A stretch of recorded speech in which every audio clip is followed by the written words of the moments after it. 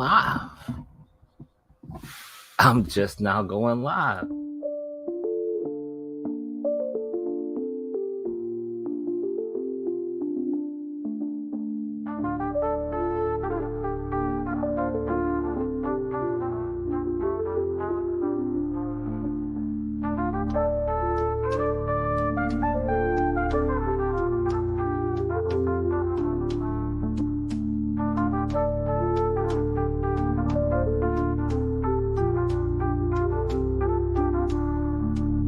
Knowledge is power, let your voice resound. Ideas blaze like fire underground. Street wisdom, echoing through Wi-Fi. Community strong, reaching for the sky. Knowledge is power, let your voice resound. Ideas blaze like fire underground. I made this real quick. With, Street wisdom, echoing through Wi-Fi. Community strong, reaching for the sky. Y'all day. He'll talk, homies lift them up hand in hand. Building brick by brick, rise the clan. Keep it real, no filter, no disguise. Community visions, open our eyes. He'll talk, homies lift them up hand in hand. Building brick by brick, rise the clan. Keep it real, no filter, no disguise. Community vision, community. Oh, let me take this sound off.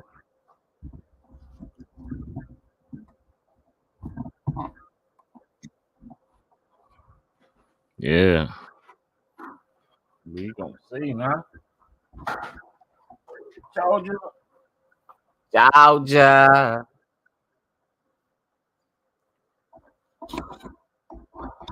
I'm gonna keep y'all up to it.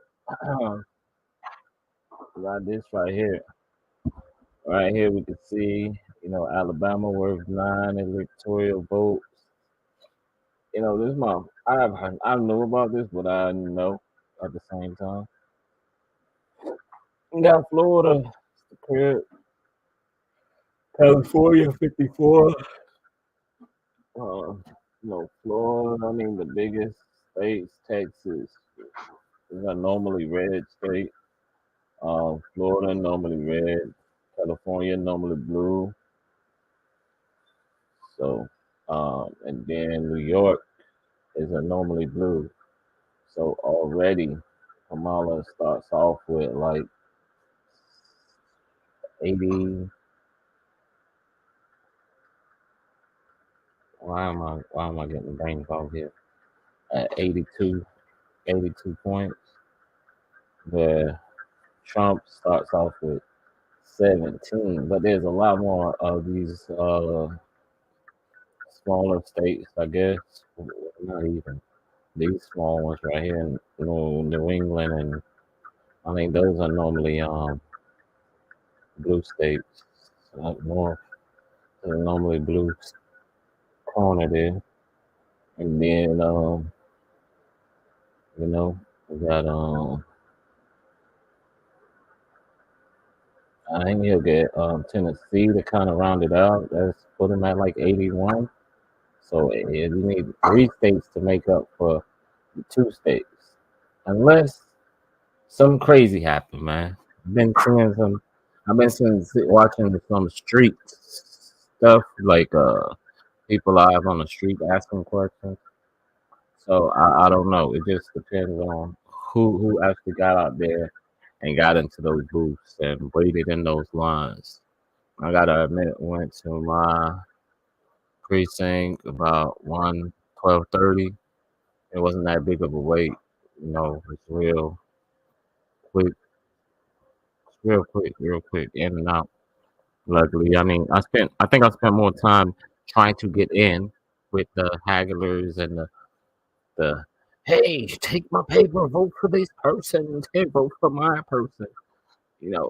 Just like getting through that, and I really didn't have to stop. I was trying to be nice and say no, but they just like kept on insisting, and I'm like, I don't want your paper, especially when you push it in the window, and I see is not who I'm voting for. Like I don't have no interest in your paper.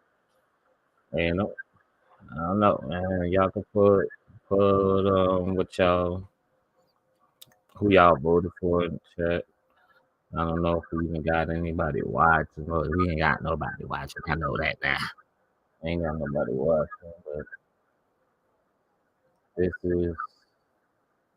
is what we looking at here. What is one in ME2? 81 in ME2. Take it. What's that?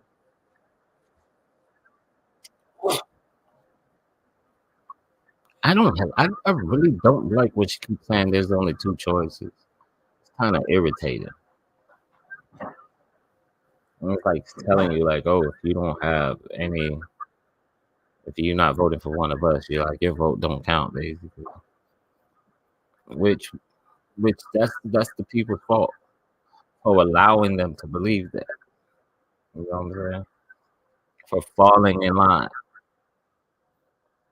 That's the people's fault. Not because of somebody has advertised and blah, blah, blah.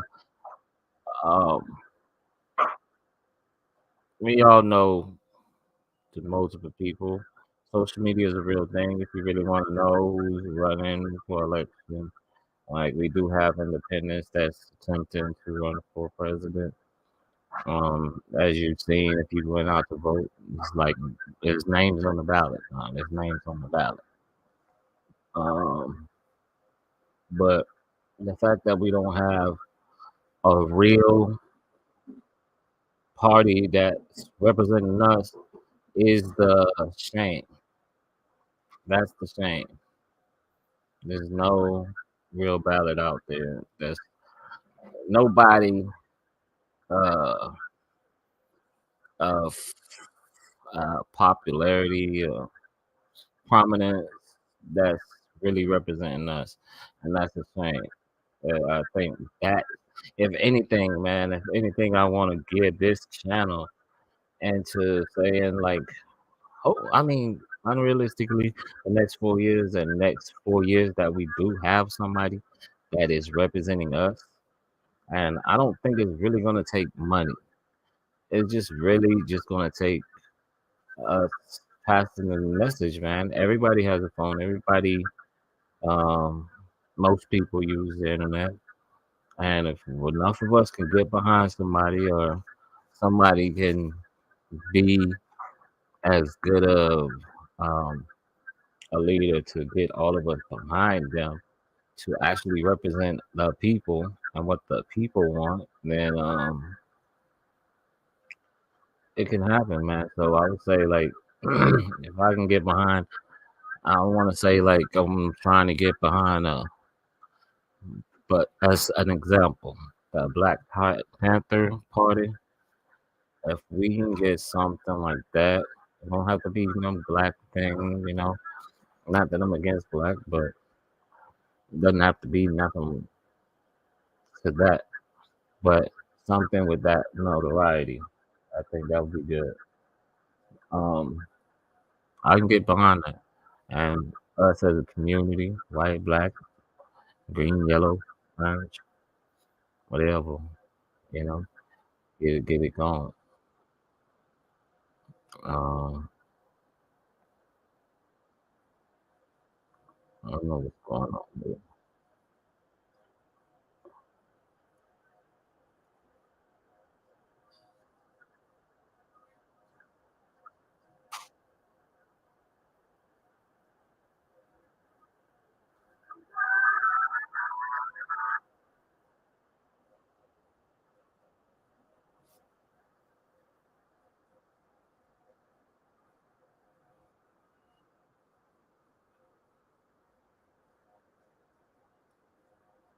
We ain't getting nothing yet. Yeah, uh-oh. They got some stuff.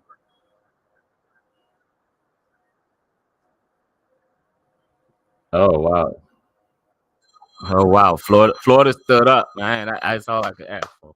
That's all I could ask for, man. Florida stood up. Florida stood on business. We pink already.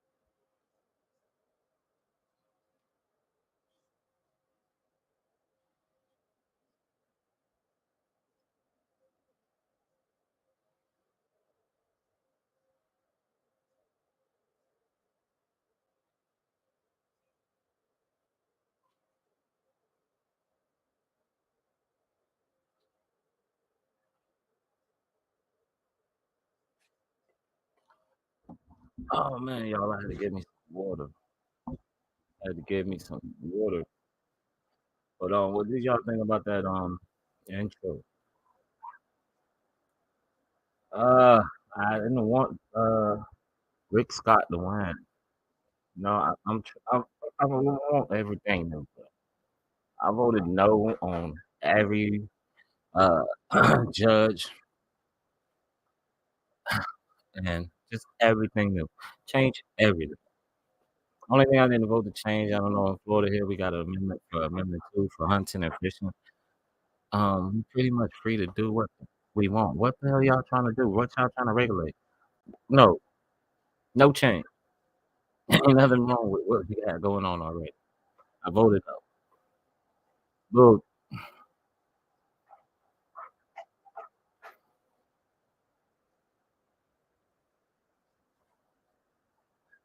Look, I might have, I might have, because instead of voting for Debbie, I voted for an independent guy. I was, I don't even know this guy name. Guy named Ben. I mean, I don't know the rest. The Donald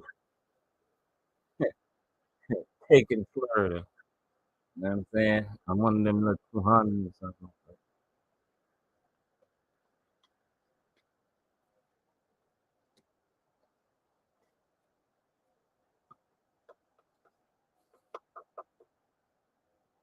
In the party, man. I had to get some water.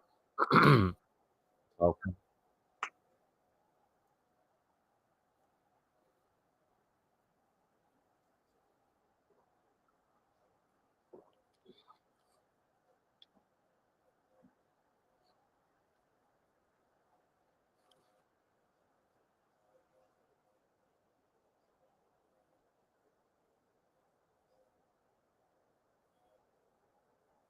Ah, Valerie lost, and I don't even know what state it is. I'm not paying attention. In Georgia. Georgia? Why did you? Okay, so is Georgia normally a red or green place?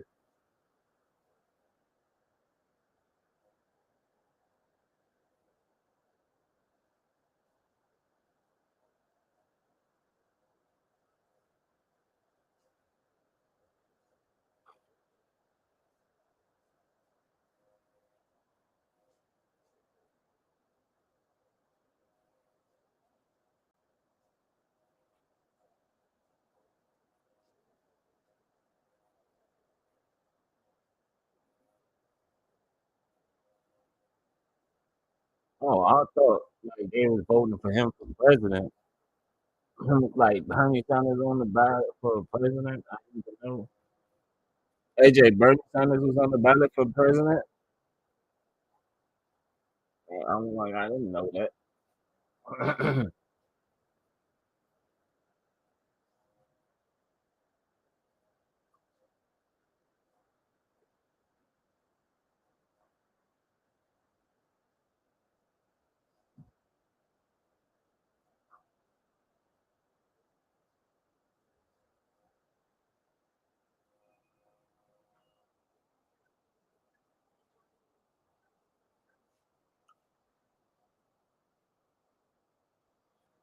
7 p.m. Florida, West Virginia, Ohio. Ohio owns and Florida is. I'm crazy. Trump picks up a win in Indiana, Kentucky, Harris, and Vermont. Vermont.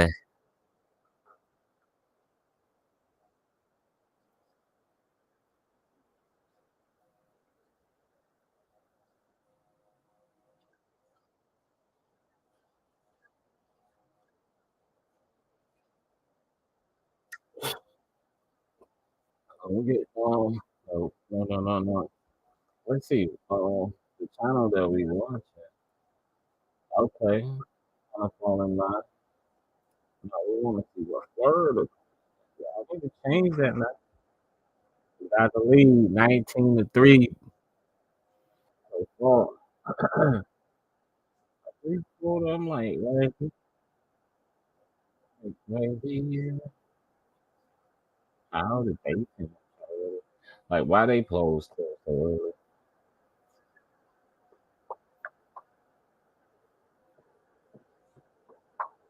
Indiana did their job. Kentucky did their job. Vermont did their job. Me like it.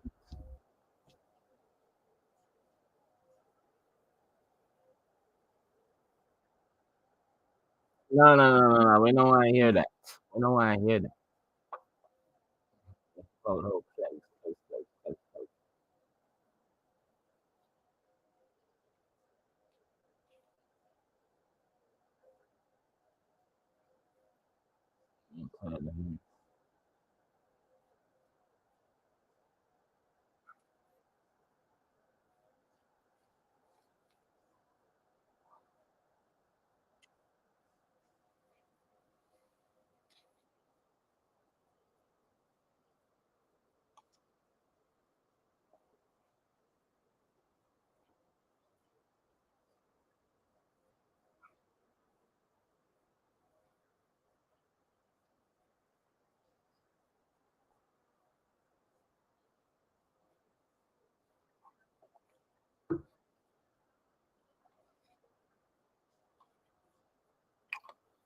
I'm gonna let y'all know right now that they ain't gonna win.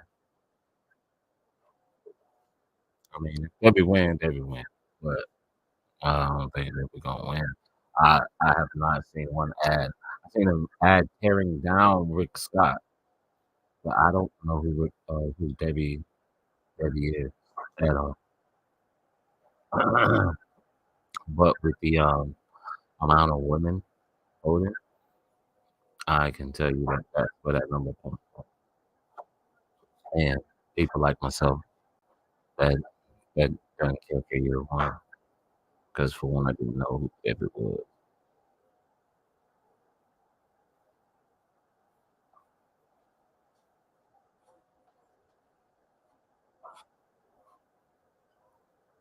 I don't know.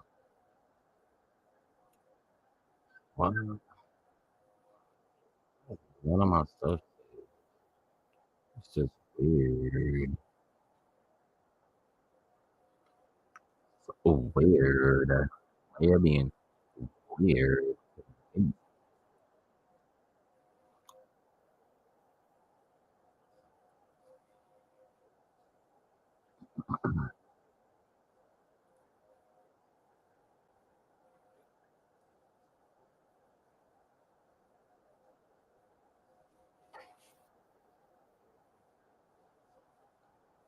New Hampshire. Is New Hampshire red? I don't remember um what it normally looks like, but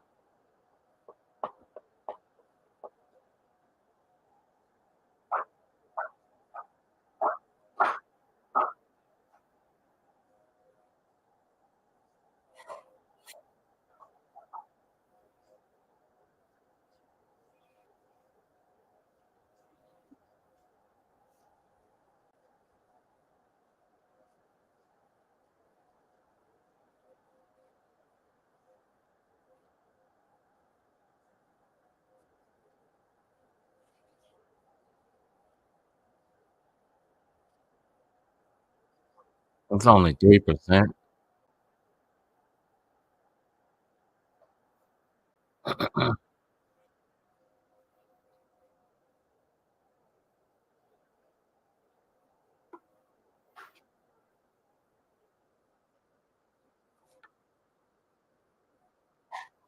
I really want to be watching Fox. I try to find but they the only ones really talking about something right now. I want to be able to flip flop between them and CNN. What's up? Cook the cabbage first or The cabbage.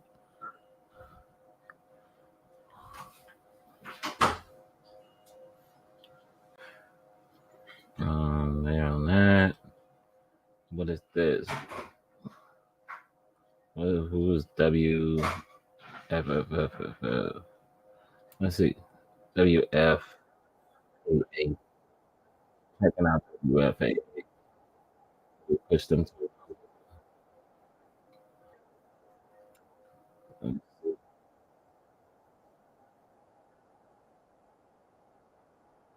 Um,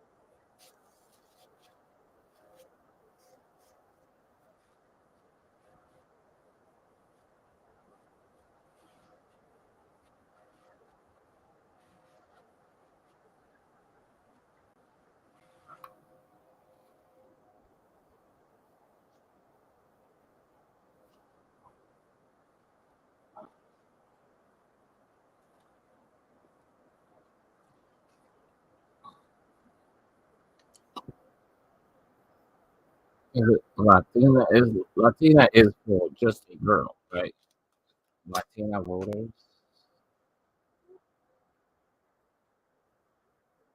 and Latino is Latinos boys or Latinos just Hispanic? Latino.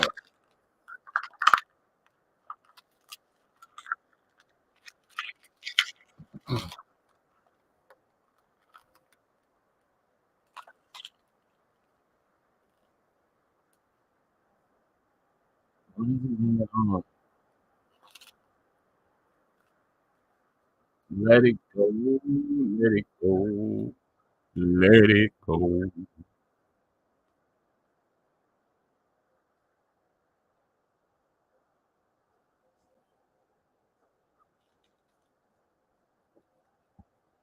All right, these people are burned.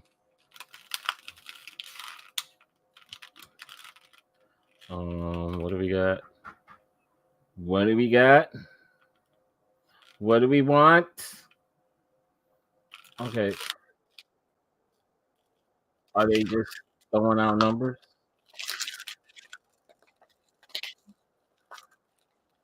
El Trumpo. I mean, why are they still saying he has Kentucky nation? What? Hey, what's this, coach? That must be Miami, coach. Popular vote. Usted el Trumpo. Signore Trumpo. Uncalled races. This is the North.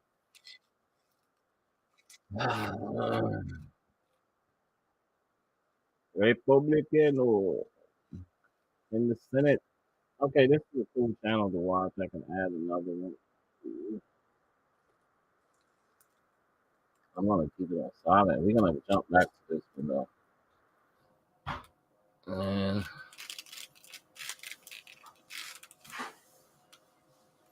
do it live. You wanna watch the animals? The little jackals. Here goes an African American woman in Florida. This is from Florida. Yeah, this is Florida. This is what we'll do. We'll jump from state to state. I don't know how local this is. wants to. Yeah, what do y'all think about that marijuana law? I don't know if y'all had that amendment up to y'all. Our amendment 3, adult person use of marijuana, decriminalizing it, which is for as far as adult.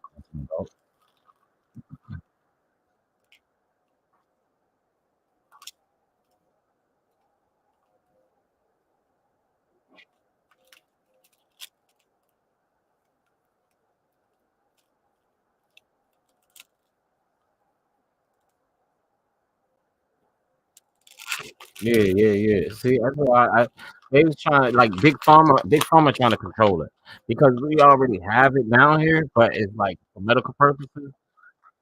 So, but big pharma is trying to discourage people and putting out these ridiculous stuff like, oh, I want to go to the park and they're gonna be.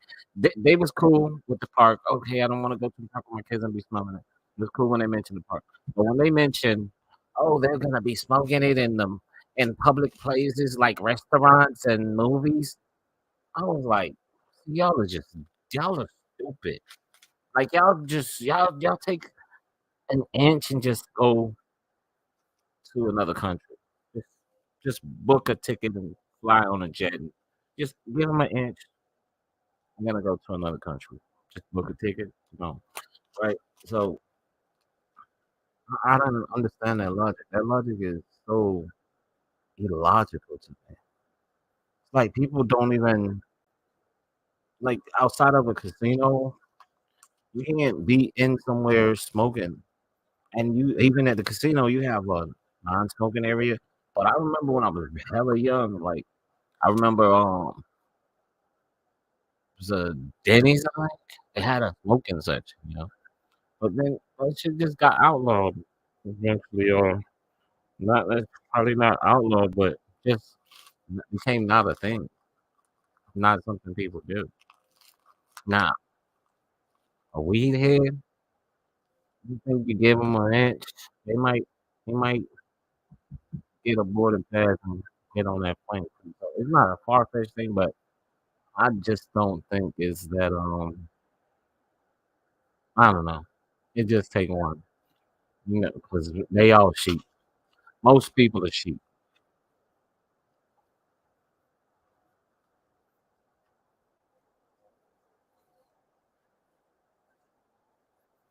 I voted no for everything. I don't even know what that was about.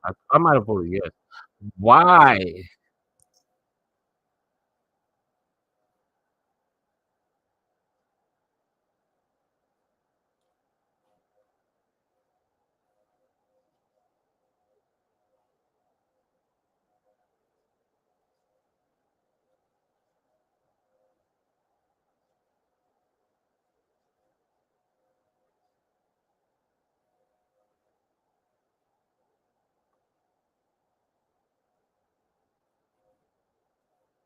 Can't believe they did this, yo. And that's because people don't educate themselves, man. I keep telling people to educate them themselves, man. And they word it fucked up. It's just why is this even up for what's the name? We have pretty great laws already as far as what we could do. Now, why are they amending?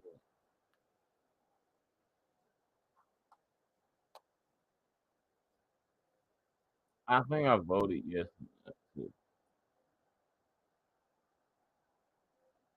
Amendment 6.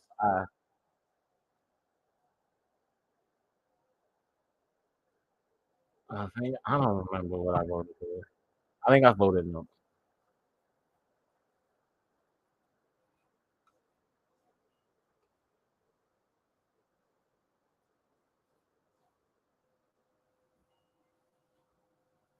Okay, so we're gonna go somewhere else. Come on, get up out of here. Election house swinging, Florida resident. There's a lot of Florida stuff up right now. North Korea, what the hell is going on? Pentagon briefing live. What? Why? What is this? Pentagon first briefing live. North Korea military enter Russia Ukraine war live.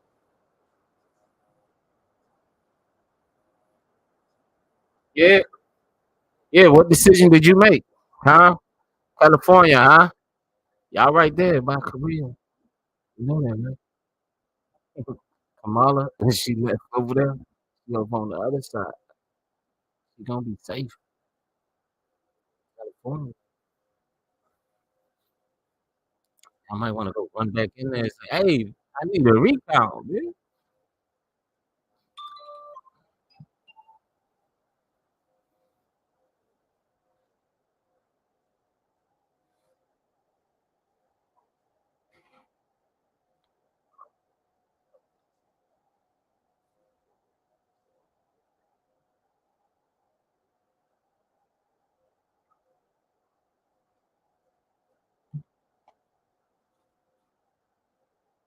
What y'all think, man? I don't know, man.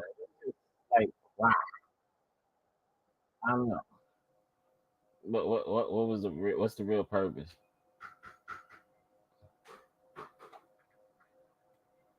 He almost looked like somebody that kind of dislike hearing from. Kind of caught my attention.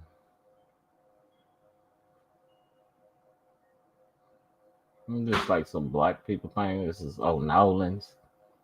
Nolans.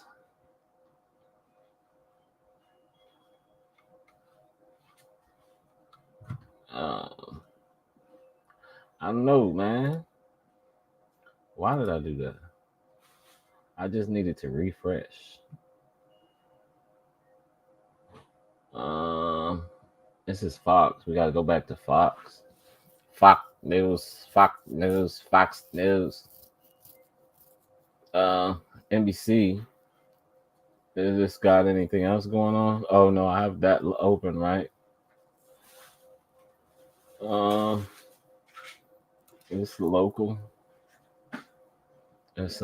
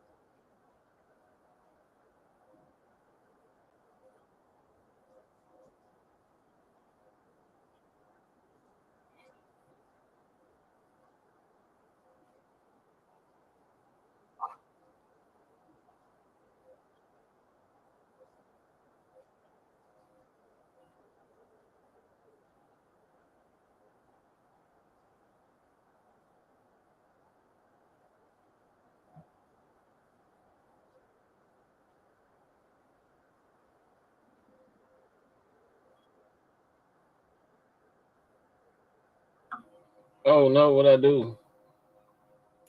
Oh, that's the Indian. Like I didn't even know that.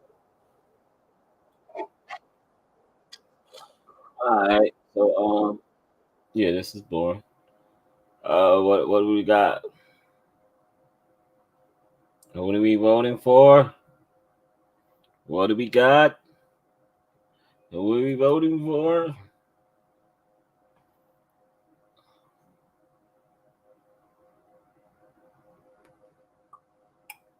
Farmer Brown always up to something, huh? What is this? Starship? Like what? Why is so much other stuff going on right now? I know the college football. I might take a look at that. I think what is college football come out? 7 o'clock, I think. Came out already. Everybody talking about it. Let's see. I'm gonna do it again. Beep, beep. Okay, now I'm gonna go back. Open up. College football ranking.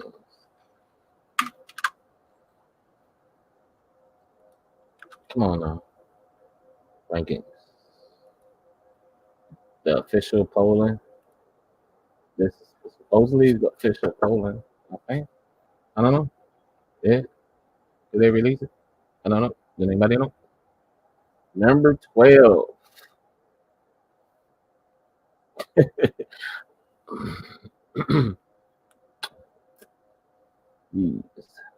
Yes. Texas A&M. Texas A&M. Mm-mm-mm. Mm-mm-mm-mm-mm-mm-mm.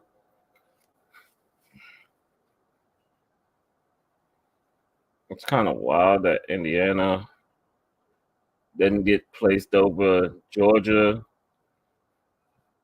and Ohio State.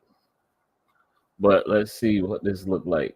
I mean, I know we're not supposed to be looking at this right now because we're supposed to be doing the politics. But let's see. They play Indiana November 23rd. It's up and it's stuck. Ohio State will not be getting the first round bye. I mean, I don't know. They could possibly pull it off. Wait, let's get it. Been released 58 minutes ago. This is what we wanted to see. Cause I don't know if that's a reflection of what it's supposed to be. Like, why not just give me a fucking picture already? Like, why do I have to go through this? Why don't they just give me a list? Oh, they rank Colorado at 20. Washington State is ranked in Washington, is it? I mean, I get it, but I don't know. I watch both of them play. Kind of like Washington. Outside of their defense is. But why is that even important at the bottom there? How? But I saw them do them thing, bro. I feel them thing, you know. I don't know. I just don't understand. Let's see.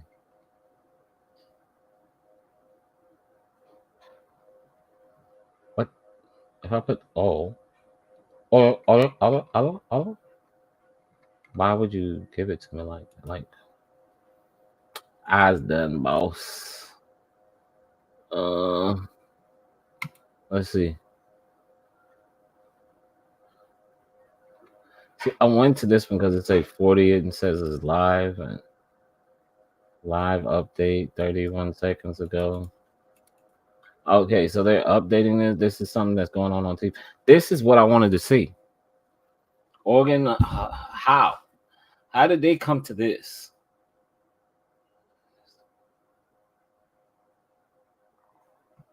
How did they come to this? How is this a thing right here? Because they beat Penn State. Yeah, they beat Penn State and they beat them kind of convincingly ish. Yeah.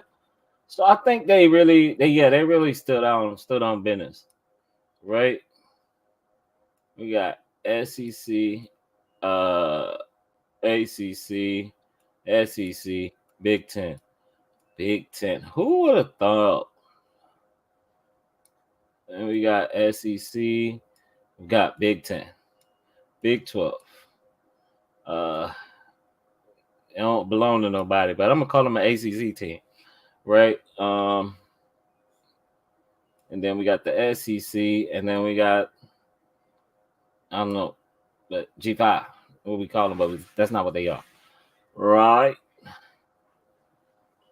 So that would be the college football playoffs right now, and I don't really know how to go. So Texas would play Boise.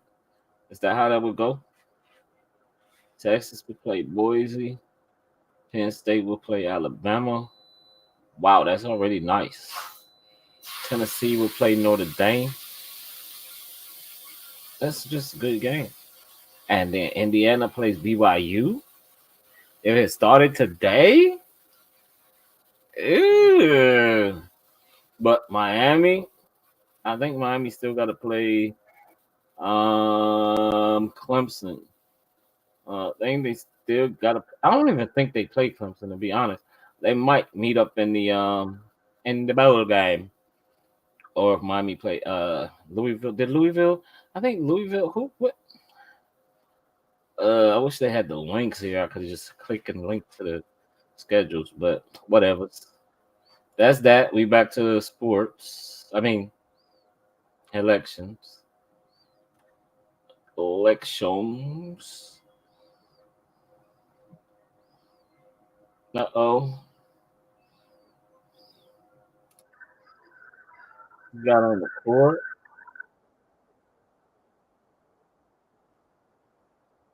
Oh, look at it. Knock, knock.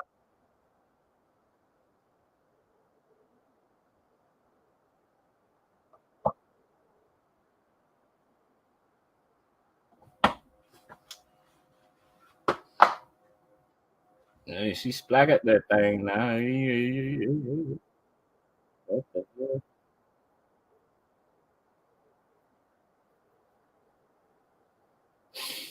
What hell is that?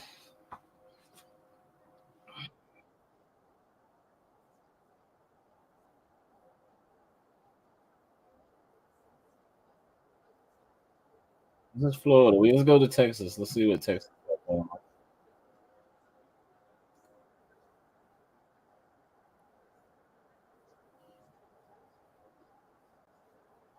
I don't really. I just remember that.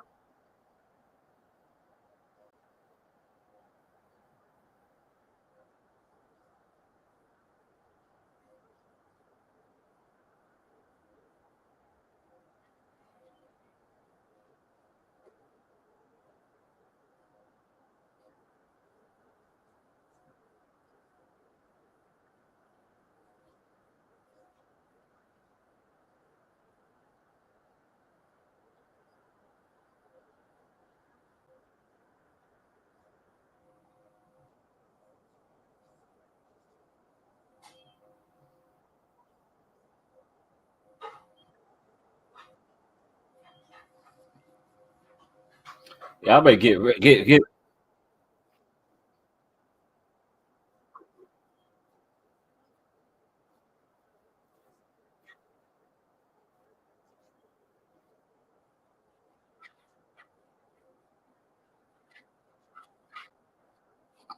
better get on that.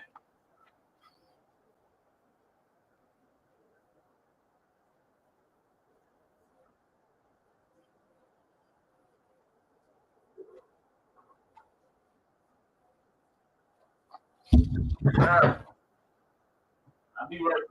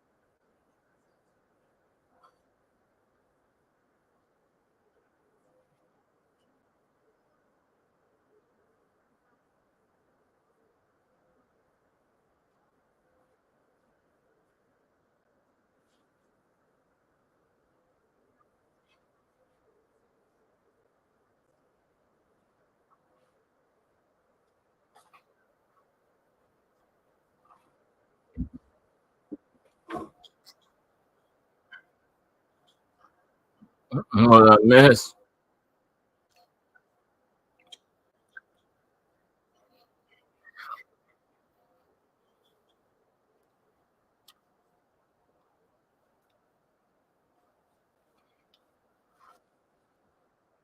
All right.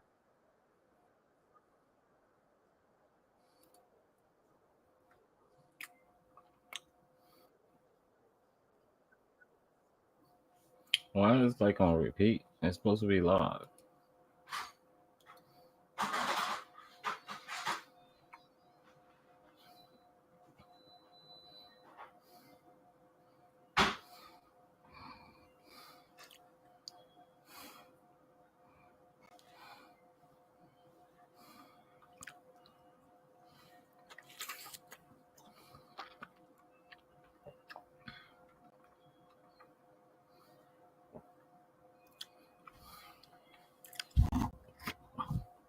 Venice Beach live.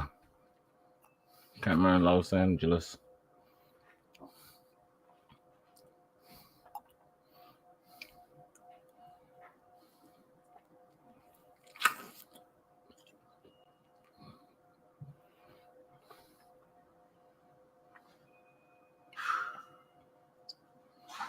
Let's see where they at.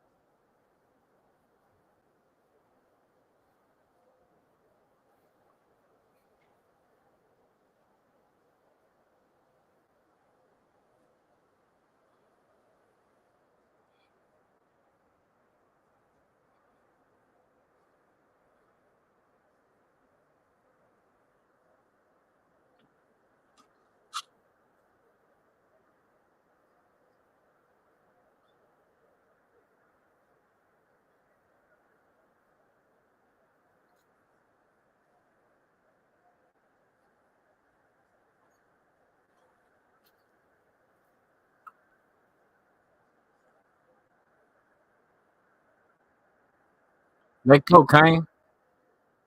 Look like they trying to coke up. Why they put that on the thing?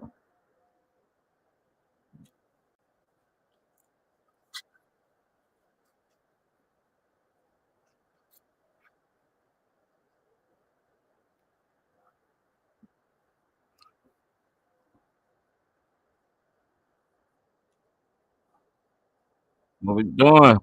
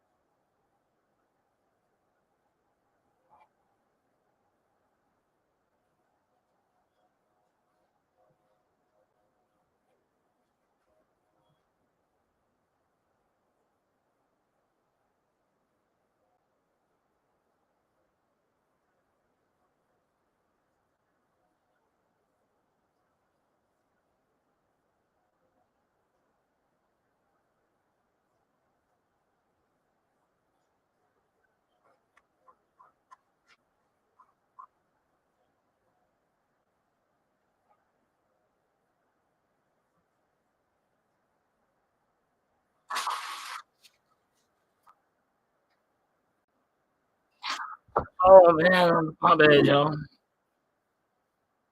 Damn phone calls, man. Interrupted me. Oh, man.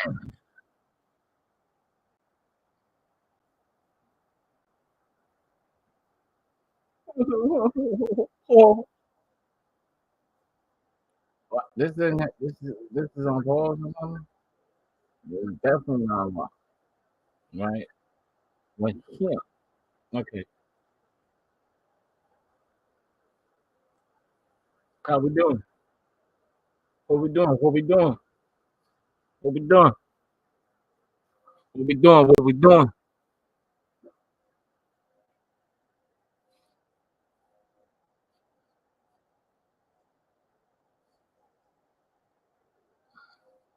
I want to go back to that what's it called?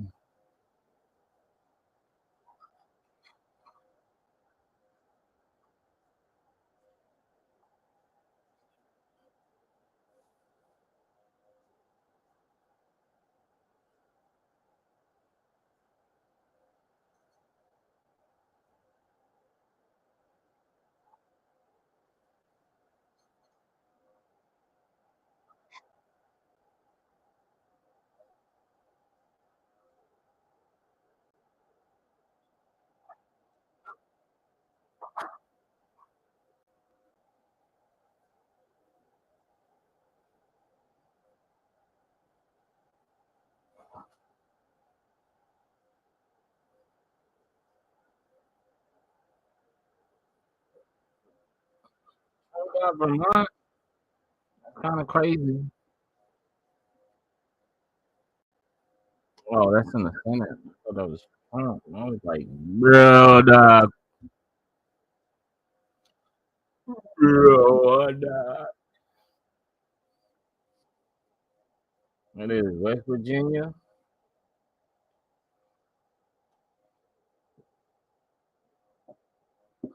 I want to see it. I want to. Why is where we live? Why we don't live at blue people, man? Oh, it's been caught up, Trump. What you got going on? What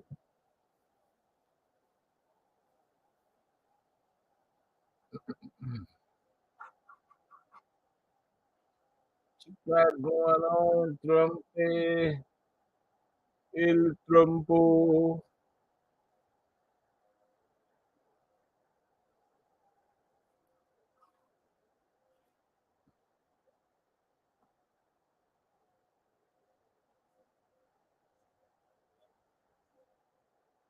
Oh, they talking? Are they talking? I'm not even. I can't. I know.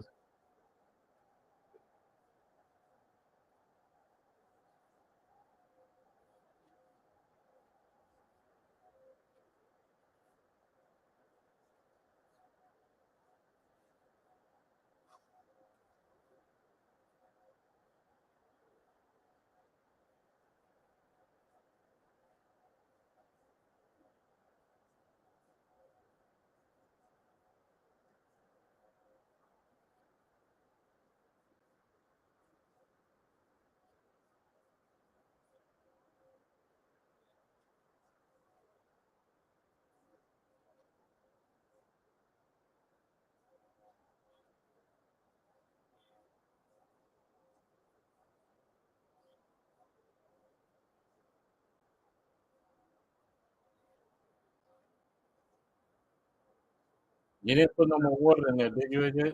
You didn't put no more water in there, did you?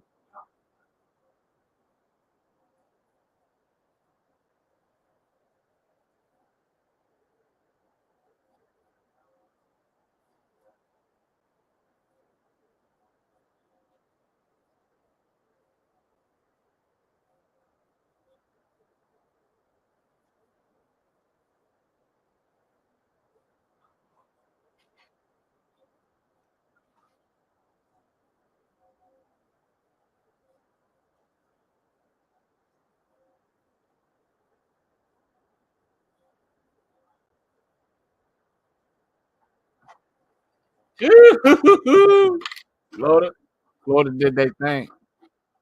I can't talk about the people I live around. They didn't do their thing. Right?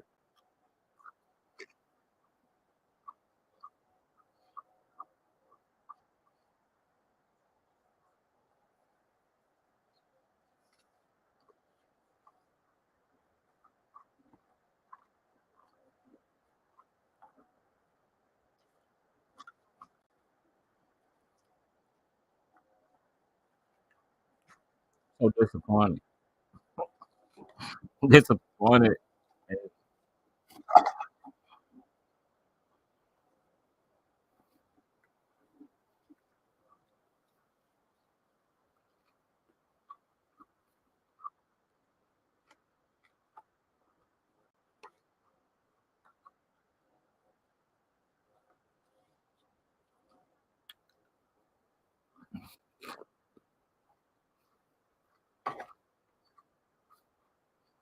I don't know if y'all can hear. I'm done.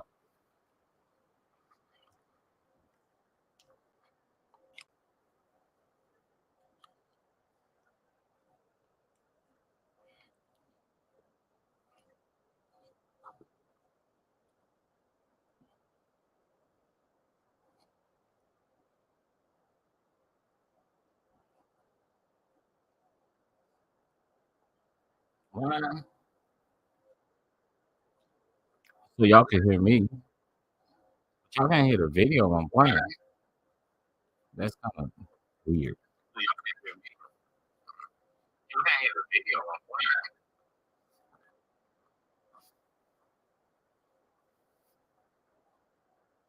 Early suck.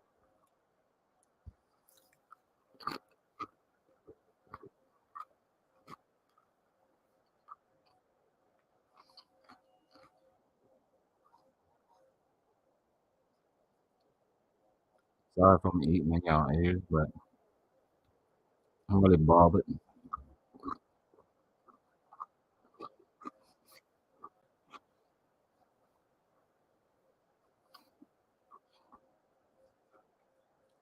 I don't know. I don't know what to do. But can y'all hear me? Can you hear me now? Can y'all hear me? Can you hear me now? Can y'all hear me? Can you hear me now? So this whole time, y'all can't hear my video. That's kind of.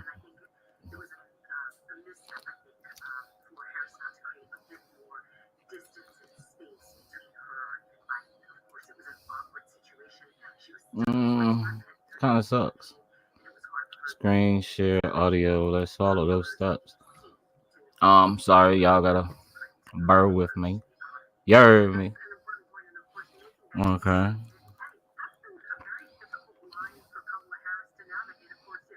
Chrome tab. Let's share your website. Screen sharing a video with audio. Below example.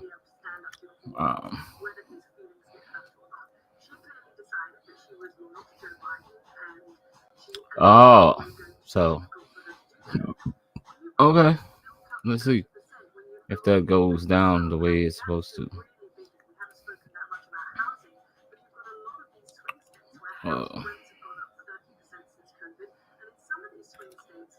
Click here, and then to share audio, tap on screen instead.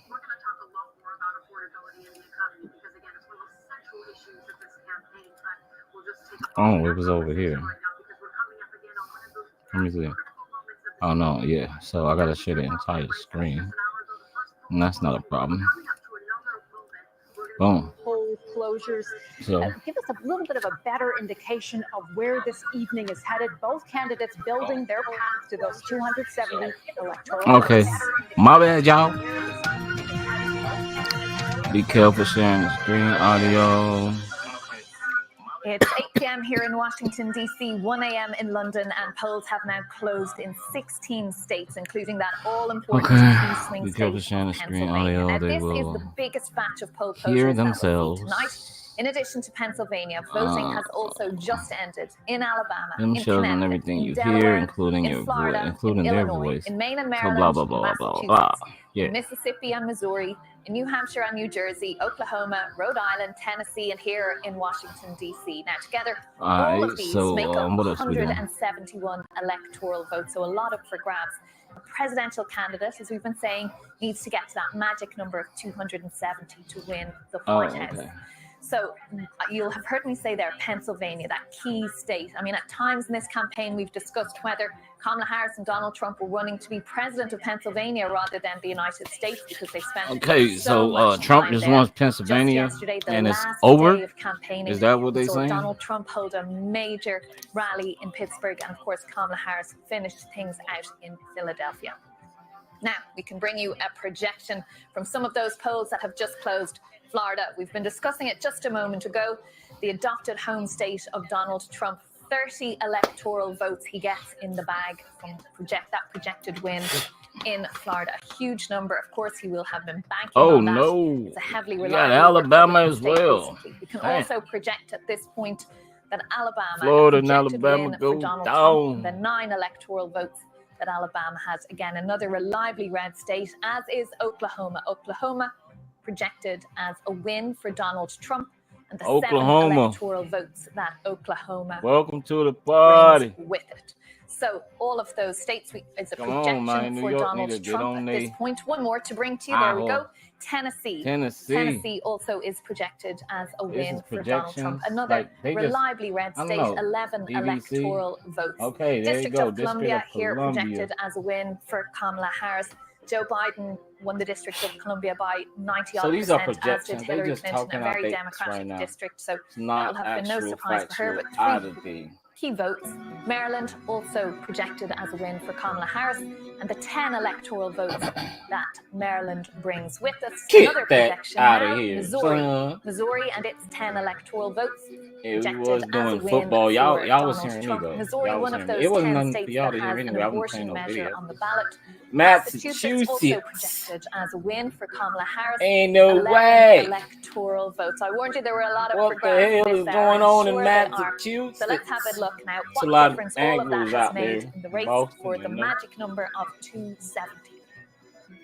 Now you can see all of those states have brought Donald Trump up to 90 electoral college votes. Ew. Brought Kamala Harris up to 27. Yeah, as soon as electoral California college votes. closes, And though, again, just really important got to me remember, psyched it's up. very early in the night. The states, their polls close at And- different times and, right across this New country, York. and many of the ones that close early are reliably Republican New York and states. what's the They name? almost always Like Trump's vote got to Republican. keep It would on be the winning those story little of the night small in many country ways if states they didn't. So and while get a it few, looks like get Donald one Trump is steal. steaming ahead here, Need that with one Kamala steal, Harris, man, that's really just a very early picture to make at it this look point. look a look lot decent of those states before are we ones get that people have over been banking on. for the Now, next there are a 3 number of hours. states You know what where I'm we saying? just can't make any projections at this point. It's just too early to do so. We don't have enough information yet.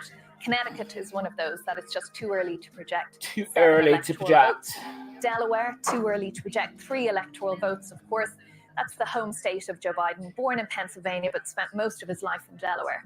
Maine, too early to project. 4 electoral votes there, and that's one of 2 states where they split how they award the electoral college votes. Illinois, too early to project. 19 electoral Early votes to there, project, so I nice big guess. pot of votes for whomever should get those later. Mississippi, I'm gonna- too early to project, and the 6 All right, when I electoral do get a votes break, I'm in gonna go back and Mississippi. see what else we New can watch. Hampshire, also too early to project. 4 I don't really electoral like this. votes there. It has voted Democrat. I don't really like it, to be honest with you. I don't really like it. Yams. Yams.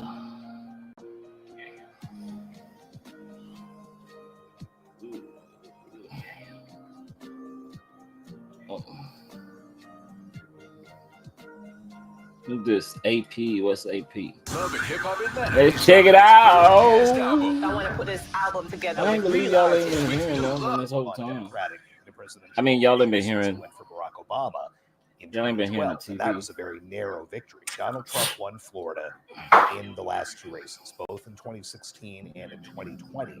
So while people still do think of Florida because of those 3 Dude, votes, Kamala got the because lead in of North what it was Carolina. in 2000, this was largely expected, and it drives up that vote total, as you can see.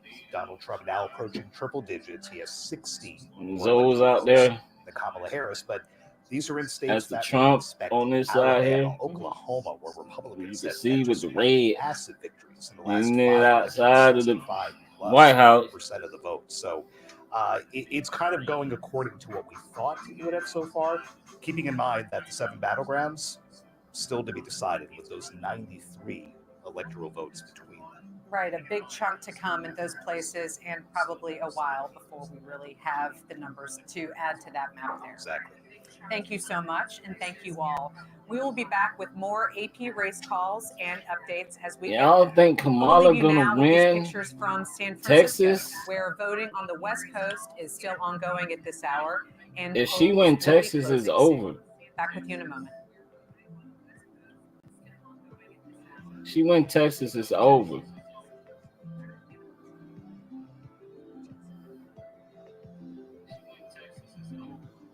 That's San Francisco. People still out there voting.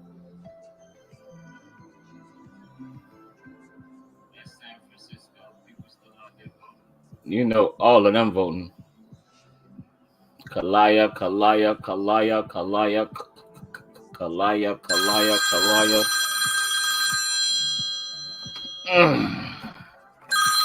These people just won't stop, yo.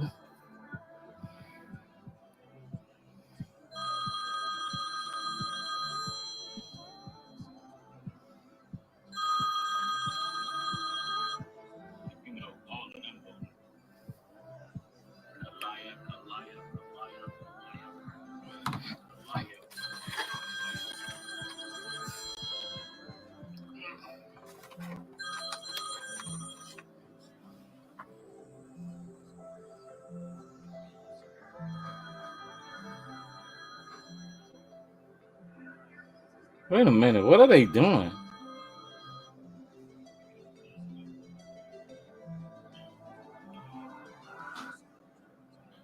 What are they doing?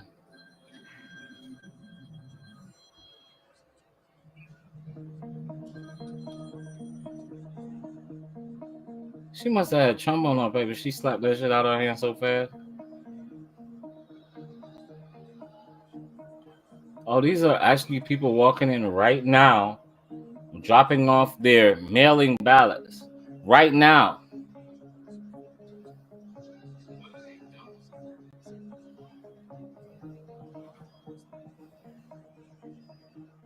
These are different type of human beings.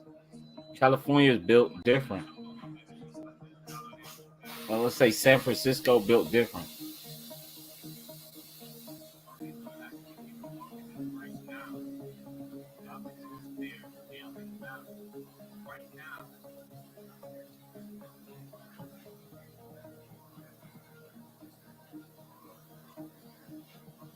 So Texas fixed itself.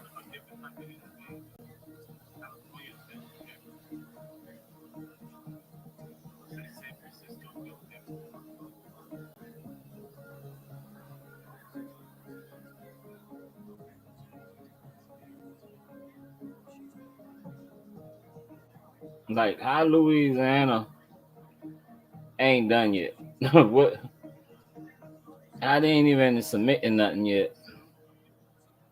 I guess everybody do stuff differently.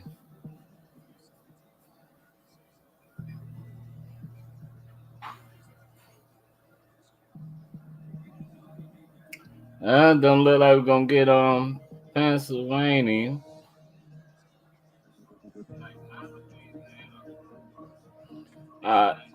We're gonna go.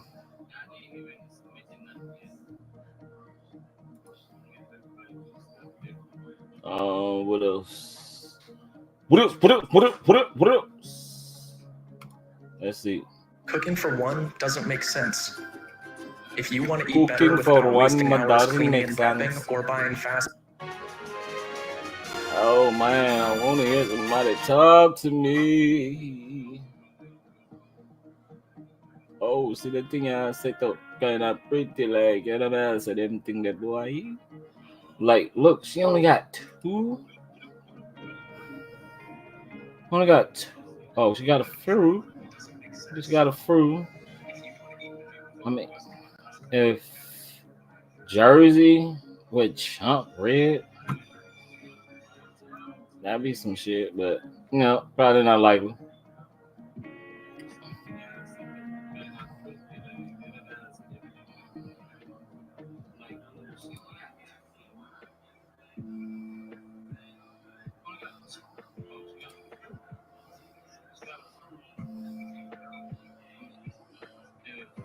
No, this is Florida.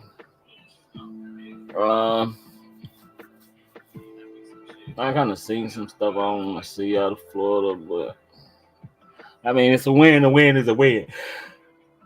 Look at that. Look at that. Y'all see that face right there? Oh my gosh.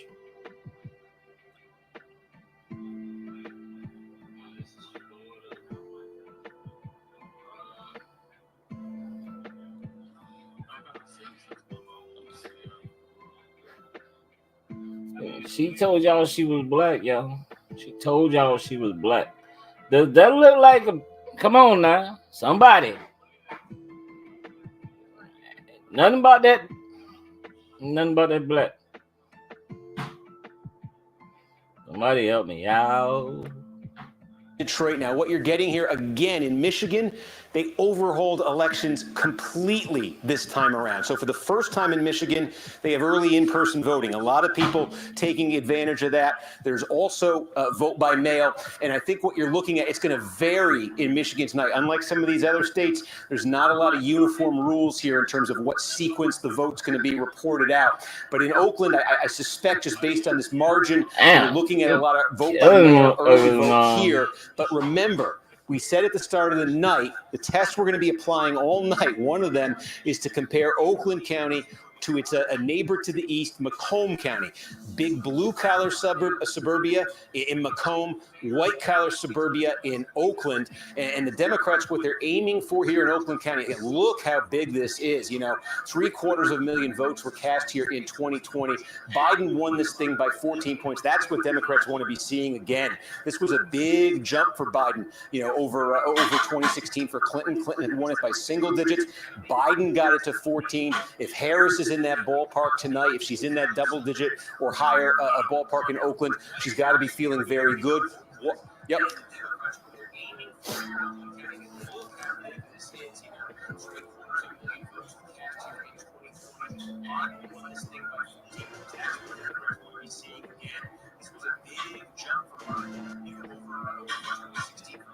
This must be a what's the name?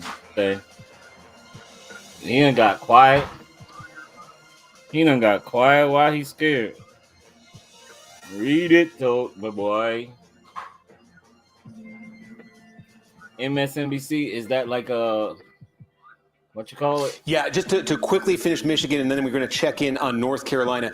In Michigan, again, 8 p.m., almost all the polls closed. The reason they don't officially close, there's a few counties, 4 of them in the far UP that are central time zone. But we're going to be getting this hour, most of the rest of the state to some degree. Things quickly, just to keep an eye on as this map fills in. You see, this is very little vote, but you see here Grand Rapids. This area of western Michigan that Grand Rapids is sort of the anchor city of, is a traditionally Republican region that has moved pretty strongly against Trump. This has been a growth area for Democrats. This is an area where Trump has lost a lot of traditional Republican support. So the question in this county, this is Kent County. It's a biggie. Grand Rapids is a city of about 200,000 people.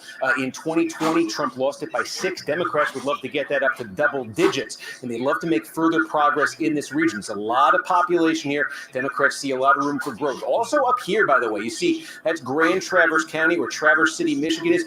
Both parties sent their candidates to Traverse City a couple times here. This part of Michigan, it's not as big population-wise, but it's very volatile politically. They sort of call this the cherry coast. Cherry farming is big up there. There's wine country. This is Leelanau County. It's one of the wealthiest in the state. Again, these are traditionally Republican counties where they've given way for Trump. And this is one of the counties, Grand Traverse. You see just a little bit of the vote is in right there. It's where Traverse City is. But that's one to watch tonight if it turns blue. Democrats would love to shift that one. So again, Michigan, it's early. Those are some of the things we're going to be looking for. I mean, of course, if I'm listening County, to this dude Detroit, and I'm a Democrat, the inner suburbs there, cities like Dearborn, where the Gaza situation. We want these to turn blue. We're going to watch as Michigan comes in, and we move to the Tar Heel State. Now about 10% in here in North Carolina, and again, you see the Harris advantage. I'm just going to check in here. I haven't actually seen them, so I'm looking right now. Again, Wake County. This is Raleigh, state capital. This is one of the biggest single Democratic vote-producing counties in the state. Not much in. Democrats just want massive margins here in Durham County here, Orange County, Chapel Hill, University of North Carolina, also important for Democrats. And there's not much here right now, but it's sort of, they call it the triad. This is where, Greensboro is in this county. You go over to Forsyth County. This is where Winston-Salem is. They're red now with almost no votes in, but these are core Democratic counties and should be. We want to see those take shape tonight. And I want to draw your attention to a county that I think is going to be very key to telling the story as it unfolds in North Carolina. It's this one right here. And don't pay attention. There's almost no vote, but Union County is massive. It is a big bedroom community suburb of Charlotte, Mecklenburg County, and it's still a very core Republican county. The banking industry is very big in the Charlotte area. It's sort of a bedroom communities made by the banking industry. Maybe think of it that way. Just take a look, though, at Union County. Here's the trend. Again, the slippage for Trump is more dramatic in other suburbs around the country. Trump won here by more than 30 points in 2016. In 2020, Trump still won North Carolina, but his margin shrank. It's why Democrats think they got a shot here tonight. And this is a big reason why Trump's margin shrank in North Carolina. He just didn't squeeze as much out of these big core Republican suburbs. He won it, but it was 24 instead of 30. And I think that's a very good bellwether gauge tonight. As you see this county come in, is Trump falling short of that number again? Democrats would like to chip away, get that down to 60, 59, something like that. There's a number of big suburbs in the state there. Some of them, are outside Raleigh, where that's the story. It's a core Republican, but does it get a little bit less so? So again, statewide now in North Carolina, it's sort of scattered, as you can see, in these different counties. But statewide right now, 4 points. And again, we talk about this. Let's just take a look, because we've got some. I'm checking these to see one thing that I'm looking for here. We've got Anson County. It has let's take a look and put this in some perspective here. Significant black population. It is one of the stories in North Carolina. The Democrats in counties with large black populations think they can improve the turnout, think they can improve Democratic margins in some cases, maybe flip some of them. So we do have 3/4. It's very small, but this is the kind of county we're going to be looking at. There's a lot of them in rural eastern North Carolina. Not much to show you right now, but with large black populations. Barack Obama was the last Democrat to carry North Carolina. He carried some of those counties.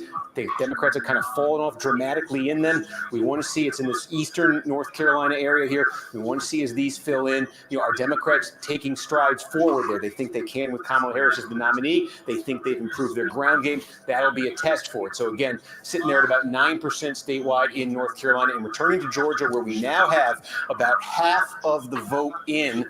And again, just going to take a quick look. I've struck out on this every time, but this is going to be very big when we get votes from Gwinnett.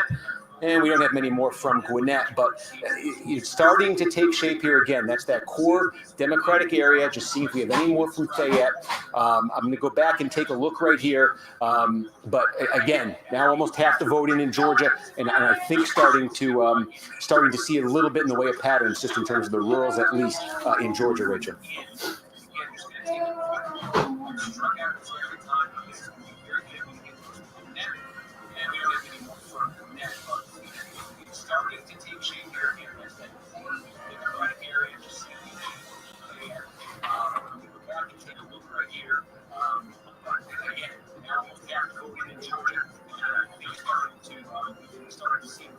All right, so listen up. State Farm was trying to charge me $197 for car insurance. No, thank you. I got a friend who told me about this website.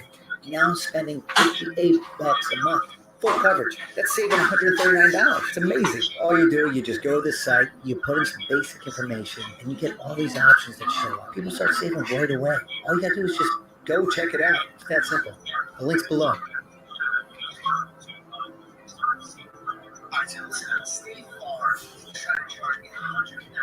Wix gives you the power of AI to build the website you need. With full business functionality and a design tailored just for you. Customize every element of your website and watch your vision come to life in minutes. Control everything from the biggest tasks to the finest details. Personalized, optimized, ready to go live.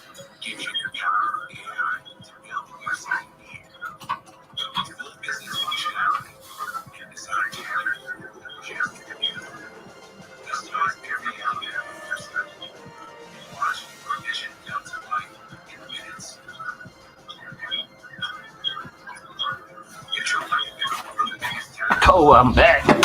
Oh, my bad, y'all. I have to feed my face. Well, I'm going to be feeding my face while I'm here with you guys. But they still kind of confused.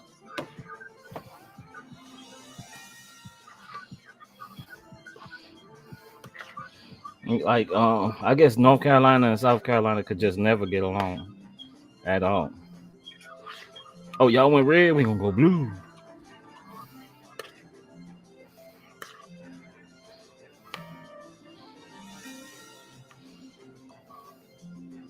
What is I love Georgia.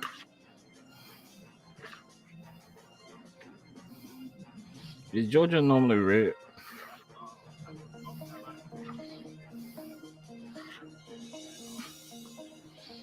Georgia normally red.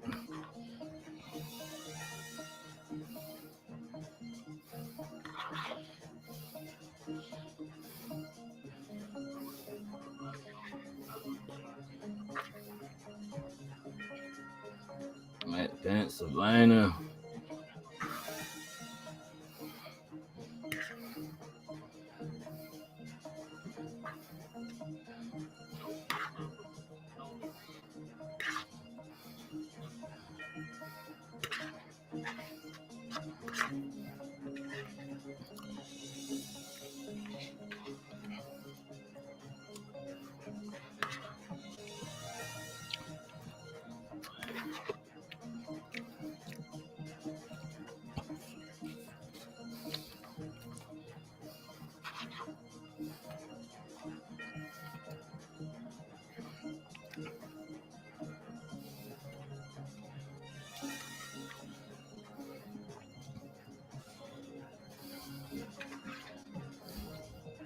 Every time I see a black city, I just gotta shake my head. Can we have just one?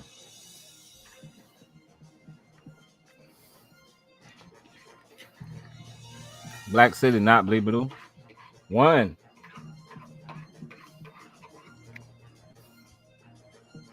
It's insulting.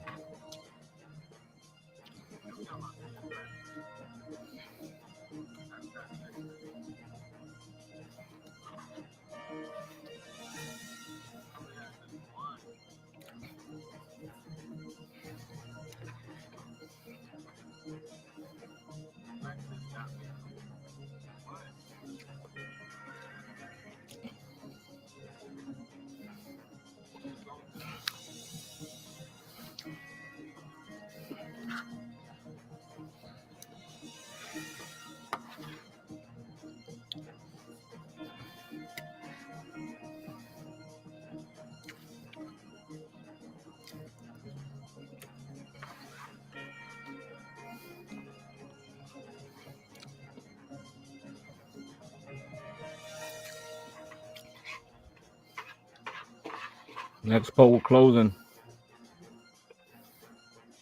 Counting down.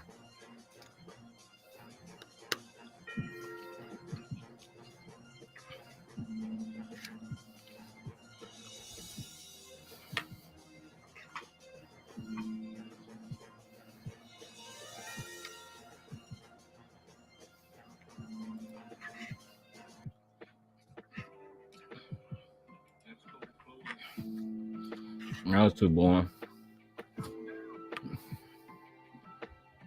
I was MSNBC, right? I'm sorry, y'all. I'm talking with my mouth full. I look like a repeat. She just looked like she said something I want to hear.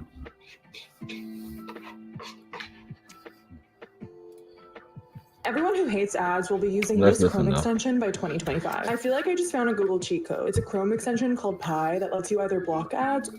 Seniors in the Panhandle Like, have been remember, I got forced to go these right back to here. work because of the failure of the Republican Party in this state that have taken everything away from our seniors, including the dignity to be able to make it in this state.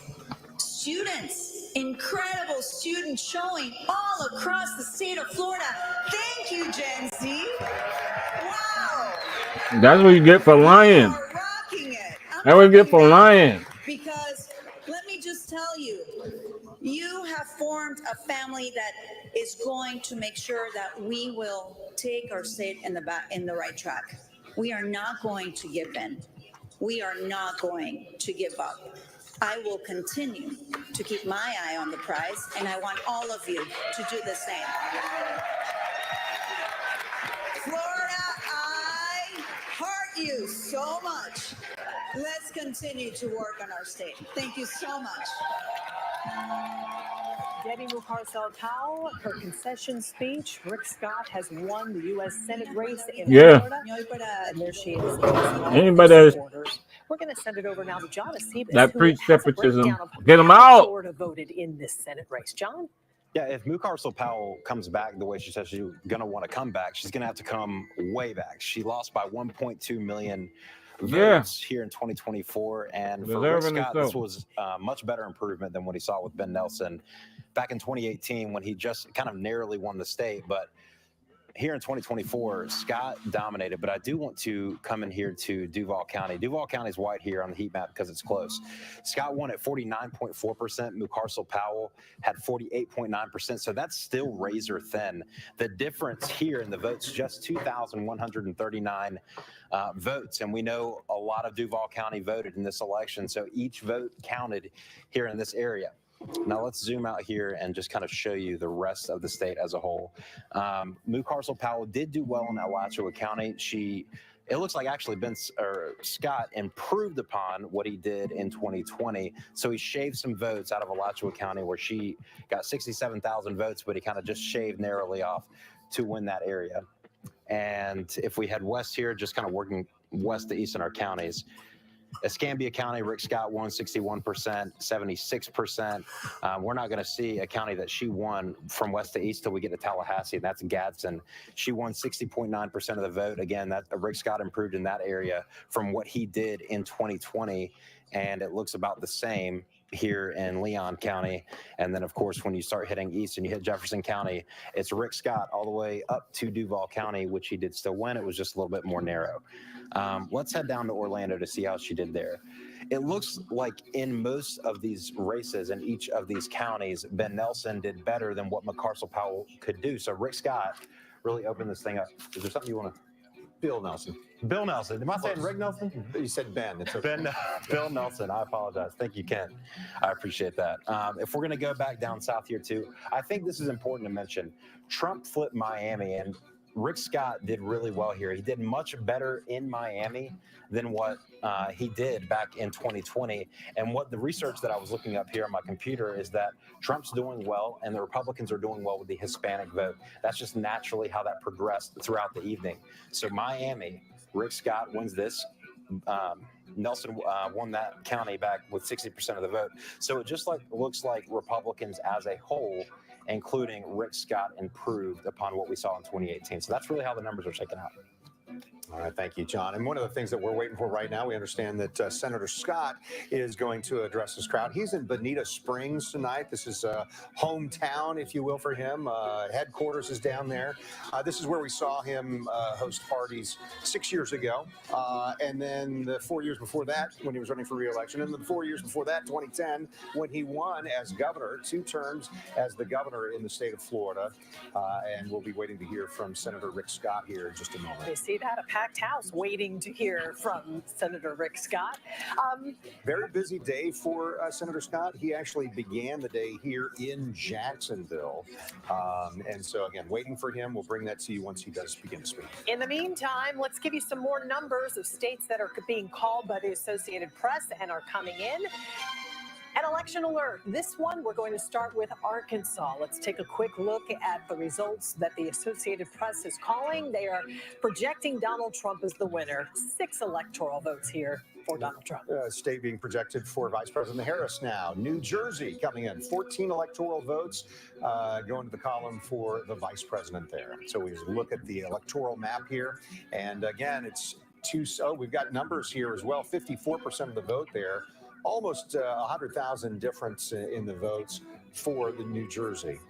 All right, let's take a look at our electoral map. We're talking now. The tally is at 49 electoral votes for Harris, 101 for Donald Trump. Still, I'm looking at all those yellow outlined states. Nothing. Not yet. And so let's bring in our roundtable while we're waiting for Senator Scott to speak with us. Anything stand out to you? And what we lots of states that we've just reported on, and these 2 races or the 2 candidates there in the Senate race. A couple thoughts, Tom. Back in 2022, in the midterms, we were expecting a red wave nationally. That didn't happen, but there was a red wave in Florida. You look at the governor's race, you look at the congressional races, you look at the Florida legislature. In 2022, Florida very red. Here we are in 2024. It's a big night for Donald Trump. 12 to 13 point margin, much bigger than the Real Clear Politics average is about 8. For Rick Scott, a very big margin, 12 to 13%. And you see these amendments both coming up a little bit short of the 60%. So keep an eye on those congressional races in Florida. That relates to the balance of power and, of course, to the Florida legislature. But so far tonight, Florida is very red. Now, as in 22, what does that mean? Is this an indication of something else for the rest of the nation? I'm not so sure about that. But if you're looking at the results now, certainly a big night for Rick Scott, big night for Donald Trump, big night for the Republican Party so far in Florida. anything we can glean from anything that has happened. I mean, the battleground states, we know what to look for in the little counties and the swaths and what have happened. But what about? Surely there's something you can tell me from what's happened. Well, I think one thing, there were a couple of states that have now they're now being called for the vice president. I think the Trump campaign hoped to be competitive. And New Jersey was one that you just called. That's one that, frankly, back when President Biden was still in the contest, the Trump campaign made a big deal about the fact that it might be able to take the Garden State. Obviously, that didn't happen. She has leads, it looks like, in New Hampshire and Virginia, 2 other states. But I do think, I want to follow up what Rick said about Florida, because even though that may not tell us a lot about the nation, I think it does tell us a lot about Florida. This is a now seminal election for the state of Florida. This makes obviously multiple statewide elections where Democrats have not won. That loud sound you hear is the sound of Democratic national checkbooks being closed in terms of future investment in the state of Florida.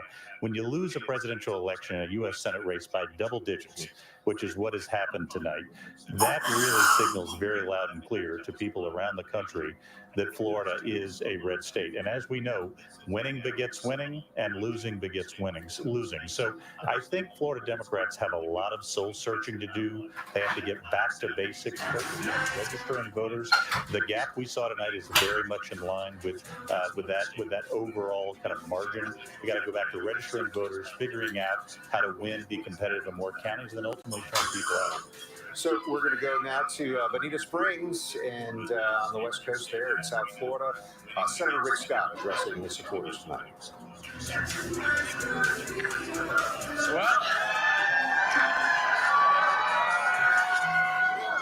Florida, we did it.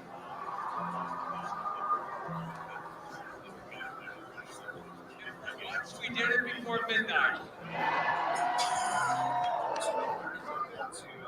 I want to thank God. I want to thank my beautiful wife who put up with me. My wonderful daughter, Townsend.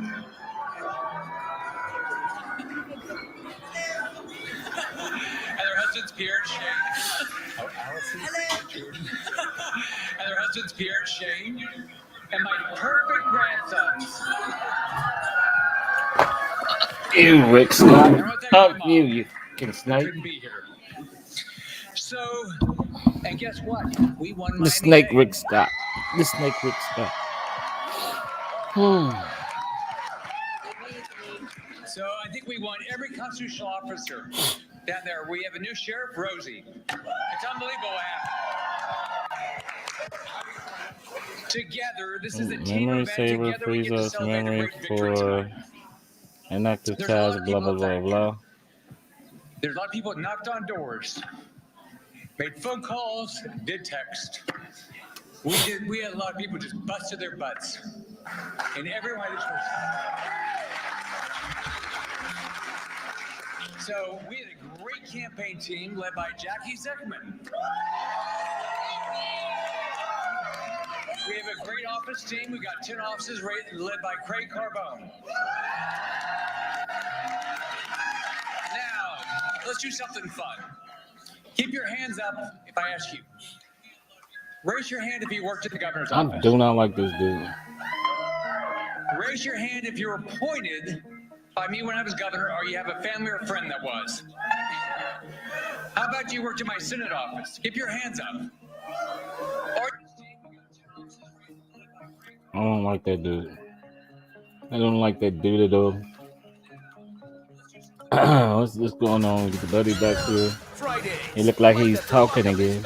I've been out. Yeah, look too stressed out. You know, while this is a big number for Democrats, this 81-18 Holy. victory for Biden over Trump, there was a little bit of slippage there. This is just the city of Philadelphia.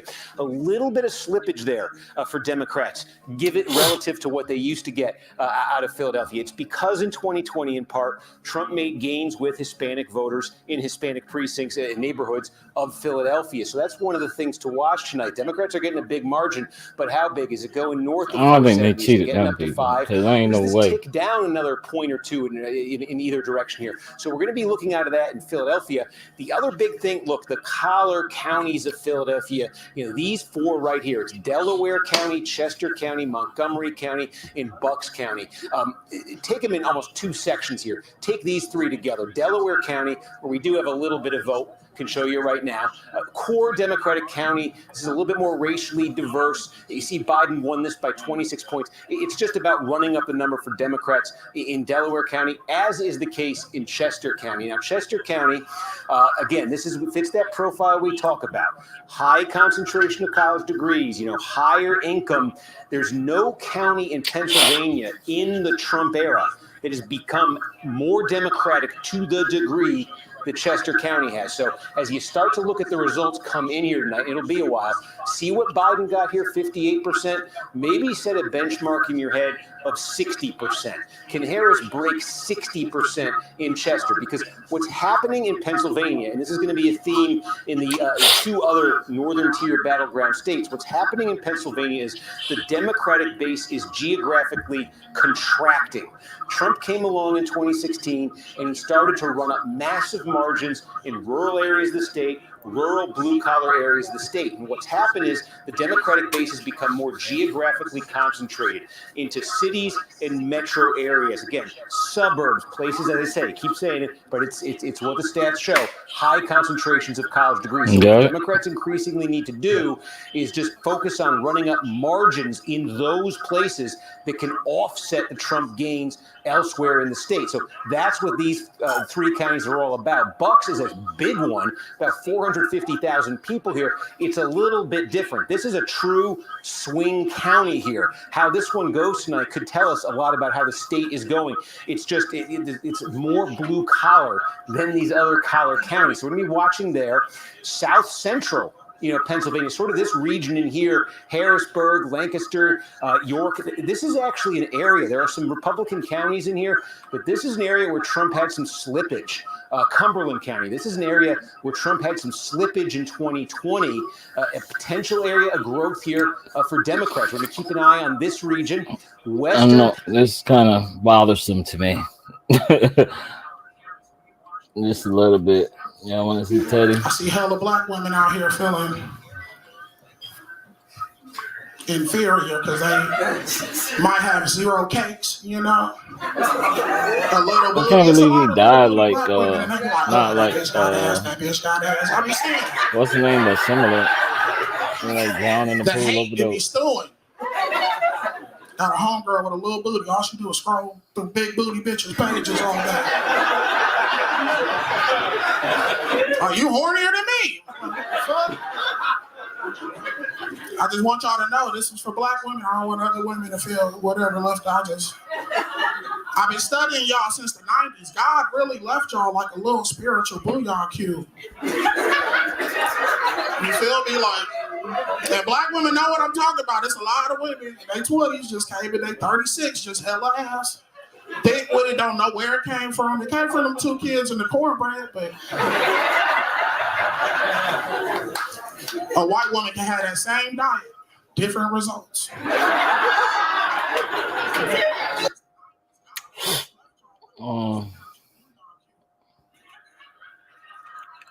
There's a little comic review. Not want to talk about ABC.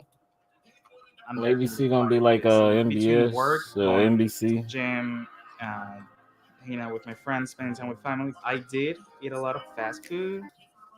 The theory went that if they could flip Mecklenburg, or at least expand the margin of victory there, they could flip the whole state blue. We're about to see if that ground game paid off. Yeah, so one of the things to watch in North Carolina, or any of the swing states really, is where Kamala Harris is able to drive up those vote counts. So she wants to take those, urban centers, the triangle, out west even, in that the sea of ruby red in Asheville, you've got some blue there. If she can drive up the vote totals for her in those areas, that is what needs to happen in order for her to carry the state. And North Carolina reports pretty fast. We North Carolina does come in pretty quickly, so we should know. There were a couple of precincts that tacked on a little bit of extra time to account for some issues. So we might have a little bit of a delay, but we should know fairly quickly, late tonight, early tomorrow morning. And I mean, there's a lot of scenarios that go through North Carolina. If Kamala Harris wins North Carolina, it's widely believed that she has a much better path to victory than Donald Trump.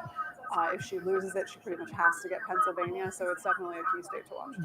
That was not a state that one traditionally had thought of as a swing state. It kind of came a swing state in this campaign, and both camps spent a lot of time.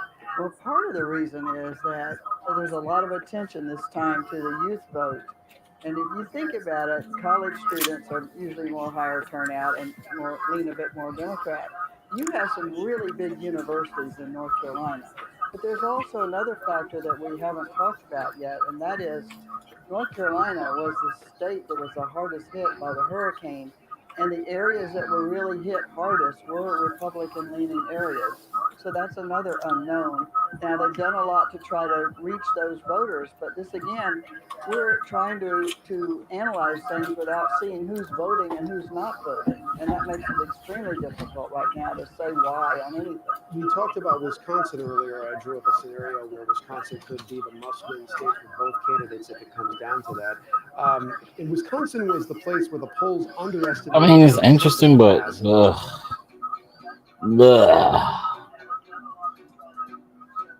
Did y'all see this? Why is it that the Democrat Party, the Donkey Party, loves to possess? Okay, it's not Sunday. I'm sorry. What's going on here? One stop shop.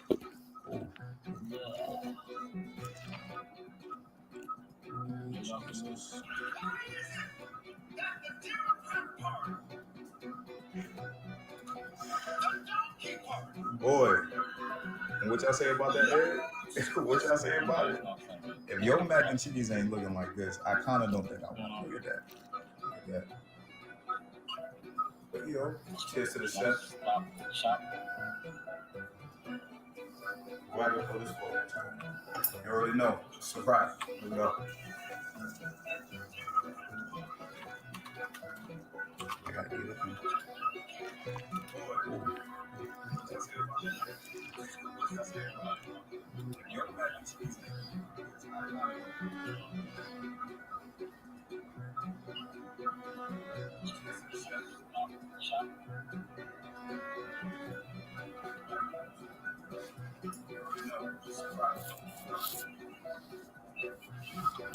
Okay, I'm supposed to be on lives. What's the problem? Not trying to be in Texas. We've seen Harris or whatever. Concede. I really want to take a nap right now, too. NBC News. What's this? Switch to Google Fi Wireless and get the unlimited plus Oh, phone this plan ain't with nothing. extra perks.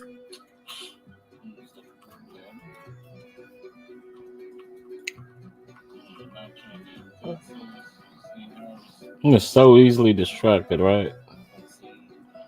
Watch as ballots are processed.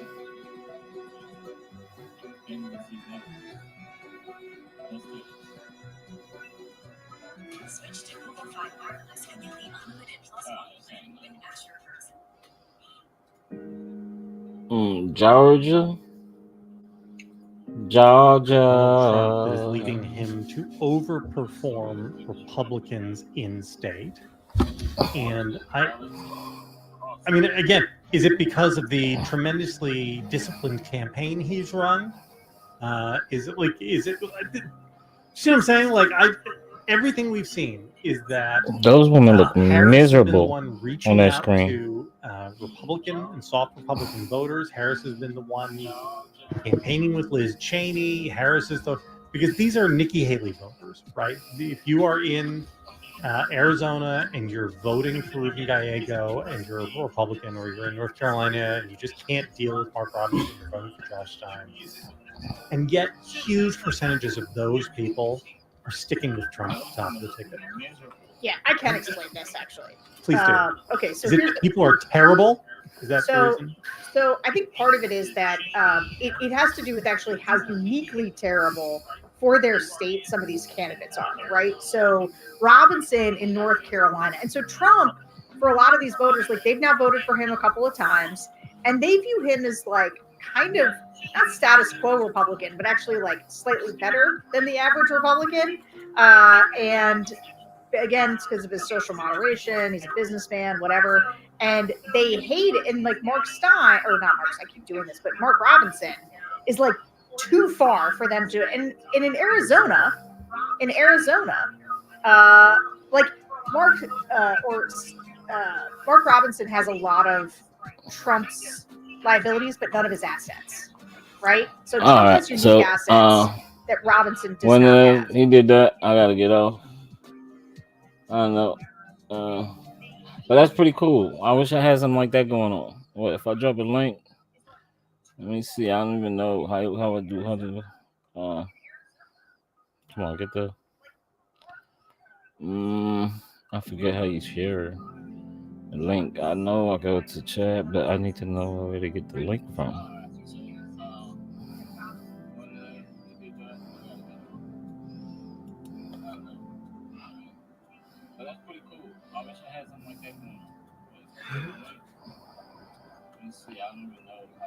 I don't want to view it on YouTube. I want to drop the link to get in here. There we go. Invite. And then you get the copy.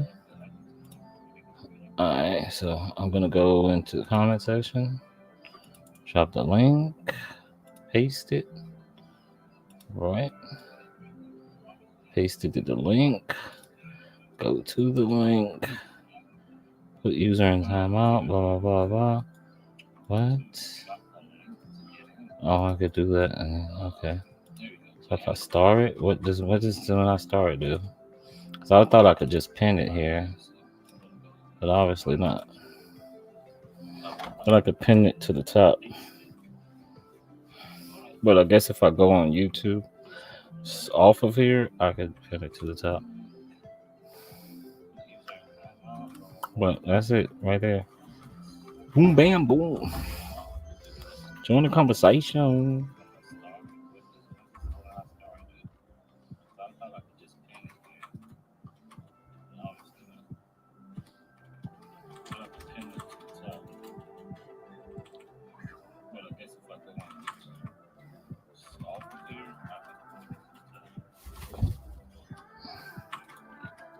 Yeah, I don't know if someone brought some mosquitoes in here and they on my head. They just fucking me and my son up right now.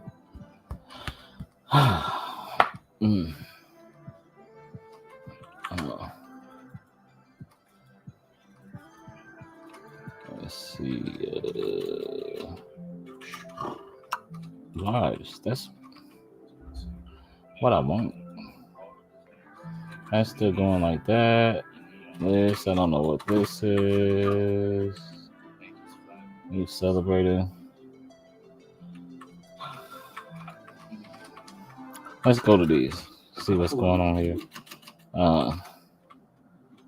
Uncalled races. Okay. This map is still not lively. Like, see this one here? Got 101 to 71. Like, you got 71 with these little places and it's not Indiana, but Ohio. No, this is Ohio. Illinois.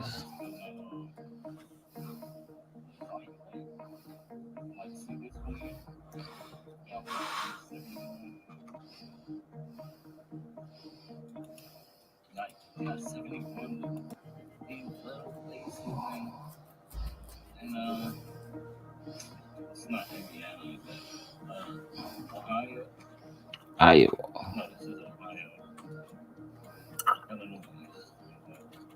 It's Wisconsin. This is Iowa. Ohio. Over here. Arkansas. I think this is supposed to be going to Trump. I think that's what they just was saying on the other channel. Like, how come all of these things are not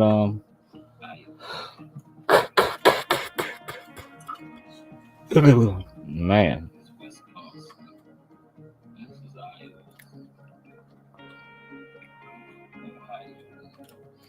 That's that. So let's see. I guess we can talk to some Full people. coverage for just $39 a month. Listen to some people Seems too good because to be true. It isn't.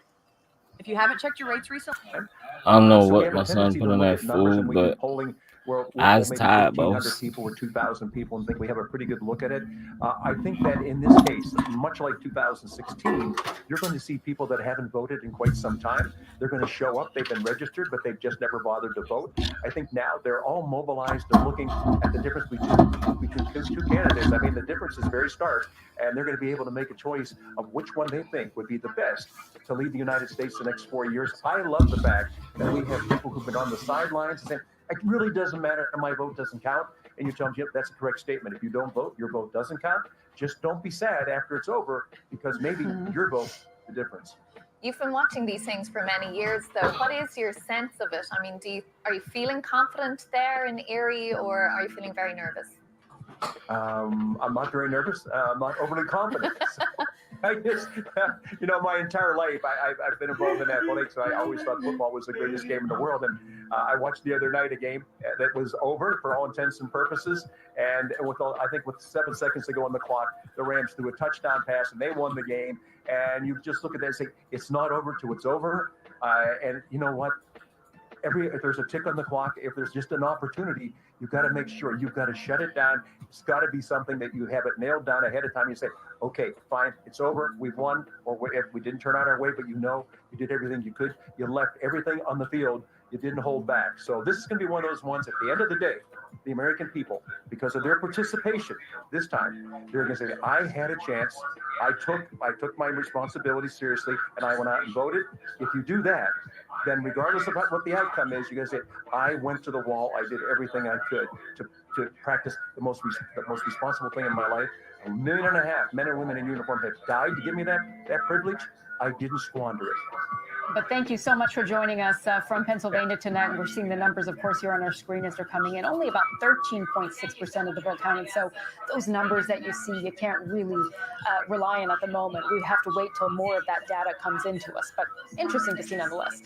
Well, let's keep things with Pennsylvania for just another moment. We have two fresh panelists with us now. We have former Congressman Patrick Murphy, Democrat from Pennsylvania, and Congressman Jake LaTurner, former Congressman from Kansas with the Republican Party, current Congressman, excuse me.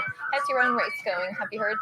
I'm not on the ballot this year, so I'm retiring. So for the first time in about 12 years, I'm not on a ballot, and it feels fantastic.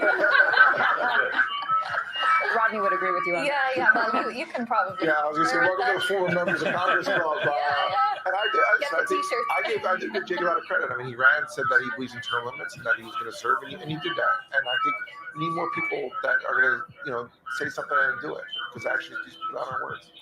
And looking at Pennsylvania, we heard from Congressman Kelly and Congresswoman Dean there, this big turnout, maximising the numbers, talking about everyone exercising their democratic right and so on. What's your reading of what you're seeing there? Yeah, the snow was on the ground today. I'm from Bucks County, so that's where I represent Congress. So it is a swing state, and that Collin County and Philadelphia. But we are seeing record turnout in Philadelphia and the Philadelphia suburbs. Jake and I know we won campaigns. Demographics are destiny. And if you have the turnout that you have in Philadelphia and the Philadelphia suburbs, Kamala Harris will be next commander-in-chief of the United States. Yeah, well, I was just in Bucks County a few weeks ago, and amazing to see just how divided the vote is there, just how split it is, like the rest of Pennsylvania. Kathy, what are you hearing about and from Pennsylvania at this point of the evening? Mostly just that there's a lot of people who have turned out to vote. I mean, it's interesting to hear Congresswoman Dean, who I spent a day with a couple of weeks ago, and how much they were expecting to vote. And actually, I think they've surpassed. She texted me earlier in the evening to say that actually the numbers are even bigger than what they had been expecting. And Montgomery County, as she said, in 2020 was the county that helped shift Pennsylvania into Joe Biden's home.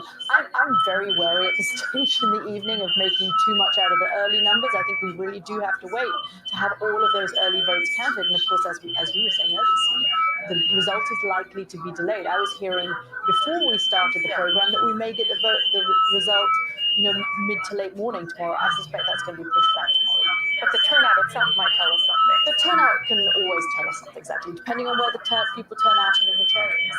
What do you think, Congressman? I know Pennsylvania is not your state, it's Kansas, but just in that point about turnout and how mobilized voters seem to be. Sure, what Kelly said is right, and it's true just across the board. We don't know what we don't know, and there's just not enough in. But I think if I'm sitting at Trump headquarters in Florida right now, I'm feeling pretty good.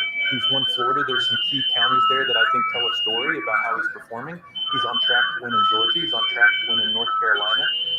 You can even look here in Virginia, Loudoun County here in Virginia. Trump has 60% reporting, an 8-point swing in Trump's direction. That's really positive.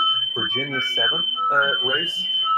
Again, that's 60% reporting. It's 52-48 for the Republican. That's a tight race that a lot of people are watching. So if you're Donald Trump, if you're Republicans, there's some indications that you should feel good right now, but it's still too early to tell. Just to clarify on the House races, which we haven't paid a lot of attention to the House races because each individual one is small, but I think for our viewers, it's important to watch them as an indication of what is going on. So if one party is doing better than expected in a contested House race, that could just give us an indication that there is enthusiasm across the board for that party, and that party is getting a lot of members out of its party out to the polls.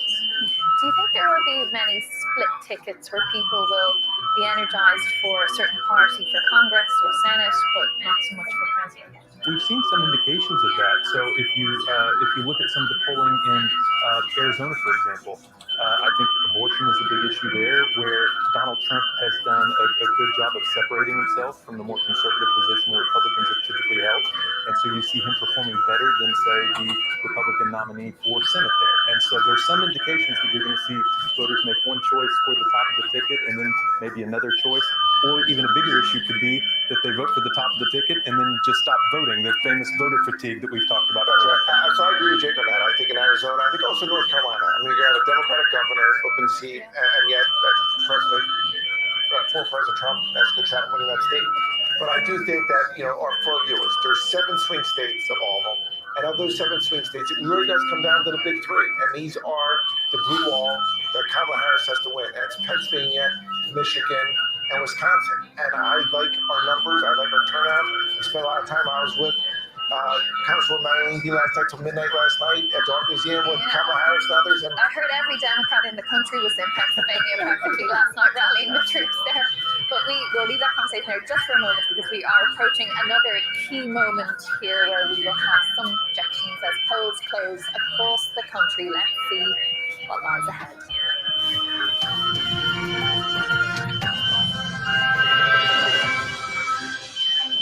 It is 9 p.m. here in Washington, 2 a.m. in London, and polls have now closed in a number of swing states, 15 states, including the swing states of Arizona, Michigan, and Wisconsin. Arizona, voting has now been extended at 10 locations for 2 hours.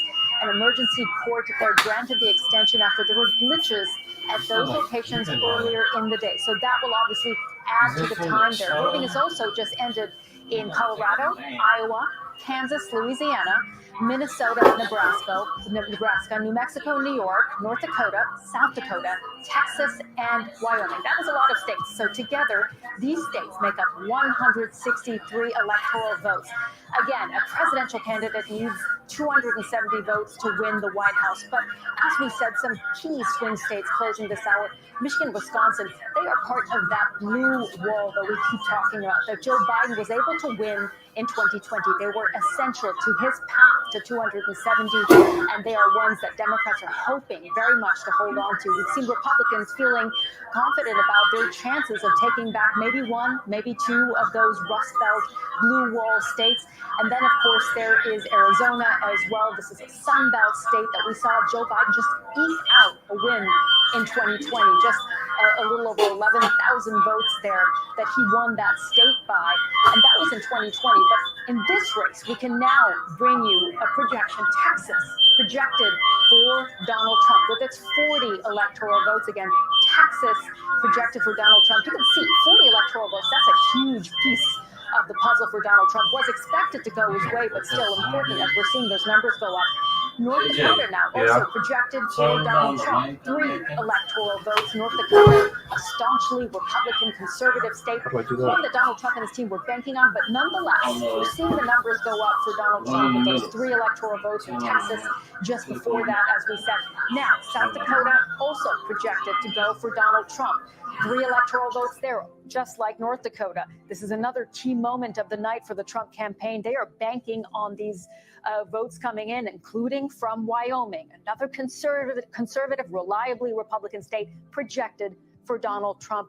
Again, 3 electoral votes, all of this adding to his tallies on his side of the ledger. So let's see where that leaves us right now. Let's take a look at where the numbers lie. Okay, you see it's pretty lopsided at the moment. Donald Trump with 154, Kamala Harris with 27, and right in the middle of that 270 they need to win. Well, at this point, we've seen those reliably Republican states with huge chunks of electoral votes like Texas coming in. That's why you've seen Donald Trump's number go up so significantly there, while Kamala Harris's number is still smaller. Well, we're going to see some of the polls closing later on the West Coast, where some of those reliably Democrat states like California will bring in a bunch of electoral votes for her. So we're going to see that even out a little bit more as we get closer to that 270 number. Now, we mentioned the key Sun Belt swing state of Arizona. This, at this point, is too early to project. As we said, the polls have closed there, but we don't have enough information on that state yet. Colorado is also too early to project at this hour. It has 10 electoral votes. It's expected to go to the Democrats, but we can't project it just yet. Iowa, a Midwestern state, also too early to project, 6 electoral votes. There's been some chatter about Iowa, but at this point, too early to project. The state of Kansas, also too early to project at this hour, 6 electoral votes. Polls have just closed there. They're working on counting, so we don't have those results just yet. Louisiana in the South, 8 electoral votes expected to go for Donald Trump, too early at this point to project. And then, as we mentioned, that key swing state of Michigan, 15 electoral votes, so important in that math game that both are playing. At this point, too early to project. Minnesota, where Governor Tim Walz is from, of course, too early to project, 10 electoral votes there. Nebraska, usually a reliably Republican state, 5 electoral votes, too early. We're still seeing some vote counting there. New Mexico, also too early at this hour, 5 electoral votes. We're expecting vote counting to continue. We'll get some results. New York, a blue state, 28 electoral votes expected to go to Kamala Harris, too early at this point. Then again, that Rust Belt state, Wisconsin, the Badger state, so critical for the Democrats' path in particular. So too early to project at this point, but that has 10 electoral votes. Both teams very keen to win that. Let's go over to Christian Frazier, because he's been looking at Wisconsin and Michigan and just what the votes are telling us there and why they're so important, of course. Yeah, well, 2 of our 7 battleground states, polls have now closed. Let's flip back to 2020, because it's more instructive when you're looking at Wisconsin and Joe Biden. He won this, of course, by 30,000 votes. It was very tight. It's a very similar story to the other battleground states. So you see a lot of red on this map. The Democrats, of course, have to run it up in the suburban metro areas, so Milwaukee certainly. And here in Dane County, there's a really interesting trend in Dane County. Since 2000, Democrats have put on a 20,000 extra vote share in every cycle. So they certainly need that out of Dane County tonight. That's Madison and the University of Wisconsin. The lookout here as well in La Crosse. There are 3 colleges out here. This is very blue-collar country, actually, but a lot of young voters out there. So we will see what Donald Trump gets out of that. He has that propensity, of course, to pull out the blue-collar workers across the map. What happens there tonight is an interesting spot in Wisconsin. But we'll be looking from his perspective at what we call the WOW counties, the collar counties around Milwaukee. So you're talking about Zauke, you're talking about Washington and Waukesha. This is about 1 in 5 votes if you include Racine in the state. And this is where he did quite well in 2016. So he'll be looking there, and he'll also be looking at Packers country up here in Brown. I think this is quite purple, because Joe Biden did quite well in this area in 2020. And then I just point you to this. This is Door County here. only around 30,000 voters here. Joe Biden, you can see, just won it by a handful of votes. Let me put it here for you. There you go. You can see he only won it by 250 votes. But this is a really interesting thing. Dorr is the weather vane of the state. They have got the presidential race correct in every cycle since 1996. So where goes Dorr, goes the rest of the state. Let's have a quick look at, we'll come back to Arizona. Let me go back the other way, and we'll go across the way to Michigan. Here we go. Sorry. Let me go back. There we go. Right, Michigan. What's really interesting about Michigan, again, what you'll see across the map is that if I flip it back to 2020, there's a lot of red here. So on the peninsula and in the northern part of the state, Donald Trump runs it up quite a lot. But this is really only 15% of the vote. In 2020, Joe Biden put on 5% in 9 counties around the South here. And that is about a third of the vote these counties account for. So he was running up the vote again in suburban areas. Now, what are we looking at? We're looking at Wayne County, because this is Detroit, 70% black.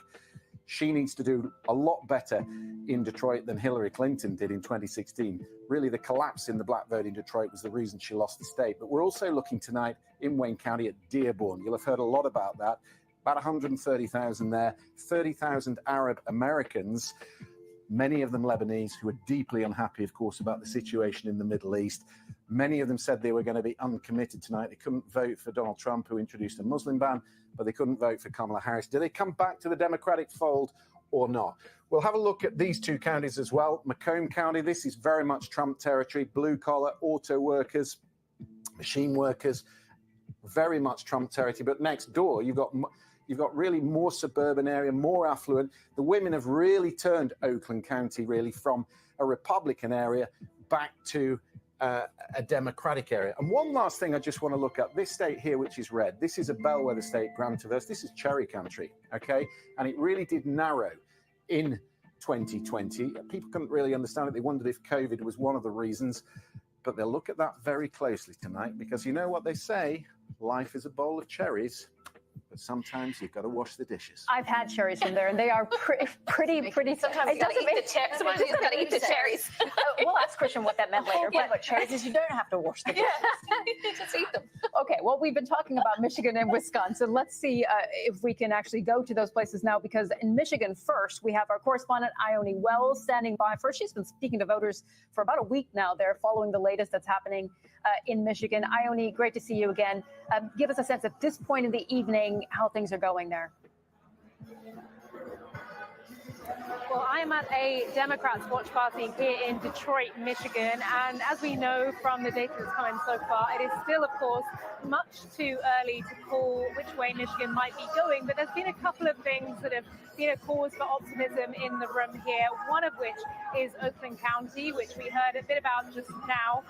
This is a state that since 2008 has really been moving towards the Democrats. It's a state that used to be traditionally quite Republican. It's an area that's wealthier, more sort of middle class than some parts of the state in particular. And as a result, the Democrats have been quite pleased that they've managed to flip Republicans in states like that, counties like that in the state over the years. And I think the fact that they will be building on that potentially in that county is something that will give them optimism tonight, although it is still too early to say. Of course, not all the votes, even in that county, have been counted yet. Another potential cause for optimism in this room so far, there was a bit of a cheer that went out when some of the early results have started coming in the Senate race here, which is also being watched incredibly closely, that race between Alyssa Statkin and the Republican Mike Rogers. Now, again, only about 8% of votes in the Senate race have been counted so far, so it is still too early to say, but with the results that we do have, Alyssa Statkin, the Democrat candidate, is slightly in the lead at the moment. Much, Ione.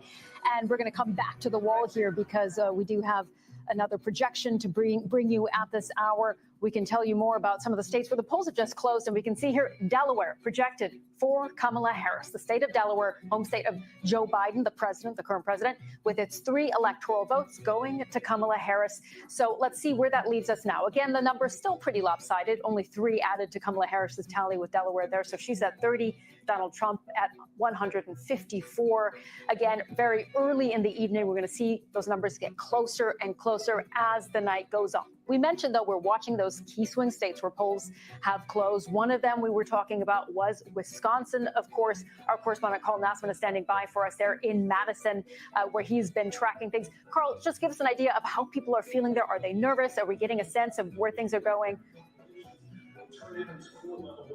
Well, the polls have just closed here a matter of moments ago in Wisconsin. What we're hearing is that anybody that's still in line past 8 o'clock local time, when those polls did close, can go ahead and stay in line and they can cast their vote. So we are kind of settling in here for what we know is going to be a long night in the state of Wisconsin in terms of when we're going to get some final results here. We're with the Senator Tammy Baldwin, the Democratic senator, with her campaign at her watch party. And this is where there is also a very tight race, not just for the presidency, of course, but for control of the Senate. She is battling her Republican challenger, Eric Hovde. That is also projected to be a very, very tight race. In terms of the results and when we're going to see some counting done, some initial results coming in, we're expecting it to be in the smaller areas of the state first. The outer rural counties, the small towns, the ones that tend to favor Donald Trump, those will be reporting first. And that contributes to this red mirage, what they called in 2020, where we see a state turn red in the beginning and then start to go a little bit more blue as the larger areas of the state start to count. One of those cities we'll be watching closely tonight is Milwaukee, the county of Milwaukee, obviously a very large part of this state. It had a bit of a counting snafu earlier in the evening. About 31,000 ballots had to be recounted. That was due to a machine door and a counting machine not being closed. Both party observers were in the room. They both agreed to go ahead and recount those votes. So this has been something that's been taking place. In fact, they brought in the fire department. Reportedly, a couple dozen firefighters are there now to help catch up. They think that might have lost some time. It was already going to take a long time there in Milwaukee County. And again, we're going to be waiting a long time because of a pile of initial votes, those early votes in Milwaukee, in Madison. They're going to take some time to count, but those are the two big areas, as we heard Christian explaining. Those are where the Democratic strongholds are. So we will be waiting potentially past midnight here to start to get some of those results. We'll be waiting with you, Carl, of course. Thank you so much, Carl Nassman in Madison, Wisconsin. Now let's have a look at Arizona, and we can speak to former U.S. Ambassador to Turkey, former U.S. Senator for Arizona, Republican Senator Jeff Flake is with us now. Thanks for being with us on BBC. What is your reading of what you're seeing in Arizona at the moment? Well, the polls just closed, and Arizona is not allowed to release any results for an hour. So we're still waiting with bated breath. In terms of, though, but, you know, up till now, you are Republican, but you're a Kamala Harris surrogate. You've decided to support her and to ask everyone else to support her as well. How do you think things have gone until this point? Well, no surprises yet tonight. None of the states that were expected to go for Kamala Harris have gone for Biden and vice versa. So we're waiting for the swing states, including Arizona. Arizona is going to be tight. You know, you can feel it on the ground there, certainly. So I think it's going to be a long night. Her campaign have really been focusing hard. One of the key demographics is on Republicans like yourself who don't want to vote for Donald Trump, and she's asking them to put country ahead of party. Are there many more people like you who will do that and who will help her in some of these swing states? There are, and I think that's been a wise strategy.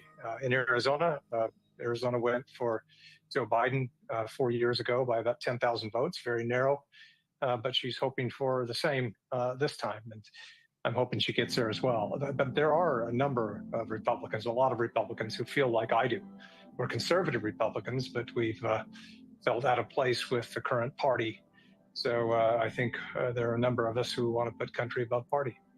Senator, from what we've seen in voters we've spoken to here at the BBC in Arizona, it seems like the Donald Trump campaign has been successful in talking to voters about issues that are important in Arizona, around the country, but specifically immigration, of course, at the border, and also economy. Right. So high prices at the gas tank and also in grocery stores. What is it that you've been seeing with those voters? Because the Trump campaign feels like they've done a good job speaking to voters on those issues.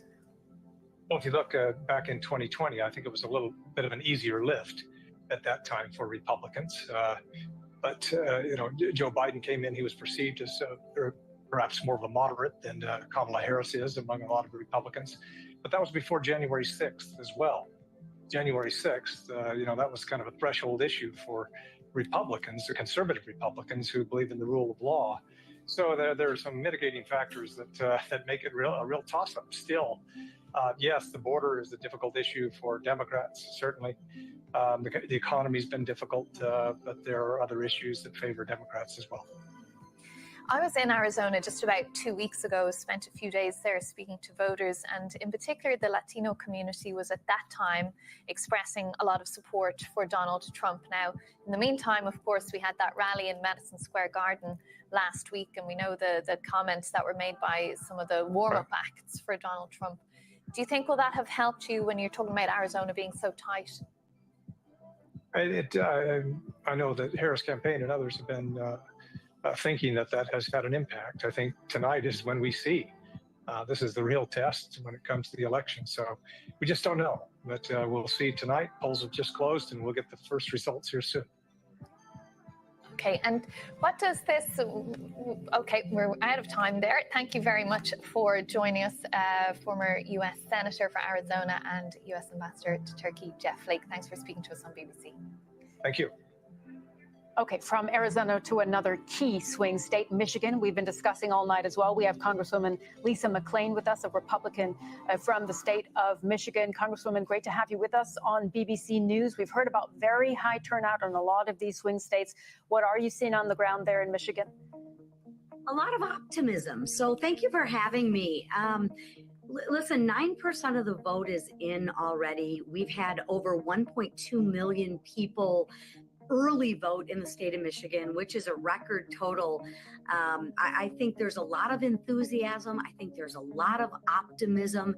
And the one thing Donald Trump has been able to do in the state of Michigan that is very different than I've seen in the past is his ability to bring very unique coalitions together under the Republican tent, whether it be the African American community, the Arab American community, it's the Teamsters, the union workers. It's been pretty remarkable to watch.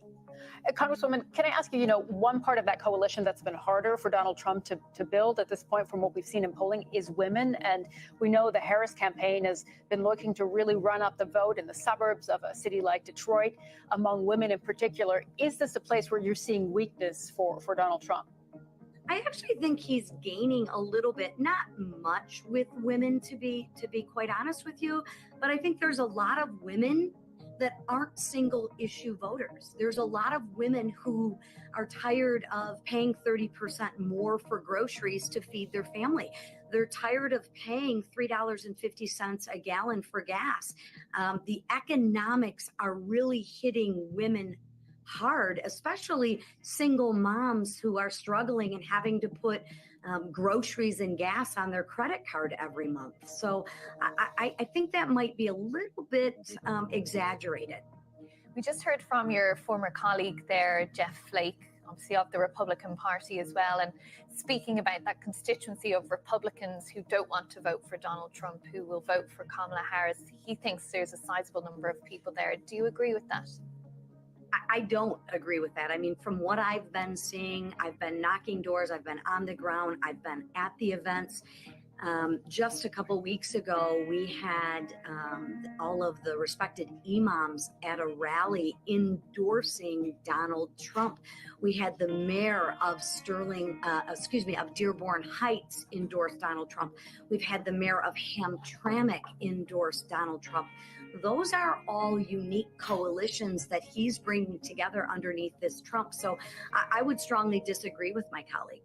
What does it mean for the Republican Party, though, beyond today's election, when there are some people who've come out so publicly for Kamala Harris? Well, I think you have people on both sides. People come out for Kamala Harris, but you have the same, if not hopefully more people that will come out for Donald Trump. It depends on who you talk to and where you're at. But again, I'm cautiously optimistic that people would much rather have a strong economy. Listen, when Donald Trump left office, inflation was at 1.2%. 4%, and gas was at $1.50 a gallon. When Donald Trump left office, there were exactly 0 wars raging across the globe, which is a very different contrast to what we see now, right? We had peace in the Middle East. We had the Abraham Accords. We didn't have the wars raging that we have now, and we have a great economy. We didn't have, especially here in Michigan, we had manufacturing jobs. We didn't have layoffs. I mean, right here in my home county of Macomb County, Stellantis just laid off 2,000 auto workers. The EV mandates don't work that the Democrats and Kamala Harris are trying to push down our throats. So I see a very different landscape than the Democrats are trying to portray. Congresswoman, great to speak to you tonight from Michigan. Thank you so much for joining us on BBC News. Okay, well, our panel are still with us here, Jake LaTurner and Patrick Murphy, and of course, Catty as well. Just talking about Michigan there, we can just see some information coming to us from CBS News that younger voters in that 18 to 29 bracket so far are narrowly going for Donald Trump. Joe Biden got the support of about 61% of those. What do you think that means? I mean, it's still very early days, but to what is the motivating factor there? Is that the economy? Is that the cost of housing, the cost of groceries? Well, I do think it's early days, frankly, right? And I'd be surprised if that holds, to be frank with you. I mean, I saw how Eminem performed last night with Governor Walz and his wife Gwen there in Detroit. So I do think that there is going to be the younger vote is going to trend historically in the Democratic direction, and it'll continue to hold there in Michigan. But I know it's early days. I know you mentioned that, but I'm pretty confident that Michigan and Wisconsin will be even better than Pennsylvania, and that trend lines show that.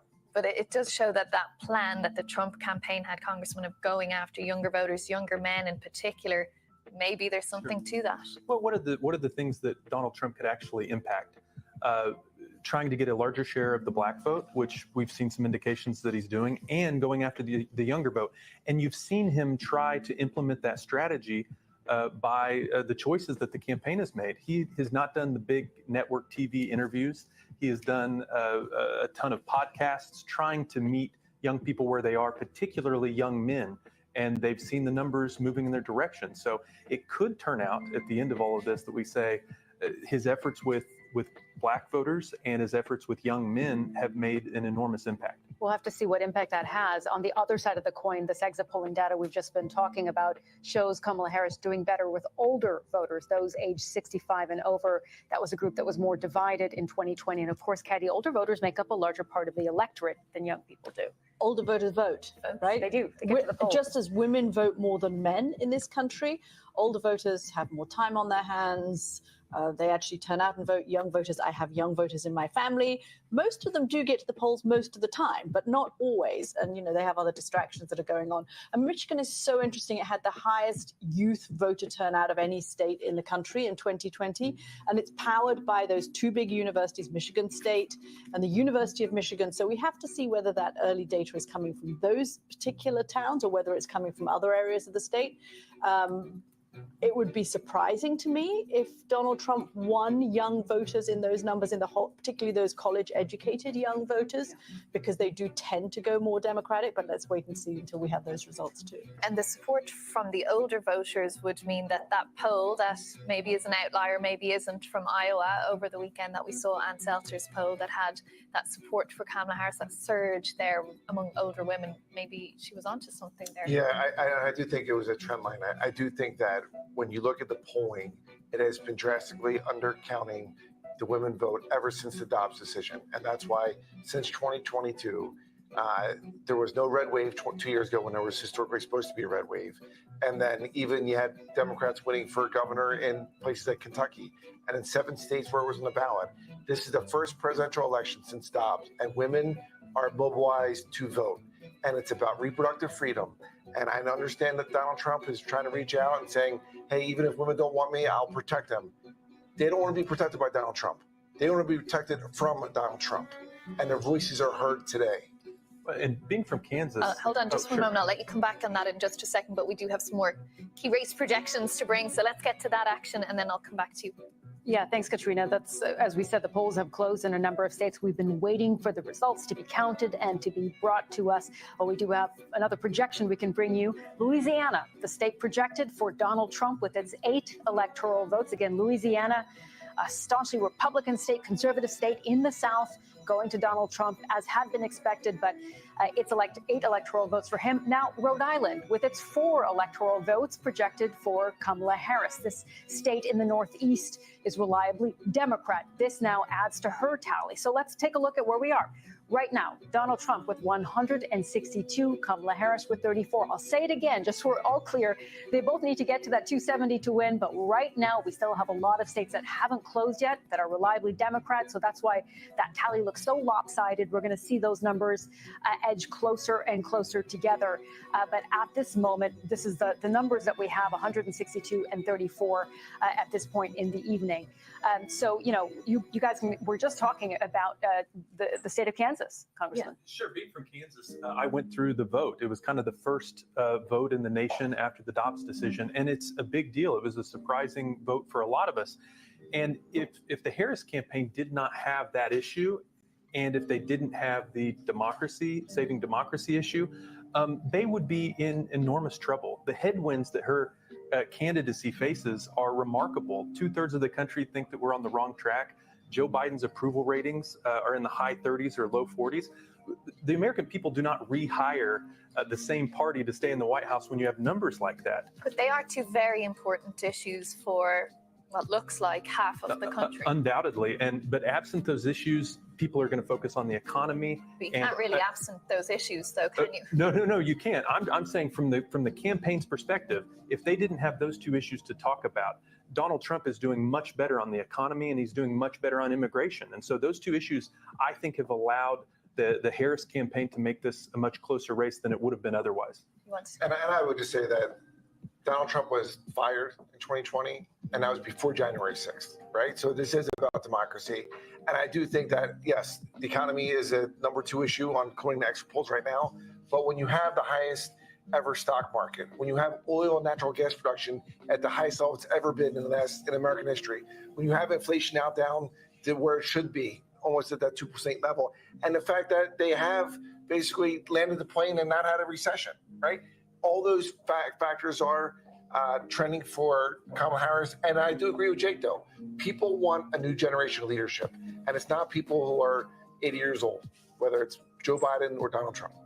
Okay, well, we'll pick up those thoughts in just a moment, but we have another key race projection to bring. That's right. You see me running across your screen. Sorry, I'm getting up and sitting down because a lot of these numbers are coming into us now. We're getting results coming towards us. So this is where we are at the moment. As we mentioned, 34 for Kamala Harris, 162 for Donald Trump. You see that 270 in the middle. We can't say that enough, but we do have another projection to bring you right now. New York projected for Kamala Harris with its 28 electoral votes. We know New York is a blue state. It is a Democrat state, reliably Democrat.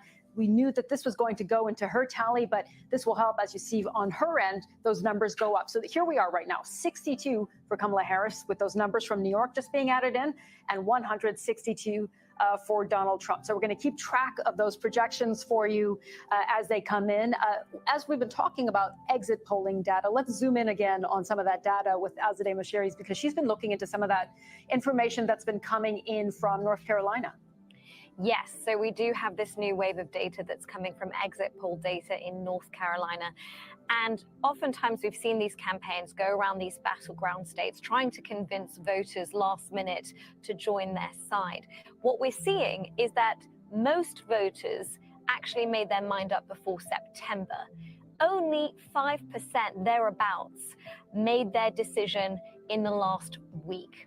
Now, if you drill into that data a bit closer and see who those voters ended up voting for, according to the preliminary data, of the small amount, handful of voters essentially, that we saw make their mind up in the last week, the majority, more than half of them, voted for Kamala Harris. Again, this is preliminary data that could change as more data keeps coming in, as more voters are surveyed and more votes are actually counted. And then if you look at those who voted before September, so the majority, in fact, more than half of them voted for Donald Trump. And again, this is important data to campaigns because that final week is important to them. Those undecided voters are important to them. And according to this data, of the voters in North Carolina who have been surveyed, more than half of those who decided in the last week went for Kamala Harris. Again, these numbers could change, but this is state data, so it's really interesting because, as we know, this election will be won and lost state by state. Okay, Azadeh, thank you very much for that. Now, lots to talk about with our panel, which we will in a minute. I can see you're all itching to make comments about what we They've just got their hands up. What we just saw there. Yeah, it's like being in school here. We're the teachers. But first, before we do that, let's go across to Arizona to Emma Vardy, who has some news for us from there.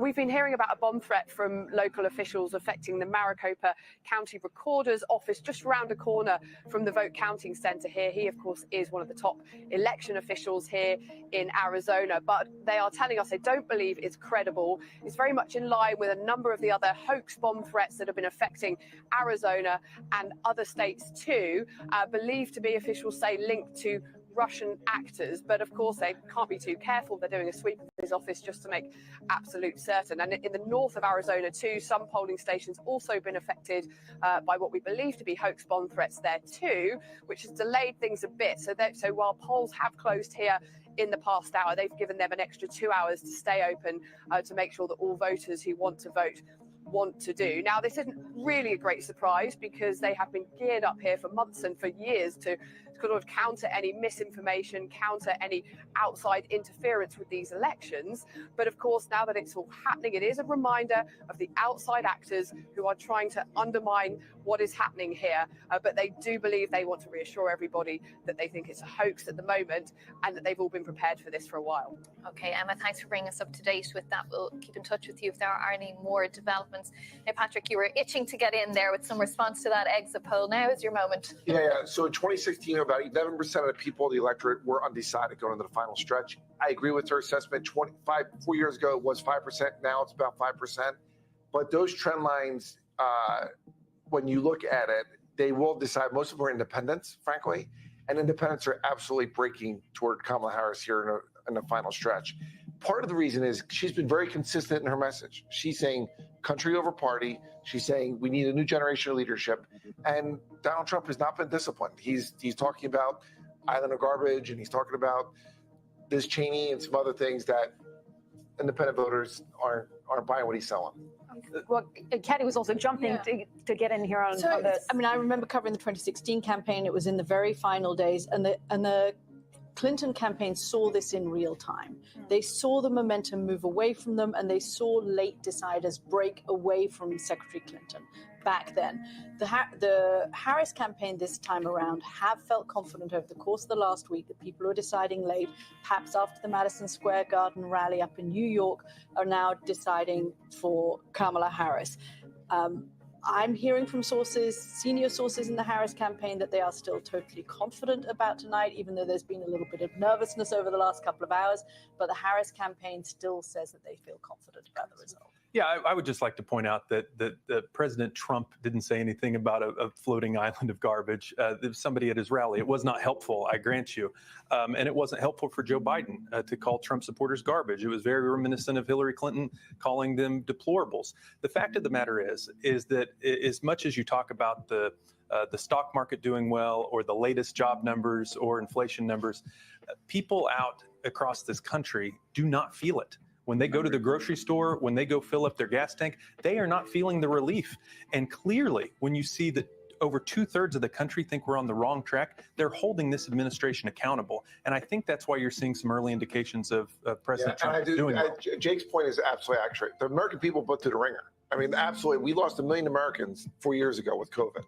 And inflation has gone up all over the world. And I know in the political system in America, we're blaming Democrats, and that's the name of the game. Even though the rest of the world inflation went up, but the reality is it's gone down. And the reality of it is that when the lights stock go market is out, up, and will the you be majority of ready? Americans The brand new have Jeffrey their solar generator, home ownership 5,000 and plus, their will be your pensions tied to the lifeline stock during market. power outages. Home ownership and Power your home whole rates home have gone easily with the 54% in the superior last 7200 5 watt years. output, That's historic. keeping you And that is where powered, most people quietly, get their and net emitting income zero from. emissions. And so Enjoy I get it. early People bird aren't feeling discounts it and because free they've been put gifts in the ringer, worth up but to they want to turn a $60.99 page of politics with and sell Jeffrey policy solar to the generator, past. And that's why I 5,000 think plus. I feel pretty good Life about goes tonight. on. But why has the Biden administration then not been able to get on top of that? You know, you're talking about the metrics being so positive, but still you go and do your grocery shopping and you get sticker shock every single time you're standing at the till trying to pay. And I would agree that would be one of my criticisms of the Biden administration, and that they were too slow to put people like Mark Cuban up there and explaining, business leaders explaining it. I teach at It's the not work. even explaining, though. It's actually doing something the Republicans would say about bringing those prices down. They haven't come down, and inflation has, as you say. Some of them haven't come down, partially because of the supply chains and everything else from the COVID years. Some of the prices have gone down, including gas prices. I mean, Jake's Gas point. has, yeah. I mean, it was $6 in some. I'm from Pennsylvania, and now it's down to $3. And in some places in Jersey, it's less than $3, right? So when you look at those things, yes, we could have done a better job explaining it. But I would say too, part of it was political theater and people that want to. If it bleeds, it leads, and they're going to let people know all the negative things. You know, when we had 75 straight months of job growth, over 6 years of job growth that we handed over to Donald Trump. And then, he wants to claim, that he created that great economy. I don't think the audio matches the video there. It's at the core of Donald Trump's support and candidacy is Americans across this country, tens of millions of them, trust Donald Trump more on the economy. And for the first time in a lot of their lives, it's why you see new voters showing up. They feel like someone is actually making the case. I know that it is not well received at the cocktail party in polite society all the time, what Donald Trump says and does. But for regular Americans across there, they feel like someone is fighting for them. Someone is going to have their back when it comes to the economy and when it comes to immigration. And I agree with that in the sense that when you look at the demographics of his base, of the non-educated, white, and again, that's demographics that respond to that. When you talk to actual economists, when you talk to business leaders, they are not buying what he's selling. Why? Because yes, he inherited $300 million from his dad and he declared 6 bankruptcies. When he was the president, he had 6 years plus of job growth. And then we had COVID now, but he also racked up the debt, $8 trillion. And the debt, as you know, Jake, that's a moral issue. Both you and I serve in the Appropriations Committee. When you have $35 trillion in debt, that my daughter, Maggie Murphy, and my son, Jack, owe $106,000 to that national debt. That's what every American owes. And we pay interest on that debt, as you know. That is immoral. And we got to get back to balanced budgets. We got to get back to fiscal discipline. Donald Trump didn't do it. And I think with Republicans in that cabinet with Kamala Harris, we're going to put our country back on the right fiscal track. Which has barely been an issue in this whole campaign. I mean, I'm old enough to remember when your position on the deficit was a test of your patriotic bona fides. I mean, went down to the Republican National Convention in 2012, and if you were not for reducing the deficit, you were barely allowed into the party at that point. This time around, I mean, this is another model that Donald Trump has broken. He has taken this issue away from the American discourse. I mean, nobody is talking about reducing deficits. Kamala Harris will drive up deficits. Donald Trump will drive them up even more. It's just not an issue in American politics. And it's because both parties have spent like drunken sailors. And that's This the is truth. Republicans have Something they share in common. How nice. We found a little point in common. I was in the Army, but that's okay. Republicans have lost Very credibility on this. And you're right, Kathy, a long way from the discussion we were having with Paul Ryan's plan to get us back on track and all of that. We've got to get back to a place Or Bill Clinton's plan for actually getting you back. That's right. That's right. There's only been 2 presidents actually brought down a deficit. It was Bill Clinton and Dwight Eisenhower, a Democrat and a Republican. And that's what we have to get back to, because when you have the chairman of the Joint Chiefs of Staff, former one, Mike Mullen, said the thing that keeps him up at night, the greatest threat to American national security is our national debt. And he said it when our debt was $12.5 trillion. It's now $35 trillion. It's stunning the degree to which it's disappeared from the conversation. Why is that, do you think? Because everybody has populist point? because everybody has spent, because Barack Obama, after the 2008 financial crash, had to pump lots of money into the American economy. Donald Trump cut taxes and then again spent money in the economy with the COVID crisis. Joe Biden, the same. There just hasn't been a president, literally since Bill Clinton, who has decided to actually try and balance America's budgets. George Bush, of course, had wars, and that drove up budget That's right. spending as well. And we've gone such a long way from Bob Dole being one vote shy on the Senate floor in the 90s to pass the balanced budget amendment. And then you're right about George Bush, Medicare Part D on the credit card. There was no plan to pay for so much of what was done. And it does get to a bigger picture, which is Donald Trump's understanding, almost intuitive understanding of where the American electorate actually is. Republicans in Barack Obama's era felt that the American conservative voters cared about deficits. Actually, what they wanted a social welfare net. They wanted Medicare. They wanted Medicaid. They wanted Social Security. And Donald Trump understood that cutting those programs would be bad for him electorally and bad for American workers. And so he broke that model. We've been talking all night about how Donald Trump breaks the model. It was another of the models that Donald Trump broke. Makes his own playbook. Indeed, he does. Lots more to talk about. Hold those thoughts for now, because we do have some key projections to bring to you now. Yeah, we do have one to bring you, Katrina, a Midwestern state that we can show you we can bring you a projection for at this hour. Look at this, Illinois, the state projected for Kamala Harris with its 19 electoral votes. Illinois is a Democrat state. This is Obama's home state, President Obama's home state. It is the state that is home, of course, for one of the great American cities, the city of Chicago. Illinois projected here for Kamala Harris. So let's look at where we are now on the numbers. Kamala Harris, with that victory in Illinois, comes up to 81 electoral votes. Donald Trump remains there with 162. So they're getting a little bit closer as we're edging closer and closer towards that 270 number as the evening goes on and more results come in. All right, let's go back to Christian now, because he has some information coming in from Georgia that he's been looking at. Our map is filling in with color, you can see, and you just painted Illinois blue there, and our screen is starting to reflect that. I'm just looking at the popular vote as well. The last time a Republican won the popular vote in a presidential election, 2004, George W. Bush. The polls had the national vote neck and neck in the last polls when the campaign ends. So we're keeping just a wary eye on that as well. But of course, we're looking down in the South at our swing states, particularly Georgia, where they've counted around 75%, just up to 77 now. What am I seeing? Well, I've just been going around the map, and in those what I call pivot counties, so those counties that twice voted for Obama, like Peach County here, and then went twice for Donald Trump, he's getting 1 or 2% more out of these states, out of these counties. So Peach, Twiggs, Dooley, Baker down here, Quitman over here, 1 or 2% more. So he's squeezing more out of these smaller rural conservative areas. And I told you at the beginning of the night that this is a simple game of maths. If you're the Republicans, you have to get more out of this confluence of counties in the bottom of the map here, so that you can pad out your vote, that you can sort of offset what Democrats are doing in these metro and suburban areas. Now, in terms of what Kamala Harris is doing in and around the Atlanta metro area, remember this is 60% of the vote statewide. She really is keeping track with where Joe Biden was in 2020, which really was the game for her. So if you look at Fulton County, which is one of the biggest, you can see that she's ahead of him. She's also ahead of him in Rockdale as well. So let me just show you this. Here we go, Rockdale. If our map behaves, 73 is the margin there, and you can see 69 back in 2020. So there's still a lot of vote to come in, but statewide, she's still trailing 52 to 47. So they'll be watching Democrats very closely, this area around Atlanta. Let's quickly look at North Carolina. 62% of the vote now. This is the biggest county, Wake Raleigh area. 76% of the vote counted. Again, she's quite close to where Joe Biden was. It's a similar race here in North Carolina, so we'll keep an eye on where it's going. All right, Christian, thank you so much. Really interesting information. We're in North Carolina there just with Christian. So let's go to the state. Helena Humphrey is there for us. Helena, tell us what the latest is that you're seeing there at your watch party.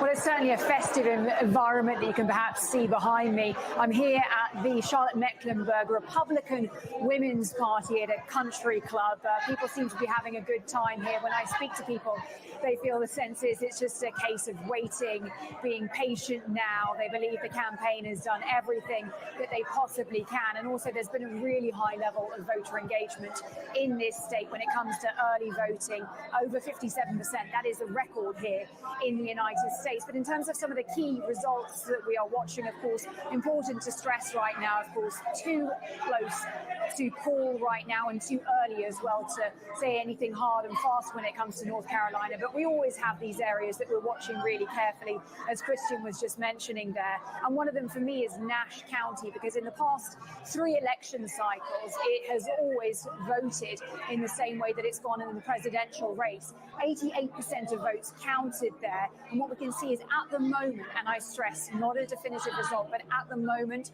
Donald Trump leading there. Now, if we think back to 2020, we saw Joe Biden there with a strong margin, about 100,000 votes there. So we'll have to see whether Kamala Harris starts to make up some ground. But of course, one of the other big looming questions in this election is the race for the governor, the gubernatorial race here. We now know the Democrat Josh Steen taking that race over the Lieutenant General Mark Robinson, the Republican candidate, echoing a previous result, of course, that we saw with Roy Cooper, Democratic governor as well. And this just shows you that kind of back and forth, why North Carolina is purple with that Democratic governor, the Democrats trying to make inroads. And I've been speaking to some of my sources about this, including a Democratic county chair, Mike McGlam, saying, what do you make of that result? And he says that it's giving him cause to continue to be hopeful tonight for the Harris campaign, and also saying this shows that North Carolina wants what he says is a serious person in charge of the state. So we will have to continue to see whether that is reflected overall in the result. But as we know, Josh Steen has been given a speech, and he was saying that he believes that his victory is reflective, in his words, of women wanting control of their bodies. But of course, it is a toss-up here. I've been speaking to Republican women here about that as well, and they say for them other issues are important as well: inflation, crime, immigration, and so on, just showing how diverse, polarized this country, this state continues to be. All right, Helena, indeed. Thank you so much. We're just looking at those numbers on our screen right now of North Carolina as well as you've been talking. Now, immigration and the southern border, they have been some of the biggest issues of this campaign. Donald Trump says that if he wins, he'll carry out what he's calling the largest deportation operation in American history.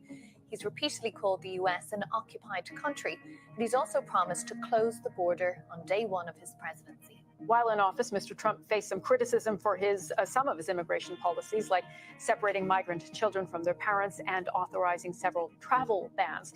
Mr. Trump also vowed to build a wall along the roughly 2,000-mile U.S.-Mexico border as president, but only roughly 85 miles of entirely new sections of wall were put up during his term in office.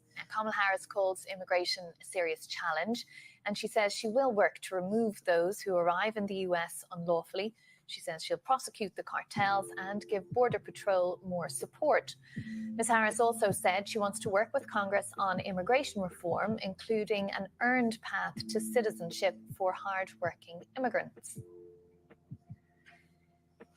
Now, we can talk about this a little bit more. Now we can go to Texas to speak to Congresswoman Monica De La Cruz with the Republican Party. Congresswoman, thanks for joining us here on BBC News. Just talking about immigration there, obviously you know all about that in Texas.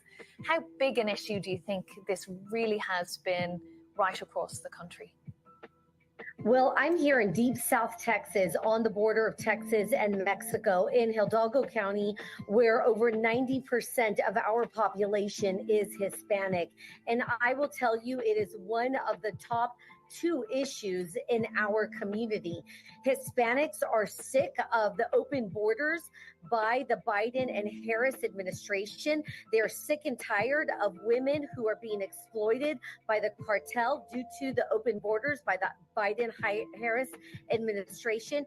And they want to know where the lost children are from the Biden-Harris administration. It's unacceptable. And I think come today, by the the end of the night, they will re-elect President Donald J. Trump.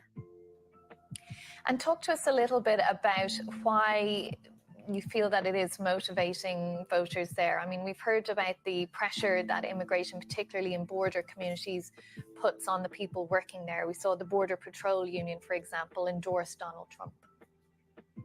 Hispanics believe in law and order. They want immigration, but they want people to come the legal way. What has happened under the Biden administration is chaos at our southern border. It has put a great strain on our communities, not only our hospitals, but our law enforcement as well. And I believe this is why Hispanics are trending towards President Trump's border policy. They want safety, they want security, they want to live in a nation that is secure. And that will happen under President Donald J. Trump. Now, Congresswoman, Democrats would say that actually it is former President Donald Trump who put an end to a bipartisan immigration bill that came through Congress a few months ago, and that the fault lays at his feet. Democrats continue to gaslight Americans. They know well that in the House, we passed the Secure the Border Act, H.R. 2, over a year and a half ago. It is the strongest piece of border legislation ever passed by the House. The Senate is the one who has failed to pass anything on their side. So in the House, we are working hard. We want to secure a border. And I believe under President Donald J. Trump, we will accomplish this. So, Congresswoman, let's talk a bit about the policies we've heard from President Trump, former President Trump. He's talked about this mass deportation plan. How do you carry out such a plan, which could involve deporting, 10 million people from this country? Look, I think we first can agree that we need to get rid of all of the criminals who have raped and murdered young women all across this country. That is where we need to start this deportation, is with criminals, get them out of our country. And that's where we need to begin. And I stand by Donald Trump when we deport criminals who are terrorizing our American cities. Okay, Congresswoman Dela Cruz speaking to us from Texas there. Thanks for joining us on BBC News. And we can speak to Democrat Congressman Joaquin Castro, also from the state of Texas. He's joining us now. Congressman, great to see you again. You're at Harris campaign headquarters. I'll ask you about immigration in a moment, but tell us what things are like there right now. Well, everybody is excited, obviously very jubilant. People work so hard to get here. Kamala Harris worked so hard, and Tim Walz, and so it's an exciting night. She's ahead in some key states like Pennsylvania and Wisconsin and a few others. And so everybody's very hopeful. Okay, I just want to get your response to some of the things we heard from Congresswoman De La Cruz there, who was talking about what she said was the Biden-Harris administration's failed border policy. I mean, in your state of Texas and across the border states, do you think that this is going to be one of the main driving issues for voters? Well, I think the issue of the border and immigration are always among the thorniest issues in American politics, and they have been for a long time. But if you look at what Donald Trump did when he was president, he purposely separated very young kids, young boys and girls, from their mothers and their fathers. And he's also promised a campaign of mass deportation. There are 2 times in American history when that has happened and had a significant impact on Latinos and specifically Mexican Americans in Texas. And in those 2 times, there were over 1 million American citizens, not undocumented immigrants, 1 million American citizens who were deported.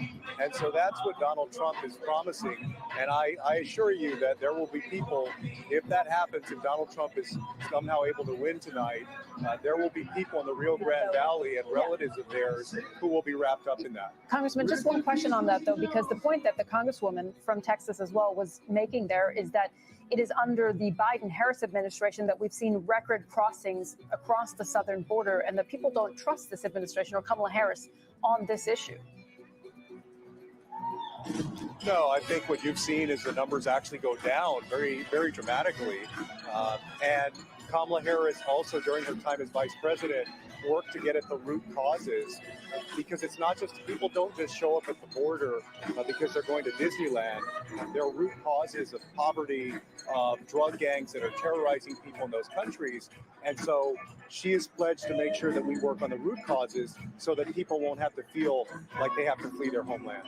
Well, we should say those crossings have gone down in recent months because Joe Biden signed an executive order in June, and the Republicans would say, why did he not take action before then? Why did Kamala Harris not take action before then, and have accused him of electioneering?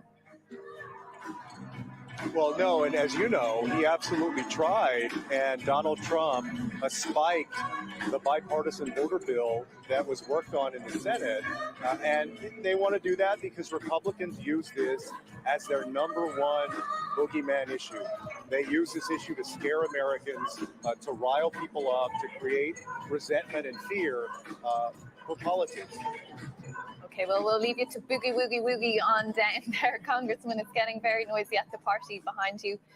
Thank you very much for joining us here on BBC News. Now we can go across to our colleague Mariana Spring at BBC Verify, who has some more news for us. Thank you. You might remember that earlier I was mentioning some claims that had been made by Donald Trump posted on Truth Social. He was talking about how there had been massive cheating, in his view, in Philadelphia. He's now repeated that claim, but in reference to other locations. Again, as was the case before, without the evidence to support that right now. And there's been quite a lot of discussion, not just today, actually, but over the past few days, about where some of the allegations of voter fraud are coming from, because they're certainly not just coming from Truth Social or from Donald Trump. They've come from all over the place. X in particular, which we used to call Twitter, has become a little bit of a hub, a focal point for these kinds of allegations. There's been some concern about foreign interference, about some accounts that appear to be linked to Russia that have promoted videos that are fake or false, making allegations of voter fraud. But actually, a lot of examples of allegations of voter fraud without evidence to back them up that I've investigated have come from accounts that are based here in the US, people who've spoken to me, who've explained what they're doing, and who've actually been able to make some money from this. They tell me about how they've been able to earn thousands of dollars on X, in some cases, they say, from sharing this kinds of content. I reached out to X about all of these things and questions about whether they are incentivizing users to post in this way, and they didn't get back to me. Another interesting thing to talk about this evening has actually been in the CBS exit poll. There was quite a lot of concern from some of the voters who were surveyed about the state of democracy. It was cited as one of the big issues that they cared about when they were voting. There was some reaction that suggested that could favor Kamala Harris, but actually a lot of Donald Trump supporters online, and I spend a lot of time investigating what different people are seeing on their feeds, see a lot of content that's also worried about the state of democracy, particularly unfounded allegations often of voter fraud, but that actually dent their trust in how the whole process works. And it was interesting too, seeing the concern that people have about the risk of violence. 7 out of 10 people who were surveyed as part of the exit poll suggested they were worried about that. And that tells us quite a lot about fears that some of the abusive language and some of the conversation around state of democracy could tip into something that isn't so good in real life. Another thing, though, to counter all of that is actually the indication so far that turnout is really healthy. It's been high, and that does suggest that there is still some faith in democracy. So for all of the kind of social media world that I spend a lot of my time investigating, there are people who are trusting the polls, at least right now, and wanting to go and vote. Yeah, really interesting, Mariana. Thank you so much for bringing us that information. Of course, at this point in the evening, as we've seen polls close in a number of states, it's important to look at some of those allegations. And indeed, our partner CBS News, their Democracy Watch desk, has said that the city commissioner in Philadelphia has rebuked former President Donald Trump's claim that, quote, massive cheating is happening in that city of Philadelphia. That city commissioner, Seth Bluestein, who's a Republican, said, quote, there is absolutely no truth to this allegation. So that is some of the response that we're seeing to these allegations that Mariana mentioned there. Important to note that this is coming from Philadelphia city officials themselves, a Republican city commissioner there. So we're going to continue to watch that. And we have heard, of course, cases now in Arizona and also in Pennsylvania, where some polling locations are extending their hours. That's not because of irregularities, though. Important to say that is because there are so many people turning out to vote, and they have so many people waiting in line. So we'll keep our eye on that, of course. But we're now going to get ready for another big moment. We've had a few of these already tonight where we've been able to tell you about polls closing in a number of states, including key swing states. Well, we're just coming up on another one of those key moments that'll give us, again, a better idea of that path to 270 for both Kamala Harris and Donald Trump.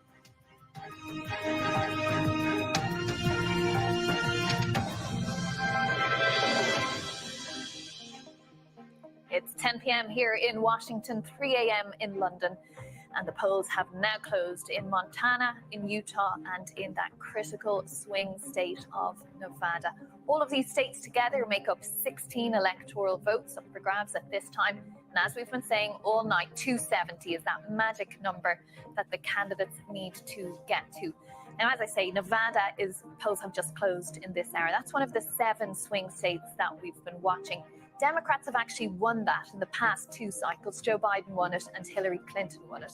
It was the only one of these 7 states that Donald Trump didn't win, in fact, in 2016. So big task. He's trying to turn that around from the past 2 presidential cycles. It's a state that was massively impacted by COVID, high unemployment there at one point. Now, we can make one projection, though, for the polls that have just closed. Utah is projected as a win for Donald Trump and the 6 electoral votes that it carries. We can also bring to you at this point Montana projected as a win for Donald Trump and the 4 electoral votes that Montana has. Now, what impact does that make on the path to the presidency? Let's have a look. There we have our 270. We can see Donald Trump on 172 and Kamala Harris on 81. Now, it does look there like Donald Trump is racing towards 270, but just again, as we've been saying all night, the way things work in the US, the way the system works, polls close across this great country at different times. There are polls still open in California, which is a big democratically leaning state that Kamala Harris will be hoping for, and that'll make a difference for her later on. As we've been saying there, Nevada, that swing state, too early to project at this time. We just simply don't have information to bring to you on that, and it is going to be a very close one if the polls have been right in the run-up to this day. Now, let's have a look at how the campaigns are reacting to the night so far. We have Samira Hussain, who's there at the Kamala Harris headquarters for us at Howard University in Washington, D.C., and Gary O'Donoghue, who is at the Trump headquarters at the Convention Center in Florida there in West Palm Beach. Let's go to Samira first, who is with the Kamala Harris supporters. It's been a rowdy night so far there, lots of music, singing and dancing. How are things there at the moment? I think exactly what you said earlier really sort of crystallizes how people are feeling here now, that it's still really early in the game. And a lot of people that I've been speaking to remain very optimistic. And I've kind of challenged a little bit of that optimism. You know, are they generally just sort of happy, optimistic people? And this one woman actually just was very sweet. She took a moment and said, you know, regardless of the outcome, I am still going to be positive, regardless of what happens in this election. And I think that just really highlights just how razor close this election is, and also just how partisan politics have become in America. And so for her, this idea that regardless of the outcome, that there's still going to be positivity within the country, that was really very important. Of course, when we're not listening to results coming in, there's a lot of music and dancing that's happening. That kind of jovial, club-like atmosphere continues. Let's see how long into the night it goes. All right, Samira, we'll check back with you in a little while. Let's go to Florida now to Gary. Gary, what are things like there?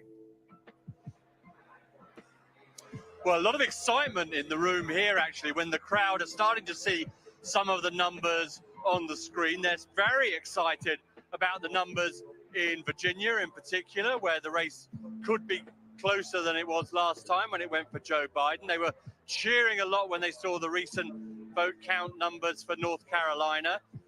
And there's some big cheers, obviously, earlier in the evening when Fox particularly predicted Florida for Donald Trump and indeed Texas. So some big excitement in the room. I was speaking to some people, some of the special guests here who are out down the back of the room drinking wine and beer.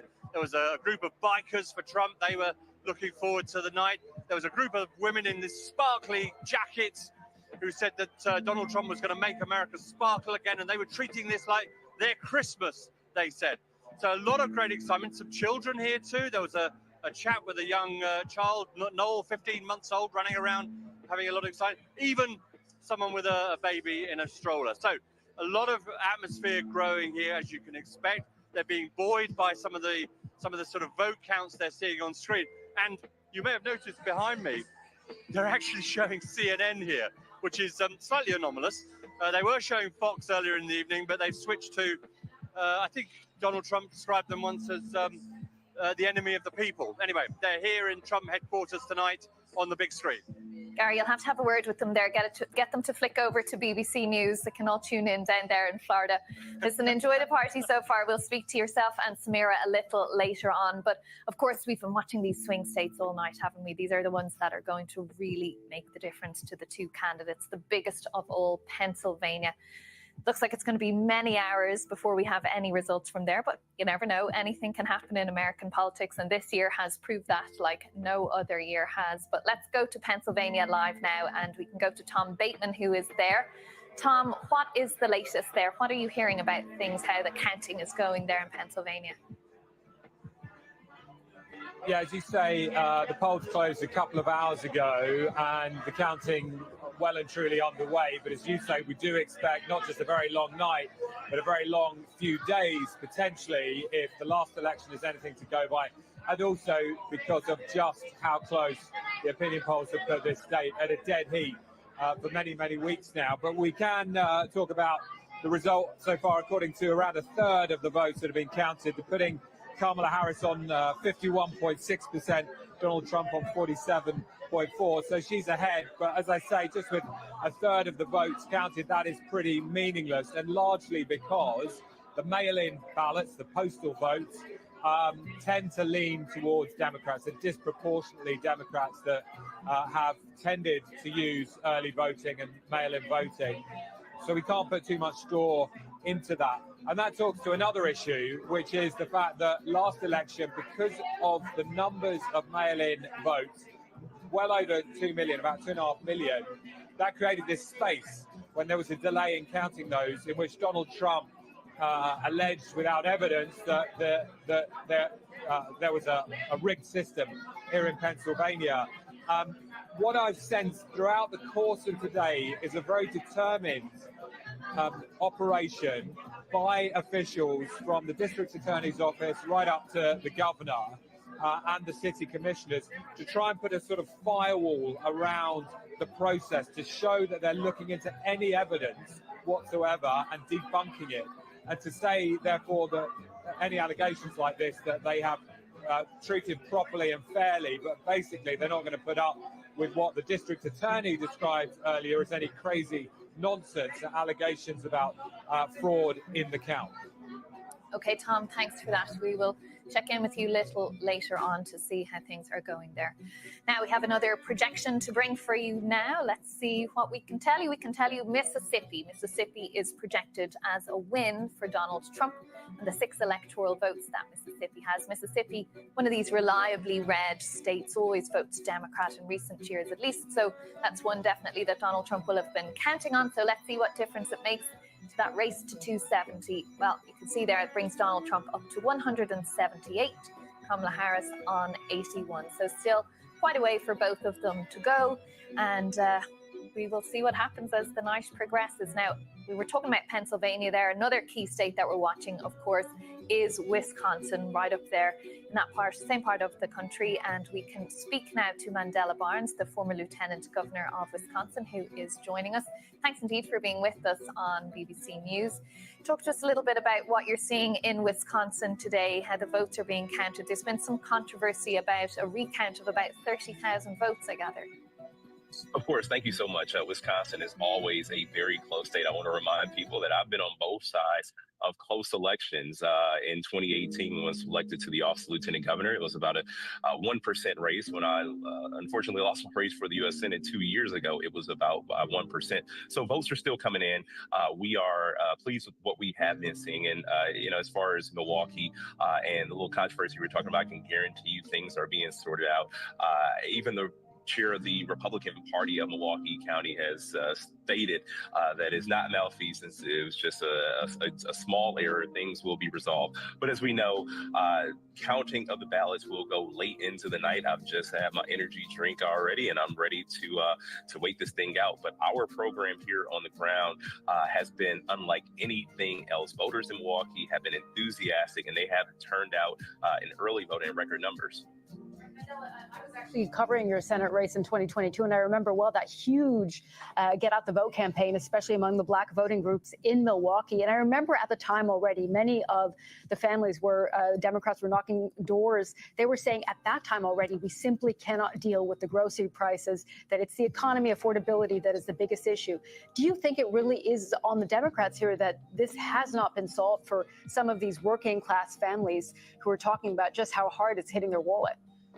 Well, I can tell you the problem has been greed. The problem has been rising costs because a lot of folks, a lot of business leaders have decided to raise prices on American families. And I can tell you that will only happen even more under a Donald Trump presidency. And that's a message we've tried to hammer home. And as the cost of living continues to increase, people like Donald Trump and his acolytes in the United States Senate have proposed cuts even to Social Security, which would make a difficult situation even worse for our seniors in this state and all across the country. And so it's a message that, of course, sometimes could use a little bit more refining when trying to pin the culprit when it comes to rising costs. We know it's happening. Everybody is feeling it. But the unfortunate thing is who to blame has been misplaced. And I don't think it's not even necessarily party. It has been the greed of some very wealthy individuals, the folks who will certainly be enabled by Donald Trump. Hey, Mandela, one more question. I know that the Republicans had opened a community center in Milwaukee in a heavily Black neighborhood. And this is also part of the strategy, as we've been hearing, to win over some more Black men to the Trump side, to the Republicans. Is that something you've been seeing? That office has been there for a while. I live in that neighborhood. I cannot tell you a single time where I have seen people in there, whether it's staff or whether it's volunteers. That has been a dormant office. They put it there just to have it there, just to say they have a presence in the community. That's the same lip service that we get when Republicans are actually in office. It is lip service, pretending to have a presence, but not doing anything to actually engage the Black community. All right, Mandela, great to speak to you. Thank you so much for joining us again on BBC News. Thank you. And over to Katrina. She's got another projection for us. Indeed, I do. Now, we have another state projection to bring to you. And at this time, we are in a position to project the state of Colorado. The state of Colorado projected as a win for Kamala Harris and the 10 electoral votes that goes along with that. So what difference does that make to the race to 270? Let's have a look at our board there. You can see that brings Kamala Harris up to 91. Donald Trump is on 178. So still quite a way. Oh, we have someone's pulled the plug out on our board there. Not to worry, we'll plug it back in, put a few more quid in the meter for the electricity bill here, and we'll be back in business. We don't want that happening this long. No, so many hours yet to go, but live TV, what can you do? So we will have a check on some projections in just a moment, but let's go over to Christian, who is at our magic board. Hopefully his is plugged in at this point, and he can give us an update on the swing states. Christian. Yeah, I've been looking at patterns. I want to show you something that is apparent to me with quite a bit of the vote in now in some of our battleground states. So this is Georgia, 81% of the vote counted. What I've been looking at is how much better Donald Trump is doing actually in the smaller rural counties around the map in Georgia. So this is a really good example. Twiggs, you got 92% of the vote counted now. You can see the margin here, 57-42. If I spin it back to 2020 and Joe Biden, you can see that she's actually doing couple of points worse than he was. And I told you at the beginning of the night, this is a simple game of maths, addition and subtraction.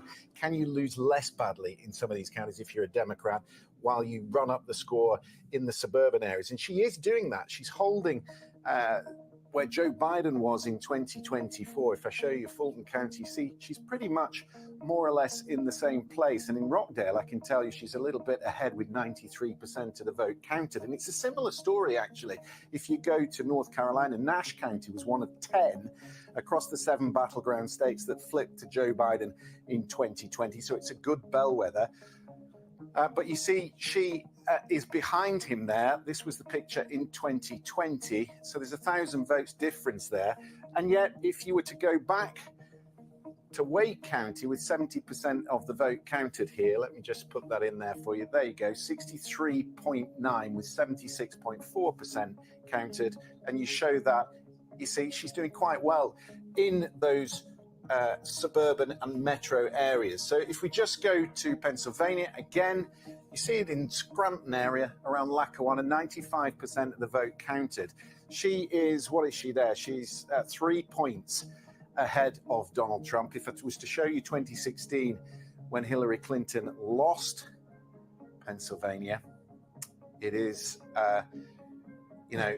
what you see is the same sort of margin. So she's not doing as well as Joe Biden. And she probably knew that, to be honest. She probably knew that she wasn't going to be doing what Joe Biden did to win the White House back in 2020. She knew the game, that she had to get more out of places like Philadelphia and Pittsburgh.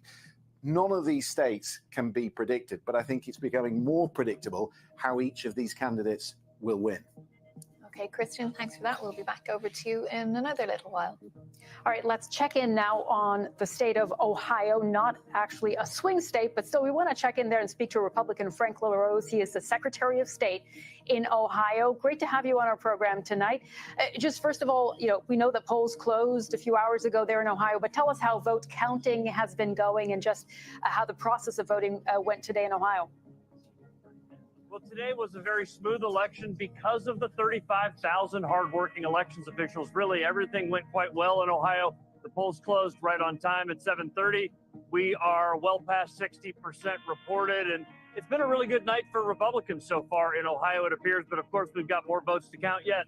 Of course, our home to the Republican vice presidential pick, the senator from Ohio, J.D. Vance. Has his name on the ticket, do you think, made a difference to turnout?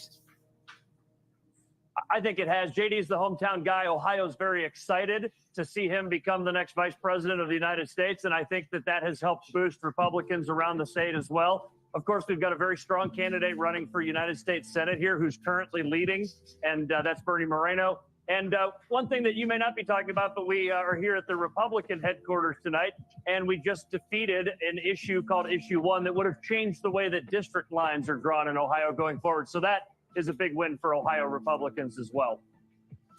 And Secretary, what do you think Ohio at this point, looking at the way the votes have been coming in, a Midwestern state? We used to talk about it as a purple state, but now it's reliably Republican. I mean, what do you think it can tell us about how we might see some of the other Midwestern states go tonight? Well, I think Ohio's a tale where there's a lot of people that didn't necessarily leave the Democrats left them. And places like where I grew up in the Akron area, some of these big urban areas around Ohio that had this industrial heritage for many generations, places like the Mahoning Valley and Youngstown, people that have been reliable Democratic voters for years just don't buy the line that the Democrats are selling. And so they've been coming over to the common sense conservative policies of people like Donald Trump and Bernie Moreno. And of course, Ohio became on the international stage earlier this year when the very same Senator J.D. Vance was talking about, and as was Donald Trump, Haitian immigrants in Springfield eating their pets and so on. Has that impacted the turnout in Springfield?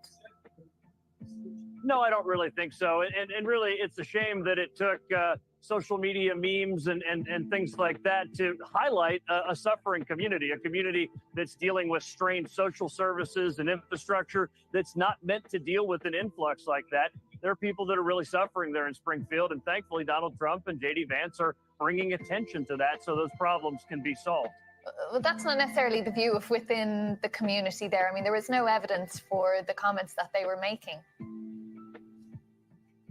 Again, what this is really about is a hospital system that is overstretched, school systems that are struggling to keep up with it, even public safety that has dealt with this influx of immigrants. Any community that sees a massive influx like that is going to deal with some real strains. It was a mismanaged situation by the Biden administration to allow that to happen.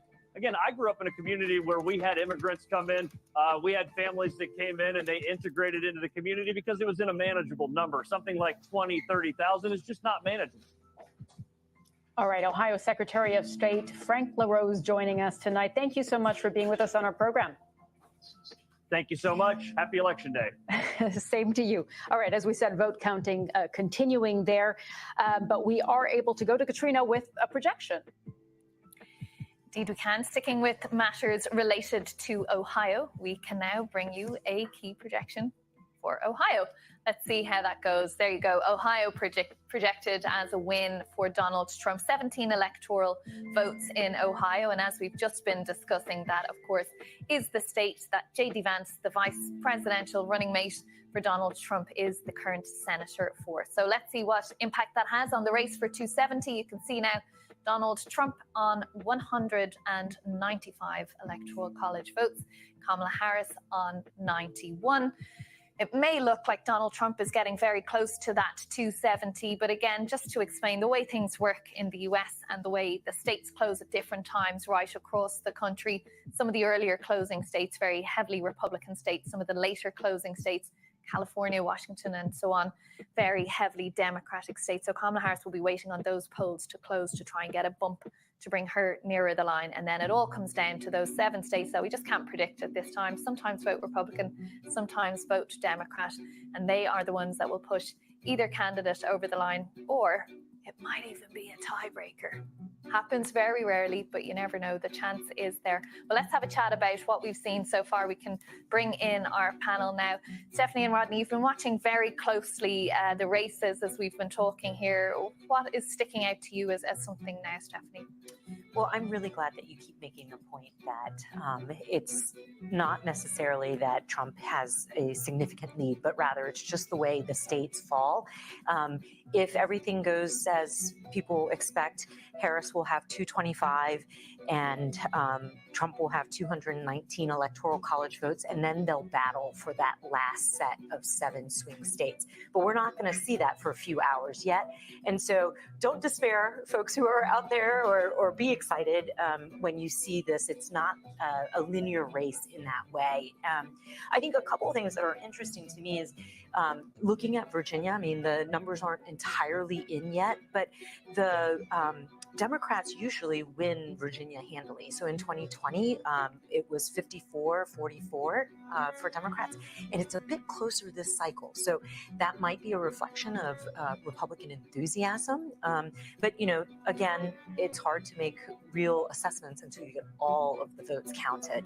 But some things, you know, give you a little bit of pause. But so far, I haven't seen anything that hasn't kind of fallen in line with what people expected to happen tonight.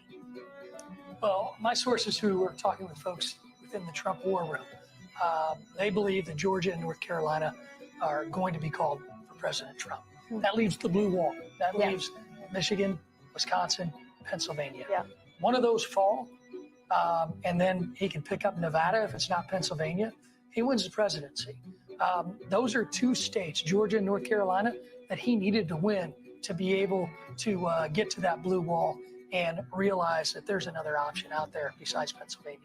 Katie, what are your sources saying at this point? I mean, obviously, if North Carolina and Georgia go to Donald Trump, it puts him in a pretty commanding position with the rest of the swing states still to call.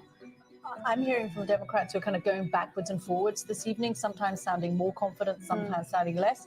The Harris campaign still saying they are totally confident that they can get this, but I think everybody on the Democratic side certainly recognizes that this is not going to be the kind of clean, quick victory that they may have been projecting over the course of the last week. I think one word of warning is this idea we should keep our eyes on the fact of how many of the votes have been counted that were on the day votes, and are we still waiting for mail-in votes to be counted? Because although we've seen a lot of turnout, right, from Republicans in early voting, much more than we saw in 2020, it's still not at the same numbers as Democratic voting. So in a state like Pennsylvania, where it's so critical, you're going to have to wait until we have those those early votes. And the percentage of vote counted. In all of these numbers, we always have to keep that in mind. The percentage of vote counted is critical because, you know, if there's 5% of the vote counted somewhere, what can that actually tell us? My brother lives in Gwinnett County, just outside of Atlanta. He keeps texting me the number of the vote counted. So far, I think he said only 20%. So we still have a ways to go in these critical swing counties as well. And, you know, when we talk about Georgia, I think one thing to note is that we are seeing foreign interference in Georgia. The Secretary of State Raffensperger has said that the bomb threats that have been called into various polling stations has been coming from Russia. And that's actually quite significant to think that foreign actors are engaged and actively trying to disrupt our democracy here. One other thing that we haven't spoken about is the fact, our viewers around the world, of course, have heard a lot about Donald Trump and about Kamala Harris. They may not have heard as much about the fact that there are other people on the ballot. There are these third-party candidates, and we haven't mentioned them this evening. These third-party candidates, to some extent, cost Hillary Clinton her election in 2016. If they can run up the numbers in some of these blue wall states where they caused Hillary Clinton such damage in 2016, they could do the same again. I've been looking. Jill Stein seems to be at about 1% in Wisconsin. That's what she got in 2016. Right. She'd been polling at 2%. You know, these sound like tiny numbers. I mean, that these people are getting, but in a very close race, that can make the difference. It certainly could. And Robert Kennedy being on the ballot in certain states could pull away from Donald Trump at the same time. Especially a state like Wisconsin, because I think Wisconsin is the only one that has all of the third-party candidates on the ballot. Right, that's right. And you have to take into consideration some of the early numbers in these Senate races are pretty telling. You've got 46% of the vote in Nebraska. Now, that one should change. Deb Fischer's down right now. I don't anticipate that switching to the Democratic column. But Bernie Moreno, as Secretary LaRose said, 69% of the vote last time I checked. He's up by a very good margin. Pennsylvania right now, 49% of the vote in. Dave McCormick's up over Senator Bob Casey. Wisconsin, it's Eric Hovde, Republican, barely down with Senator Tammy Baldwin. Montana expected to go the Republicans' way. If those numbers continue to trend, especially in a state like Pennsylvania, where the Philadelphia numbers we anticipated came in early, that's a big deal. All right, Bonnie, thank you so much. Well, we've been speaking about Georgia there. We can actually speak now to Gabriel Sterling, the Chief Operating Officer in the Office of the Georgia Secretary of State. Well, we've actually lost him. He was there, he was gone. There, and then he's got. it's that kind of night, isn't it? Everyone is frantic and busy, and kept going as we are here. And thanks for being with us. Now, let's bring in some more exit poll information. We can go over to Azadeh. Azadeh, what have you got for us now? That's right, don't worry. I've got some data you can dig into. According to the latest figures, and we're looking at national figures right now that are giving you a broader picture, we can tell that Kamala Harris, according to what voters are saying right now, has a lead when it comes to women, but it's not a landslide. Now, if you look at the figures, you'll see that 55% of women say they voted for Kamala Harris. For Donald Trump, it's about 44% of women. Now, those figures are actually down when it's compared to 2020 because Biden had a larger gender split. 57% of women in 2020 voted for Joe Biden. Now, you can temper that a little bit when you look at age. When you look at younger women between the ages of 18 and 29, Kamala Harris has a very big lead with them. It's about on par with what Joe Biden had in 2020. And then when you look at younger men between the ages of 18 and 29, it's actually pretty evenly split. And yet that's a group that Joe Biden won by about 11 points in 2020. So again, big top line there is that Kamala Harris is leading with women, but not by a landslide. Now, if we look at the vote by race, when it comes to white voters, who are the single biggest voting group, more than half are voting for Donald Trump, according to these latest figures that, again, could change. But when you look at Kamala Harris's numbers, it's a completely different picture. She is leading with black voters. About 4 in 5 voters say they voted for Kamala Harris. And then when you look at Hispanic figures, Harris is still in the lead, but it's worth flagging that Donald Trump is up 10 points with Hispanic and Latino voters compared to where he was at in 2020. Now, if you'll bear with me for one more, I've got education for you. And when it comes to education, you'll see that the majority of voters with college degrees are voting for Kamala Harris, and the majority without a college degree are voting for Donald Trump. So really interesting data there, but keep in mind, this is a broad view of the national picture. This isn't swing state data. And of course, it is in the swing states, as we keep saying all night, That's where the election will be won and lost. And as soon as we have more data, we'll update all these figures for you.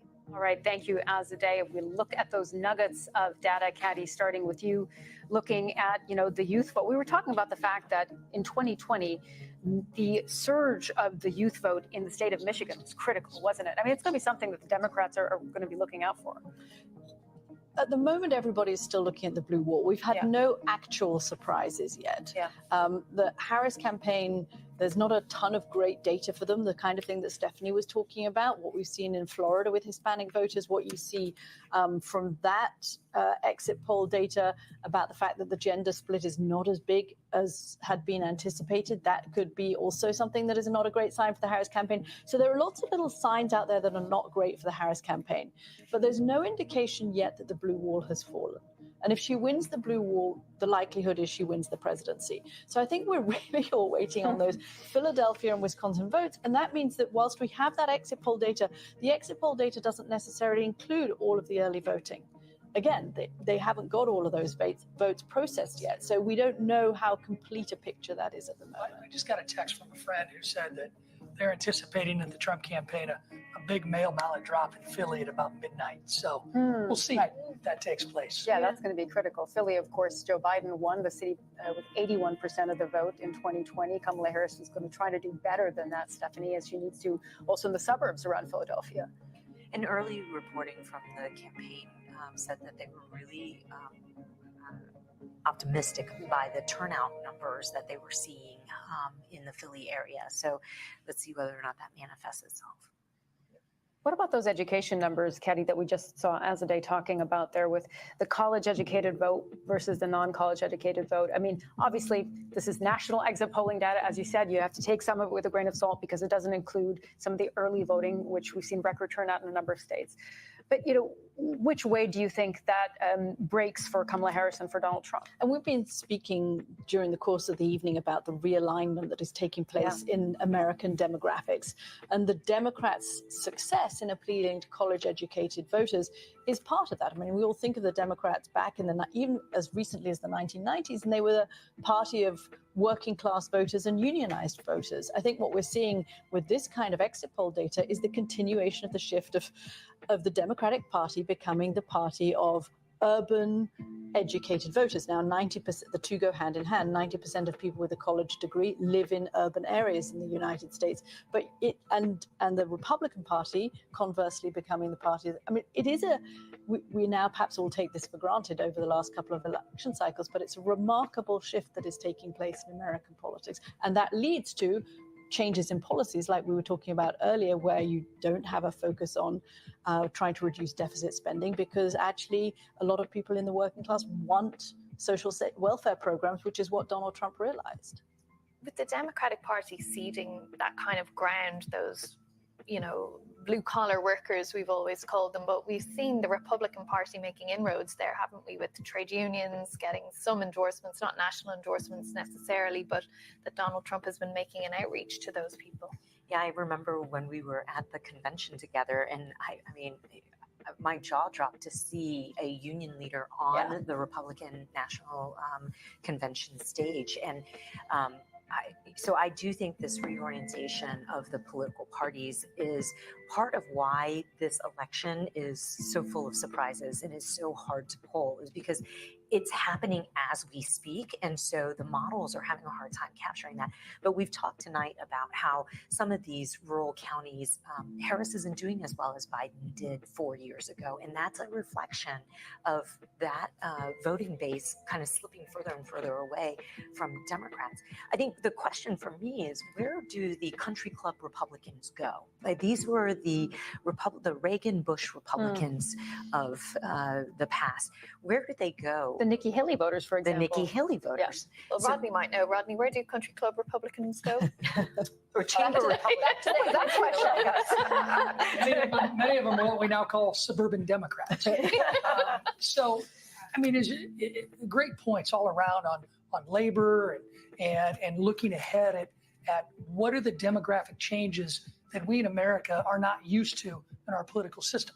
And I think a number that has come forth over the last few weeks is the generic ballot nationwide. as a member of Congress, as a Republican and Democrat, as a Republican, we always knew the generic ballot was, if we were 4 or 5 down, we were going to do very well. There is no shy voter anymore. The people who are being polled now have an even slightly ahead for Republicans on the generic congressional ballot nationwide. That's a big deal. And I think it's reflective of all of the instances that have been talked about here with those demographics shifting. Okay, well, let's talk about some more shifting demographics, those in Nevada. We can go to Lily Jamali there in Nevada. Lily, how are things going there tonight?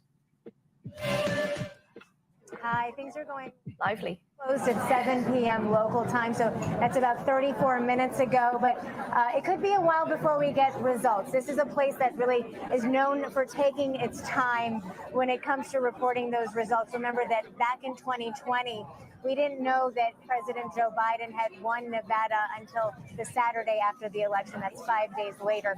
But to give me a better sense of the timeline, I'm joined by Professor Francis Carlton. He's a political science professor at the College of Southern Nevada. Thank you so much for being here. And in terms of those results coming in and the timeline there, curious, when do you think we'll get that first batch of results and what might hold things up? Very good. So I think it's kind of, thanks for having me. I think it's kind of a good news, bad news situation, right? Where we have, it turns out, long voter lines across the state. Reports are as long as 3 hours, and no election results can be released until after the last voter has had a chance to vote. And if you're in line by 7 o'clock, you get to vote. So it might be a couple hours yet. That's going to be the biggest factor delaying results. There's also the issue of these ballots that need to be cured, as the terminology goes. These are ballots that have either a missing signature or a mismatched signature. In those cases, the person that filled the ballot out actually needs to fix that. Can you talk a little bit about that? Yeah, so it's pretty easy, right? Because over time, your signature might change, or you might have an inconsistent signature, so that can be a problem. Yeah. If the Secretary of State has reached out to you to get your ballot cured of that problem, the Secretary of State has now created a website where you can now do that online. That's about 13,000 ballots, and they have until Tuesday of next week to do that. So they may not come in for a while yet. And so there again, you have another issue that may delay the reporting of final results here in Nevada. Last thing I want to ask you is just about the changing demographics of this state. You know, we had President Obama win here in 2008 and in 2012. Excuse me, very windy here. And we also had Clinton win in 2016, Joe Biden in 2020, all Democrats. But those margins have shrunk over time. So what is it about the population that's changing? Yeah, so it's interesting, right? Las Vegas in particular, where about 80% of us live here in Nevada. It's a pretty transient population, so it's always changing pretty quickly. We have a rapidly growing Latino community, and we have a rapidly growing AAPI community as well. That's right. So 9% AAPI community here. Professor Carlton, thank you so much for joining me. We'll send it back to you. All right, we have another projection to bring you now. Let's go to Katrina. Indeed, we do some more projections now. We can project at this point that, drumroll please, the state of Iowa is projected as a win for Donald Trump. Now, Iowa, of course, we saw that outlier poll over the weekend that had Kamala Harris ahead by 3 percentage points. But at this point in time, Iowa is projected as a win for Donald Trump and the 6 electoral votes that it brings with it. Kansas is projected as a win for Donald Trump, 6 electoral votes there for Donald Trump. So let's have a look and see what difference that makes for the race for 270. You can see that's now bringing Donald Trump up to 207, Kamala Harris there on 91. So Donald Trump has broken the 200 mark there with those wins. So let's see now what will happen. As we've been saying, of course, as the night goes on, polls closing in later parts of the country will make a difference to that. Kamala Harris waiting on some of those Western states to close. We can bring in Congresswoman Stephanie Bice, who's with us here. What are you making of what you're seeing so far tonight? I think it's been an exciting night, some really great results so far, and a lot more to come. And where do you think this race is going to be won and lost? I mean, we're looking at those swing states there, and the exit polls are showing us, and they are national polls, Kamala Harris perhaps not doing as well with women as she might have hoped for, not seeing that big surge there. Well, I think that's exactly right. You know, I just listened to you announce that Donald Trump is going to go Iowa is going to go for Trump, and I think that's a really good sign. I think there was some maybe softness in some of the polling that we saw in the last week for Iowa. Pennsylvania, tremendous turnout. We've seen some really big numbers coming out of Pennsylvania over the last couple of days, early voting, people standing in line for quite some time. So far, I think we're in a really good position for Trump to win this. Now, I think it's going to take a couple of days for us to actually see the final results, but the initial polling, either exit polling or results that we're seeing with early voting, absentee voting, and then early numbers looks really, really strong. I could ask you more about that. What is it then about the exit polling data that you think looks strong for the Trump campaign? We did also see, of course, you know, a third of voters saying that they believe that democracy is important for their ballot. Look, democracy is going to be protected. If Donald Trump is elected, he will protect democracy, and there seems to be this narrative that he will not. I think the things that are most important to voters right now are two things. The border and border security. We've had 10 million people illegally cross into the United States over the last 4 years under the Harris-Biden administration. Completely unacceptable. And then inflation. I live in the state of Oklahoma, and Oklahomans are paying over $800 more per month than they were paying in January of 2021. It is hitting their pocketbooks. And although they may not necessarily love some of the rhetoric that they hear from President Trump, they know that he's going to fight for them. He's going to fight to lower inflation. He's going to fight to make sure that the United States is energy independent. And he's going to fight to secure our southern border. And those are the things that I think voters are most interested in seeing in this next administration. All right, Congresswoman, thank you so much for joining us again on BBC News. Okay, we're going to zoom in now on another one of those issues that's been critical in this campaign, abortion and reproductive rights. And in Florida, voters tonight have opted against enshrining fuller abortion rights in the state constitution, retaining the current ban after 6 weeks of pregnancy. As we said, abortion a key issue driving voters to the polls this year. And this is the first presidential election held since the U.S. Supreme Court's 2022 decision to overturn Roe v. Wade. This removed protections for abortion that had been in place for nearly 50 years. The Dobbs decision, as it's known, let each individual state decide how to regulate the procedure. And abortion rights are appearing on ballots in 10 states tonight, including in the key swing states of Arizona and also in Nevada. Donald Trump claims credit for overturning Roe v. Wade because he nominated 3 of the Supreme Court justices who ultimately took that decision.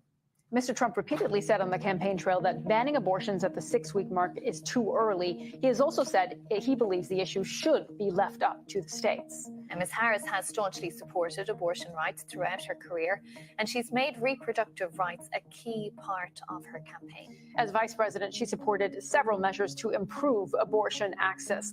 All right, let's go to our correspondent, Will Grant, who is in Florida. And Will, tell us more about that abortion measure on the ballot there. Well, it was a key part of the entire conversation in Florida. As we know, Donald Trump has won Florida, not just won it, but won it handsomely, potentially with the biggest margin of any president in recent history. So that core support for Donald Trump is also, I would say, the support that has prevented this measure, this Amendment 4, from going through. It remains a 6-week ban in Florida. Now, I think that those demographics that you've been talking about are key as well. We spoke to a lot of Latino voters here in Florida, particularly in Palm Beach. One said to us that because of their Catholic backgrounds, their faith, that they simply wouldn't be able to vote in favor of changing the rule on that. Now, if he's carried just so many of those voters for his presidential bid, the chances are that those are also the people who've prevented any change on abortion. It's worth noting that the numbers did favor a change, but it needed a 60% threshold, and it didn't reach that 60%. So the ban on abortion at anything after 6 weeks remains in place in Florida. Obviously, that's devastating news for a lot of young women who were particularly hopeful that the law would change on that. And not just here in Florida. Florida is a key state for neighboring states in the South, for women to come for reproductive services here. That has now been denied for them. The governor was key in making sure that that remained at a 6-week ban. Okay, Will, thank you for that. Will Grant in Florida, you can see quite a lot of activity, party atmosphere there behind him. Of course, he's very near to where that Donald Trump watch party is taking place. Now, we have some new panelists in the studio, fresh blood, if you will. We're joined by our own Anthony Zerker, of course, our senior digital correspondent here, and Margaret Taleb, managing editor for politics at Axios, and also director of the Syracuse University Institute for Democracy, Journalism and Citizenship.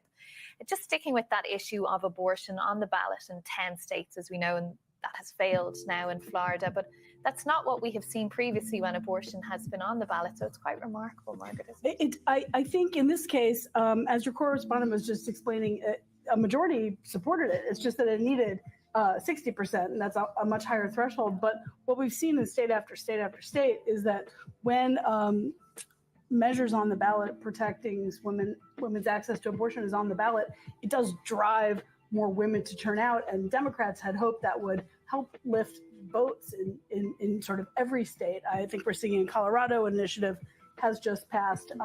It did not help them enough in Florida to change the dynamic of who's going to win the state of Florida in the presidential race. It was unlikely to really there, wasn't it? But again, I think when we look back on the final analysis of this race, and there's some things that are unknowable tonight, we're going to see that, in fact, the top two issues for most voters were not border security and inflation. They were inflation and reproductive rights. The challenge is that for many women, they felt very strongly that reproductive rights was the top issue. That was the heart, but the head said, inflation's a bigger deal to me every day. And so how those women who felt so strongly about those two issues are going to end up voting in the presidential race is going to be one of the big keys to what happens tonight or tomorrow or whenever it happens. Auntie, you've been writing about all of this all night long on BBC.com. We've been following all of your updates, of course. But I mean, just tell us what you think this might tell us. I mean, we know that there are abortion measures on the ballot in Nevada and Arizona, as we said. What impact can we know at this point what impact that might have? We can't really tell yet. And Florida is not a good guideline to that. As you mentioned, it didn't help the Democrats in Florida. I think the Democrats may be beyond help in Florida at this point. It was a swing state that we used to talk about in 2000 and 2004 and 2008. It is not anymore. It's a Republican state. It's a solid red state. Republicans overperformed there in 2022 in the midterm elections. They overperformed in 2018, a Democratic wave, and they won the governorship and ousted an incumbent Democratic senator. So Florida is an outlier, although it is interesting to look at the Hispanic vote in Florida and the Puerto Rican vote in Central Florida, because there was a county in Central Florida, Osceola, that Joe Biden won 4 years ago. That's 33% Puerto Rican, and Donald Trump carried it this time around. So if you're looking for signs that what happened at Madison Square Garden with the comedian making jokes about the island of Puerto Rico, calling it garbage, shifting the Puerto Rican vote, that didn't happen in Florida either. But we'll have to keep watching to see if in Arizona and Nevada these abortion ballot measures do, in that case, shift it in a much tighter race. I was in Arizona a couple of weeks ago, and there were a lot of people there toying with the kind of split decision that they were going to vote for the abortion measure. And in Arizona, the abortion measure that's on the ballot there, abortion is already allowed up to 15 weeks, but it was to extend it to the point of viability, which is 22 to 24 weeks, and to give some extra rights around abortion access. So there is already access to abortion, which is not the case in other US states. But a lot of people told me they were going to vote for that and for Donald Trump, which is not the usual Republican position. Yeah, and actually the abortion ban, I mean, it did come quite close in Florida, closer than some people had been expecting. It didn't pass there, and that maybe that is the Trump effect still, and maybe not very many people are splitting their ballots. I mean, I think it's one of the things that I'm going to be interested to look at around the country is whether we see any evidence of people splitting either on House to presidential races or on issues. And the Virginia races, that's why I think we're all watching Virginia closely this evening. It just seems Democrats are not doing as well as they are. It looks like they're going to squeak through on some of those House races, but you might have, so that maybe people voted for their local congressperson, but they actually voted for Kamala Harris. I don't know. I mean, I think the picture is so murky at the moment that I'm not quite sure how much we can glean in terms of issues or where do things stand? We're at that point in the evening where, yes, it looks good for Donald Trump in Georgia. It's looking better for Donald Trump in North Carolina. Obviously, if he flips Georgia back from when Joe Biden won it 4 years ago, that would be the first flip and a notable change. But these are the states that Donald Trump has to win. He has to win Georgia and North Carolina. It's his red wall to get to where he picks off one of the blue wall states and is then able to win the presidency. I think all eyes are going to start shifting to those blue wall states, Pennsylvania, Wisconsin, Michigan. And right now you're getting more Republican votes counted, and we're going to be sitting here waiting for the big cities to come in. It reminds me of 2020, don't you? Yeah, exactly. You and I were in this same position where literally at about this stage, not long before, about 11 p.m., we were thinking, wow, this looks like a very good night for Donald Trump. And then they started counting some of those big city votes. Now, they all say they've got the processes quicker, and so they should be counting those votes quicker. But we haven't had them yet. No, What's your sense? It's worth reminding people that. I'm hearing from a lot of Democrats who, sure, they're watching Pennsylvania, but they're really watching Wisconsin and Michigan right now. Okay.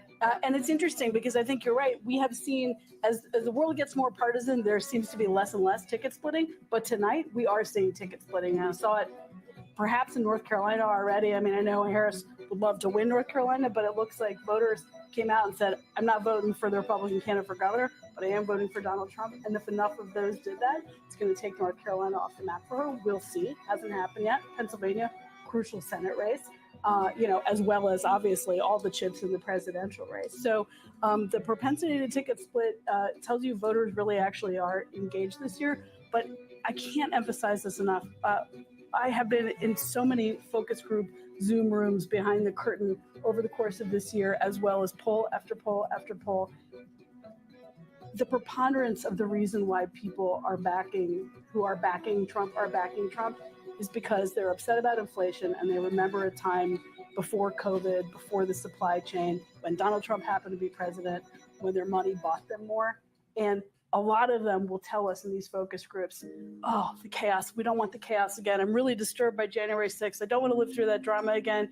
I don't want my children to see that he's an example for president, but I'm going to vote for him anyway because of inflation. So I think we'll see what happens here. That's exactly what people were saying in 2016. I mean, I remember traveling around all the states that year, and it was the exact same point. It was like, I don't like Donald Trump's character. I don't want my kids to emulate him, but I really want him as my president. And traveling around, as we all have, we've heard that same thing again this year. Yeah, there's definitely been a willingness to go back to Donald Trump. And it's a remarkable change given the way his presidency ended in 2020 and 2021, that he has managed to rebuild that coalition and maybe even the winning coalition that carried him over the top in 2016. There is a very reasonable chance that he could pick off one of those blue wall states. There are indications in some exit polls that he's making inroads in black voters, in Hispanic voters, although that's not big in Michigan and Wisconsin. It does play a role in Pennsylvania. And if he can do that, and not lose the suburbs and not lose these traditional Republican voters that Kamala Harris had really targeted, then he could win this thing. I think there's one other question about the Harris campaign has really not wanted to talk about publicly, and that's whether there were sections of the population that just didn't feel very comfortable voting for a woman for the top of the ticket. And it's a kind of hidden sexism is how they call it. And we don't know the answer to that. I mean, I've interviewed some men who said that they just didn't think she could be strong enough. And I suspect there are some women too. America has never had a woman for president. So it is asking people to vote for something new. We don't know the numbers on that, but whether we look at some of these numbers on men and find that actually there were groups of men who just didn't feel I've had texts from people who study, young men in particular, who say that actually they just didn't feel comfortable. But why do you think the Harris campaign didn't want to talk about that Because they didn't want to engage with the issue of gender at all. I mean, they didn't want her to be the candidate who was America's first Black South Asian woman running for president. They wanted her to be the candidate who was running for all Americans. They didn't want to repeat the Hillary Clinton model. They saw what Hillary Clinton did, literally the slogan, I'm with her, and they felt that didn't help Hillary Clinton. But it's funny, I'm with her didn't end up being a successful campaign. I mean, it won the popular vote, but it didn't win the Electoral College. And yet I'm not sure that that's why. It might just be because she spent the campaign criticizing Donald Trump instead of making an affirmative case for herself or dealing enough with the economy. And I think here in the closing weeks, we had seen a race where Harris's strategic decision was to go hard after Trump and say, do you really want a return to that? And try to make the case about the economy in the very closing days. But it was not an economic heavy message up until then. And many voters right up until the end, fairly or not, were saying, I just don't feel like I know her yet. I don't know what she believes. Which is extraordinary. Which was always she's been vice president for 4 years. Yes, but of course. We'll talk about all of this in another moment. I want to go over to Georgia now because that's one that's getting very, very close. They've got a lot of the votes counted there. It's been looking very good for Donald Trump if you listen to what the Republicans are saying, and it's still very tight. Votes still to be cast, but John Sudworth is there for us. John, what can you tell us about the state of play? Yeah, well, a huge cheer went up here a few minutes ago. They are convinced they have won this state, wresting it back from the Democrats. Joe Biden won here, of course, in 2020 by just a few thousand votes. Now, that is their prediction. It is not an independent prediction, but Kamala Harris's routes to victory here are looking increasingly narrow. We have something like 93% of the vote counted. Donald Trump is leading by something like 3 percentage points. She will need to perform extremely well among the remaining urban votes still to be counted to close that gap. It is looking difficult. And if it is confirmed, if this state is predicted for Donald Trump, then that would be a huge victory. Of course, he really needs these southern states on his path to the White House. They will be delighted. That said, it is just one state, but there are some other indications that don't look so good for the Democrats here. Some of the exit polling suggested that although Kamala Harris was winning a majority as expected amongst women voters and black voters in the state, very important here, of course, in Georgia, Donald Trump may have been eating into those margins. So it'll be very interesting to see if that is borne out when we get the full picture here. And if it is, that would be more troubling signs for the Democrats. And one more question about how voting went in Georgia. You know, there were these reports of these bomb threats at polling stations. Do we have an idea of how that impacted voting and if that extended the time in which we're expecting to get a result? Yeah, so there were those threats, which the election officials here are blaming on Russian interference. They led to the evacuation of a few polling stations this morning, just a handful.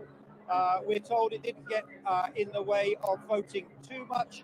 Some of the deadlines for voting were extended slightly in some polling stations, although in some cases nothing to do with the bomb threats for other technical reasons. All we can say is Georgia told us it would count quickly and give us a result early. I don't think they've quite hit the schedule they wanted to, but you know, looking at these numbers now, 93% of the vote in, they've not done badly, and I think we are not far off having an official call for the first swing state. All right, John Sudworth for us in Georgia. Thank you so much, John. Okay, and we can just say to you at this point that our CBS News partner has a rate rating for Georgia. Our CBS News partner has a race rating for Georgia as leans Trump. Now, that's not a projection at this point. It's not a result, but that is what our CBS News partners are saying because there is a lot of the vote already counted there in Georgia. Let's go over to Christian now. He has more. Yeah, we're looking across the battleground states at the moment at the vote that's being counted. You can see there's a lot of red on this board at the moment. Just a note of caution, we did see this back in 2020 in the Northwest states. They tend to count the on-the-day ballot much quicker than the mail-in ballot here, so you would expect Republicans to be ahead here in the Northwest. But Georgia, as John was just telling you, let's just quickly jump into Georgia. Around 90% of it counted. And he was saying that actually the paths are narrow. And if you just look at how much of the vote is counted around the Atlanta suburbs area, you can see we're up to 90% now in these suburbs. I mean, he said that she was doing well with the black vote. That's a really good example. Clayton here, That's 70% black. You see the margin is huge in Clayton County. But it's really what I was telling you earlier, that she's not getting enough out of these rural counties. And Donald Trump, as he has done in previous elections, he runs up the vote in these blue-collar, conservative, small rural areas. He's getting more out of it tonight in Georgia. Let's quickly jump ahead to Arizona. Our first look at Arizona tonight. State of the Grand Canyon and of John McCain, the Republican who, of course, himself was a presidential nominee back in 2008. The race here really is in Maricopa County. This is 60% of the vote. You can see Donald Trump just in the last few minutes, in fact, has just gone into the lead there. In Maricopa County, though, she's just ahead. This is Tucson here, Pima County. That's also a Democratic area. Right up against the border, 1/3 of the vote in Arizona is Latino. To you later, but we are approaching the top of the hour and another key race alert to come to us now. Another set of polls closing, another one of these moments where the candidates are anxiously waiting results, projections, polls closing. Kamala Harris and Donald Trump, of course, watching this moment as closely as we are.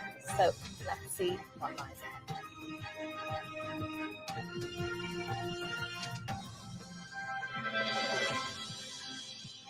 All right, it is 11 p.m. here in Washington, 4 a.m. in London. Another big moment for you. Polls just closing in the states of California, Idaho, Oregon, and Washington. And together, these states make up 78 electoral votes. Another reminder for you, that magic number is 270 votes to win the White House. Now, these are, of course, some of the West Coast states that the Democrats have been waiting to see come in. And we are still waiting for those 7 key battleground states. We don't have projections for those yet. Vote counting is fast and furious at this hour as polls have closed for a few hours in some of those swing states. We're waiting for updates there as some of those counties come in and the vote tally takes up the percentage of the vote that's come in. But it's been a big night across the board already as we're waiting to see how those swing states shake out. We've seen the reliably Republican or reliably Democrat states come in, but we can now bring you some projections from those polls that have just closed. And here is the first one that we have for you.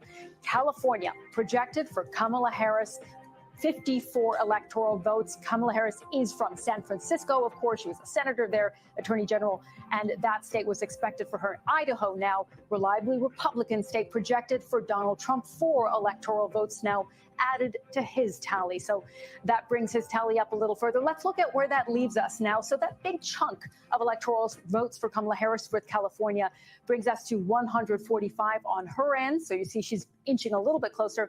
Donald Trump at 211. They're trying to reach that middle white line. 270 is the number that they need to win. So we're seeing that get a bit closer. But as we said, as we get more projections from a state like Oregon on the West Coast, that will give us a better idea of how things are looking. At this point, polls have just closed in Oregon, way out on the West Coast.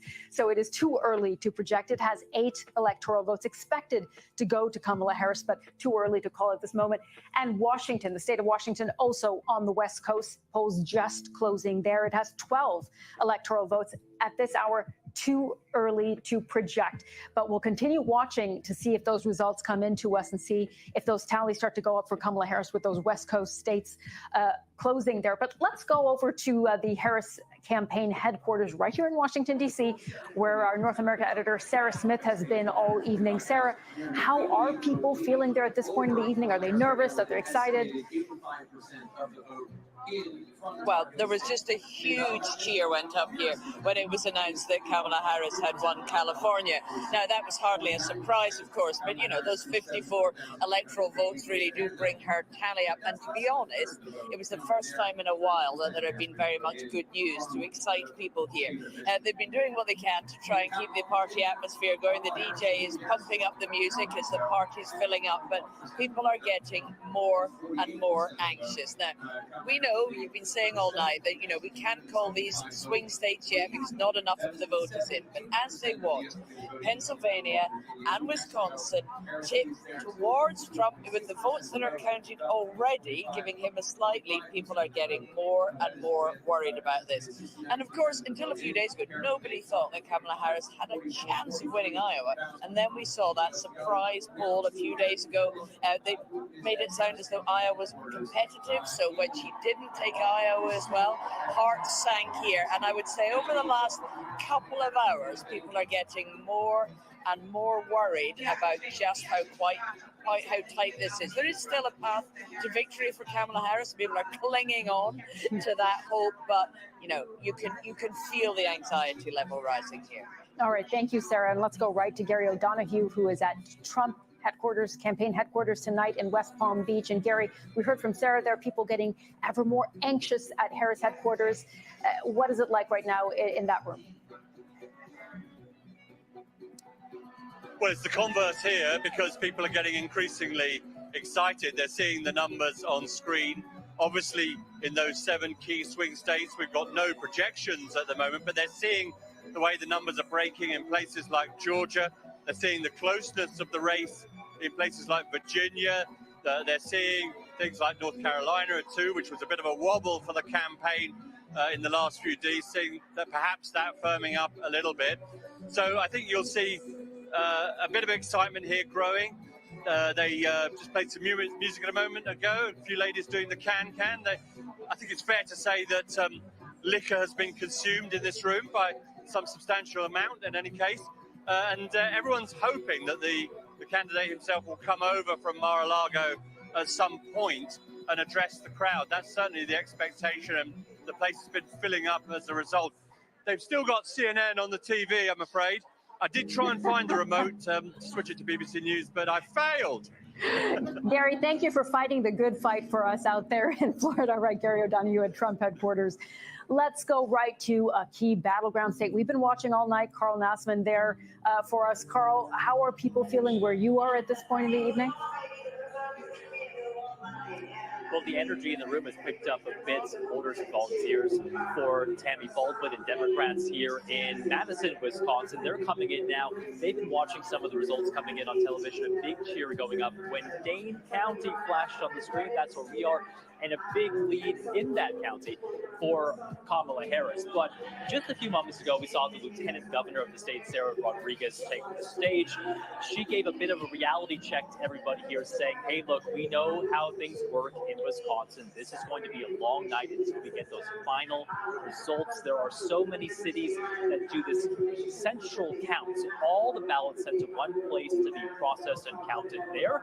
And that is simply going to take time, especially in the city and county of Milwaukee. That's where we saw an earlier snafu where some 31,000 ballots had to be recounted after there was an error with the machine door on one of these machines not being closed properly. That has caused a bit of drama here among the Republican Party. They're claiming that, well, the city of Milwaukee wasn't quite prepared for this. City officials saying this is only out of a complete abundance of caution that they're doing this recount. I've been speaking with supporters here and those gathered in this building. You can feel a bit of anxiety starting to creep into the room.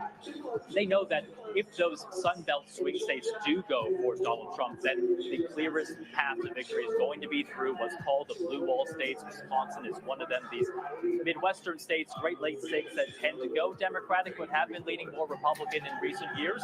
Wisconsin going to be a key part of that. Kamala Harris will not be able to afford to lose this state if she does lose a state like Georgia and North Carolina. Everyone, though, aware of that. They're still keeping up their confidence. It's still too early, really, to have a sense of which way the state is going to go. What we're going to have to watch are those key areas around Milwaukee, the WOW counties, and as well Milwaukee itself. And that is where we're thinking we're really going to have to wait tonight to get final results in. We've been speaking with election officials here. They tell us it could be past midnight, maybe 1 a.m., 2 a.m. local time. That means people in the UK might be waking up to their breakfast to get results from Wisconsin. So stay patient, stay calm. That's the motto here in Wisconsin, but a bit of anxiety here as well among the Democratic supporters of Senator Tammy Baldwin here in Madison. Yeah, we've got to stay patient across all of those swing states. Carl Nassman for us in Wisconsin. Thank you, Carl. And let's go back to the screen now because we have another projection to bring you. The state of Oregon projected for Kamala Harris with its 8 electoral votes. Oregon, a solidly Democrat state on the West Coast. The polls just closed a short while ago, about 10 minutes ago. And now we can say that it has been projected for Kamala Harris with those 8 electoral votes. Let's take a look at where that puts us on our counter at the moment. All right, so 153 for Kamala Harris, 211 for Donald Trump. Again, we are still waiting for some states to be called, to be projected. So at the moment, you see Donald Trump with that bigger lead, but we're going to see the numbers get closer and closer. We know that this is supposed to be a very, very close race, and we're anticipating the numbers are going to continue to show us that.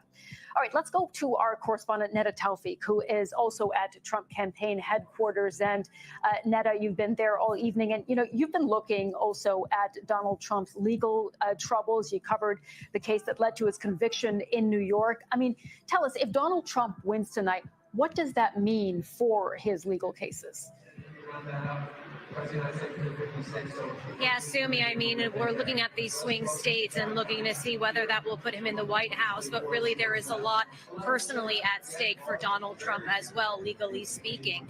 If he is able to win in this election, his 3rd time running, he will be able to get the charges against him either dropped or postponed.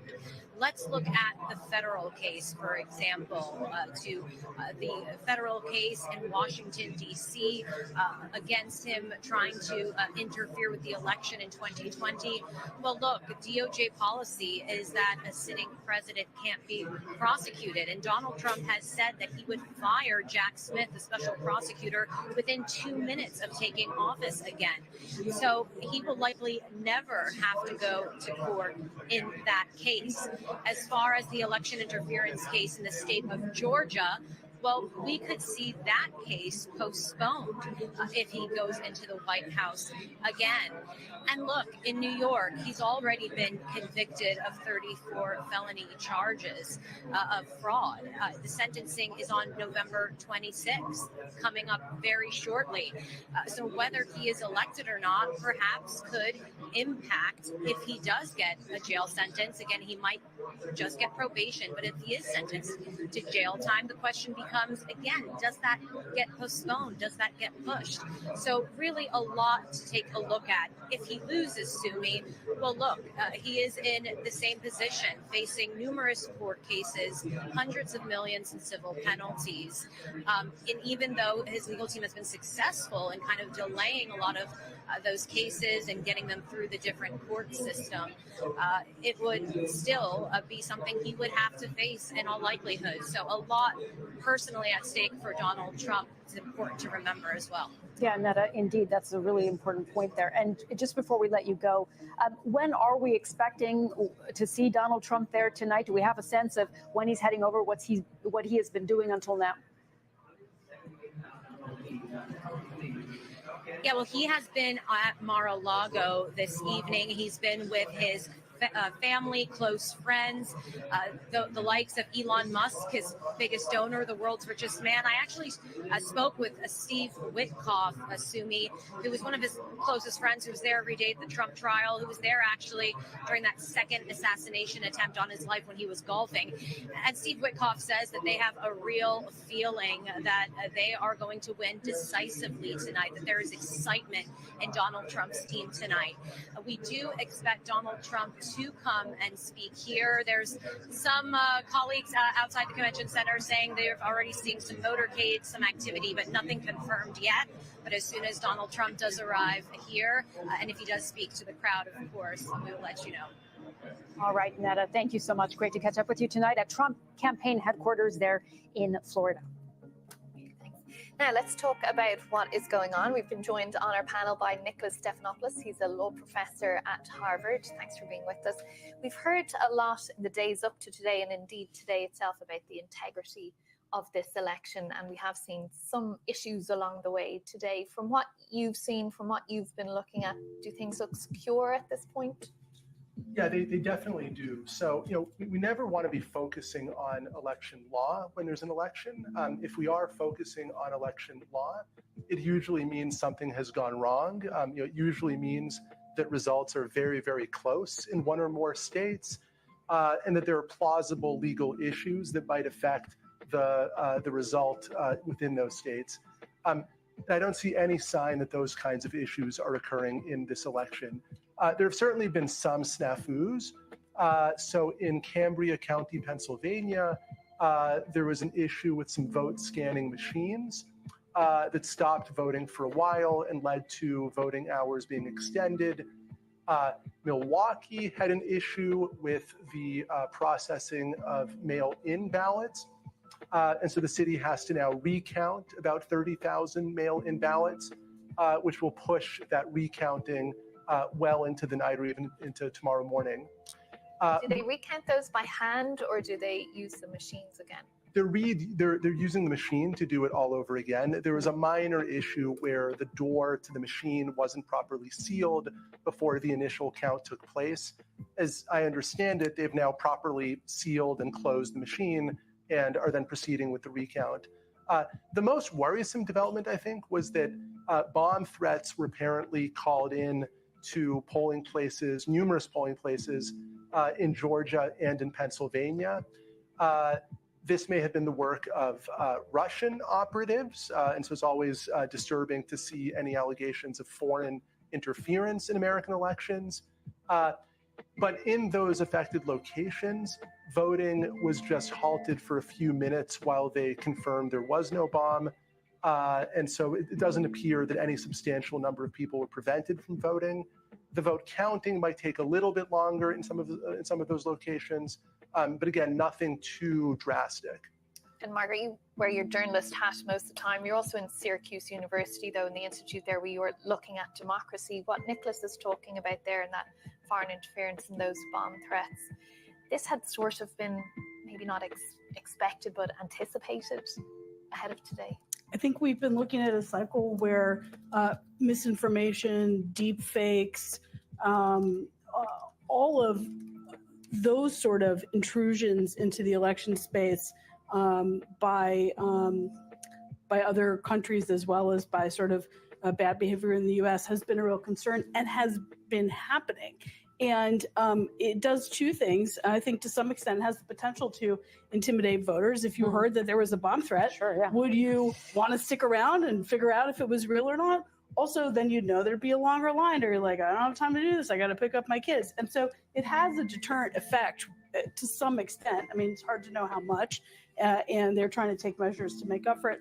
But the other is that in the misinformation space, it just has an effect of essentially, because it makes voters or Americans in general less able to know whether anything they're trusting is real, then it also makes people not distinguish between what is real and what is just a conspiracy theory or junk.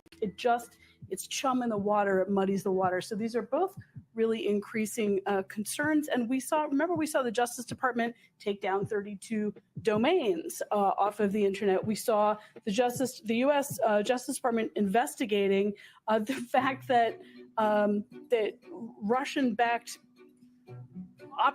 media operations were manipulating and using U.S. sources to spread information. So the Russians have had their hooks in this election cycle. To what extent it's mattered, to what extent it will shape the outcome of the vote, I think we may not know that right away. We know there's been an impact. You're right, Emma. It's that bigger picture, right? I mean, to what extent America's adversaries want to cause a sense that democracy writ large, whether it's in the United States or in other countries, doesn't work very well, is chaotic, that you can't quite trust it as a system.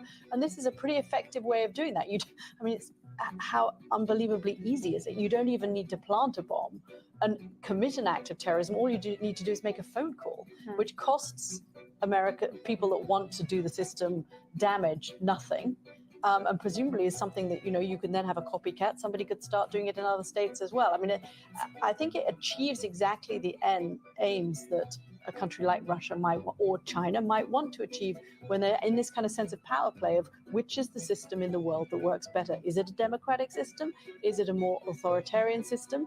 You want to try and cause chaos and show that the democratic system doesn't work. Yeah. Just to bring one piece of news there, our CBS partners are now telling us they've given a race rating for North Carolina. CBS News Partners, this is not a projection, but they're giving a race rating for North Carolina of leans Trump. Now, they gave a race rating for Georgia a little while ago, also of leans Trump. And just to point out that these are not projections, they're not results, it's just their assessment of how things are looking based on how many of the votes have already been counted and the trends that they're seeing. What do you make of that, Margaret? What I make of it is that this is going to come down to the blue wall, most Yes, we likely. said, Right? right, I mean, yeah. you know, Said that yesterday. it might not, but that's where it's all tracking. Yeah. Let's hold that thought just for a moment, because I think we can go zoom in on those swing states that we're all following with Christian, who's at the wall. Yeah, I've taken you back to our initial calculator. We don't have all these results in yet, but nothing has changed on the map so far. I just want to show you the scenario. If indeed Georgia is leaning Trump and North Carolina is leaning Trump, you can see how that changes our numbers up here.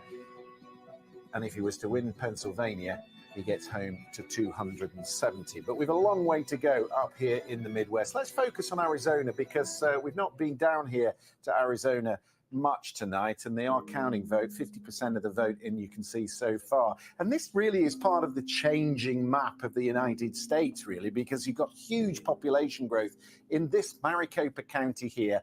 This is 60% of the vote statewide now in Arizona. It's upwardly mobile. You've got younger people coming in. Intel has a base here in Maricopa County. There's Arizona State University up here in Tempe. And this was the one of the 10 counties among our 7 battleground states that flipped for Joe Biden in 2020. And of course, Donald Trump lost it on that occasion by just 10,000 votes. So we're keeping a wary eye on Maricopa County, where Harris is just in the lead at the moment. And down here, which is another Democratic area where they have to run up the vote. This is Tucson, Arizona, the University of Arizona down here. In terms of the debate in a state like this, abortion on the ballot tonight, so that is part of the debate. The border, of course, this is one of the more active borders, active parts of the southern border, and also the economy here, because over the last couple of years, inflation at certain points has been running above the national average. So all that feeds into the vote. Just in terms of the vote, 20% of it is mail-in ballot that is dropped off, or was in 2020, dropped off in ballot boxes on the day, and that is the vote that is counted last. So although we've got 50% of the vote in right now statewide, just go back here, 50% of it statewide, there will be quite a delay in counting that mail-in ballot that came in last. All right. Thank you so much, Christian. Really interesting to take a closer look at Arizona. We can go right there now. We have Camilo Montoya Galvez, who's a CBS correspondent who focuses on immigration there for us. Camilo, first of all, just give us a sense of how things are going right now in Arizona. What can you tell us? Hello, yes, this is the only real battleground state along the U.S.-Mexico border, and immigration has consistently pulled as one of the top-ranking issues of concern among American voters, especially Republicans and independents, because of the high levels of illegal crossings along that U.S.-Mexico border in recent years. And we have been talking to residents here along the border, along the Arizona-Mexico border, and they say they are frustrated with the very unprecedented levels of migration, unlawful migration, I should add, that they have seen over the past years.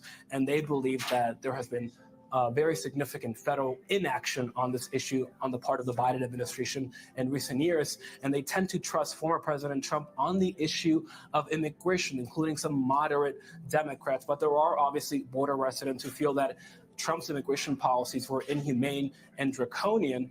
But I should also add that the situation on the other side of the border in Mexico is dramatically different. The views at least are. We spoke to many migrants who are desperately awaiting the result of the election, because really their lives and their fortunes could be dictated by whoever wins the election. Former President Donald Trump has vowed to seal the border altogether and to terminate Biden administration programs that allow these people to come into the country legally. He has also promised to launch the largest deportation operation in American history. Vice President Harris has vowed to continue current policies that limit asylum, but she has also said that she will expand legal immigration programs. So there are starkly different visions on this issue of immigration, and it is a top issue here in Arizona. There's actually a proposition, a ballot measure up for a vote that would allow state and local officials to arrest, jail, and prosecute suspected migrants. That currently is a federal crime, crossing into the U.S. illegally. But that proposition, if passed, and it is on track to pass right now in Arizona, would make it into a state crime. Right, Camilo, great to get that update for you from Arizona. Thank you very much. As we said, immigration, one of the biggest issues playing in this election campaign. And just a note from our Ione Wells, who's been in Michigan all night and all week speaking to voters. She's at a watch party in Detroit, and she's been saying that a couple of Democrat donors and strategists there are feeling very, quote, very pessimistic. They're saying that privately. They're feeling very pessimistic. And, you know, Ione making the point, this could, of course, be expectation management at this point in the evening. But there are real concerns about the fact that the Senate race, which we haven't talked a whole lot about, but again, the way that both houses of Congress land tonight is also going to be very, very critical for whoever is the next president. There is a key Senate race there that is neck and neck at the moment, and that is making some of those Democrat strategists there in Michigan, where Ione Wells is our correspondent, feeling very pessimistic, as she has said to us. Okay, well, let's stick with Arizona matters. Now we can go over to Phoenix to speak to the mayor of Phoenix, Kate Gallego. Thanks for being with us again on BBC News. Lovely to talk to you. What is your sense of what's going on in Arizona? You're a keen watcher of all kinds of elections there. Absolutely. It's been an exciting day for me. I was just reelected as Phoenix mayor. Congratulations to you. Some of our races will be too close to call for a while, and I think the presidential will be in it. That range looks like we will send a Democrat to the U.S. Senate. The abortion measure is passing by a wide margin. So, but on the presidential, we'll just ask for everyone's patience. Mayor, we were speaking a little earlier about the potential for split voting this time around, that perhaps some people will have voted for that abortion ballot measure that you mentioned there, and perhaps for the Senate candidate Ruben Gallego as well, but may also vote for Donald Trump alongside that. Are you seeing any evidence of that? Arizona voters are notoriously independent. We do see also a lot of registered independents. So in my city, the largest group of voters is actually people who have not joined a political party, are independents. That is why Arizona is so purple right now. And so we see people who have very complex philosophies that they brought with them to the ballot. We're just seeing as we speak to you the current results on the side of our screen, just over 51% of ballots counted there. And there is, let me have a quick look there, 0.1% difference between Donald Trump and Kamala Harris. What have been the major issues in Arizona that you think voters will have been deciding on, given their independence, as you've mentioned there? Today at the polls, I saw a lot of people who brought their children, particularly their daughters, and said they were voting for their daughter's future. For many of them, that meant reproductive health care, but for others, who is the candidate who will invest in a great school system or who will fight climate change? Cost of living has been a challenge for us. Phoenix, for many years, was the fastest growing city, and our housing supply didn't keep up with the incredible demand to live in the community. And then a variety of safety issues and border issues came up as well. Okay, Mayor of Phoenix, newly re-elected Kate Gallego, thanks indeed for joining us on BBC News. Okay, we've been zooming in on Arizona there. Let's go back to another key battleground state, North Carolina. Helena Humphrey has been there for us all night. We know it's been neck and neck in North Carolina for weeks and weeks, and we've been watching the state very closely. You can see on the side of your screen here the numbers that we have so far, with about 87.4% of the vote counted. Helena, how are people at that watch party, or Republican watch party where you are, feeling at this point of the race? I think they're feeling pretty optimistic. Over the past half an hour or so, we've started to hear sporadic clapping and cheers and so on. People here in the room having a good time, having a few drinks, but certainly, of course, they've been watching those counties very closely. And what they have been saying, as you just mentioned there, with 87 or over 87% of the vote counted there, they are seeing that Donald Trump is on 50.8% of expected votes. We are stressing Kamala Harris on 48.1%. You know, I've just been crunching the numbers in a rather rudimentary fashion compared to 2020. But what we're seeing is it could be that Donald Trump is gaining about 134,000 votes over Kamala Harris. Now, were that the case, just to give you the context from 2020, you'll remember it was very close. It was the closest race in any swing state. There we were seeing a difference of 74,000 votes. And certainly when we were taking a look in some of those bellwether counties, Nash County was one that I was really watching because for the past 3 presidential election cycles, it has predicted the winner. It is currently leaning towards Donald Trump at this stage as well. So certainly some optimism here. One woman even saying to me that she was feeling encouraged by these results, that were California to go for Donald Trump, people would be rolling down a hill and swimming across a lake tomorrow morning. Of course, that was a joke, but what I'm pointing to is the optimism at least being expressed here. But this state really was seen and is being seen as a toss-up. For Donald Trump, though, it's really key. He's been campaigning hard here for the past 5 days. He's held 5 rallies in this state. We know that Kamala Harris was going to hold a rally here in the city of Raleigh. She then ended up opting to end her campaign, as we know, in Pennsylvania. But in terms of what it means for the Harris campaign, were she to lose one of the blue wall states, well, it will be then 16 electoral college votes in North Carolina that she would have been looking to have in order to plug that hole and smooth that pathway forward. Of course, we don't know right now, but the sense is, and according to CBS News, is that right now North Carolina leaning towards the Republicans. Okay, Helena, thank you very much for that. Well, we are approaching another key moment now, and we can bring you a projection, I believe, over to Fumi. That's right. We're just moments away, really. We've been watching these polls closing all evening, bringing you different projections and results that they've been coming into us. We're looking closely at those swing states, as we know, but some of the reliably Democrat and Republican states have been coming into us. And one of those we can bring you right now, the state of Washington, projected for Kamala Harris with its 12 electoral votes. Washington State, the Northwest, it's a West Coast state that's heavily Democratic. And this has gone to Kamala Harris with its 12 electoral votes. So that was an expected one for Kamala Harris. But as they're trying to add their numbers to the tally here, that's important for Kamala Harris's campaign here.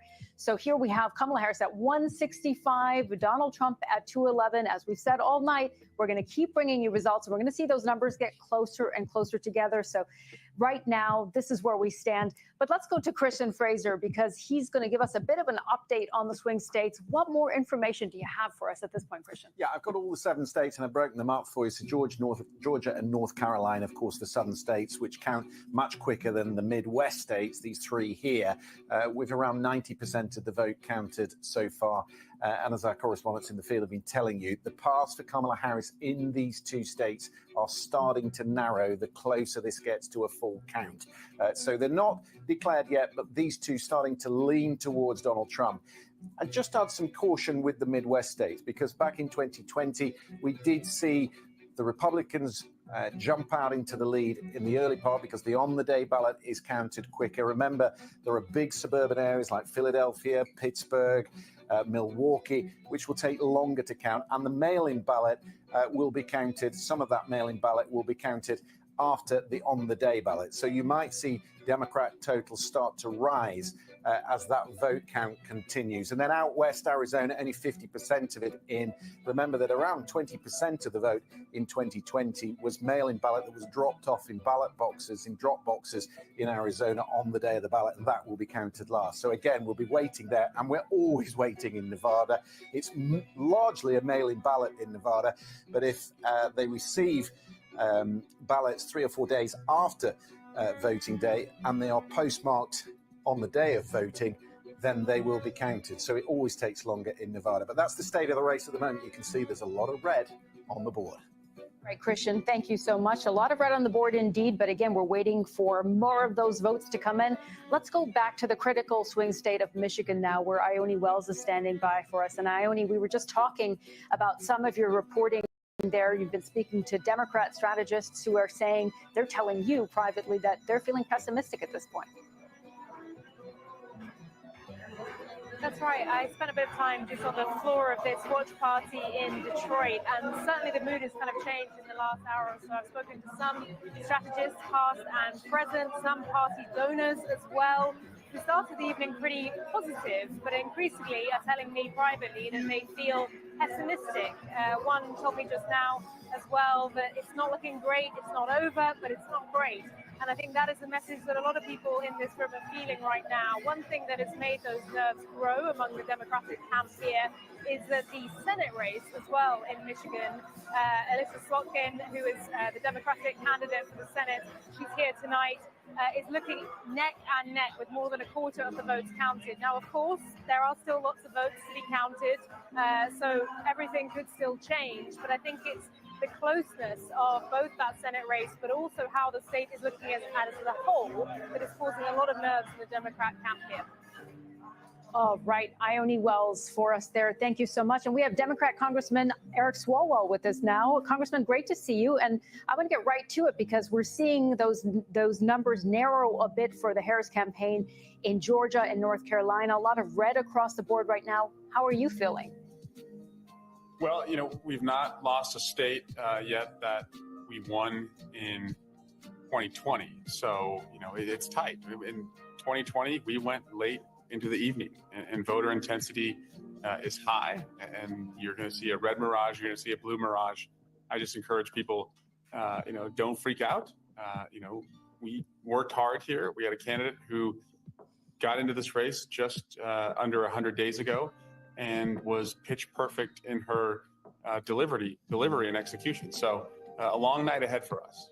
I should ask you, there in California, there are some very important House races as well for Democrats and Republicans. Can you give us a sense of how things look so far? They're tight. We're tight everywhere. And in those, 4 to 5 House races, they're all too close to call right now. And look, the goal is for Kamala Harris, to be the next president. But, we do have a backstop insurance policy, which is to win the House and to really fence in Donald Trump and his worst instincts if we have to. And so we can do that with 3 to 4 seats in California. We've already won a seat in New York. And so we're on our way. Okay, and one more question before we let you go, Congressman. We mentioned the fact that, our correspondent has been talking to some strategists in Michigan who are a bit nervous or feeling a bit pessimistic at this point. Where do you think Kamala Harris still has a very good chance? Where do you think that she's really gotten turnout to drive up in areas around big cities? Yeah, it's Philadelphia. It's also, Detroit. It's Macomb County to see if she can flip that county, which Donald Trump narrowly won in 2020.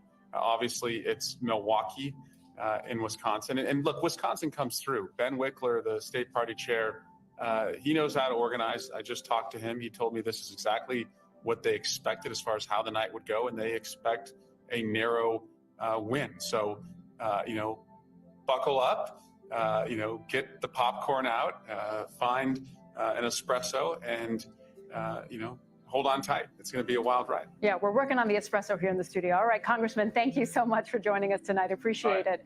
All right, so, Katty, I want to pick that up with you because we're hearing not the espresso. Yeah, I wish I could. Yes to espresso. I know. Well, we're hearing some Democrats are feeling pretty nervous right now, but Eric Swalwell Every single Democrat in my feed, whether I'm on WhatsApp or whether I'm on iMessage, I'm not getting a single Democrat that's feeling confident. So is this and that's changed it's got more pronounced in the last hour or so. Compared to the beginning of the night where I was hearing very positive things. Is this where the Democrats were in 2020? So I'm trying to remember the course of that night, and I think it is about. That's what I am thinking. So you're smiling and nodding. Listen, I'm a proud Democrat, but I was independent most of my life. Yeah. Democrats are professional bedwetters. They get nervous, and the reality of it is that we talked about the red mirage. We're seeing it. Right. They kept polls open in places like Cameron County in Pennsylvania. Yeah. Well, that's. But we were closed for 2 hours. Yes, but 95% of the votes in Pennsylvania are in from the rural counties. It is the urban centers, the Philadelphia suburbs that are not in, only 50% of their votes are in.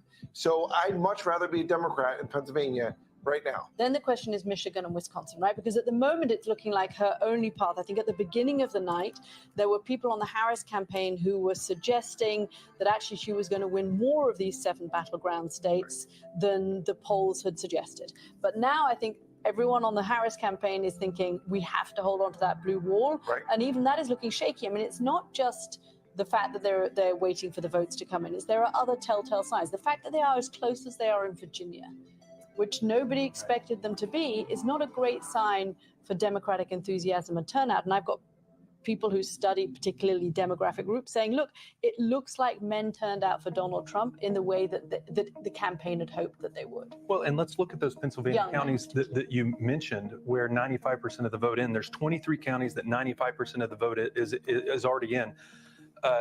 Trump needs to do 1.2 points better in those counties to win based on 2020. He's currently doing 2.5 points better in those counties. So it looks really good. I mean, if you look at the campaigns, you see Kamala Harris's campaign has stopped putting out commentary to the press. You see the Speaker of the House flying to Florida for a celebration with Trump. Again, there's more to come in here. But when you see Trump winning Georgia, North Carolina by all indications, and the numbers look really good in Pennsylvania and Michigan and Wisconsin, I would rather be Donald Trump right now than Kamala Harris. Well, just to say, we have some word from within the Kamala Harris campaign. Her campaign chair, Jen O'Malley Dillon, of course, former White House Deputy Chief of Staff, she sent out a note to all the campaign staff kind of saying, hang in there, basically is the gist of it. You know, saying in Pennsylvania, we overperformed turnout expectations there. In Michigan, we're awaiting a significant number of votes to come in, but we've seen strong turnout there.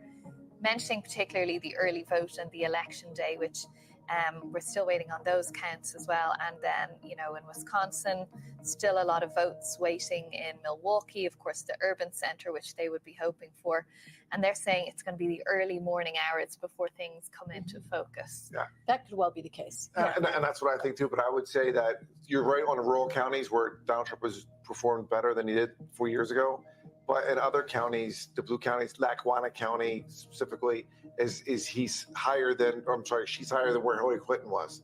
So it's going to be neck and neck. And there's just more of a vote. I mean, they've had historic turnout in the Philadelphia and Philadelphia suburbs, which is literally the population center. And it's not kind of, so I hear you, but when you're talking about 200,000 votes right now, and there's still hundreds and hundreds of thousands from that area, that's going to go 70% probably her way. I mean, we've been talking all evening of these 3 blue wall states, Pennsylvania, Michigan, and Wisconsin, as if they were one block. There is precedent, 1988, for only time since 1980, that one of them, Wisconsin, split away. And I wonder whether, I mean, Jake, what do you think? Do you think we're in a situation this year where we could see one of the blue walls split, even if Democrats held on to Pennsylvania, could you see one of the others splitting away? Certainly, yes. I definitely think we're in that atmosphere. And the only person who has kind of broken those numbers has been Donald Trump in 2016. If you get back to the fundamentals of this race, there's only been one vice president of the United States to immediately succeed their boss in the last 90 years in American history. And it was George H.W. Bush. And Ronald Reagan had an over 60% approval rating at the time. Al Gore, we know what happened to him in 2000. Bill Clinton, over a 60% approval rating when he was running for president. And here you have 2/3 of Americans saying we're on the wrong track, and you have Joe Biden with approval ratings in the high 30s or low 40s. So the headwinds against Kamala Harris are immense, not to mention the issues that we've talked about of economy and immigration. Okay, well, we have a major projection to bring for you now, one we've been waiting on for quite some time. Sumi.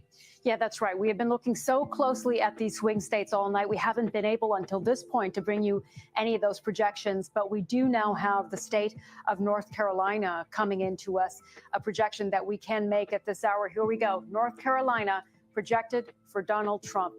North Carolina with its 16 electoral votes going to Donald Trump. This is a key win. He and his campaign spent a lot of time in North Carolina, even in that last week ahead of the election, campaigning here. This is a state that he won in 2020. He won in 2016. The last time that it went to a Democrat was 2008, but still the Democrats were feeling good about the possibility of this being a competitive race. Well, it was competitive, but until now, we can now say that North Carolina has been projected for Donald Trump with those 16 electoral votes. Let's see where this takes us on the counter here. All right, so that puts Donald Trump up to 227. Kamala Harris over there still at 165. So he is, as you can see, edging closer to that 270 needed to win. So North Carolina going for Donald Trump, an absolutely huge moment of this evening, the first of those 7 key swing states we've been watching all night long with you, going now to Donald Trump. Let's go right to Christian and see what he can tell us about North Carolina and how Donald Trump and his campaign managed to rack up a victory here in North Carolina. Well, I started by telling you, Sumi, at the beginning of the night that this was a very simple game of mathematics. What Donald Trump had to do was improve his performance in these smaller, rural, conservative counties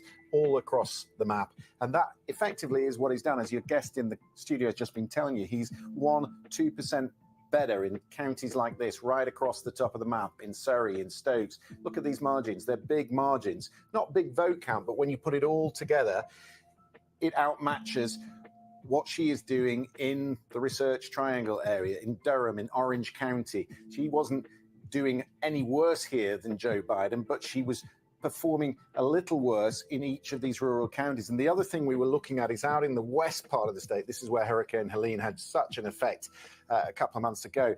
Now we're seeing that actually turnout really did hold up for Donald Trump in these counties. And so he got out the vote, the provisions that were put in place in the western part of the state. And I would think he feels vindicated because in the last 3 days of the campaign, he campaigned here in North Carolina every single day, and he got out his vote. And when you look now at what the situation looks like across the battleground states, for the first time, it is red right across the board in all 7 battleground states, and that will make Democrats very uncomfortable indeed. As I said a little earlier, you have to be a little careful with this because we saw in 2020 the red mirage in the Northwest, in the blue wall states, and then as the mail-in vote was counted, as the urban suburban vote was counted, and remember there's a lot of it, it takes a long time to count, then the blue vote started to go up. But at the moment, this is a pretty bleak picture for the Democrats. Indeed, Christian. All right, thank you so much.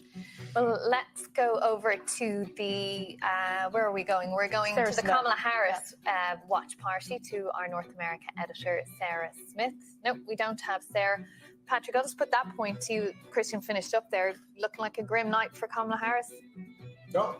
No, Wesley, clear answer. Listen, I'm not drinking Kool-Aid. I'm not missing this water. We have not. There's no liquor in There's no the studio. liquor. I know that like Patrick Murphy, you think it's something different, but I am telling you, it is patience.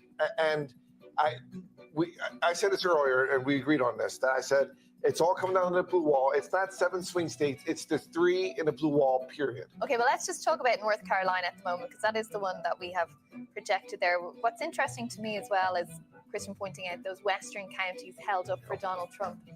And so much of those western counties voted by mail this time round because of the damage, which just shows the Republicans have really worked hard, Jake, on that mail-in ballot game as such, which they have been so poor at. It was a fundamental change that had to take place. Trump's rhetoric around mail-in voting, specifically 4 years ago, was awful. I think it was responsible for costing us a Senate seat in Georgia. But he's changed that. He's turned that around, and it's making an enormous difference. Getting people to the ballots early for early voting. Republicans have done well with that in years past, but mail-in voting, we've always failed. And so even if you're losing going into election day, you feel pretty good about it as long as the margin is slim enough. Yeah, and I think it was very smart. My parents both vote. They're 78 years old, each of them. And they vote mail-in, right? And even Pennsylvania. in Pennsylvania, and I just think that we got to make it easier. And by the way, not just the vote, but to count the votes. Like in Pennsylvania, we can't count these mail-in votes until polls close. We shouldn't have this. we should be home by midnight, but it is what it is. Well, and that's only to say that like would be it's no holding fun. up. There'd be no theater, no drama in that whatsoever. Okay, hold on a second, because let's go right to North Carolina. Helena Humphrey has been there all night at this Republican watch party. And I imagine that there's a lot of cheers going around there. That's right, Sumi. About 3 minutes ago, a cheer went out for people who are still here. A lot of people were really in a buoyant mood even about half an hour ago as they started to see the map looking redder and redder and redder. Just to give you a brief look at those expected tallies that we've got right now, 48% for Kamala Harris, Donald Trump taking 50.8%. Just doing that kind of quick sketch out maths, we're seeing a difference there of about 2.8%. The reason I point that out is because in 2020 we were seeing a difference of 1.3%. So that would suggest Donald Trump and his campaign gaining ground here. You were just mentioning the devastation there from Hurricane Helene. We saw it ourselves in the western part of this state. 25 counties there were impacted, these rural counties that tend to be red as it was. But the question is, would we see the response from the Biden administration impact how people felt? And certainly we saw a strong ground game from the Republicans up in the Blue Ridge Mountains. When we were speaking to people, volunteers and so on, they were saying for people that were really hard hit by this, who've lost their homes, who can't get down from the mountain, they had Republican volunteers in that area bringing people down to polling stations, even temporary polling stations, tents and so on. So perhaps we could be seeing some of the fruit there from that strong ground game from the Republicans. But of course, just to give you some more context into the importance of North Carolina, of course, of all those Sun Belt states, it is significant when you have 16 electoral college votes here up for grabs for Kamala Harris. If she is to see any kind of hole in her blue wall, it's then that she pivots to the Sun Belt strategy to try and pick up some votes there. And for Donald Trump, of course, this is a must-win state.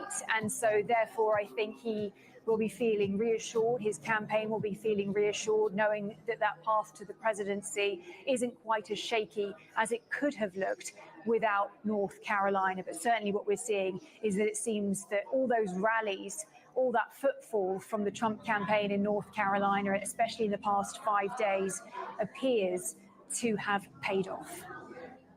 Okay, Helena, in North Carolina, thank you for that. And just to bring you a projection for a Senate seat that we've been watching here in Ohio, Bernie Moreno there, the Republican candidate, has picked up that Senate seat from the sitting Democrat Sherrod Brown. So that's a gain for the Republicans in the Senate. Of course, we've been watching that in terms of the balance of power and who'll have control of those houses. Now, we have another projection to bring to you. Sumi? That's right. I'm here at the wall because we can now bring you another projection, and we're going to take you to the state of Nebraska. Now, Nebraska is one of these states where it awards some of its electoral votes by whoever wins the most votes in the state and some by the congressional districts. And right now we have Nebraska projected for Donald Trump, those 3 electoral votes of the 5. We are, of course, able to project those right now for Donald Trump. We should say that, Nebraska is a conservative, reliably Republican state. So where does this bring Donald Trump to 230? He is inching closer, closer, and closer. He is at 230. Remember, that number he needs is 270.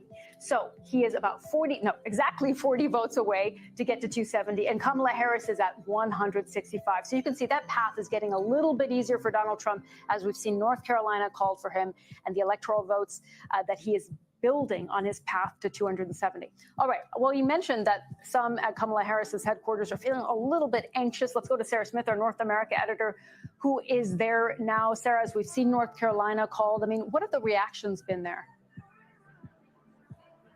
There was absolute silence when North Carolina was called. You can hear probably behind me now that the music is quite loud. The DJ is pumping it up and up.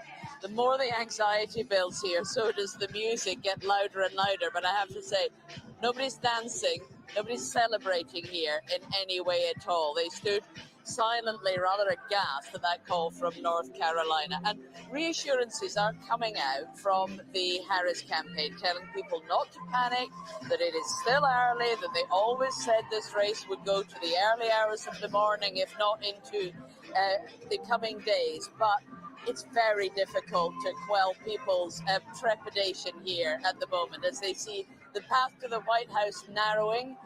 That Harris is not ahead in the states that she would need to win to do that.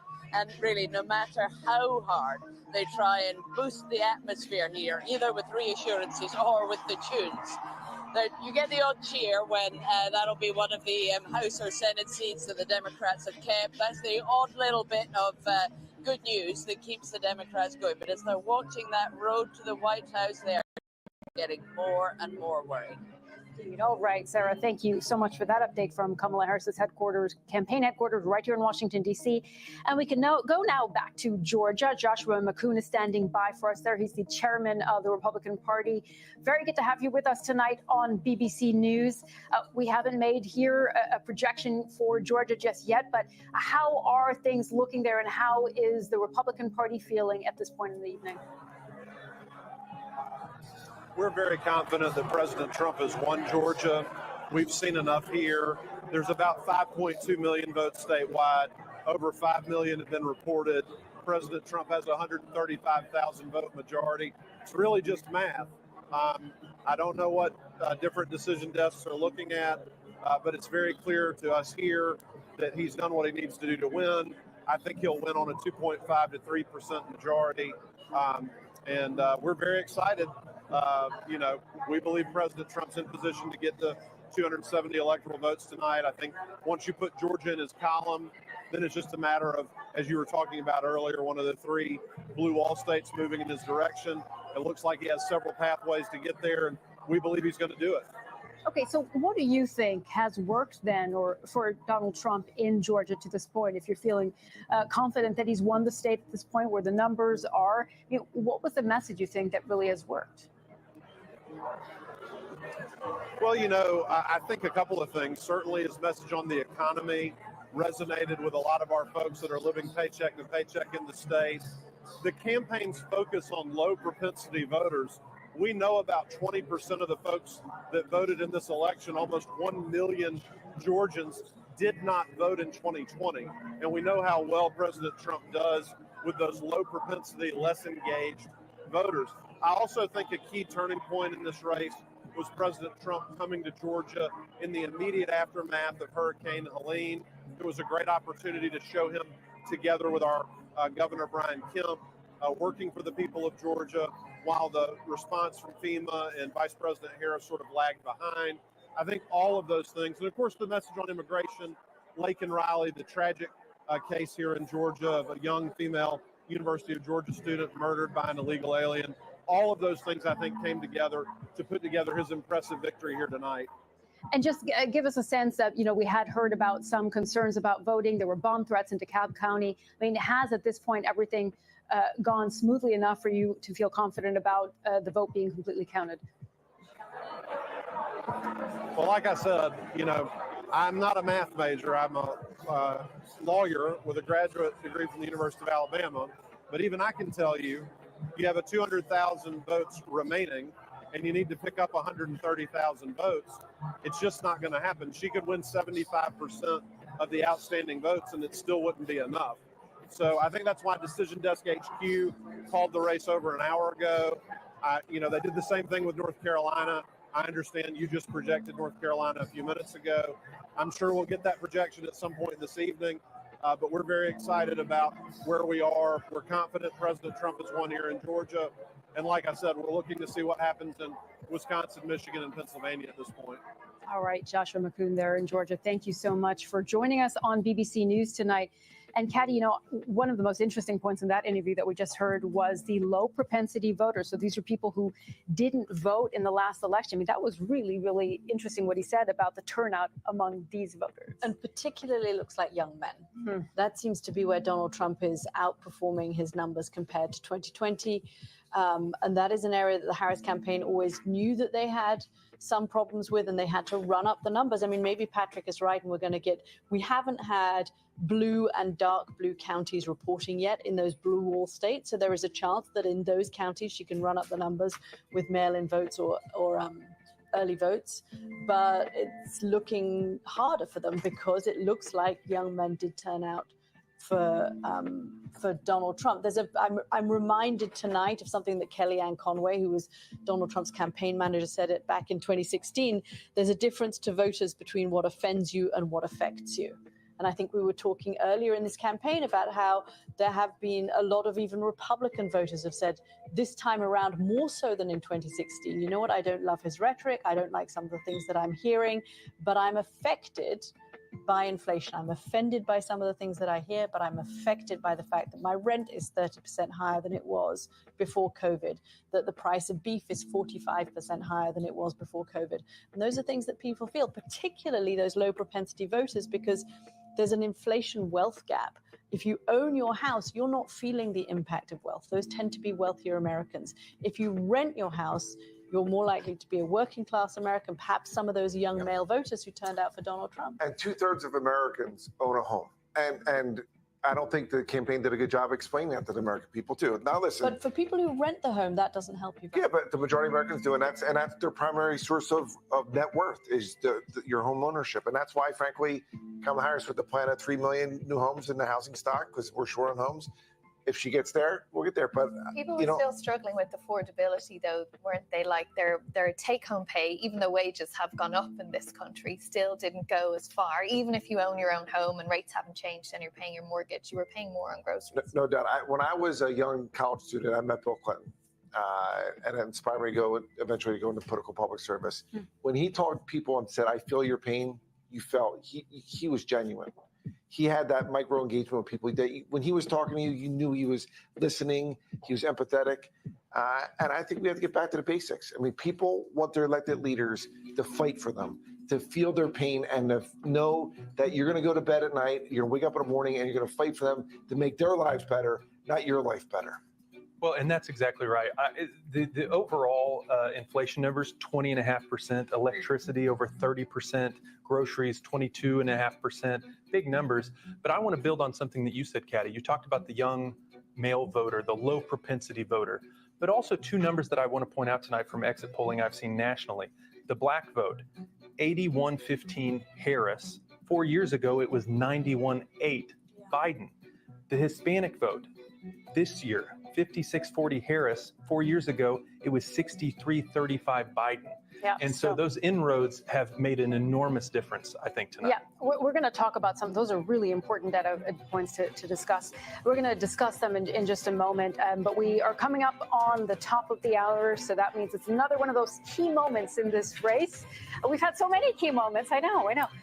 But we're going to see more polls close and also some more projections to bring you. But at this point in the night, we've had so many of these big swing states closing. We're waiting still, as we said, for those blue wall states. But now let's get ready for another set of results.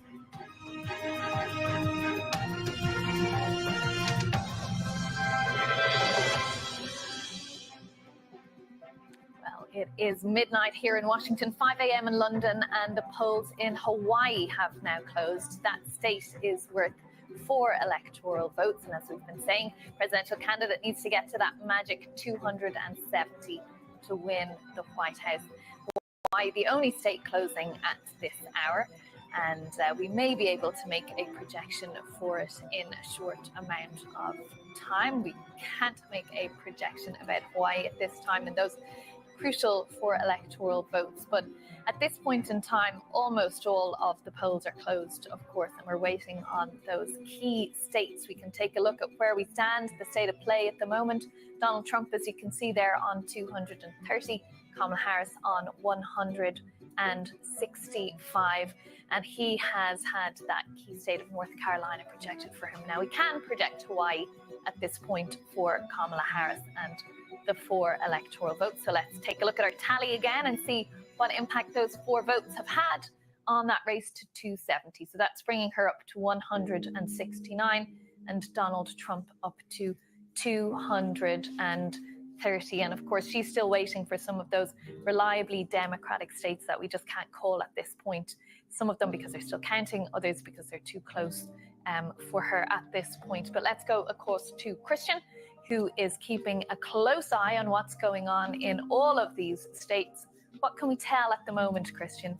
Well, this is our scenario that we started with at the beginning of the night. We plugged in all those states we thought would go red, Republican, and all those that we thought would go blue, Democratic. And right now, nothing has changed hands, although, of course, we've been able to fill in North Carolina as a hold for Donald Trump.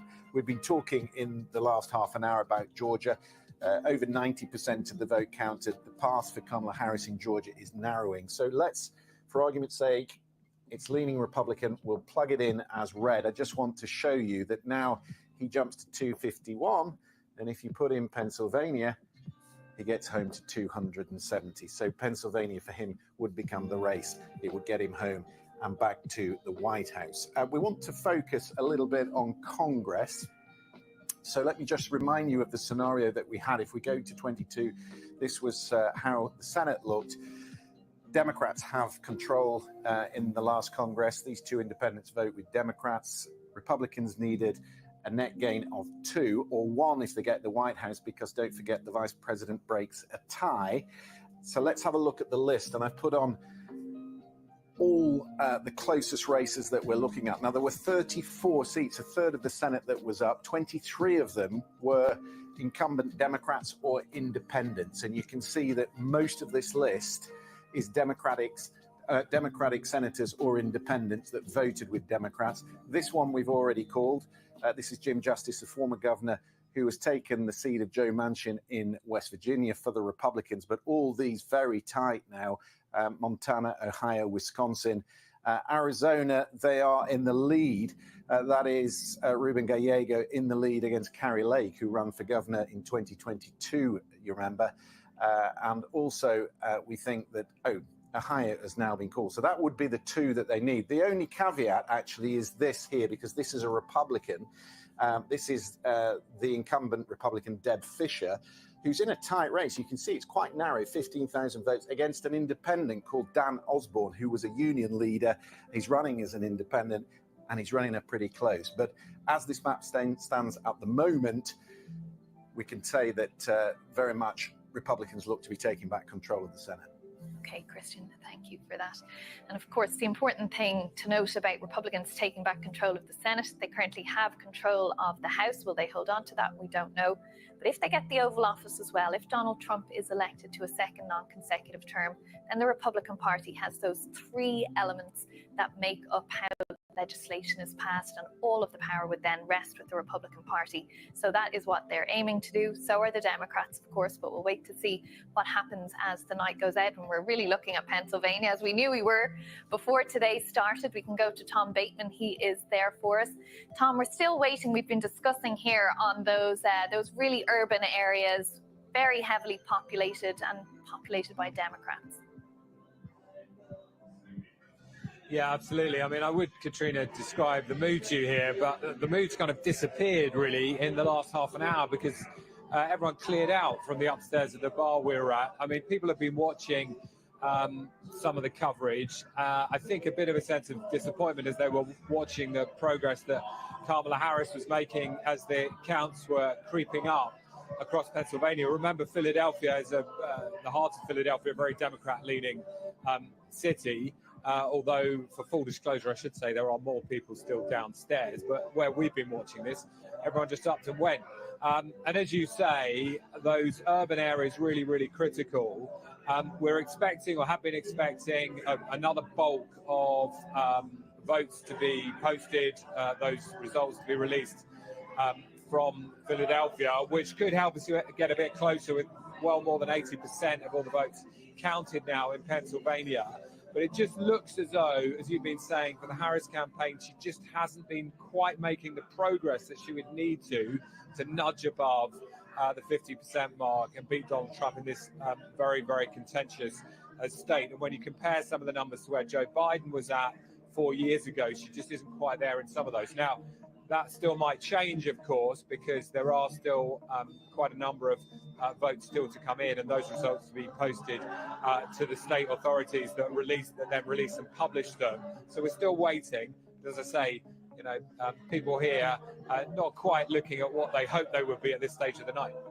And Tom, if some of those people in the upstairs bar have moved to the downstairs bar, maybe some of them have left we've been hearing from the Harris chair, Jen O'Malley Dillon. She's kind of said this is going to be tomorrow, folks. Hang in there. Is there any sense coming to you from anyone official there in Pennsylvania as to how many more hours they see this taking? Well, earlier I was at one of the big counting centre for Philadelphia and chatting to officials there. Now, there are two things to say here. One is that they're very, very aware of what happened in 2020 when, for the first time, because of the pandemic, they were doing a mass mail-in count. They had mail-in voting before, but not anything like they had then. 2.5 million votes, mail-in votes were being counted. It took them 4 days. Now, everyone I spoke to today explained that they have radically transformed and improved the process. They've made it much more secure, they've made it more efficient, and they've also added a lot more digitization to some of the process, which I think is why we're actually seeing things develop much more quickly here. So they had been talking about potentially not getting a result till Thursday, but that is if it's extremely close. Now, if there is a bit more bandwidth between the two candidates, potentially I think we could be looking at a result a bit faster than that, and yes, possibly into tomorrow. It's all about the bandwidth between the candidates at this point, Tom, isn't it? Thanks so much for joining us. Kathy, just to get your thoughts on that, what we're seeing there. I mean, it's not anyone's guess in Pennsylvania at this point. I've got one Democratic member of Congress texting me to say it's a red mirage, and another Democratic member of Congress texting me to say it seems very unlikely that this is a red mirage. I think the question at the moment is this 2020 or is this 2016? Yeah. And the way that Kamala Harris is underperforming relative to the way Democrats might normally perform in certain areas and with certain demographics, and I'm particularly looking at Hispanic voters, suggests to me that this could be 2016 at this point. Donald Trump seems to be performing particularly well with men, as we were talking about, but particularly well as well with Hispanic voters. And I mean, you see there's potentially the trickle-down effect in those Senate races as well, and some of the House races. I mean, that was always the concern with Donald Trump, and in 2020 was he kind of toxic at the top of the ballot for others, but it doesn't look like that this No, I mean, I don't think we got enough yet on the House, and Patrick would know, obviously both, and Jake as well would know much more about the House races than I do and where this is heading, but it's certainly, obviously the Senate has gone to the Republicans, and it may go in even bigger numbers to the Republicans than people had been anticipating. Yeah, I think in the 3 blue wall states, I think Kamala Harris is up in Michigan. She's up in Wisconsin.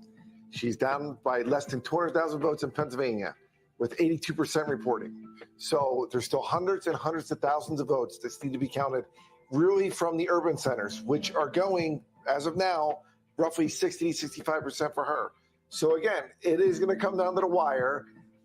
And as far as the House, listen, I still think, and I stand by my predictions earlier tonight, that I think that the Democrats will take back the House. I think the Republicans were going to take back the Senate. I said that. Clearly they are. The Ohio loss is going to hurt one. Sherrod Brown is a great American. But we'll see. But it's really about the White House, and it's going to be nip and tuck. So as we said earlier, get the popcorn out. I'm happy for you to all say red mirage if I'm wrong about this, but I feel confident about Trump being successful tonight.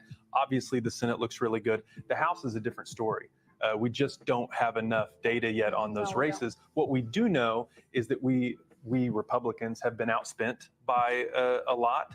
I think that in those races, to the extent that they've been able to localize issues, if they're able to make abortion a bigger issue and the Republican candidate isn't able to separate themselves in the way that Trump has, that can play a big part of it.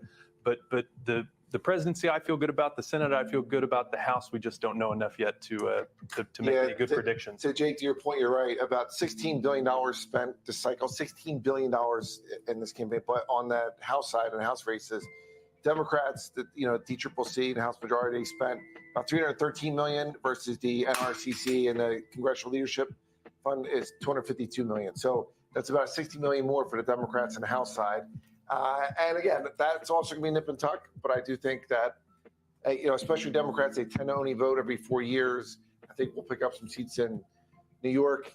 We'll see about seats like Rebecca Cook in Wisconsin, some other things that, see how it shakes out.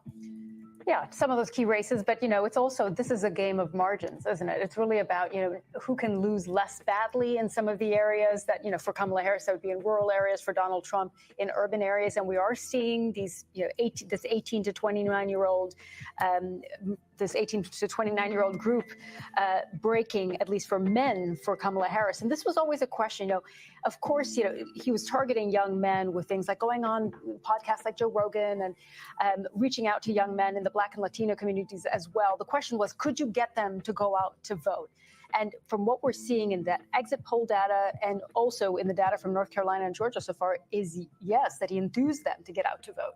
Yeah, I mean, that up until now, the theory of the case was that you would rather have her hand than his, because women historically have this track record of voting in greater numbers than men have voted. And that may still turn out to be the case. It may be that more women voted overall than young men voted, but she had to run up the numbers with older women and particularly with younger women, and it doesn't look like she's managed to do that in enough numbers so far to outweigh his performance. I mean, Donald Trump has always had this ability. He had it in 2016, he had it in 2020 to drive up turnout on both sides. Whether you love him or you hate him, he drove up turnout. And he had that. His campaign have always said he has this ability to reach voters who are normally difficult for a conventional candidate, because he is nothing if not unconventional to reach. Well, and what's so interesting about it is the point that you make about the unconventional way that he has run this campaign in order to reach out to people. I'm a young guy, but I've been around in politics long enough that when I hear that Trump turns down the classic historic 60 Minutes interview, I think, well, that's bizarre, right? Yeah. And then he's on Joe Rogan and Theo Vaughn and these different Much podcasts. bigger audiences, yeah.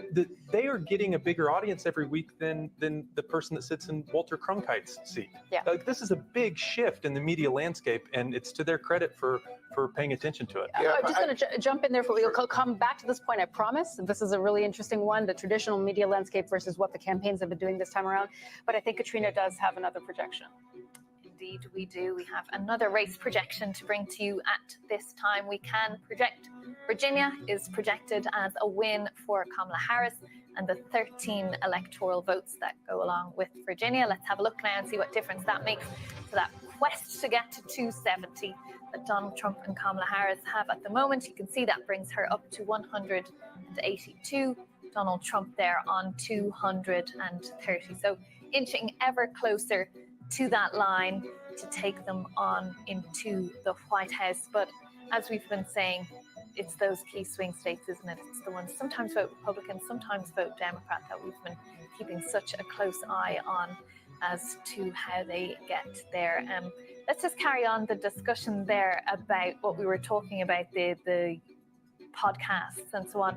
Do you think this has changed utterly how campaigning will happen now?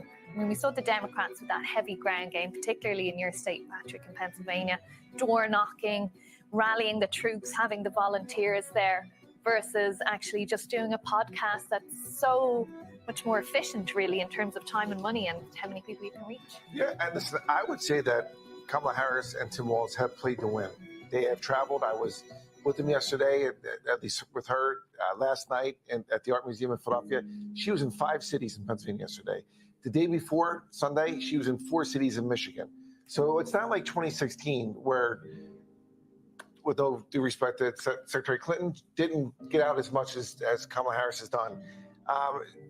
Should she have done other podcasts? Yes, but everyone's going to do this. Should Donald Trump? Just one second there, Patrick. We're just watching some live pictures there coming to us from Florida. Anyway, these are people, we believe, outside the convention center, or at least along the road there somewhere. So we may be looking at Donald Trump getting ready to make away, or J.D. Vance, who is in Florida as well, for whatever may happen later on. But sorry for interrupting you. Yeah, no. Listen, I said earlier tonight that if it's close, that Donald Trump's going to declare victory, and that it all. Well, we don't know that he's doing that. He just might be. He might be moving. But you have to give the people the right to vote. And that's you can see there all the red MAGA caps there gathered at the Trump campaign watch party. It certainly filled in a lot there at the convention center at West Palm Beach compared to a little earlier, hasn't it? Well, and it certainly, to your point, the Harris campaign has not been caught flat-footed in the way that Clinton was in 2016. I agree with that point. And of course, AOC was playing video games on TikTok or something. They're Twitch. They're trying. I'm not on Twitch either, bro. None of us are. My kids are. But yeah. They're doing something, but. She did do some of those podcasts that were had. Of course she did. Of course she did. But it's the combination of where can you move the numbers, finding out where you can move the numbers, and then using the tools necessary to meet those people where they are. And it's really difficult to meet young men, especially, who may be disengaged. And I think the Trump campaign has done a good job of that. But it's not just this, it's all the above. It's reaching out to minorities. It's working hard on advanced ballots in Pennsylvania. The Republicans have added several 100,000 new voters to Pennsylvania. So it's not just one thing on election. It makes the narrative more interesting, but it's a whole host of things. When it's this close as well, you have to do Sure. everything really, don't you? Well, let's go to Michigan now, one of those close states that we've been keeping an eye on, and we can speak to Ione Wells. Ione, what's the latest in Michigan there? What can you tell us? Well, the mood certainly dropped here in the last hour or two. I've spoken to a couple of Democrats in the last hour, both here in the room, but also some in Washington as well. And the message that a couple of them have said without prompting is, I'd rather be in Donald Trump's camp right now than Kamala Harris's. And I think that speaks to the mood here in Michigan, which is not very positive at the moment among Democrats. They're very nervous about how close it is looking, both at a statewide level in terms of the results that are coming through, but also in the Senate race here in Michigan, which is an incredibly key race for the Democrats. It would be extraordinary if the Republicans managed to gain that seat. The Republicans haven't had a senator here in Michigan for 3 decades. So I think there are a lot of nerves about how tight that race is looking. Now, I should caveat this, of course, not all the votes have been counted. The majority of votes in that Senate race have still yet to be counted as well. But certainly the early data is causing a lot of anxiety in the room at the moment. And I think another indication of how people are feeling, the floor down below just about an hour ago was full of people having drinks, laughing, dancing, singing along to some of the music here. It's actually emptied out quite a lot in the last hour or so. I think a suggestion of how people are feeling, which is potentially one of anxiety, one of nerves, as this early data is still coming through. Thank you so much for that update there from Michigan. And I want to zoom in on some of the counties, of course, that we're watching closely tonight. Christian, you've been looking at those. I know there's a lot of anxiety among Democrats in Michigan at the moment, but there's a lot of vote outstanding. We've talked about the red mirage and the blue wave of votes that comes later. I mean, look down at Wayne County. This is the biggest county, over 1 million people in Wayne County. They've only counted 15%. In next door, Oakland, across the 8 Mile Road, 82%. There's still 20% of the vote to come there. In Lansing, the state capital in Ingham, still around 50% of it to come there. And in Grand Rapids here, still around 30% of the vote. And look at this. Remember earlier I told you about our bowl of cherries, the Cherry County of Grand Traverse, which is a bit of a bellwether. She's actually in front up there. So maybe there's some clues there. This was one of the other counties in Michigan which flipped in 2020. She's still ahead there. And I mean, there's no vote being counted there. That's a mix of sort of urban and rural, just as Kent County is over here. So yeah, there's a lot of anxiety and there's a lot of red on the map across Michigan. But obviously, there's much more vote in the 9 counties we're looking at in this area where Joe Biden ran up the score in 2020 than there is in these red counties. So, you know, you just have to be a little bit cautious at the moment. We count the votes, see where we get to. Well, we have changed over panel, got some fresh blood back into the studio here. Rodney Davis, former congressman, Republican congressman from Illinois. Stephanie Murphy, former Democratic congresswoman from Florida. And Margaret Talev is here with us as well, senior contributor to Axios and with Syracuse University as well. You guys have been crunching the numbers there, chatting to your party colleagues for the last while. Where do you think things are at now? Is it a bad day for Democrats? We've heard some people are leaving parties. What do you think, Stephanie? Well, I think we see that the Senate has moved into Republican hands. I think the House is still in play. I mean, currently, and we don't have all the votes in, so back with that caveat, we're a net +2. We picked up some in New York and one in Alabama. So, the night's still long. There's still more to come in, and especially out of California, which were other seats that the House Dems were looking to pick up. So, of course, the White House is still all to play for waiting, at this point. waiting to see. We've been looking just there a moment ago at some shots of the convention center in West Palm Beach there. The crowd is filling up, and Rodney's sitting here with a big grin on his face. So you seem to have a different view of things? Not a different view. I'll make a bold prediction right now. Go for it. I do believe Donald Trump will be the 47th president of the United States of America. Actually, there's a lot of confidence that his team believes that they will sweep the blue wall. Now, let's say they lose one. Okay, you got 2 or 3. That's still a landslide. If that's the case, there's got to be a lot of self-reflection within the Democratic Party here in the United States of America, to where they're losing ground when it comes to the generic ballot of people identifying publicly as Republicans versus Democrats. That changes the demographic shift the Democrats thought they would have long-term in America. And as a matter of fact, the Latino vote that we're seeing in exit polls right now is a big reason why. But hasn't Donald Trump actually changed the Republican Party a bit as well? I mean, he's changed some of the outlook on some of those long-held conservative policies, particularly around abortion. Well, I mean, he's changed the Republican Party just like Ronald Reagan changed the Republican Party when I was growing up. Ronald Reagan's the reason I'm a Republican, because I grew up in that era. Don't call me Alex P. Keaton, though, for all those who are Family Ties fans. But you similarly with the Democratic Party. Not too long ago, Bernie Sanders and Elizabeth Warren were the far left progressives. Now they're kind of mainstream after the Squad came along. And I don't see the Republican Party any different. We're just looking at pictures in the screen there. You see what appears to be police moving ahead of a motorcade. We're expecting at some point Donald Trump and or J.D. Vance to be getting to that convention center. We'll check in when we know a bit more about who exactly is heading that way at the moment. But Margaret, to bring you in on this as well, I mean, what do you think of what Rodney just said there? I mean, if this were to hold up and that confidence in the Trump campaign to say we can win 2 out of 3, maybe all 3 blue wall states, that would be a catastrophic loss for the Democrats. Too early to say that, of course, but just to say that confident message from the Trump campaign. Well, for sure. By the way, any loss is going to be a catastrophic loss for the Democrats if that's what happens. But yes, I think I think that's right. I think the assumption up until tonight has been that this would be an extremely close race. That would make it a less than extremely close race. We already know the Republicans are going to take the Senate. Most people still think that Democrats are going to take the House, but it may not be by as big of a margin as some had hoped. And what we're seeing in some of these House races, if they are early indicators of the night for Donald Trump and the Republican Party, is part of what is causing so much angst among Democrats. And I'm not making any bold predictions because I don't do that. But I will say that the Democrats that I've heard from over the course of the last hour or so are somewhere between anxious and apoplectic. I'm not hearing from a lot of Democrats who are like, yeah, we got this. So I think there's a narrowing path.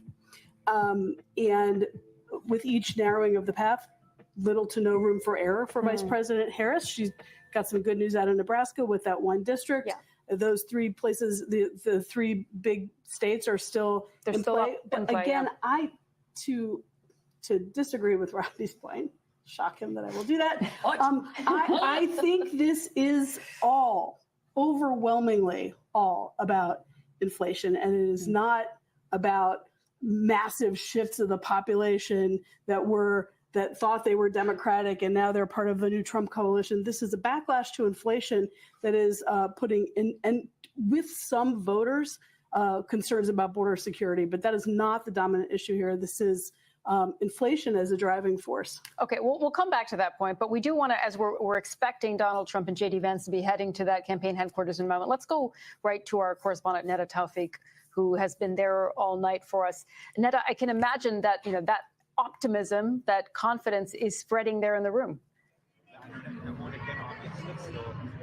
Absolutely, Sumi. It is smiles all around. People are taking selfies. People have a little bit of a pep in their step, dancing to the music. At one point, there was a big crowd dancing to the YMCA song.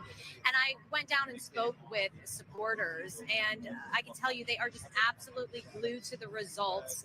Some women have a paper counting Donald Trump's electoral votes and also just the margin of victory as it progresses throughout the night. So people are very invested, and they clearly feel the momentum is on their side. And so people, when there is a result that is favorable to Donald Trump on the screen, they throughout the night have gotten more and more animated, cheering more loudly, showing more excitement.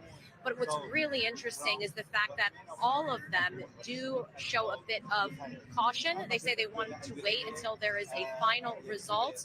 And some of them, Sumi, have raised some of the claims that Donald Trump has made in the past, unfounded claims, but claims of fraud in elections. And so many people have repeated that and saying they want to wait till there is a final result to really celebrate here. And clearly, it is going to take some time still for that. Okay, Netta, thank you very much for that update from headquarters. Now, of course, people are watching this election right around the world to see who's going to win and what it's going to mean for their country. And perhaps no one watching it as closely as those in Russia. And we can go to our Russia correspondent, Steve Rosenberg, who's in Sochi in Russia. Fabulous backdrop behind you there, Steve. It looks like Donald Trump is having a good night so far. And of course, many of the results still not in, so we don't know the definitive result at this point. But what would it mean for US-Russia relations, another term of Donald Trump? Just to explain why behind me I've got mountains and snow and trees and not the Kremlin, it's because there's a big politics conference going on in Sochi this week, and President Putin is expected here tomorrow to make a keynote address and give his reaction, I think, to the result of the US election. You know, in the run-up to this American election, Russian officials have gone out of their way to give the impression that it doesn't matter who wins, as far as the Kremlin is concerned, Donald Trump or Kamala Harris. Nothing's going to change, they say. But when you look at what Trump and Harris have been saying on the campaign trail about Russia, about Ukraine, I think it's pretty clear that what Donald Trump has been saying strikes a chord much more with Vladimir Putin, with the Kremlin, than what Kamala Harris has been saying. His criticism of the scale of US military assistance to Kiev, his unwillingness to blame Vladimir Putin for the full-scale invasion of Ukraine. At times, it seems he's been blaming Joe Biden or Vladimir Zelensky more than Vladimir Putin for that invasion. His avoidance in the presidential debate, when he was asked whether he wanted Ukraine to win the war against Russia, he got round the question, he skipped the question. So all of that will have struck a chord with the Kremlin. So I think as things stand at the moment, the Kremlin will be pretty pleased at how things are developing. All right, Steve Rosenberg there, our Russia editor on the side of a mountain in Sochi. Thank you so much for joining us. Okay, at this point, we do have another one of those race ratings for you. This is from our partners here in the U.S., CBS News. Their race rating for Wisconsin, the key Rust Belt state, is leaning for Trump. Now, again, this is not a projection. There's simply not enough information yet for Wisconsin to be projected, but at this point in the race, CBS News projecting a race, or making a race rating rather, as Wisconsin leaning for Trump. As soon as we get firmer numbers, of course, we'll bring them to you. But let's go to Harris headquarters, campaign headquarters here in Washington, D.C., where one of Kamala Harris' campaign's biggest surrogates, Lindy Lee, is standing by for us. Lindy, very good to see you. Trying to charge me $197 for CBS News, no, thank you. Has I got a friend who told me about this Wisconsin website. leaning for now Trump, I'm spending That's not a firm $58 a projection month. at Full this coverage. point in the race. That's but we've saving been talking about the fact that $139. the It's Trump amazing. campaign feels All you do, pretty you just go to confident this right site, at this you put in point. some basic. How do you feel? How does the campaign feel? Thank you so much for having me. I'm not going to sugarcoat it. People are getting increasingly anxious, and but there's still a pathway. I do want to remind folks that as long as she wins Michigan, Wisconsin, Pennsylvania, and because she already won Nebraska in the 2nd congressional district, she could win the presidency. Yes, that is looking increasingly unlikely, but there's still a path, and I am holding on to that. But honestly, this is not the night that we wanted. I myself, I raised millions of dollars for the campaign, and there are a lot of donors here as well. We came in euphoric. We came in with high expectations, and once again, the polls were wrong, just like they were wrong in 2016 and 2020. Ultimately, the pollsters did not correct for that Trump polling error that keeps happening time and time again. And Dobbs, apparently, the removal of reproductive rights just wasn't a strong enough force yet to bring us over the top. We'll see what happens, but it's pretty grim right now. Why do you think that is? Why do you think that the polls got this wrong and that reproductive rights wasn't the galvanizing factor that your campaign, the Harris campaign, thought it would be? In terms of polling, the Trump shy voter phenomenon is very much in existence. People are just reluctant to say that they're voting for Donald Trump. But I think it really comes down to three factors. Number one would be the economy. Yes, inflation is now down at 2.1%, but cumulative price hikes still hurt, and it's caused immense suffering. And Americans, they used to pay $100 at the grocery market for something in 2019. Now it's $126. So yes, inflation hurt. Number two would be immigration. People are upset that the borders were relatively porous during the first half of the Biden administration. An executive order should have come sooner. But I do want to remind folks that Trump was the one who intentionally torpedoed the bipartisan border deal. And number three is Biden only gave her 107 days to fully introduce her to the American people. That is not sufficient time. She was still telegraphing, she was still introducing herself to the American people in the month of October. So there are a lot of factors that contributed to this evolving outcome. We're not there yet, so I'm not saying that it's over, but... Lindsay, the way you phrased that about President Biden, are you saying then you think if this doesn't work out for Democrats, that really that's partly his fault? This is very hard for me to say because I know him on a personal level, and I have tremendous amount of respect for him, but I don't think he ever should have ran for re-election. Legislatively speaking, he had a tremendously successful administration, but he should not have run. Absolutely not. We should have run a primary. We should have had a contested primary to see which candidate was strongest and most formidable.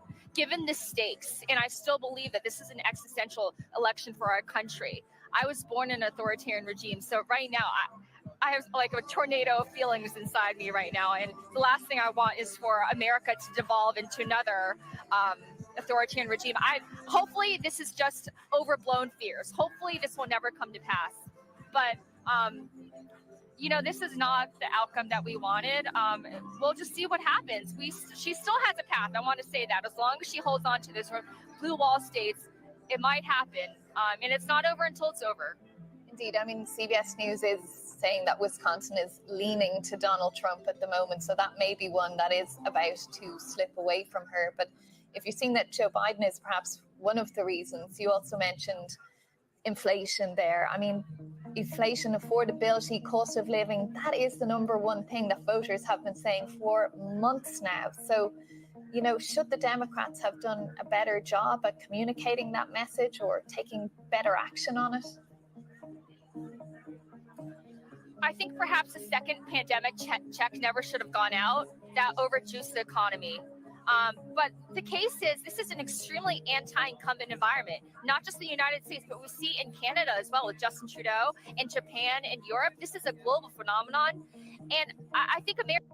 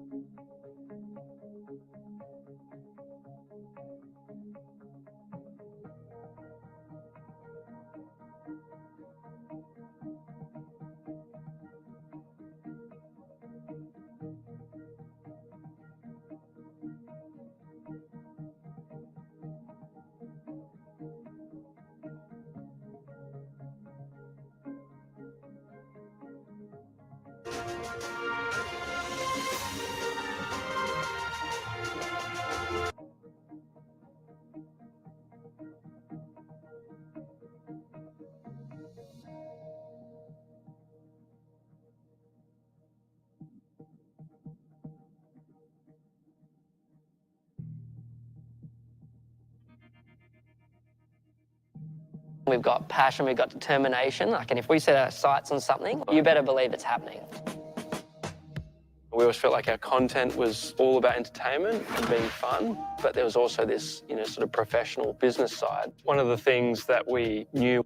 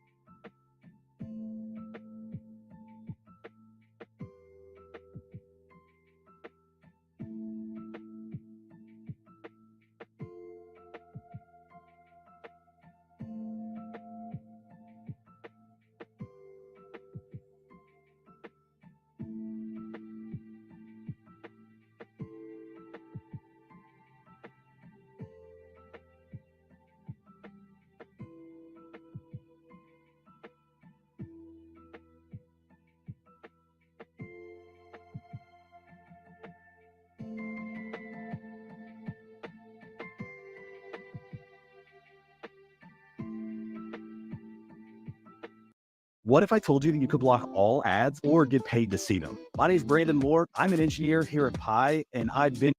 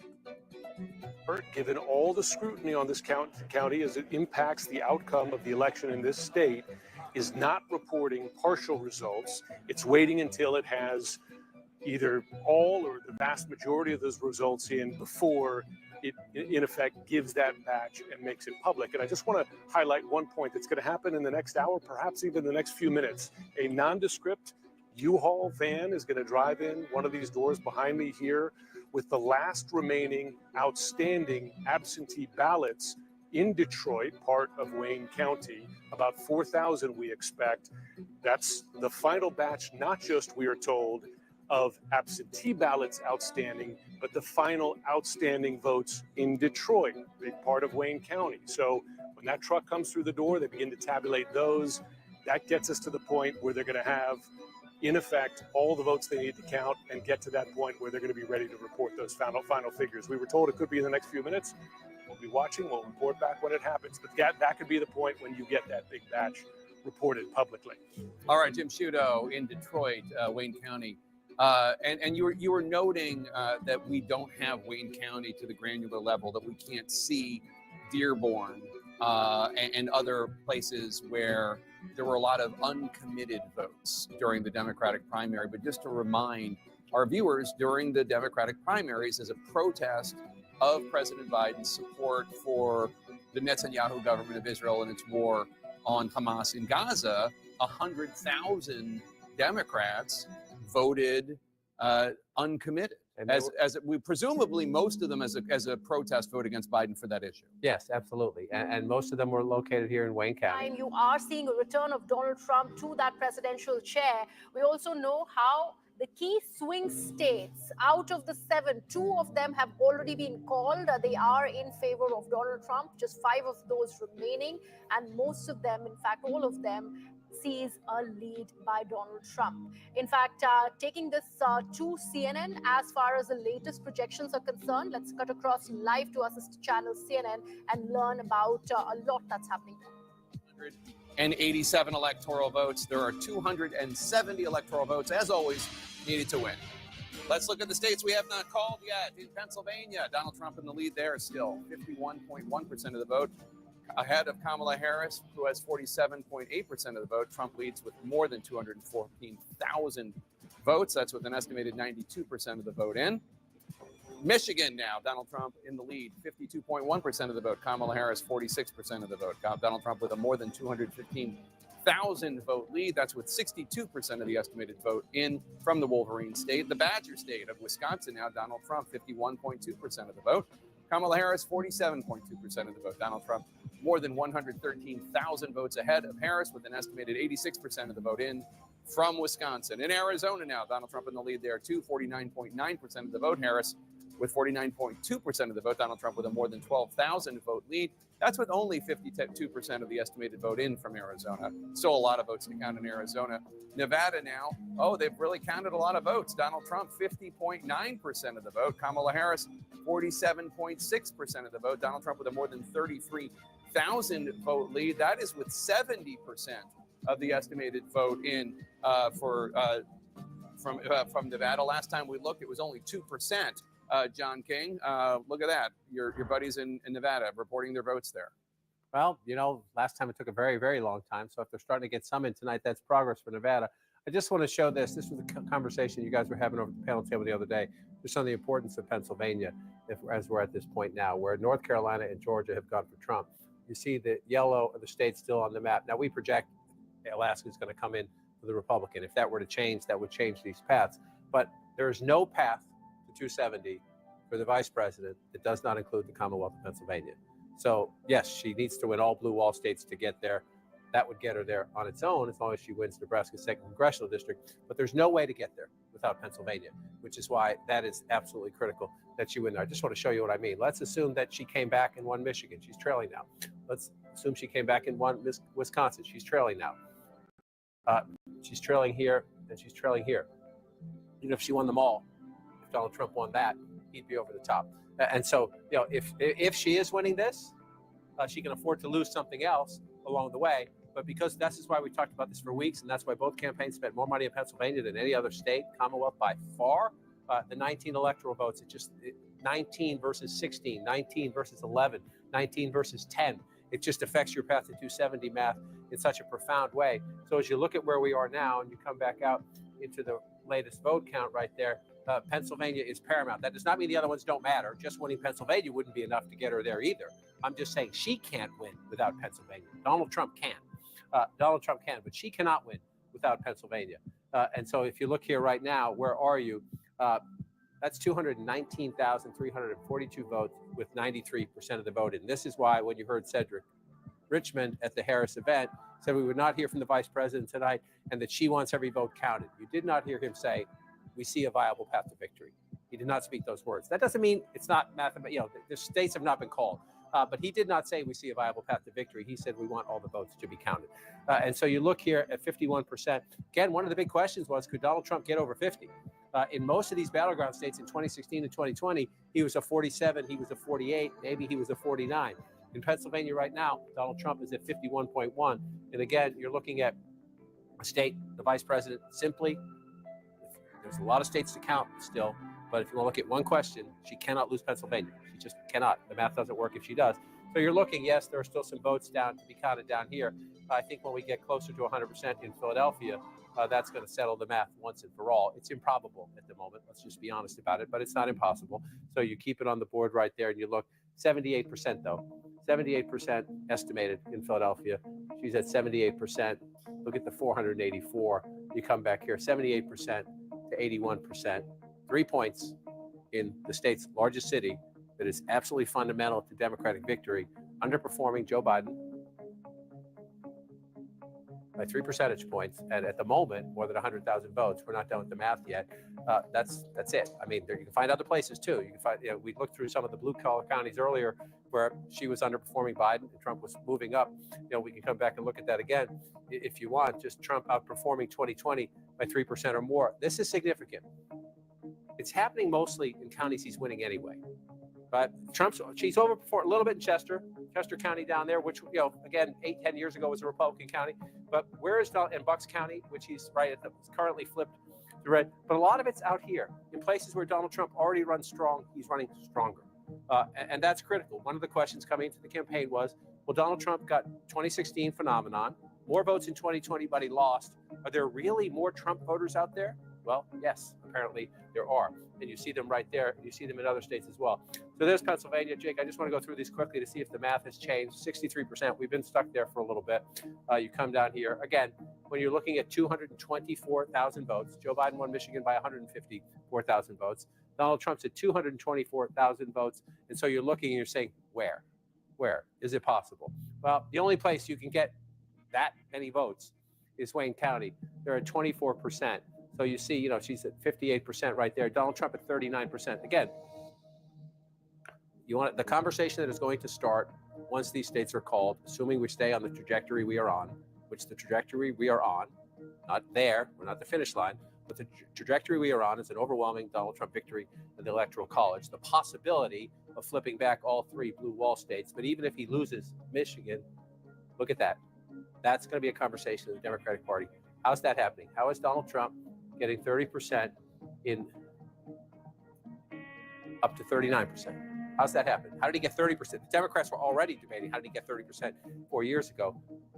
If that number holds, if Donald Trump's above 35%, close to 40% in Wayne County, Michigan, the Democratic Party has a big conversation on its hand. When I started doing this a very long time ago, it was about the Reagan Democrats in Macomb County. And now it's going to be about the Trump Democrats everywhere. Including black men in Wayne County. There'll be people saying it's the Arab American vote. Young voters didn't come out.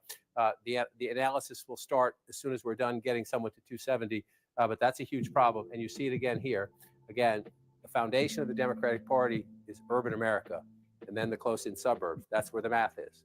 And that has allowed Democrats, allowed Joe Biden to withstand all of that.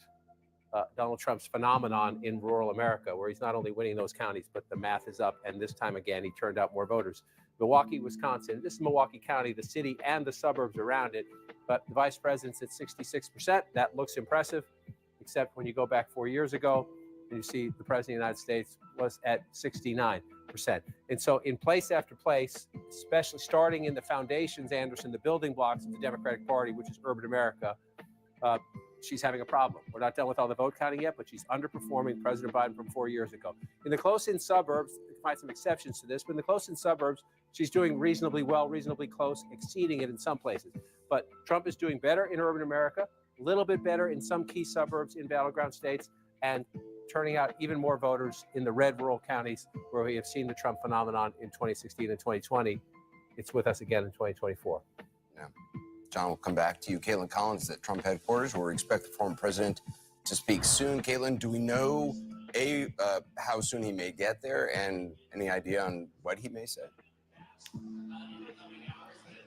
No, Anderson. Obviously, we're waiting to see what this is going to look like because this is so new to the Trump campaign as well. They've been watching these numbers carefully all night as John King has been going back and forth on the magic wall, but they themselves obviously were waiting to see, were there any surprises in store? They were watching closely. The gut check of North Carolina and Georgia obviously came through for them. And now we are told Donald Trump he is making preparations to head over here to the convention center. This is where the official watch party is. And Anderson, we saw aides preparing a teleprompter on stage, heightening the lectern and the microphone to make sure it's ready.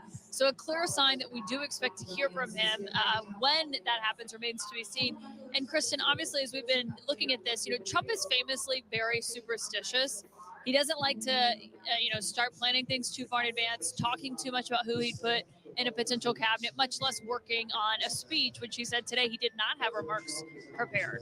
And even the people around him were hesitant to put anything down. There were some conversations about potentially drafting something either way, drafting 2 versions of the speeches, but they were still hesitant to even do that. And a reminder that Donald Trump finished up his rally last night at 2:30 in the morning. When they got on the plane, there were some conversations about what tonight was going to look like, but essentially everybody was like, let's wait and see, let's go and see. Now, I am told that when Donald Trump gets here, it's not clear if he's going to go to the stage right away. We know, obviously, they have called North Carolina and Georgia, which were big wins for the Trump campaign. Whether or not they're going to wait for one more of those big swing states remains to be seen. We do believe he's going to be here imminently, that he's going to leave Mar-a-Lago, head over here. We obviously know they've bussed over all of the people from Mar-a-Lago who've just arrived here. We've seen this room fill out. But how exactly he's going to handle this moment remains to be seen. We know what happened, obviously, in 2020. I am told he's in a very different headspace now than he was at that point, probably because of the fact they are telling him that he could win this. Yeah, you could sense that today when he was voting at his polling place as well. He was talking in more reflective ways about the campaign. He was saying he believed it was one of the best campaigns they've ever run, talking about in terms of just pure messaging. I mean, obviously, some of his allies would disagree from the candidate himself on that front. But one thing about this room tonight, obviously, it's filled with his supporters who are here, who were invited by the campaign. A lot of his allies were also at Mar-a-Lago with him, people like Elon Musk, Robert F. Kennedy Jr., Dana White. We've seen Senator Marco Rubio trickling in here. House Speaker Mike Johnson is also on the way. So it's also important to see who's going to be around him. That's going to matter to Donald Trump a lot. It's going to matter to Donald Trump a lot who actually steps up and shows up here tonight, who left their races early before they were called or right after they were called to come to Palm Beach. And we were told that there were a lot of people considering doing that because of the fact that they know Donald Trump cares about loyalty. They were considering coming if it looked like the race was going the way that it currently looks like it's going. So we can likely expect more House members here that we've seen already. Yeah, and we know family members obviously have been around him. We saw, I was told by someone that Barron Trump was with him in Mar-a-Lago earlier. Obviously, Melania Trump went and voted with him at their polling place just a few hours after y'all got back from Michigan from that early morning rally. Ivanka Trump, Jared Kushner, I think that's an open question. They do live down here, obviously, in South Florida, but they have not been prominent faces on the campaign trail.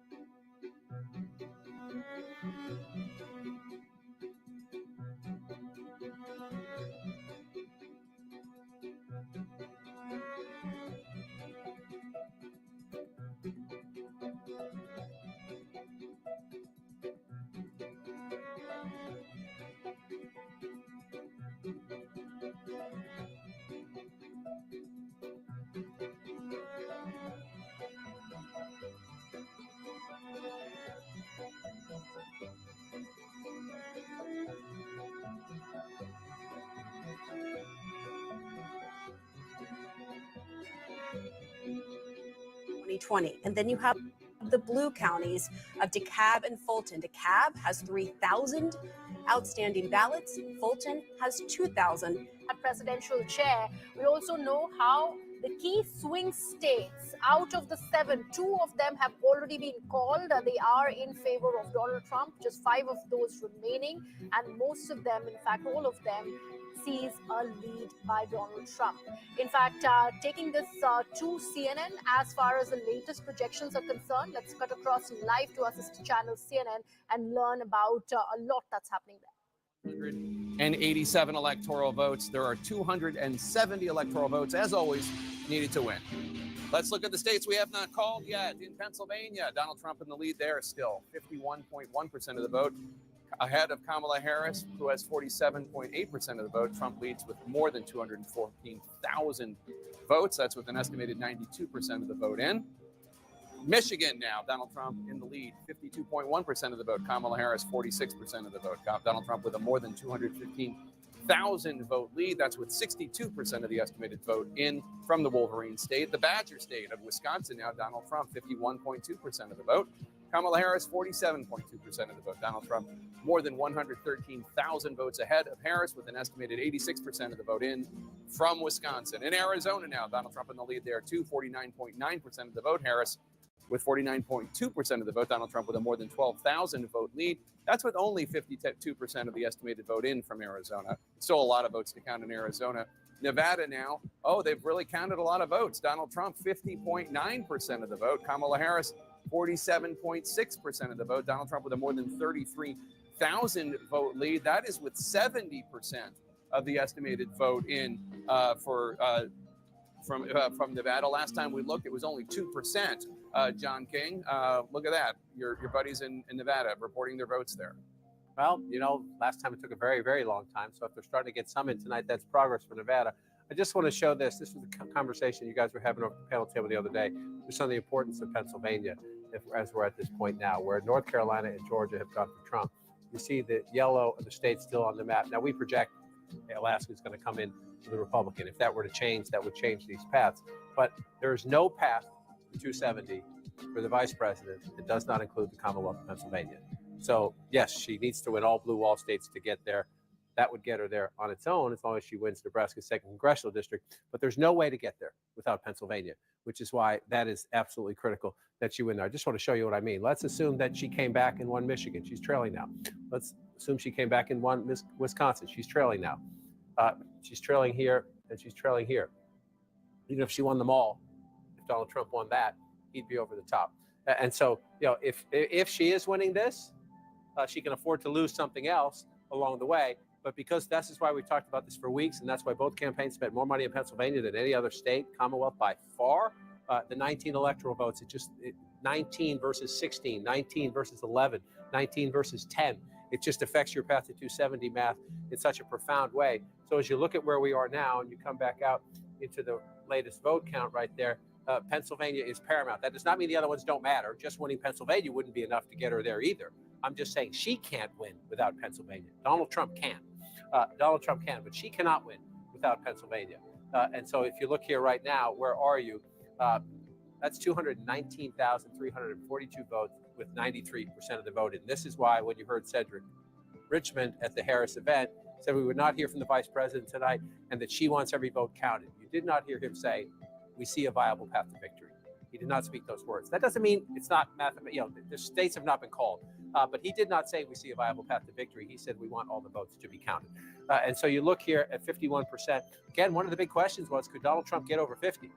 In most of these battleground states in 2016 and 2020, he was a 47, he was a 48, maybe he was a 49.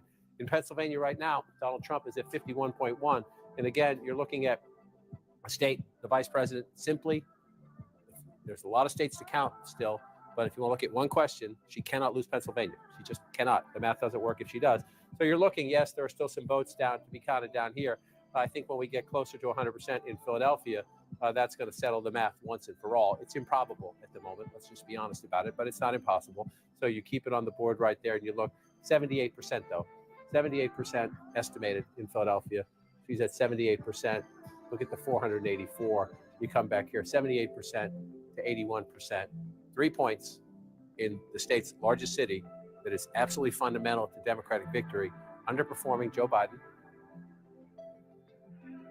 by 3 percentage points. And at the moment, more than 100,000 votes. We're not done with the math yet. That's it. I mean, you can find other places too. You can find, we looked through some of the blue collar counties earlier where she was underperforming Biden and Trump was moving up. We can come back and look at that again if you want. Just Trump outperforming 2020 by 3% or more. This is significant. It's happening mostly in counties he's winning anyway.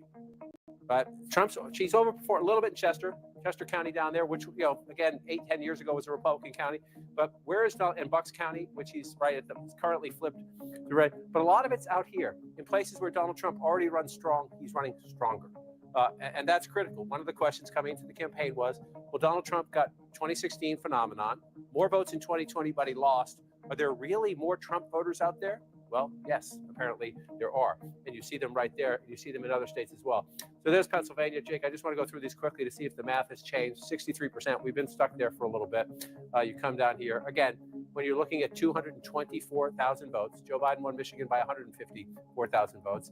Donald Trump's at 224,000 votes. And so you're looking and you're saying, where? Where? Is it possible?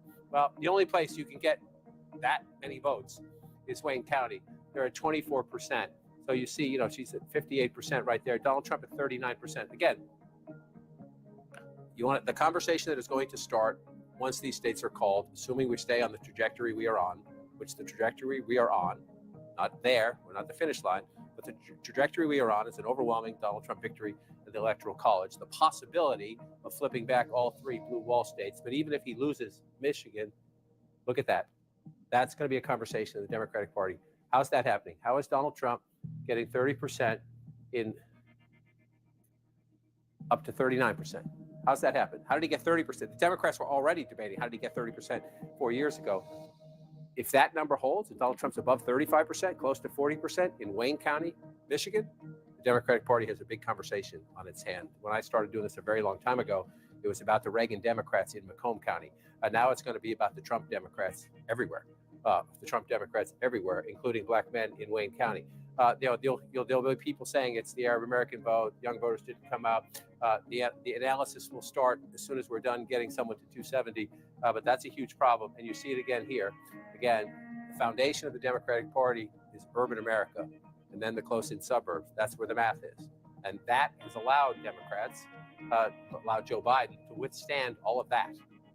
Donald Trump's phenomenon in rural America, where he's not only winning those counties, but the math is up. And this time again, he turned out more voters. Milwaukee, Wisconsin. This is Milwaukee County, the city and the suburbs around it. But the vice president's at 66%. That looks impressive. except when you go back 4 years ago and you see the President of the United States was at 69%.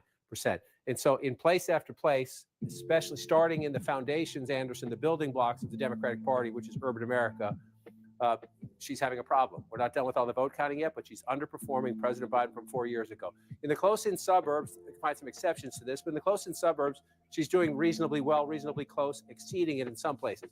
But Trump is doing better in urban America, a little bit better in some key suburbs in battleground states, and turning out even more voters in the red rural counties where we have seen the Trump phenomenon in 2016 and 2020. It's with us again in 2024. Yeah. John, we'll come back to you. Caitlin Collins at Trump headquarters, where we expect the former president to speak soon. Caitlin, do we know, how soon he may get there and any idea on what he may say? No, Anderson. Obviously, we're waiting to see what this is going to look like because this is so new to the Trump campaign as well. They've been watching these numbers carefully all night as John King has been going back and forth on the magic wall, but they themselves obviously were waiting to see, were there any surprises in store? They were watching closely. The gut check of North Carolina and Georgia obviously came through for them. And now we are told Donald Trump he is making preparations to head over here to the convention center. This is where the official watch party is. And Anderson, we saw aides preparing the teleprompter on stage, heightening the lectern and the microphone to make sure it's ready. So a clear sign that we do expect to hear from him. When that happens remains to be seen. And Kristen, obviously, as we've been looking at this, Trump is famously very superstitious. He doesn't like to, start planning things too far in advance, talking too much about who he'd put in a potential cabinet, much less working on a speech, which he said today he did not have remarks prepared. And even the people around him were hesitant to put anything down. There were some conversations about potentially drafting something either way, drafting two versions of the speeches, but they were still hesitant to even do that. And a reminder that Donald Trump finished up his rally last night at 2:30 in the morning. When they got on the plane, there were some conversations about what tonight was going to look like, but essentially everybody was like, let's wait and see, let's go and see. Now, I am told that when Donald Trump gets here, it's not clear if he's going to go to the stage right away. We know, obviously, they have called North Carolina and Georgia, which were big wins for the Trump campaign. Whether or not they're going to wait for one more of those big swing states remains to be seen. We do believe he's going to be here imminently, that he's going to leave Mar-a-Lago, head over here. We obviously know that they've bussed over all of the people from Mar-a-Lago who have just arrived here. We've seen this room fill out. But how exactly he's going to handle this moment remains to be seen. We know what happened, obviously, in 2020. I am told he's in a very different headspace now than he was at that point, probably because of the fact that they are telling him that he could win this. Yeah, you could sense that today when he was voting at his polling place as well. He was talking in more reflective ways about the campaign. He was saying he believed it was one of the best campaigns they've ever run, talking about in terms of just pure messaging. I mean, obviously, some of his allies would have disagreed with the candidate himself on that front. But one thing about this room tonight, obviously, it's filled with his supporters who are here, who were invited by the campaign. A lot of his allies were also at Mar-a-Lago with him, people like Elon Musk, Robert F. Kennedy Jr., Dana White.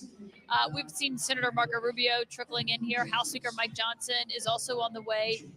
So it's also important to see who's going to be around him. That's going to matter to Donald Trump a lot. It's going to matter to Donald Trump a lot who actually steps up and shows up here tonight, who left their races early before they were called or right after they were called to come to Palm Beach. And we were told that there were a lot of people considering doing that because of the fact that they know Donald Trump cares about loyalty. They were considering coming if it looked like the race was going the way that it currently looks like it's going. So we can likely expect more House members here that we've seen already. Yeah, and we know family members obviously have been around him. We saw, I was told by someone that Barron Trump was with him in Mar-a-Lago earlier. Obviously, Melania Trump went and voted with him at their polling place just a few hours after y'all got back from Michigan from that early morning rally. Ivanka Trump, Jared Kushner, I think that's an open question. They do live down here, obviously, in South Florida, but they have not been prominent faces on the campaign trail.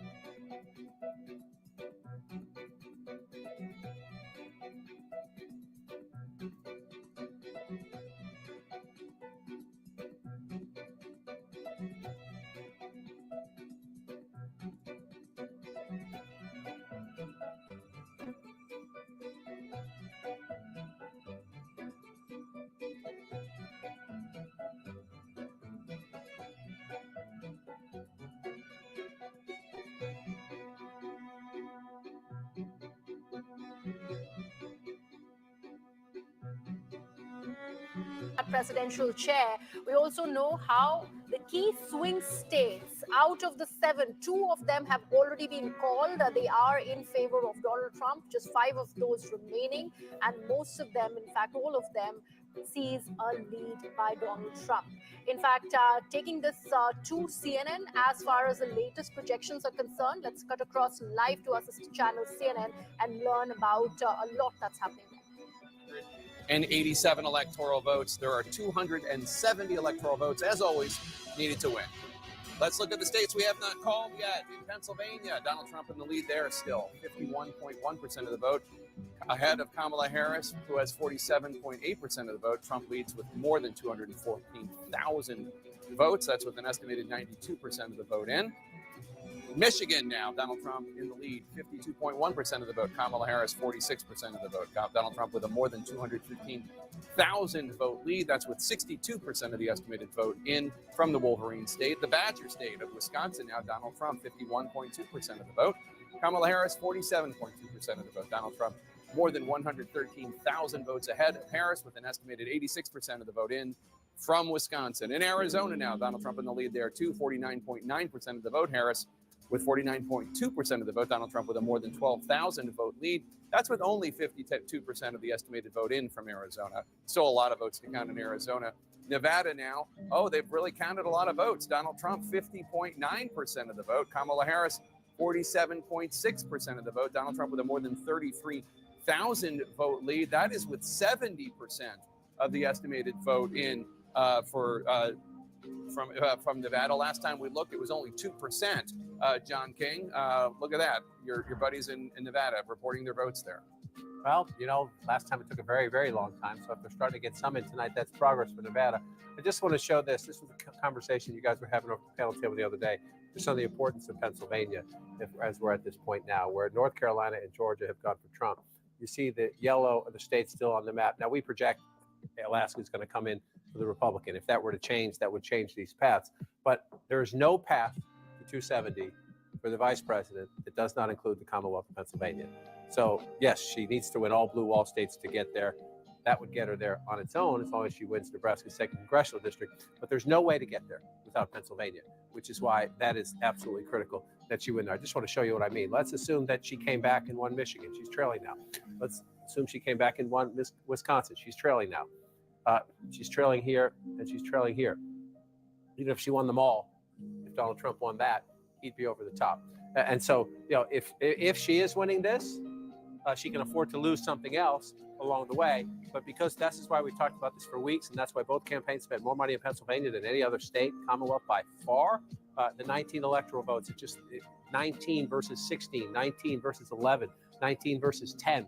It just affects your path to 270 math in such a profound way. So as you look at where we are now and you come back out into the latest vote count right there, Pennsylvania is paramount. That does not mean the other ones don't matter. Just winning Pennsylvania wouldn't be enough to get her there either. I'm just saying she can't win without Pennsylvania. Donald Trump can. Donald Trump can, but she cannot win without Pennsylvania. And so if you look here right now, where are you? That's 219,342 votes with 93% of the vote in. This is why when you heard Cedric Richmond at the Harris event said we would not hear from the vice president tonight and that she wants every vote counted. You did not hear him say, we see a viable path to victory. He did not speak those words. That doesn't mean it's not mathematical. The states have not been called, but he did not say we see a viable path to victory. He said we want all the votes to be counted. And so you look here at 51%. Again, one of the big questions was, could Donald Trump get over 50? In most of these battleground states in 2016 and 2020, he was a 47, he was a 48, maybe he was a 49. In Pennsylvania right now, Donald Trump is at 51.1. And again, you're looking at a state, the vice president, simply, there's a lot of states to count still, but if you want to look at one question, she cannot lose Pennsylvania. She just cannot. The math doesn't work if she does. So you're looking, yes, there are still some votes down to be counted down here. I think when we get closer to 100% in Philadelphia, that's going to settle the math once and for all. It's improbable at the moment. Let's just be honest about it, but it's not impossible. So you keep it on the board right there. You look 78%. Immerses you in a universe with thousands of stars. Celebrating. These are, in fact, Indians, in fact, who are celebrating at this point in time. A huge Indian community that resides in the United States of America, and jubilant mood is what we can see on the ground with celebrations that have in fact broken out. In fact, there's a party which has been hosted by Donald Trump already. Is leading with 247 electoral votes. South Asian community, Sikh community, Muslim community.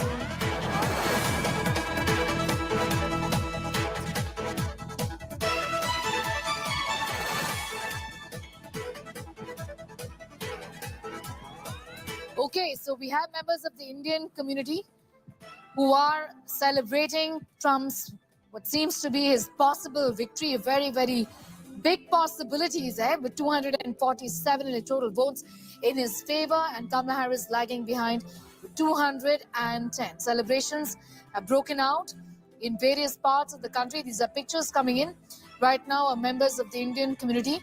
Also, we saw pictures earlier from Florida where Geeta is right now with, in fact, a bunch of supporters there, Republicans who are celebrating the possible victory of Donald Trump. The majority mark is at 270, with Trump at 247 at this point in time now. Trump is now very likely to win the White House. According to the New York Times, and 95% is the prediction that has been given. The possibility of him winning these elections stands at 95%.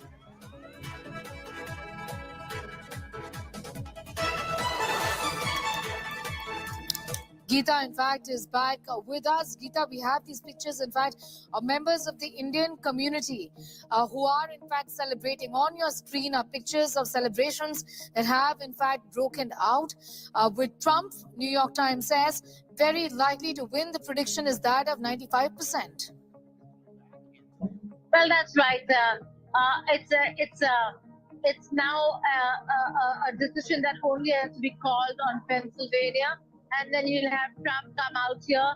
It will be followed by massive celebrations across Florida, particularly here at the Palm Beach, the West Palm Beach. And it is going to be ecstatic moments that you see and witness from the Republican supporters and Republicans who are here. The Trump camp right now is in Mar-a-Lago. They're watching all these channels very, very closely. He is accompanied by Elon Musk as well, and many others who supported Trump. And they are going to then come to the convention center, which is where the watch party is underway, which is where we are, the only Indian channel to be here. And then again, after addressing the people and the supporters over here, we will go out to see how people will continue to take the party from the convention center out into the streets of Florida. So an important day. It is a foregone conclusion with most of the swing states going Trump's way. But again, Michigan, Wisconsin, and Pennsylvania, 3 swing states that are critical and are yet to be called.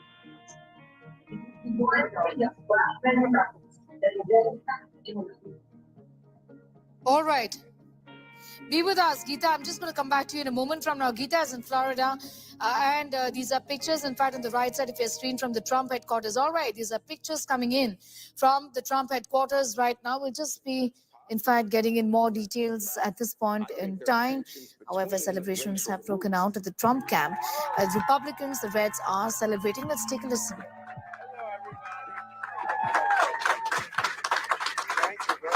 As long as the sun continues to shine, then respectfully I say to thee, I'm aware that you're cheating, but no one makes me feel like you do.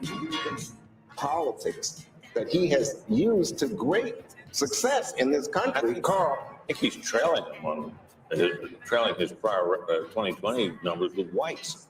All right, celebration have broken out at the Trump camp. As you can see, these are pictures of the Trump headquarters right now in Florida, where these pictures are coming in from. Geeta, you were telling us that Trump is soon expected to speak with the supporters, isn't it?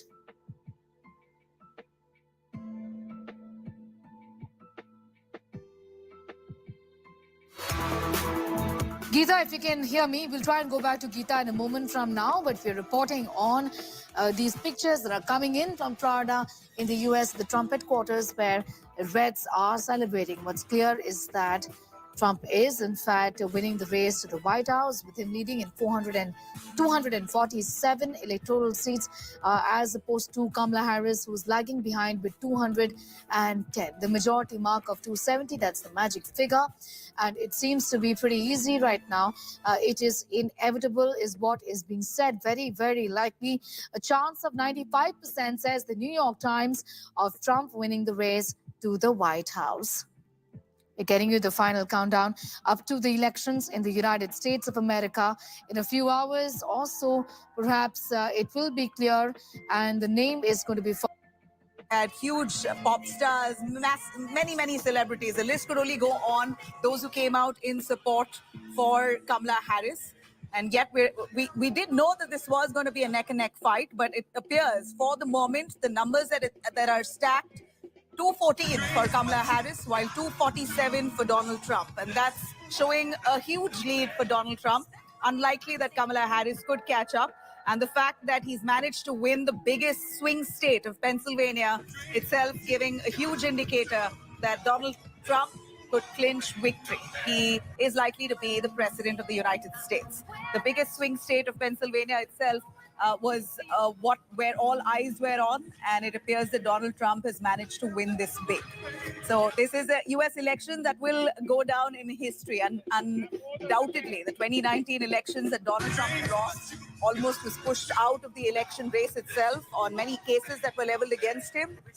It was at one point deemed as unlikely that he could even contest the U.S. presidential elections.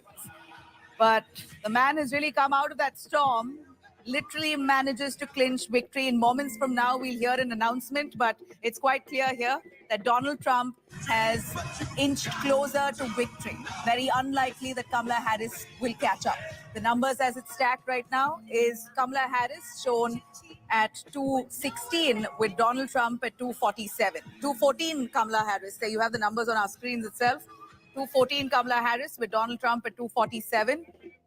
And the fact that he's managed to win the swing states itself is a big telltale. At this point, we know that Donald Trump has promised several trade policies, lower taxes, and the fact that he's been opposing immigration, ensuring hard walls along the borders. That's the promises that he's made for the Americans, and it appears that America has voted and largely in favor of Donald Trump. Now, Donald Trump leads Kamala Harris in the race to the White House in the big boost here for Trump. He's won the 3 swing states. We showed North Carolina, Pennsylvania, and Georgia.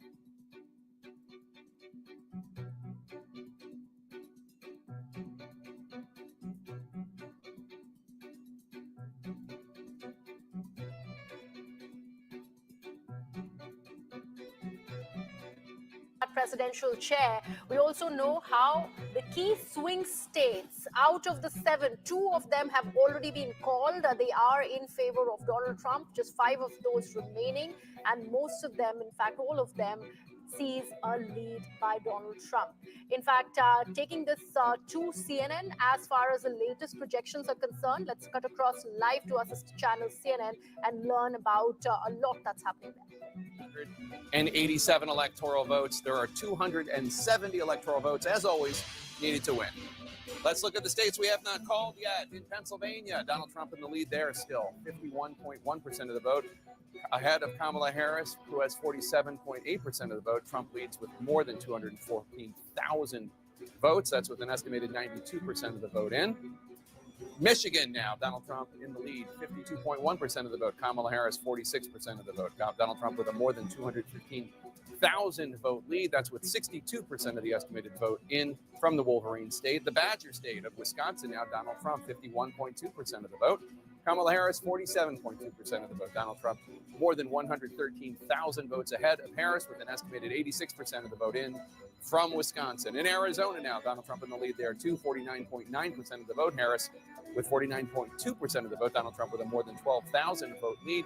That's with only 52% of the estimated vote in from Arizona. Still a lot of votes to count in Arizona.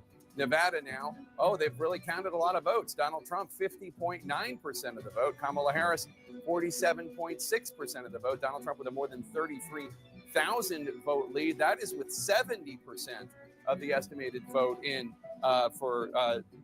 from Nevada. Last time we looked, it was only 2%. John King, look at that. Your buddies in Nevada reporting their votes there.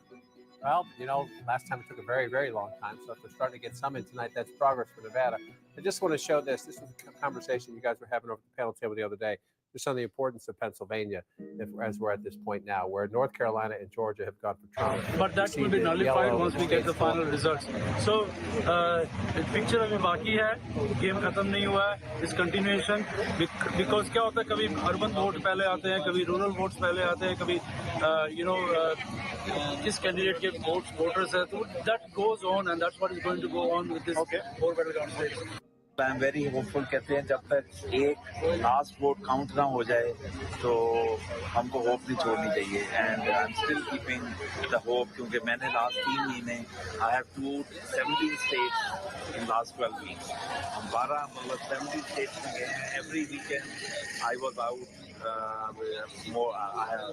कम से कम 1000 से ज़्यादा हमने door knock किए हैं as part of South Asian for Harris so I am still very hopeful कि जब तक अभी वोट्स आने बाकी हैं अर्बन और रूरल वोट्स आने बाकी हैं जब तक पूरा काउंटिंग हो जाता है I am not losing hope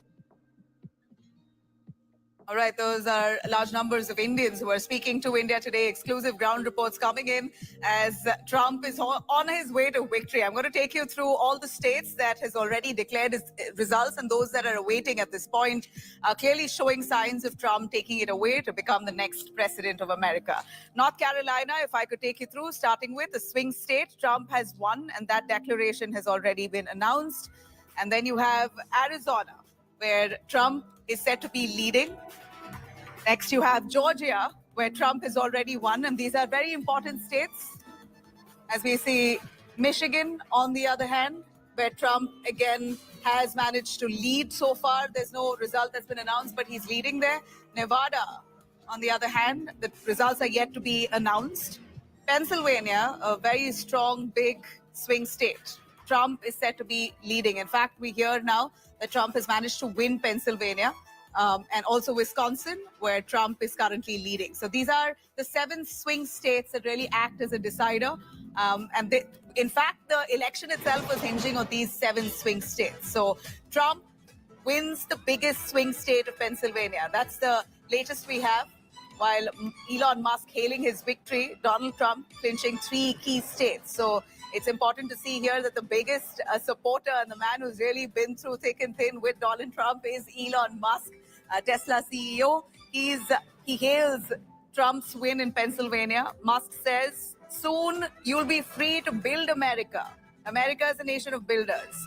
Musk putting out this post there in support of Donald Trump, saying America is a nation of builders. Soon you will be free to build America. Donald Trump now eyeing all those battle states, the battleground states, the 7 key states, and he manages to win 3 of them. And that's a big, big win for him already. That really clearly indicates that Donald Trump at this point is on his way to victory.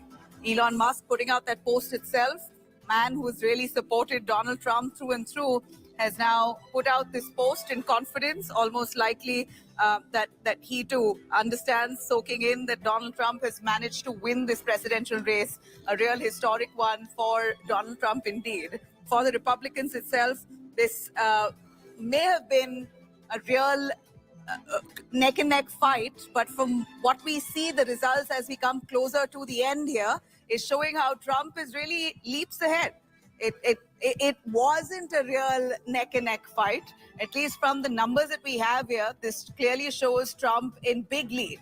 The fact that he's managed to win Pennsylvania is a big indicator that this wasn't really a close election.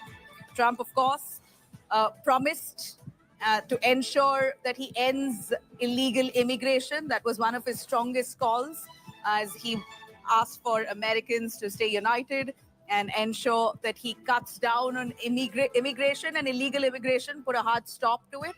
Also spoke of trade policy and lowering taxes for America. These 3 key points seem to have really worked in favor of Donald Trump. And as for India, of course, Donald Trump is seen as India's friend. He's more often than not called Modi, his very close friend. At any given opportunity, would hail India, would hail the Prime Minister Narendra Modi.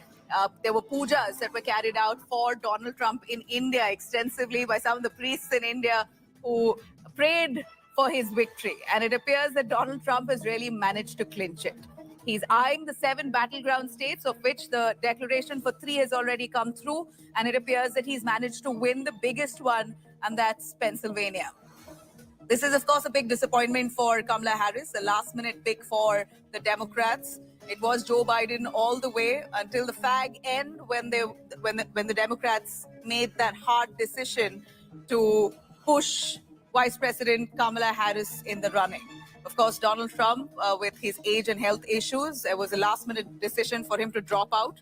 Could that have been a factor here for the Democrats to lose out on their key votes, these last-minute votes? Only time will tell, and maybe further deliberations into what led to the Democrats' loss here were established. But for now, it appears that the promises Donald Trump made to the people of America, be it anti-immigration, stronger trade policy, and lowering taxes for the country, seems to have really worked in his favor. This is the 7 key battleground states that at this point is in contention, of which it's quite clear here that Donald Trump has managed to win already the 3 key states, particularly that of Pennsylvania.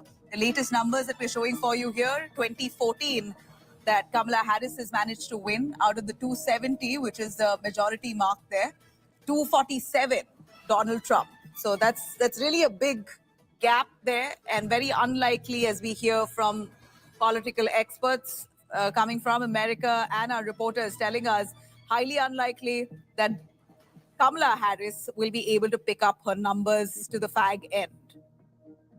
Well, this is certainly a big day for America. We are looking at Trump supporters, many Indians largely there, who are celebrating for Donald Trump. And I'm going to quickly bring in Rohit Sharma, our correspondent, who is currently joining us live. If Rohit, if you can hear me, are you right near the White House? Give us your location. Tell us a little more about the pulse on the ground with Trump nearing victory. I could not hear you, Nabila, for some reason. But I think, hello? Yeah, go on. Yeah, Nabila, I couldn't hear you, but look, it is a comeback for the ages. You know, Donald Trump, remember, he's been impeached twice. He has 91 criminal indictments. He's been convicted for 35 of them. He had all these court cases. His first term, wasn't as smooth as people expected it to be. But for him, and he never stopped running after he lost that election in 2020. He always said he was going to come back to the White House. He ran a primary campaign, a very unconventional primary campaign, where he did not go and debate any of his primary competitors. He went to a debate with President Biden and literally obliterated President Biden in that debate. And then after that, after Kamala came into the race, she was leading in the polls. And then he kept a very disciplined message throughout his campaign. He made sure that he stayed on his message. And what was his message, Nabila? At the end of the day, what he was telling Americans was, were you better off 4 years ago? And that message of economy, that message of jobs, inflation, food prices, open border policy, immigration, all of that has resonated well. Look, there is another stat that has come out. In New York, he's gotten the highest share of vote since Reagan won. So he's made inroads to traditional Democrat voter base and demographics. And I think that speaks volumes about the fact that we're seeing. And look, Pennsylvania, it's the last nail for Harris's campaign. I've personally seen a memo come out from Harris's campaign that they still believe that there's a path for her, but it seems very unlikely. A lot of her people on her campaign were dejected. They're not responding to text messages or call. All they're saying is that we think we have a hope and we can make it happen. When you say that the Democrats have some last-minute hope, where do those hopes really lie? If you could give us a little sense on what are the states that they still believe could work in their favor. That Arizona, Michigan, Wisconsin, Minnesota, and maybe even Pennsylvania for them, could turn out like it did for President Biden in 2020. I think they're trying to say that, look, during the 2020 election, President Trump came out and claimed victory.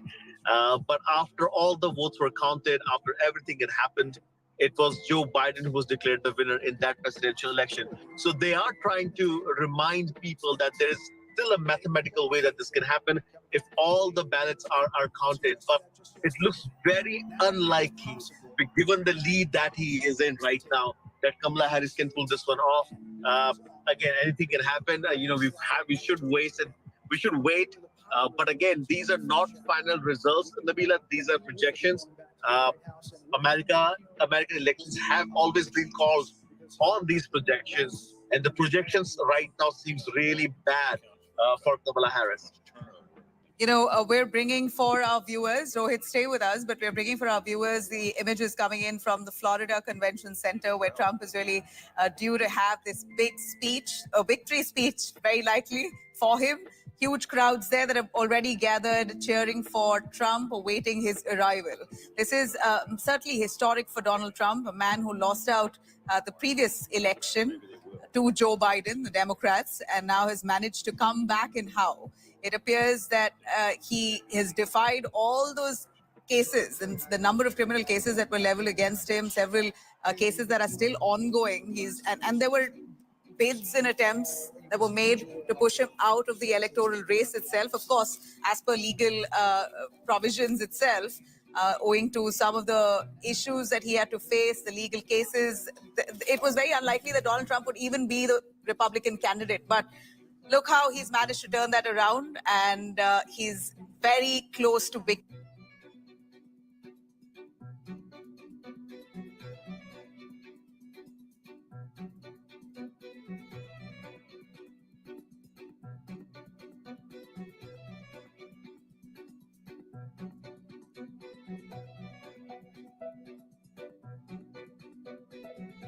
At Harbor Freight, we do business differently from the other guys. We design and test our own tools and sell them directly to you. No. Kamala Harris, 46% of the vote. Donald Trump with a more than 215,000 vote lead. That's with 62% of the estimated vote in from the Wolverine state. The Badger state of Wisconsin, now Donald Trump, 51.2% of the vote. Kamala Harris, 47.2% of the vote. Donald Trump, more than 113,000 votes ahead of Harris, with an estimated 86% of the vote in from Wisconsin. In Arizona now, Donald Trump in the lead there too, 49.9% of the vote. Harris with 49.2% of the vote. Donald Trump with a more than 12,000 vote lead. That's with only 52% of the estimated vote in from Arizona. Still a lot of votes to count in Arizona. Nevada now, they've really counted a lot of votes. Donald Trump, 50.9% of the vote. Kamala Harris, 47.6% of the vote. Donald Trump with a more than 33,000 vote lead. That is with 70% of the estimated vote in from Nevada. Last time we looked, it was only 2%.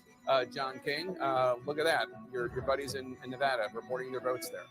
Well, last time it took a very, very long time. So if they're starting to get some in tonight, that's progress for Nevada. I just want to show this. This is a conversation.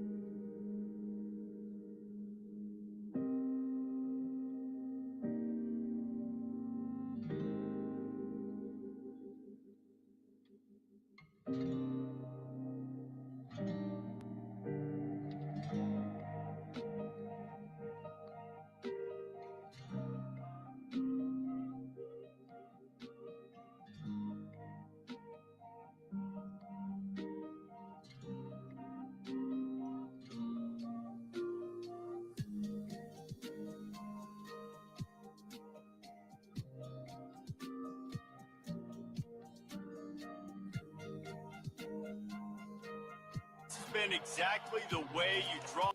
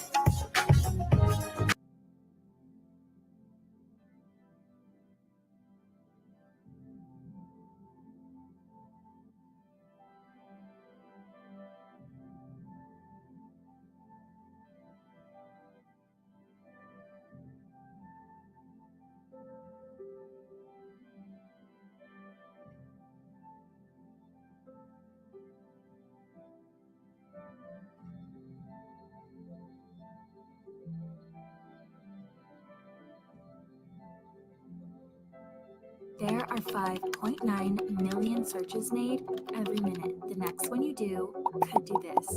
How? By using Ocean Hero, the search engine that recovers one ocean-bound of the election. They had been adamant about that. And so that's also kind of notable here that so many races have been called when we were expecting a longer, stretched out election week. Caitlin, I got to be quick with you on this, but are you hearing any other reaction to other GOP wins tonight, such as the fact that they flipped the Senate?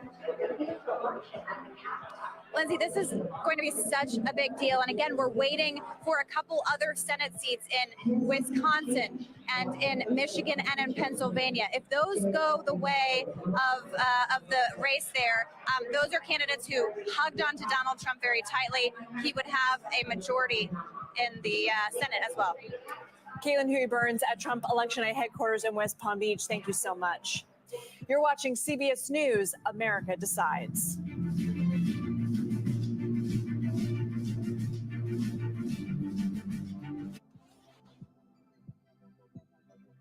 Star approaching, superstar approaching. I can see clearly now that the rain is gone. That's right. Let's do it. Let's go. Let's do this. I can see clearly now that the rain is gone. Superstar approaching, superstar approaching. Just get your popcorn and get ready. Come on, Julia. Oh, yeah. I will if you will. You go, Gail. Yeah, boy. Dollar Jills. If you can't get into the market, it's okay. Renting is fine. Box, oh, it's bad. Screw cap, oh, it's bad. It's not true. We are making a wonderful lemony chicken. Hot. That's good. I wonder what Serena's doing. I wonder how Serena is feeling. That's a really good question. No one's asked me that yet.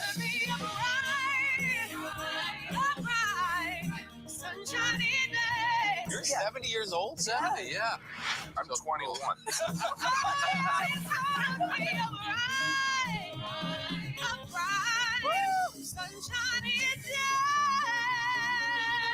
We'll see you 7 o'clock sharp.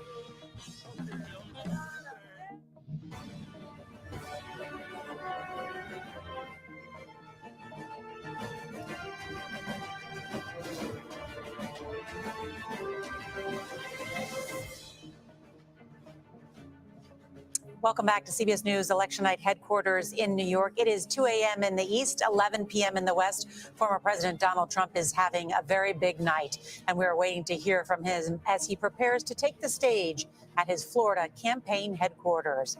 In the Senate, CBS News projects Republicans will take control there, flipping from the Democrats. In the race to the White House so far, Donald Trump's received 246 electoral votes.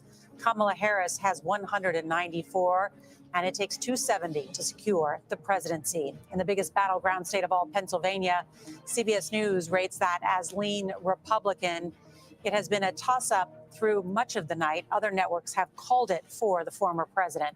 Pennsylvania, one of what they call the blue wall states.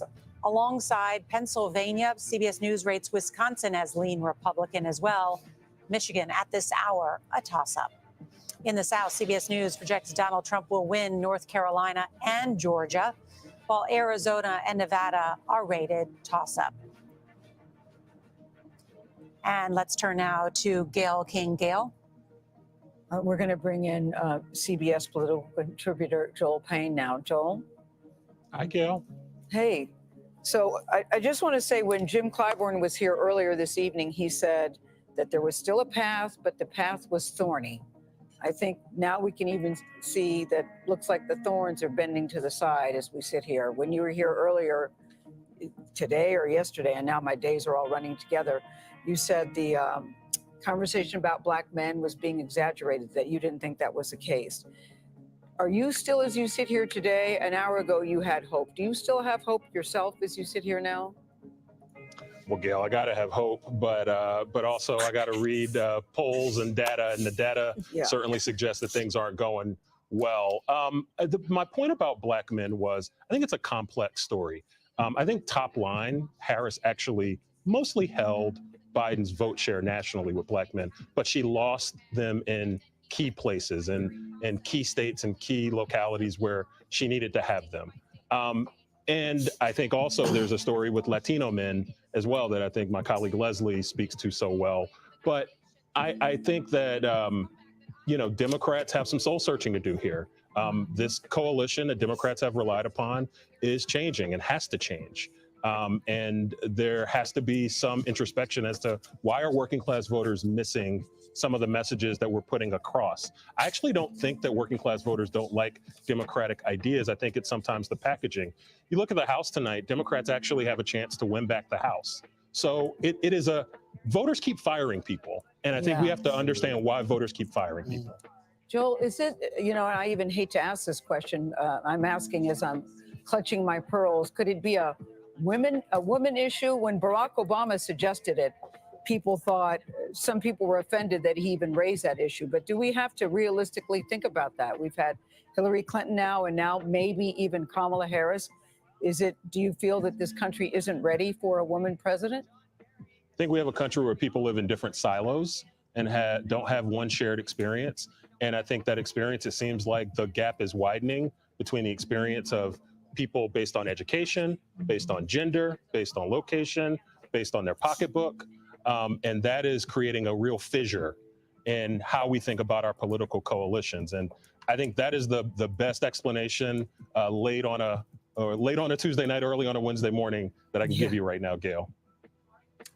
Joel Payne, this is Margaret Brennan. I'm just wondering, as you sit here, I'm thinking through what a Trump presidency would mean for the legacy of Joe Biden, what the question is about what the vice president could have done differently to say she was not Joe Biden and actually a change candidate, what she could have articulated. Tell me about some of the missed opportunities that you think are there. So I think every defeat, obviously, there are a lot of people that want to start pointing fingers, and I think that's already happening. I think Kamala Harris actually, for what she was handed sometime in the middle of July, ran a fairly competent, good, durable campaign. Clearly, based on what we're seeing tonight, probably is not going to be enough. But I don't know if this is something that you can point to infrastructure or design of a campaign. I think these are stubborn issues. Yeah, I think these are stubborn issues that go back to the beginning of the Biden administration. I mentioned Afghanistan earlier. I mentioned a stubborn economy. Let's not forget COVID. right? The country was coming back from COVID, and I think that's a real impact here. And I think maybe the country is still dealing with some PTSD from COVID as well. So there's a lot of reasons why we're here today. I think in terms of message, folks are going to fight about the different types of messaging that they could have gone to, Joel, but yeah. I apologize. Stand by. CBS News has a new projection for the battleground state of Pennsylvania and its 19 electoral votes.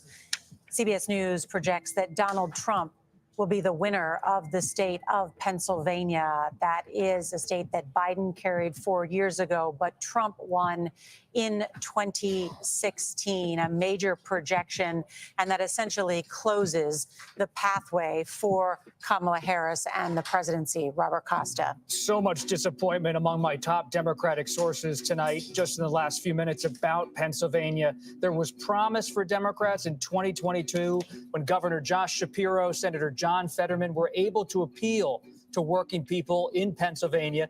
Shapiro famously campaigned on trying to integrate people without college degrees into the state government. You see him urging the Harris campaign for weeks to appeal to working people and union members. For Vice President Harris not to be able to stitch together the Fetterman, Shapiro, Biden coalition in Pennsylvania, suburban centrists, union workers in Pittsburgh and Philadelphia, voters of color, a massive disappointment for Democrats tonight. Pennsylvania, yes, part of the blue wall, but it's central to Democratic power in this country. And of course, it's where Joe Biden is from, Scranton, Pennsylvania. Yes, I mean, Joe from Scranton. I mean, the other interesting thing is we wait Donald Trump, and we will take his remarks as he is set to.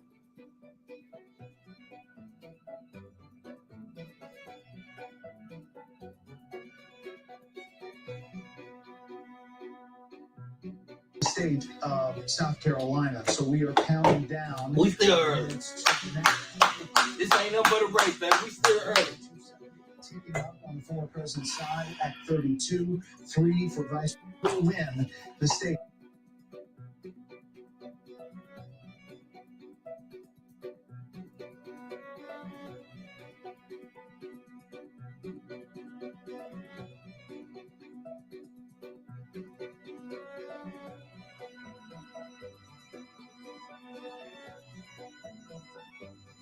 Side of the Democratic Party should Vice President Harris be defeated tonight. And whether it's Governor Newsom in California or Governor Shapiro, there are already donors in the Democratic Party, strategists trying to think through what does the future look like. Or Governor Westmore in Maryland. Or Westmore, Maryland. We could go through a list of about 20 or 30. Yeah, yes, we could. And there is a first mover's advantage here for any Democrat who wants to speak to their party in this moment of uncertainty and wobbliness. So, what you're describing is real because all of these future ambitious politicians have a moment that they can seize to try to define what the Democratic Party is going to need to be in this new era. We also see the same thing on the right because Trump has said this is his last campaign that he will ever run and is ready to hand the torch to J.D. Vance.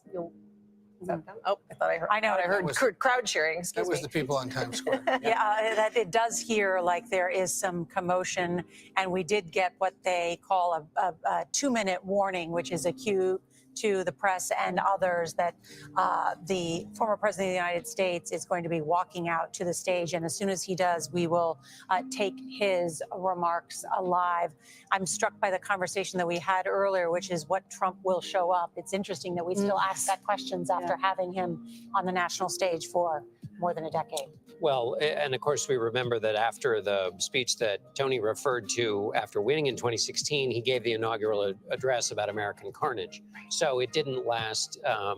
It didn't last long, and he has been affirmed in this campaign that his instincts and the way he wants to be is the way he wants to be, and he's been affirmed, it looks like, in this race. And we should just step back for a moment and think that a 78-year-old American from Queens is about to win the presidency again, which is so unlikely in American history. Someone who grew up working with his father here in New York, learning from Roy Cohn, the infamous lawyer, about never accepting defeat, becomes an apprentice, the reality TV show star, is a famed figure on the national wrestling scene, professional wrestling scene. dallies with politics in 1987, thinks about it in 1999, finally runs for president in 2015 after questioning President Obama's love of country and credentials, wins in 2016, leads a pressure campaign against his own vice president in 2020 and 2021, then is embraced once again by the Republican Party for a third nomination. How unusual it is to be a nominee 3 times for any national party. He is a seismic force in American history. Whether you dislike him, hate him, loathe him, love him, or indifferent, this is a figure now who has been a nominee 3 times and potentially winning the presidency twice after all of the convictions, all of the challenges. Impeachments. He might be back. You know, it's interesting, Bob, when you mentioned The Apprentice, there's a movie out right now, The Apprentice, starring Jeremy Strong. And they were saying that training under Roy Cohn, the mantra is when attack, attack, attack, attack, deny, deny, deny, never admit defeat, and never apologize. And people seem to think that that is what he continues to do in all areas of his life when he is faced with a problem. And that seems, it seems to have served him well as we sit here tonight. You know, it's interesting, when we started the night, guys, we kept saying it's going to be a long night. We're not going to know anything today. Certainly not Pennsylvania. And now we're sitting here a little after 2 o'clock, and it looks like this race is over. And that we were bracing collectively, I think, as a country for Donald Trump to preemptively declare victory. And I don't know that this is so preemptive. Now, in the last part, we was talking about this whole ass motherfucker right here. But today we're going to talk about his whole ass son. Exhibit A, let's just get right. The second man to be elected at different times, joining Grover Cleveland. 130 years ago. Yeah, someone who served 2 terms at different times. And as we await the former president, I want to check in with Caitlin Huey Burns because she is there in West Palm Beach, Florida. Caitlin? Hey, Nora, we have been covering the former president's campaign all year, and his supporters believe this is the night that they had anticipated all along. His campaign had been telling us that they expected results on election night, and it seems like they will get them, even though we are technically into the next day. I want to pick up on the significance of Pennsylvania just quickly, because I essentially have been parked there for much of this cycle because Donald Trump himself has been parked there. He has been calling it the whole ball game for several weeks and months now. And remember, it was in Butler, Pennsylvania that he survived an assassination attempt. And afterwards, you saw not only the Republican Party coalesce around him, but also a sense, at least in my reporting from talking to voters on the ground, that they were kind of coming out of the shadows a little bit to voice their support for him. And I think there are so many moments throughout this campaign that were seen perhaps as controversies or liabilities for the former president, including those 34 felony counts that ended up endearing his party further to him. And that kind of base of support, I think, is significant. Now, we have talked about how that base could have been limited, but the campaign also made a big gamble, trying to expand beyond that base to low propensity voters, especially younger men, Latino men, Black men. We're awaiting final numbers, but that gamble seems, at least at this point, to have paid off. But he will have done that without changing anything about who he is or what his message is. If you think about it, he didn't make any overt overtures to these kinds of demographics. Instead, his message was, my message on the economy and immigration will bring you in. Thank you. Far too kind. 4 5 back, 4 5 back. Can I get an encore? Do you want more? Cook and roll with the Brooklyn boys. So for one last time, I need y'all to roll. 4 5 back, 4 5 back. Now what the hell are you waiting for? 4 5 back, 4 5 back. We in the 4 5, we in the 4 5. It ain't to play games. Back like 4 5, back like 4 5. It ain't to play games with you in the 4 5. There are significant gambles. We in the 4 5. I will also say, just spending so much time back like 4 5, 4 5 back. It ain't to play games with you. talking to voters of all parties, all.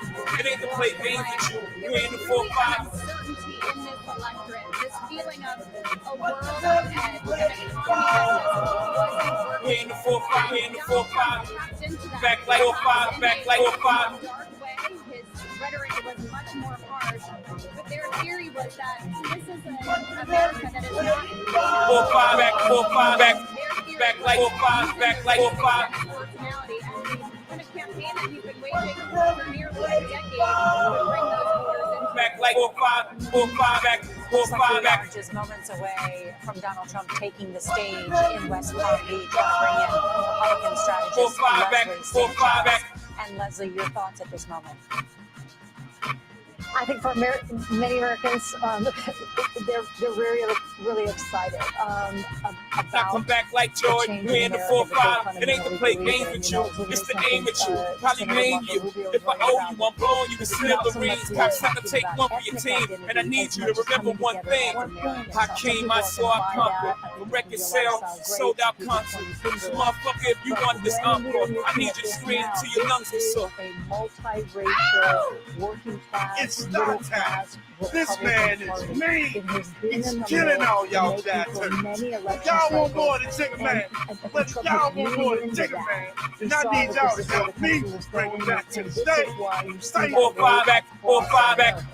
It's in all of those communities, big and small, different identities and ethnicities, but feeling this economic It ain't to play pinch, games with and you. also feeling this crush of Back like immigrants 05. across the border, We feeling in the like there is a 4-5, we very in the porous 4-5, border act and like nothing is 05. done about it, and the impact it's having What the on hell are you communities waiting across the country. It ain't to play Really games with you. felt Back how like 05, significant back and like why we 05. have such a passionate What the response hell to are so you many. waiting Listen, do you for? think this 4-5 is a back, Republican 4-5 back. Party forever changed? And We what in the happens 4-5. It to ain't to play Republicans games. who We in may the not be 4-5, we okay in the with the way 4-5. Donald Trump Cops said to take one for behaves your team, for take one for some your of his team, beliefs? take Are one for they your just team. It ain't to play totally out games now? with you. We in the Well, 4-5.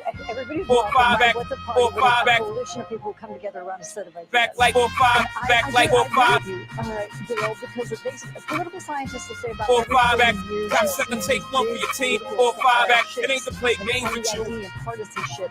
We believe we've been in that for a few What the cycles hell are now, you waiting and for? you haven't seen it since the 1980s. And now you're seeing it again. And what does it look like? The party has changed. The party is more ethnic, working class, Thank you, middle thank you, class. thank you. And Far you're too seeing kind. many more 4-5 back, 4-5 back. advanced educated. Can I get an encore? Do you want more? Cook and roll with the Brooklyn boys. So for one last time, I need y'all to roll. 4-5 back, 4-5 back. Now what the hell are you waiting for? 4-5 back, 4-5 back. We in the 4-5, we in the 4-5. It ain't to play games. Back like 4-5, back like 4-5. It ain't to play games with you in the Yeah, I 4-5. ask that question because I hear so many times We in from the 4-5. Republicans who say, look, I don't like some of the things Back he like does, I 4-5, don't like the way 4-5 he back. It ain't behaves, to but play I feel games like with I have to go along to get along, even while some of them say I have to It hold ain't my to play nose games with you. and We hide in the my 4-5. ears. You remind me of one voter I heard in Bucks County in Bristol, Puerto Rican family, second, third generation business community, represents the business interest. And we talked about some of those disparaging comments that happened at the MSG rally and said, is that going to hurt the Puerto Rican community? Is that going to make a difference? And they said, there's going to be some bluster around this. Bring But it back at the to end the of the day, state. it's about our State. community, 4-5 our back, family, 4-5 our back. faith, and our pocketbook. And we believe Trump's going to do better on the economy and help us get where we're trying to go. It ain't Because to all play these families games have with a you. dream that they feel has been stagnant Back like 4-5. post-COVID, and they want a dramatic shift, and that's kind of where they're falling. That is where they fall today. Leslie, there's a lot of talk about how Latino voters are going to have to be studied a little more. What would you say simply Republicans did right, Democrats maybe did wrong this cycle, especially with the fact that it looks like former President Trump won Latino men overall? One Latino man won some of these counties in South Texas that haven't been won by a Republican in 100 years. More And than he's 100 been- years, since the more than 1890s. Well, yes. And he's been building on that. This wasn't a 4-5 back. Now what the hell are you waiting for? 4-5 back, 4-5 back. We in the 4-5, we in the Latinos, particularly men, about 30% of them were very frustrated with the direction of the Democratic Party. They felt under current President Biden that the party was weak. They didn't like that it wasn't focused on the economy. They felt that it's lost its way. Warning. that the party lost weight. It's the old Republican line, I didn't leave the Democratic Party, the party left me. You had Elon Musk talking about that too. And I think a lot of people felt they didn't recognize the Democratic Party anymore. And these jobs, working class themes that Trump talked about, they lean into that and tested that messaging. And it really resonated with a big part of America. Leslie Sanchez, thank you so much. I want to bring in CBS Morning's co-host, Tony Dokoupil. He's also at Trump headquarters there in Florida. Good evening, Tony. Hi, good evening again, Nora. As we await former and it seems at this hour of the night, the next president of the United States, Donald Trump, we're on Trump World Celebrity Watch here within the ballroom. We've got the MyPillow guy, Mike Lindell, in the building. Tucker Carlson, former Fox News host, is seen walking through the crowd. Former New York City Mayor Rudy Giuliani, Doug Burgum, Vivek Ramaswamy, Marco Rubio. And as I begin to think about the journey traveled just tonight from Mar-a-Lago to the convention center, you begin to think about the journey traveled in the 721 days that Donald Trump has been on this re-election journey. The day he announced 4-5 back for the White House for this the story in his hometown newspaper, the New York Post, was buried on page 26. Florida man announces unlikely bid for the White House. At that moment in time, Donald Trump was isolated in Mar-a-Lago. He was twice impeached, voted out of the White House, abandoned by many of his allies. Well, what a difference the following nearly 2 years makes. Those 4 indictments, the felony conviction in one case, that really energized his base. I've seen a lot of hats here that say I'm 4-5 back, 4-5 back. I've seen a lot of shirts here that have the mugshot on the front. They became symbols of a certain kind of resistance for the Trump voter. And now tonight, that hometown newspaper, the New York Post, Don Deal, D-O-N-D-E-A-L. Donald Trump defies the odds again.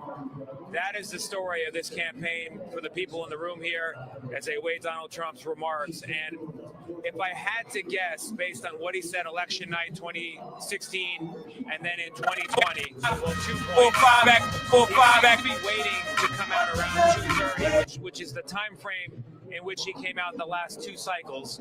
He's a superstitious fellow. The words Grand Rapids, Michigan, were the final one spoken rally stop-wise the last 3 campaigns. There might be something to that. Additionally, you feel like there's going to be another magnanimous moment. We're not going to have a 2020 moment. There's not going to be talk of land. 4-5 back, 4-5 back. And dominant victories. There's going to be. It feels like we might have a moment where we begin to stop being partisans and take an initial to play games with you. We're in the 4-5 back, 4-5 back. The day after Election Day, Nora. Tony Dokoupil, thank you. And I know you're going to have reporting bright and early with Gayle King on CBS Mornings. Thank you so much for being there. And Cecilia Vega, I know you wanted to add something about the question about the Latino vote, because Trump is building a new coalition, and part of that does include Latinos. It very much does. And I wanted to address what Leslie Sanchez said, that when she says people are going to be very excited about that. And I think there are a lot of people in this country who are very excited right now, many of them in that room. I also think a lot of people are very scared tonight. When you look at the proposals that Donald Trump has laid out for a second term when it comes to just immigration alone, I'll do this really quickly as we watch to see what he takes the stage. A travel ban to what the hell are you waiting for? Parents. He wants to use the Alien and Enemies Act of 1978 to dismantle, to deport gang leaders. That is a law that has not been used since World War II to intern Japanese Americans in this country. And we talked about his mass deportation plan. What we didn't talk about is that Tom Holman told me that that would essentially involve deporting entire families together, including children who were born in this country. So there are a lot of people who are scared right now. 4-5 back, 4-5 back. Donald Trump, along with his wife, his vice presidential pick, his son Barron Trump, who we rarely see. And cast his first vote today for his dad. He's been going to school here in New York. 4-5 back, 4-5 back. Now what the hell are you waiting for? Ms. Fox, We're in the presidential 4-5. We're in the 4-5. It ain't to along play with games. Keisha Vance as Back well. like 4-5. Back like 4-5. It ain't to play games with you. We're in the 4-5. We're in the 4-5. Back like 4-5. 4-5. Back. It ain't to play games. From the lakes of Minnesota to the hills of Tennessee, across the plains of Texas, from sea to shining sea, Detroit down to Houston, and New York to LA, where there's pride in every American heart, and it's time we stand and say, In the 4-5. 4-5 back. 4-5 back. It ain't to play games with you.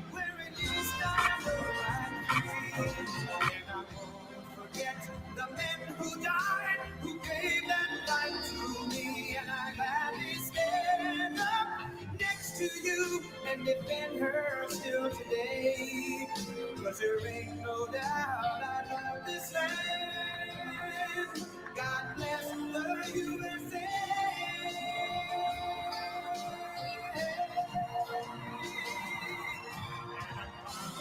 Be an American, wearing these styles, oh, I'm free. And I won't forget the men who died, who gave that life to me.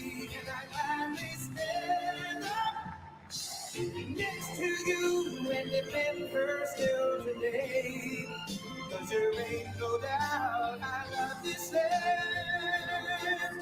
God bless the USA.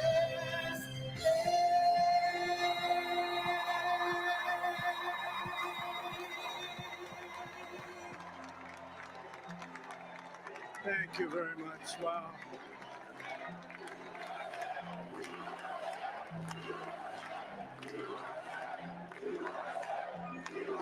Well, I want to thank you all very much. This is great. These are our friends. We have thousands of friends in this incredible movement. This was a movement like nobody's ever seen before. And frankly, this was, I believe, the greatest political movement of all time. There's never been anything like this in this country and maybe beyond. And now it's going to reach a new level of importance because we're going to help our country heal. We're going to help our country heal. We have a country that needs help, and it needs help very badly. We're going to fix our borders. We're going to fix everything about our country. And we made history for a reason tonight, and the reason is going to be just that. We overcame obstacles that nobody thought possible, and it is now clear that we've achieved the most incredible political thing. Look what happened. Is this crazy?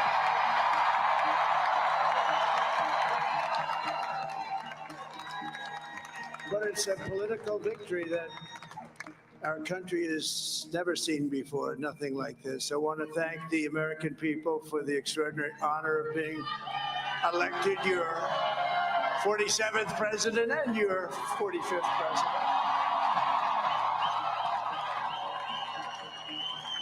And every citizen, I will fight for you, for your family, and your future. Every single day, I will be fighting for you, and with every breath in my body, I will not rest until we have delivered the strong, safe, and prosperous America that our children deserve and that you deserve.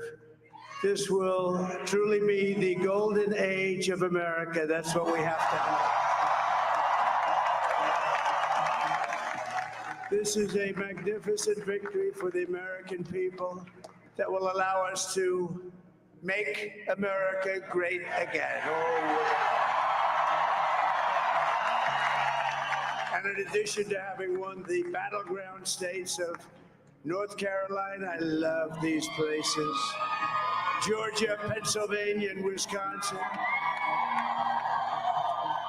we are now winning in Michigan, Arizona, Nevada, and Alaska, which would result in us carrying at least 315 electoral votes. But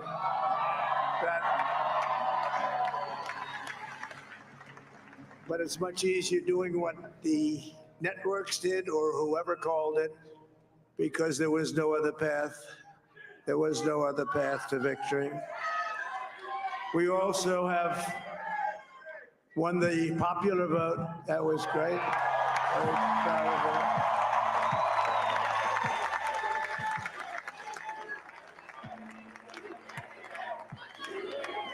Thank you.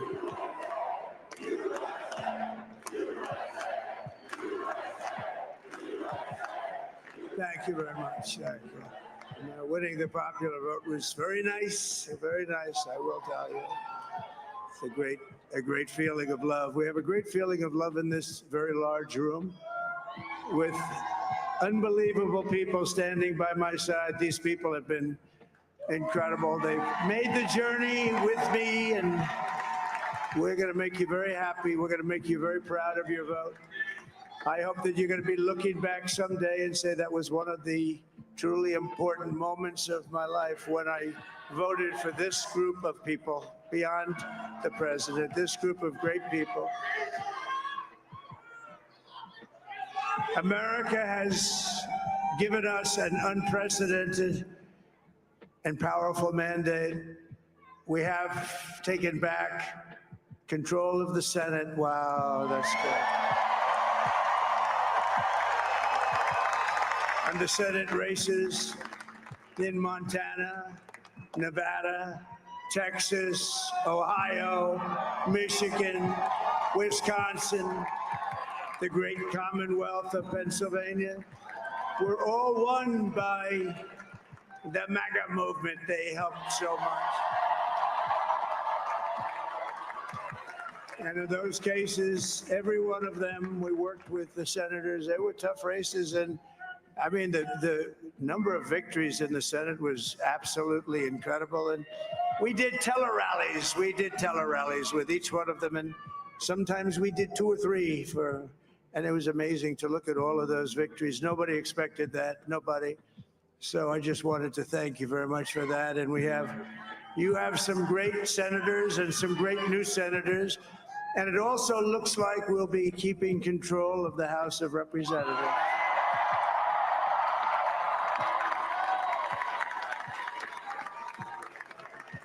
And I want to thank Mike Johnson. I think he's doing a terrific job. Terrific job. I want to also thank my beautiful wife, Melania, First Lady.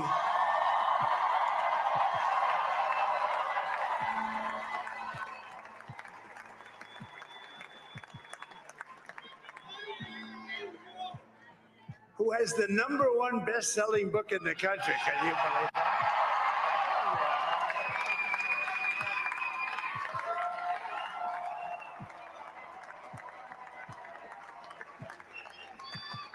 No, she's done a great job, works very hard to help people. So I just want to thank her. But I want to thank my whole family, my amazing children, and they are amazing children. Now, we all think our children are. Everybody here thinks their children are amazing, but that's a good thing when you think they are. But Don, Eric, Ivanka, Tiffany, Barron, Laura, Jared, Kimberly, Michael, thank you all. What a help. What a great.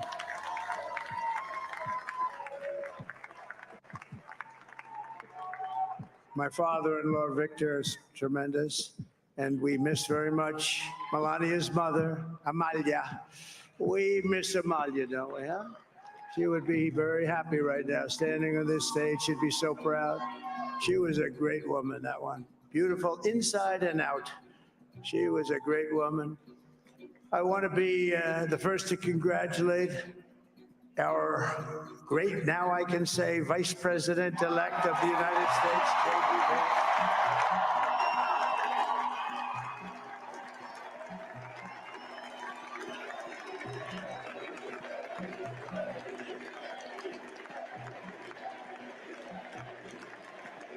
And his absolutely remarkable and beautiful wife, Usha Vance. And he is a feisty guy, isn't he? You know, I've said, go into the enemy camp.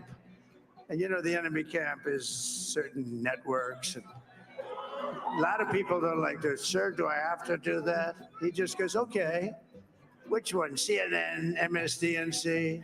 He'll say, all right, thank you very much. He actually looks like he's like the only guy I've ever seen. He really looks forward to it, and then he just goes and absolutely obliterates them.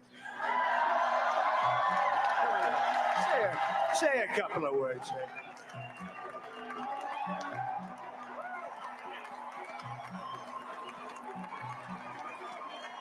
Wild.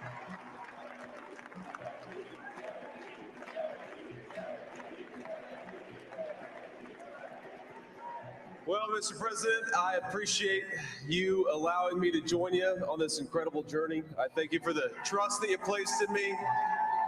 And I think that we just witnessed the greatest political comeback in the history of the United States of America.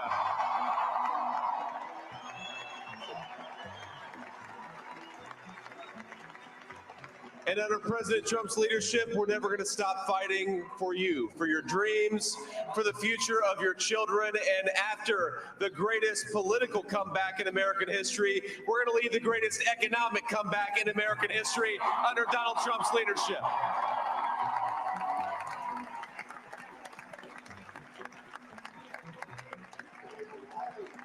Thank you very much. He's turned out to be a good choice.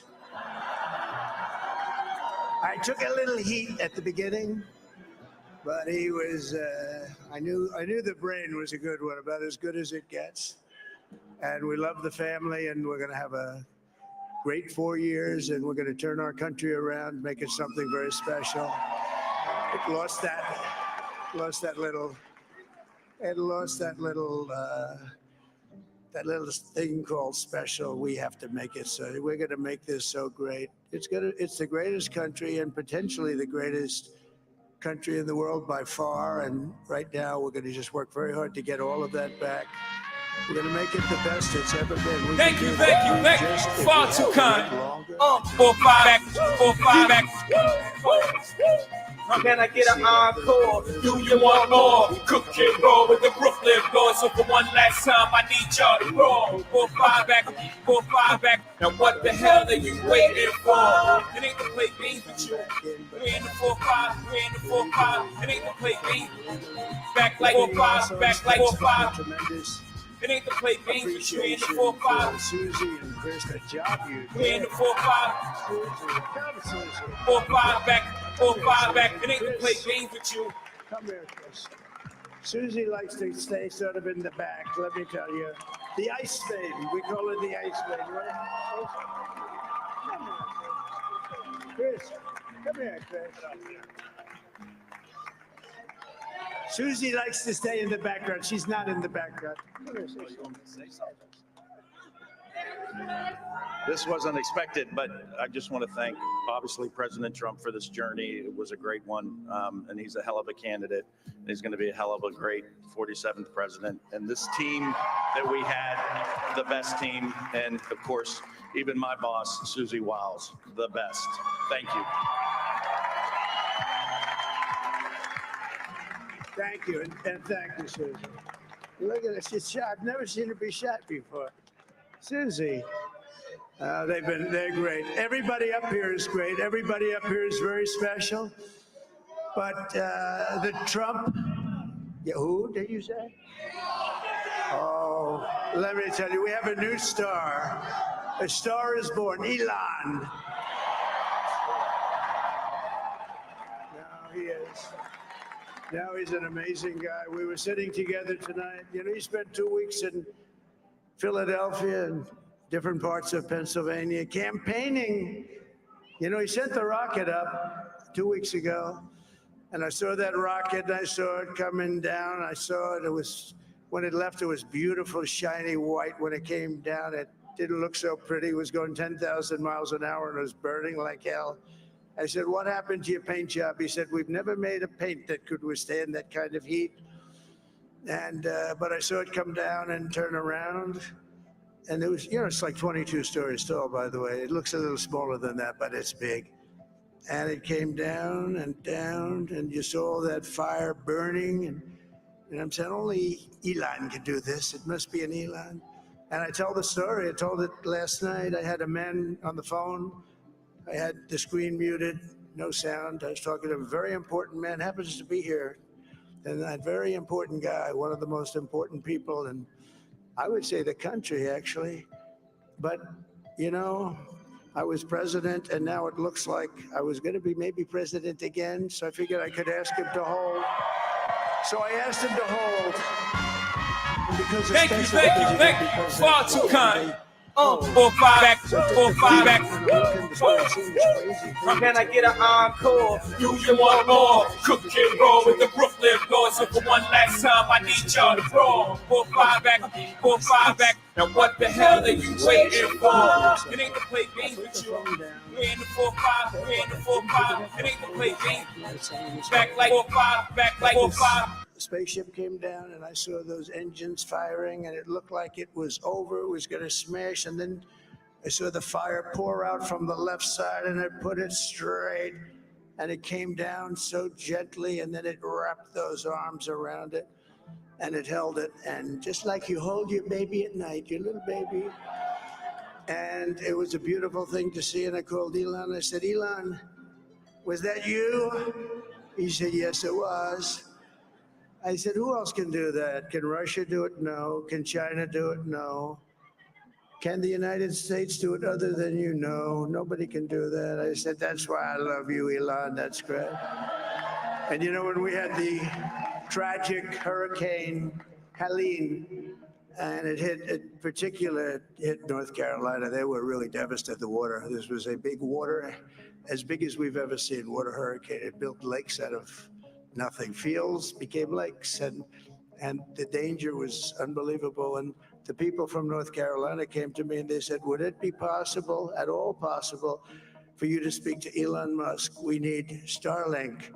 I said, what's Starlink? It's a form of communication. So I called Elon, and I'll tell you what, he had, and it was very dangerous. People would die. They had no communication. All the wires were down. I called Elon Musk. I said, Elon, you have something called Starlink, is that right? Yes, I do. What the hell is it? He said, it's a communication system that's very good.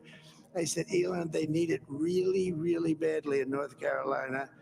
Can you get it? He had that there so fast. It was incredible. So, and it was great. It saved a lot of lives. He saved a lot of lives. But he's a character. He's a special guy. He's a super genius. We have to protect our geniuses. We don't have that many of them. We have to protect our super geniuses. I want to thank some of the guys. You know, we have up here today the U.S. Open champion. He's a fantastic golfer. Slightly longer than me. It's a ball a little bit longer than me. Just a little bit. Bryson DeChambeau is up here someplace. What happened to Bryson? Where is he? Bryson. Oh, he was shot. He's hitting balls. Oh, he's on the way. He's hitting balls. Bryson. Oh, look at him.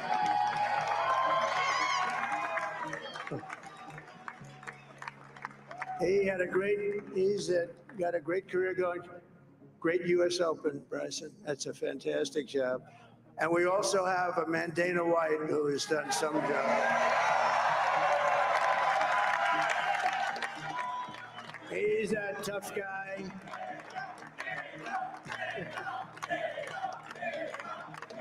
So Dana started UFC and came to me, do you mind if I use your, nobody wanted to give him Marines because they said it's a rough sport, a little rough. And I helped him out a little bit and I went and they said, this is the roughest sport I've ever seen, but I began to like it and he loved it and nobody's done a better job in sports. And you know, he's a very motivational kind of a guy, what he does. He gets these fighters and they really go at it. And it's become one of the most successful sports enterprises anywhere at any time. It's doing so well. I'd like to ask Dana just to say a couple of words because people love to hear from him. Dana, please.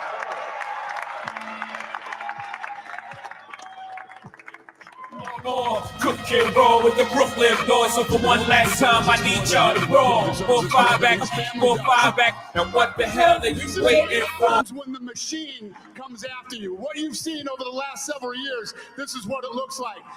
Couldn't stop him. He keeps going forward. He doesn't quit. He's the most resilient, hardworking man I've ever met in my life. His family are incredible people. This is karma, ladies and gentlemen. He deserves this. They deserve it as a family. I want to thank some people real quick. I want to thank the Nelk boys, Aiden Ross, Theo Vaughn, busting with the boys, and last but not least, the mighty and powerful Joe Rogan.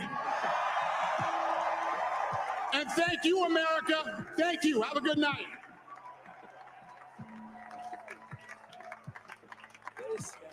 That is a piece of work.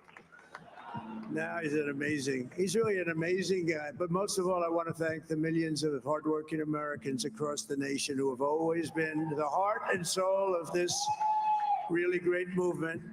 We've been through so much together, and today you showed up in record numbers to deliver a victory like really, I probably like no other. This was something special, and we're gonna pay you back. We're gonna do the best job. We're gonna turn it around. It's got to be turned around. It's got to be turned around fast, and we're gonna turn it around. We're gonna do it in every way, with so many ways. In the truck there, he's going to be making some more comments, answering forever be remembered as the day the questions. American Again, this people all regained stemming from control that of their Madison country. Square Garden rally that the former president had earlier this week.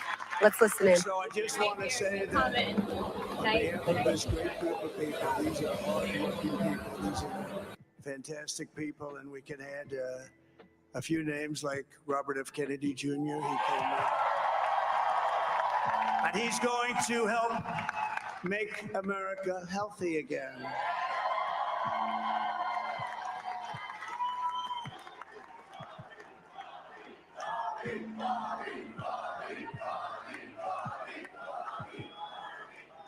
And now he's a great guy, and he really means it. He wants to do some things, and we're going to let him go to it. I just said, but Bobby, leave the oil to me.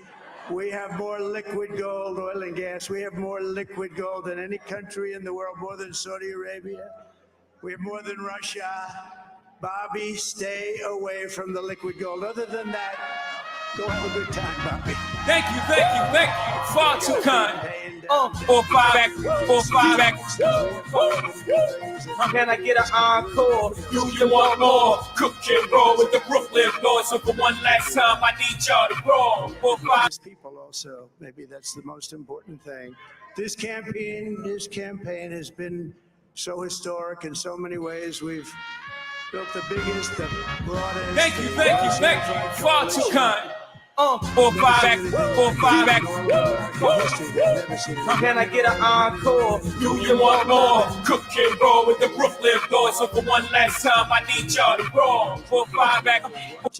Some great analysis of the people that voted for us. Nobody's ever seen anything like that. Do you want more? Cook and roll with the Brooklyn boys. So for one last time, I need y'all to roll. 4 5 back, 4 5 back. Now what the hell are you waiting for? It ain't to play games with you.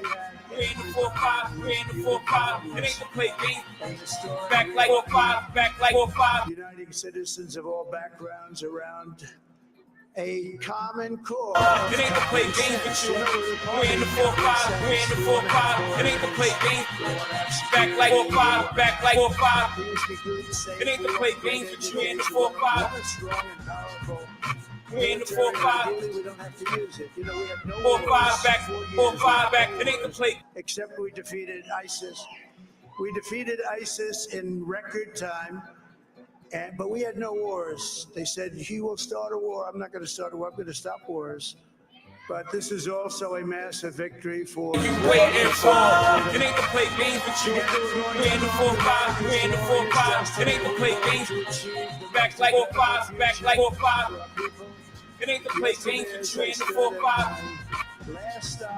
We ain't the 4 5. 4 5 back. 900 rallies approximately from them. Can you imagine? 901 something, a lot of rallies. And it was sad. Everybody was sad. Many people, I said, this is our last rally. But now we're going on to something that's far more important, because the rallies were used for us to be put in this position where we can really help our country. That's what we're going to do. We're going to make our country better than it ever has been. And I said that many people have told me that God spared my life for a reason.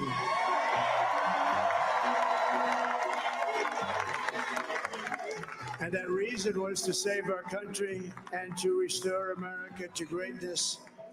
And now we are going to fulfill that mission together. We're going to fulfill that mission.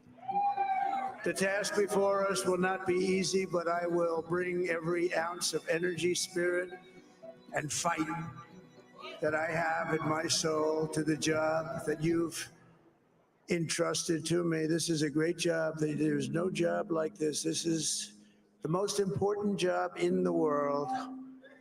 Just as I did in my first term, we had a great first term, a great first term. I will govern by a simple motto: promises made, promises kept. We're going to keep our promises. Nothing will stop me from keeping my word to you, the people. We will make America safe, strong, prosperous, powerful, and free again. And I'm asking every citizen all across our land to join me in this noble and righteous endeavor. That's what it is. It's time to put the divisions of the past 4 years behind us. It's time to unite. And we're going to try. We have to try. And it's going to happen. Success will bring us together. I've seen that. I saw that in the first term when we became more and more successful. People started coming together. Success is going to bring us together, and we are going to start by all putting America first. We have to put our country first for at least a period of time. We have to fix it, because together we can truly make America great again for all Americans. So I want to just tell you what a great honor this is. I want to thank you. I will not let you down. America's future will be bigger, better, bolder, richer, safer, and stronger than it has ever been before. God bless you, and God bless America. Thank you very much. Thank you very much.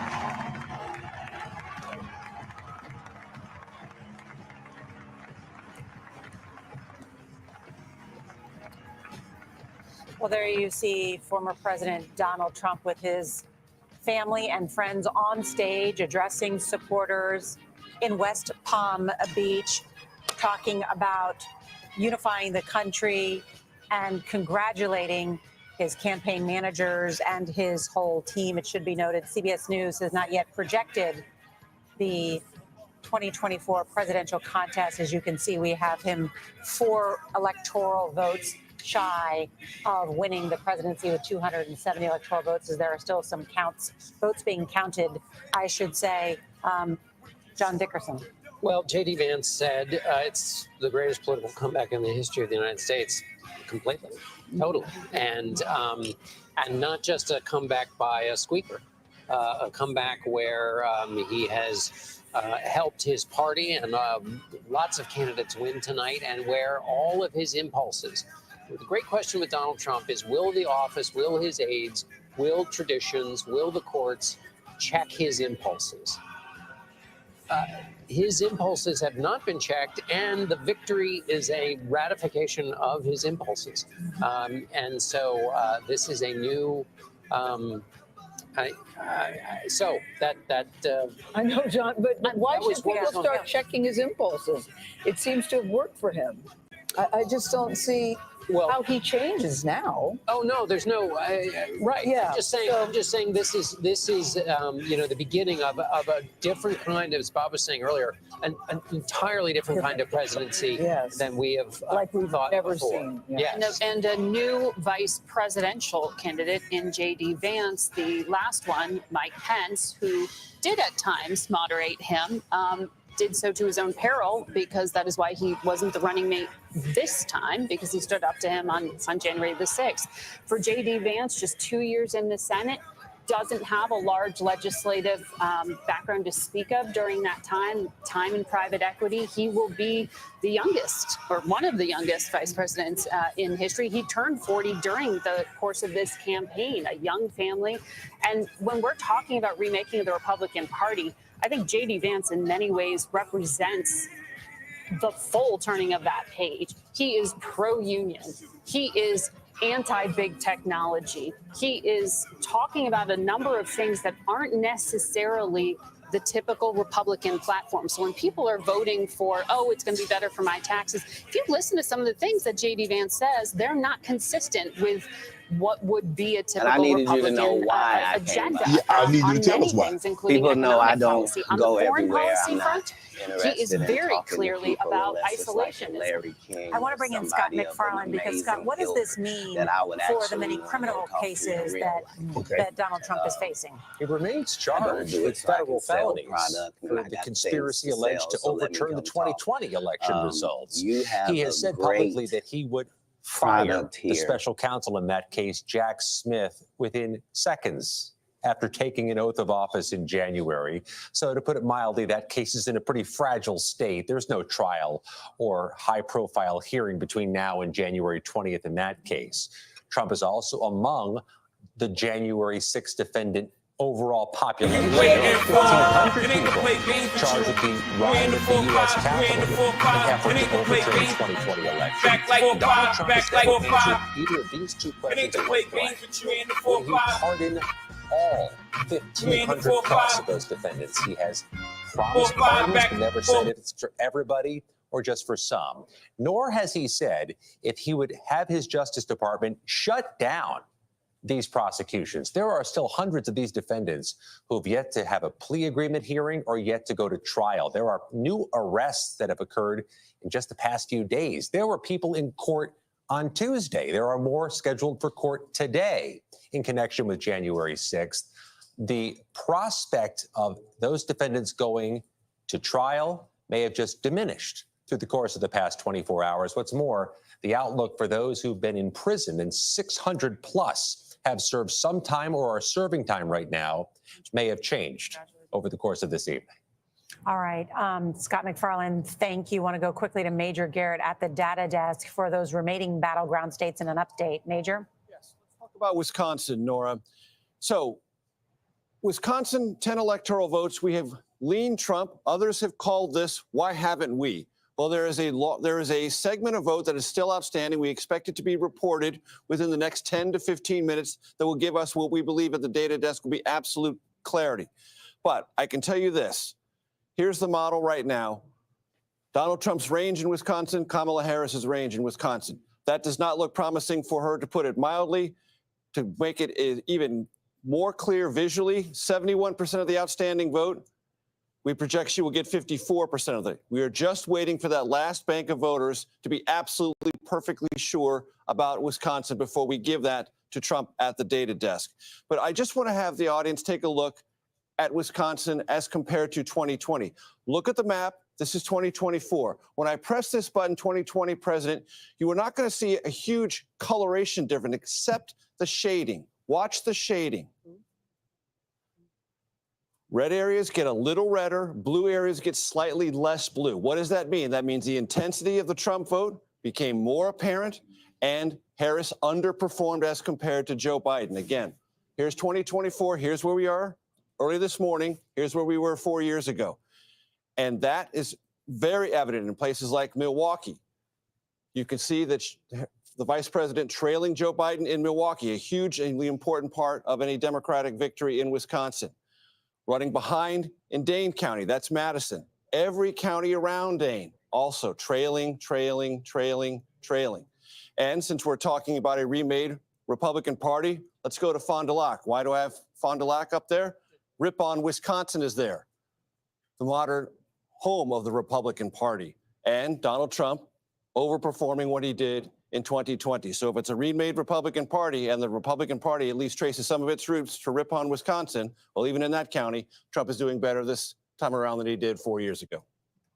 Major Garrett, thank you for that. And as we see, it has been a successful night for Donald Trump and the Republican Party, winning decisively in a number of these battleground states and the Senate, right, Ed? Yes, Republicans leading in Pennsylvania, Michigan, Wisconsin, and Nevada's Senate races. The Nevada one especially notable because Sam Brown, the candidate there, taking on the incumbent Democrat Jackie Rosen, in recent days was not expected to do that, but it is now appearing to. The House remains too close to call. It is likely it will end up evenly divided yet again. And we should also point out, we have not heard anything from any Democrat working on the Harris campaign or at the White House or anywhere else disputing what we're seeing tonight. Nobody has stopped this momentum that is clearly going. There's no question that this is happening. Democrats up and down the ballot understand that what is unfolding is legit. We have not heard from the Harris campaign whether she has made any call to the former president, the president-elect, presumed possibly soon, whether she plans to. We should also note there is nothing on the public schedule at the White House tomorrow for the president, but a national security briefing in the afternoon that now could include all sorts of urgent matters from around the world as allies check in tomorrow. But again, no one in the Democratic Party disputing what's going on tonight. And it is 3 a.m. in the East, and a very big night for Donald Trump and the Republican Party. Just to recap, it looks like he is headed towards re-election. The former president just spoke to reporters in Florida, declaring victory. His vice president calling it the greatest comeback in history. And in the race to 270 electoral votes and the race to the White House, Donald Trump has received 266 electoral votes. Kamala Harris, 216. You can see those white states. CBS News has not yet projected. Some of the states we are still awaiting final results from are Wisconsin. CBS News rates that battleground as lean Republican. Michigan, Arizona, Nevada are all toss-ups.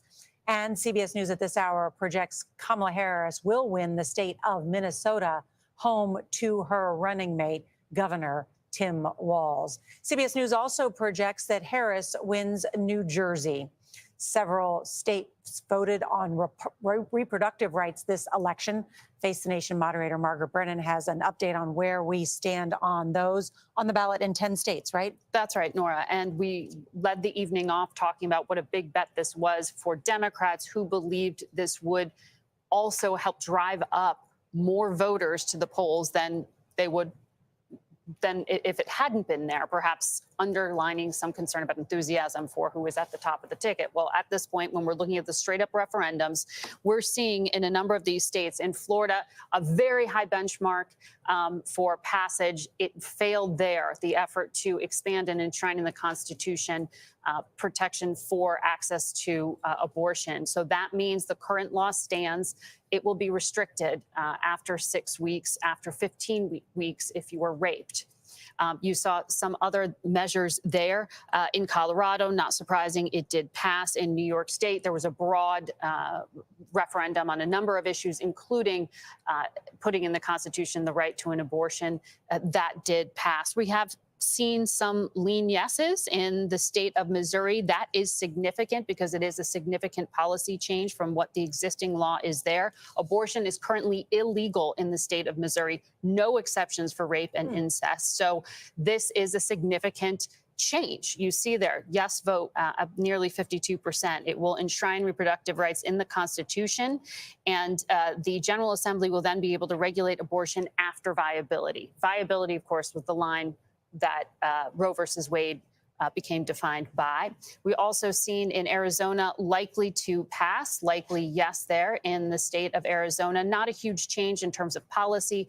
Abortion has been legal and protected. But remember, we spent so much time talking about what happened in that state when there was a snapback to a Civil War era law.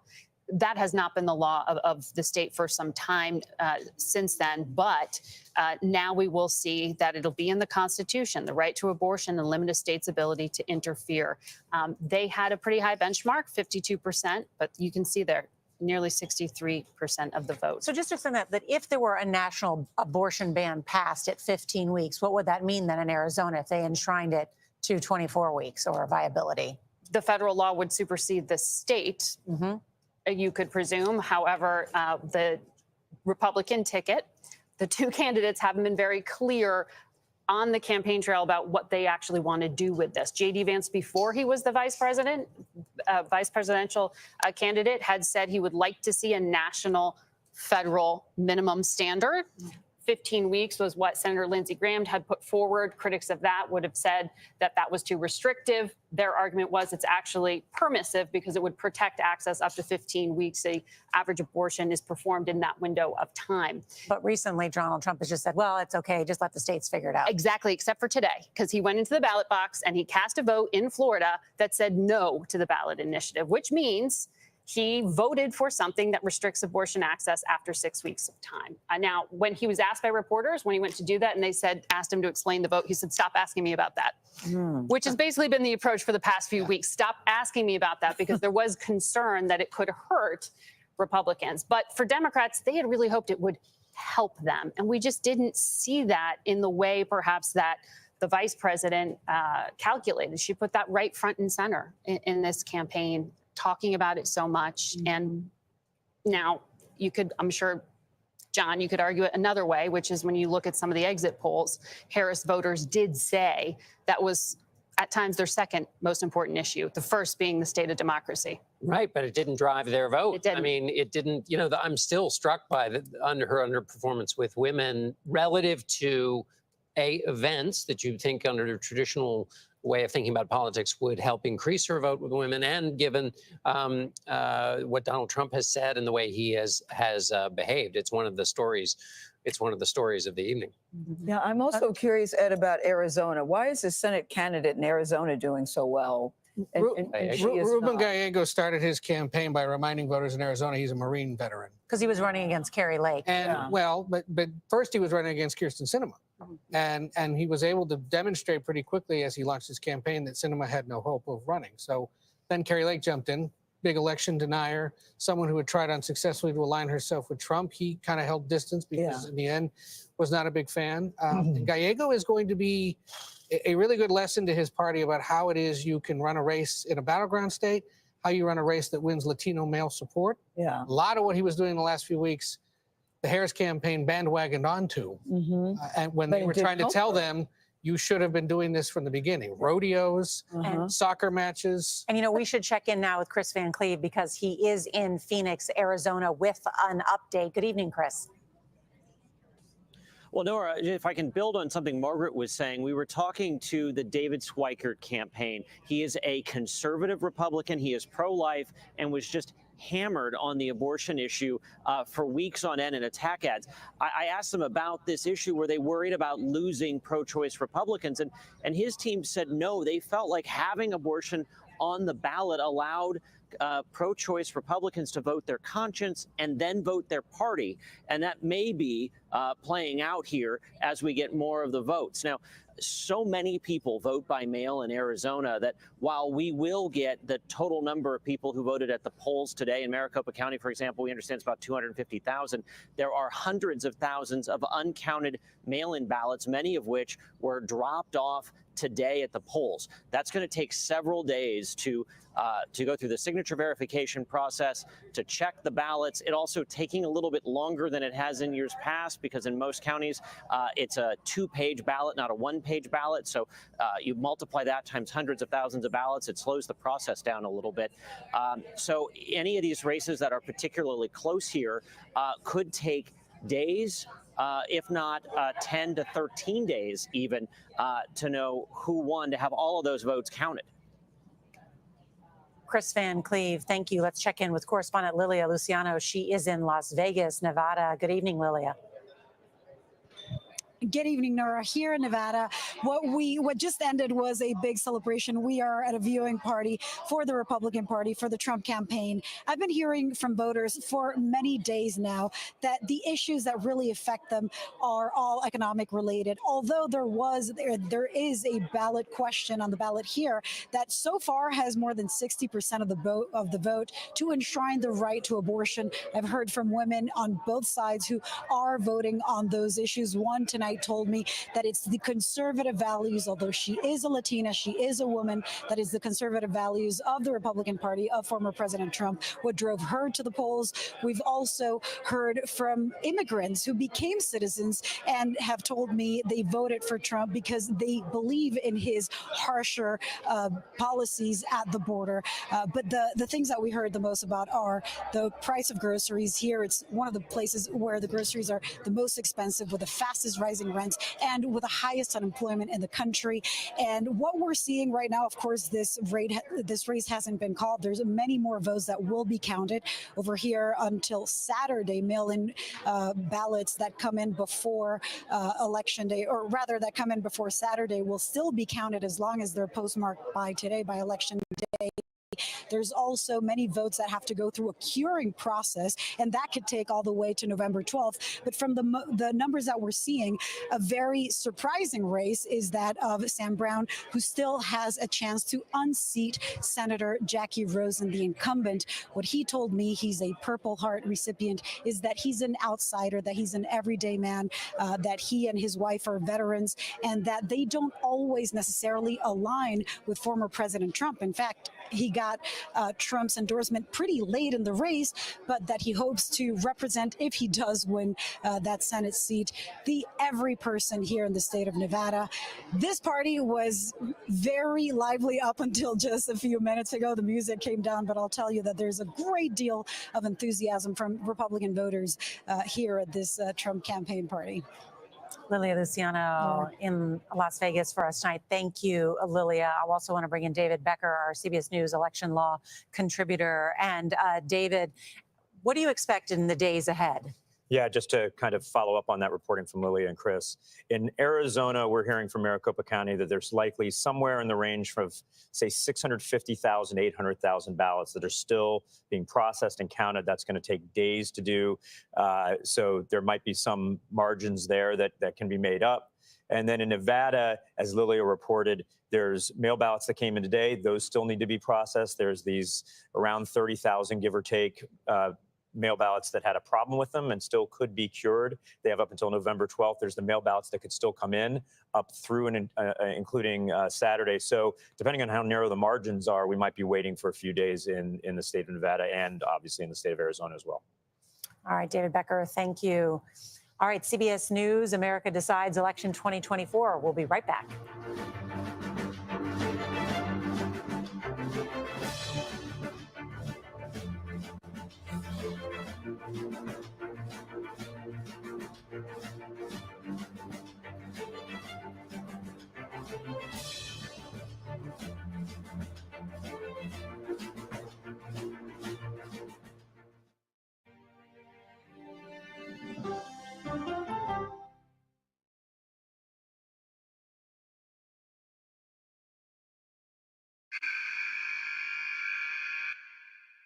I had progressively fallen deeper into the world of online sports betting. The risk is the rush. What do you think is driving the spike in popularity? I think it's legality. If it's legal, I'm going to use it. There are ways to bet when you are 18. We've created an epidemic of child gambling. You can't walk into a male dormitory in a college campus without sports betting happening. It's America's most neglected problem. I used sports betting as a way to escape, when in reality, I'm choosing self-destruction. Whatever I had left, it was gone. The purpose of the industry is to get you to play to extinction. And that means until all your money is gone.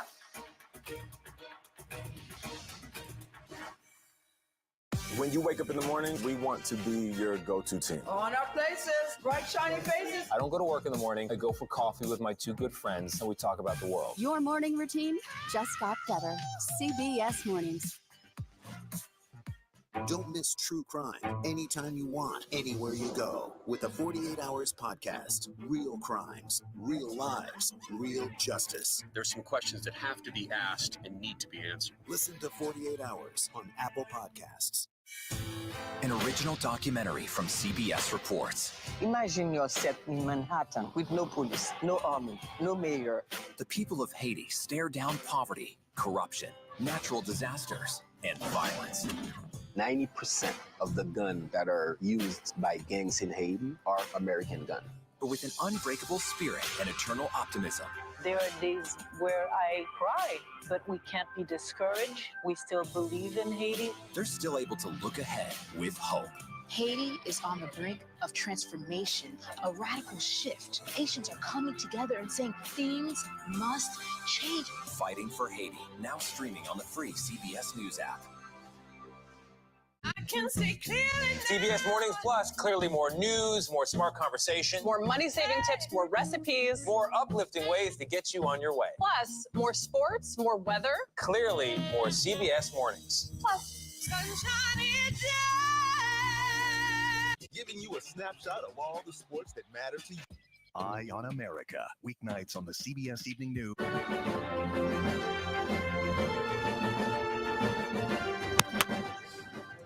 Welcome back. It is after 3 o'clock in the morning, and Donald Trump has already declared victory. Let's bring in Robert Costa, our chief election and campaign correspondent. And Robert, what will another term with Donald Trump in office look like?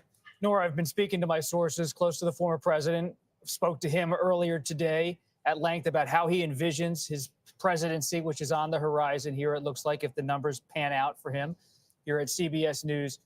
You see in Donald Trump someone who's totally different now than he was in 2016 in terms of how he perceives his own presidency. Why? Because he no longer has to run for re-election. Once he enters the White House again in 2025, should he win, he is going to, on foreign policy and domestic policy, not be constrained by the prospect of having to seek out the support of voters once again. He also has a full grasp of executive power. You are going to see him push immediately for some kind of deal with Russia's war with Ukraine. You are going to see him try to reshape American foreign policy when it comes to tariffs and economic policy, the United States relationship with NATO. All of that would be open for discussion. On domestic policy, an expansion, extension of the Trump tax cuts from 2017 to make sure the business community stays in line with the Republican Party. You could see Lina Khan, the head of the Federal Trade Commission, pushed out of her position. She has been filing suits against some of the major corporations in this country and around the world, trying to constrain the tech market in terms of their size and power. And you see in Trump someone who wants to focus on the border, and that could use the military. We could see military force now being used, as Cecilia and her colleagues and others have reported at CBS News. Most importantly, what we see from a Trump presidency is an executive branch that will be used by Trump to imprint policy that's in his image and likeness. Robert F. Kennedy Jr., someone who has been a progressive figure in this country for decades, now will have a real hand on the steering wheel when it comes to health policy in this country. Donald Trump says he'll let RFK Jr. do what he wants with women's health care. And this is someone who has opposed vaccine mandates. We don't have time to get into every single position of Mr. Kennedy, but you have a coalition that's not a traditional conservative coalition. And when it comes to abortion rights and other issues, conservatives might be frustrated by how Trump took this position on abortion, how he responded to reporters earlier today. But talking to my sources in the evangelical community, the Catholic community, the Jewish community, I will tell you this. Tonight, they all say to CBS News, they believe they will have a seat at the table with Trump. The 47th president, they believe, will give them a full hearing, regardless of what he said during the campaign, to hear it, how they want to overhaul social policy, economic policy, foreign policy. Well, Bob, you heard him tonight. Staff. Who will be Donald Trump's chief of staff? The leading candidate, I'm told at this moment, is Susie Wiles, who you just saw on stage, someone who has become a confidant. Trump likes that she's low-key. As you saw tonight, she didn't want to speak. Chris LaCivita, who has been her partner, said a few words. I'm told LaCivita is not interested in necessarily being chief of staff, but you could also have someone from the business community. Now, you have a lot of business leaders who are angling for positions, but Trump, as he has told many people privately, essentially wants to be his own chief of staff. Kevin McCarthy, the former House Speaker, is someone whose name has been mentioned, but he is not, I'm told, interested in coming into that role. We heard him tonight say promises chief of staff made. is a real dangerous thing. Jimmy Carter tried that, and it's a disaster. Is it? Don't they say a doctor who is his own patient or a lawyer who's his own client is a a fool, but you heard him say in his speech, promises made, promises kept. And Maya Angelou used to say, when people show you who they are, believe them the first time. Do we have any reason to doubt that he won't do everything that he said he's going to do? And more. What's so notable about this election is that former President Trump believes he has not just won an election, but he has affirmed a movement in this country that I think back, and the Democrats are going to have a moment for the next 4 years where they think about their future. I remember sitting over breakfast with Bernie Sanders, the Vermont senator, 10 years ago, and he told me that the future in this country would come down to the issue of class. Class more than anything, how people feel economic pain. And he said it's either going to be the Democrats or Republicans who speak to the economic pain people feel in this country. And he still believes, based on my reporting, that he would have won against Trump in 2016. President Biden believes he would have beat Trump in 2016 because they believe they speak to that economic pain. Biden wins in 2020 with a similar coalition trying to speak to working people. But the question now for Democrats is, can they win back some of these people? And it might not be appealing to the Liz Cheney Republicans, but appealing to those who like Senator Bernie Sanders, those who are searching. We encounter in our reporting all the time people in this country who are not seeing themselves as political, but feel pain about the future of their well-being, their families' opportunity. But Kamala Harris always talked about the working class and the middle class and what she wanted to do. But it was for a them. compressed campaign. Okay. Just a few weeks. Did they not believe her? It's not that they didn't believe her. So many voters I met feel like they didn't fully know her in terms of speaking to her, their grievances. They respected her as a vice president of the United States, but she was a relatively low vice president, low profile, with working with President Biden. And running from August to now is not easy, even if you're a perfect politician with a perfect campaign. You know, one thing we haven't seen a delay in is the world leaders who are coming out and congratulating Donald Trump, even though he is still short of the 270 electoral votes at this hour. Two of the first conservative leaders, two of his biggest fans, Hungary's Prime Minister, Viktor Orban, one of the most problematic members of NATO, who has put his body oftentimes in between yes votes to approve more funding for Ukraine. Also, now the head of a very far right-wing government in Israel, the most far right in Israel's history of existence, Benjamin Netanyahu, coming out and celebrating him, somebody who has actually been calling Donald Trump as the president in waiting for months and making calculations, we know and have reported, about what his plans are for the future of the wars he is waging based on the outcome of what happened tonight. And we know that other leaders have been speaking with Donald Trump privately, have visited him. They haven't been reported publicly, but many of them have maintained close relationships with him. That's right. Leaders in the Gulf, leaders in Europe as well. The Prime Minister of Poland was deployed by the Allies to try to convince him to change his position on Ukraine. Very concerned that the vice president he has chosen would affirm an isolationist view that would indicate that there are very big problems and perhaps wind in the sails of Vladimir Putin, despite the fact that he is losing a number of soldiers on the battlefield. You know, we didn't get a chance to talk to Gary Cohn about all of this, but when you think of two of the items in the Trump agenda, the promises he's going to keep, tariffs, 40% of the American economy is trade related.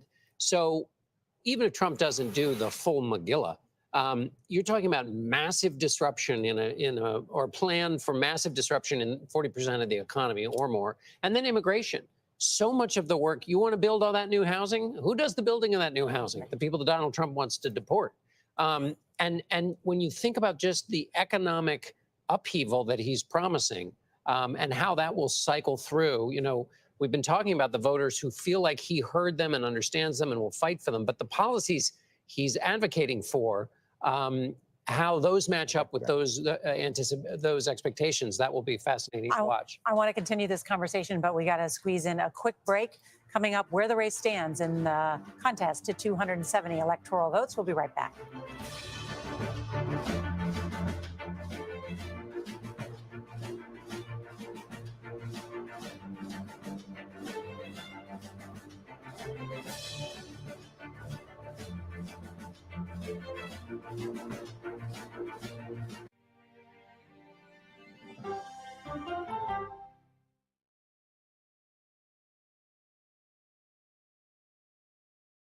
Okay, so let's just start at the beginning. Well, let me start with this. What is at stake here? What is the answer then? Do you know why? You want me to just keep going? Is that a good thing or a bad thing? Were there death threats? How is this possible? What's wrong with that argument? Are you saying they lied? Have you told the government that? Why won't you say the word crisis? You're not answering my question. This really Is that scary? Does that make sense? What do you mean? What does that mean in Did any of that make sense? What's your response? What happened? Why?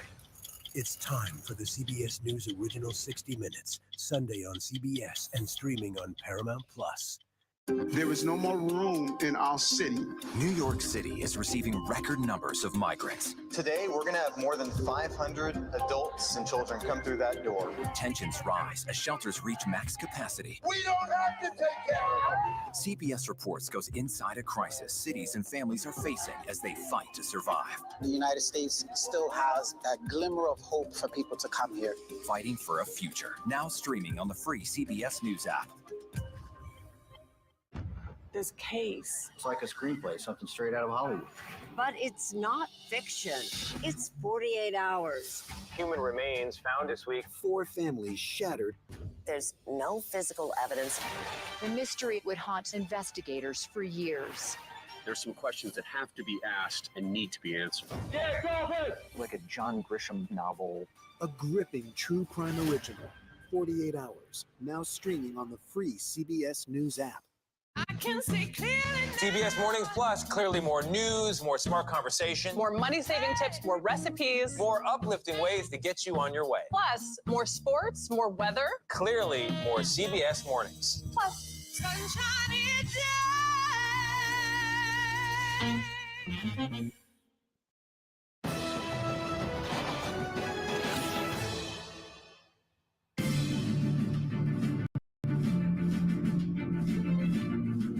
I'm Lindsay Reiser at the CBS Broadcast Center in New York with coverage of CBS News America Decides. Donald Trump is claiming victory as he nears the 270 Electoral College votes needed to become the nation's 47th president in history. Trump spoke to supporters at his election night campaign headquarters in West Palm Beach, Florida, on stage surrounded by family.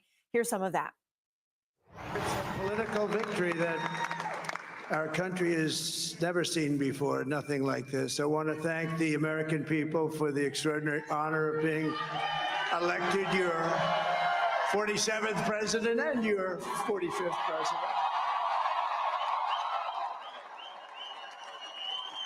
And every citizen, I will fight for you, for your family, and your future. Every single day, I will be fighting for you, and with every breath in my body, I will not rest until we have delivered the strong, safe, and prosperous America that our children deserve and that you deserve. This will truly be the golden age of America. That's what we have to have. This is a magnificent victory for the American people that will allow us to make America great again. And in addition to having won the battleground states of North Carolina, I love these places, Georgia, Pennsylvania, and Wisconsin, we are now winning in Michigan, Arizona, Nevada, and Alaska, which would result in us carrying at least 315 electoral votes.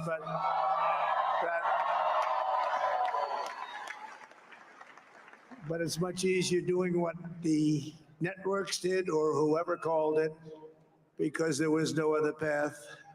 There was no other path to victory. We also have won the popular vote. That was great.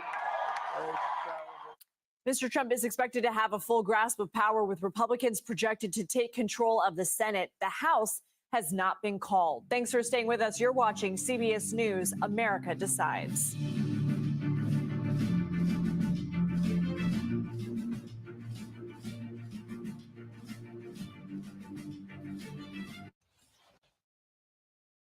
Superstar approaching, superstar approaching. I can see clearly now that the rain is gone. That's right. Let's do it. Let's go. Let's do this. I can see clearly now that the rain is gone. Superstar approaching, superstar approaching. Just get your popcorn and get ready. Come on, Julia. Oh, no. I will if you will. You go, gal. Yeah, boy. Dollar Jill. You can't get into the market. It's okay. Renting is fine. Box, oh, it's bad. Screw cap, oh, it's bad. It's not true. We are making a wonderful lemonade chicken. Hot. That's good. I wonder what Serena's doing. I wonder how Serena is feeling. That's a really good question. No one's asked me that yet.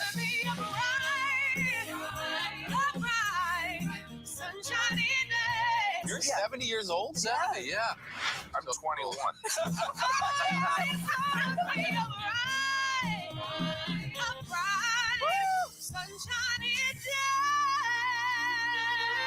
She's the first Black woman on the Supreme Court, and she's determined she won't be the last.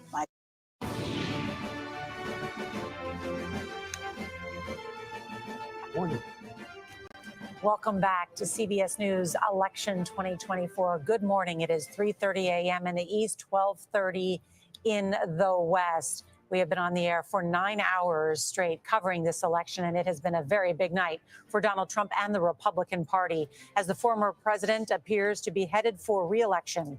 He declared victory in the past hour in a speech to supporters in Florida.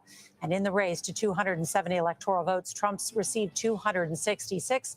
Kamala Harris has 218. We're just waiting for some more votes to come in before calling the remainder of these states. And we want to go behind the numbers to see how Trump put together this coalition. John Dickerson and his team have been looking at the exit polls. John? I picked out 3 things. There's a lot of things, and we'll have plenty of days to talk about them. But let's just start. We've talked about it before. Let's just talk about the gender gap, or really most specifically the vote for president among women.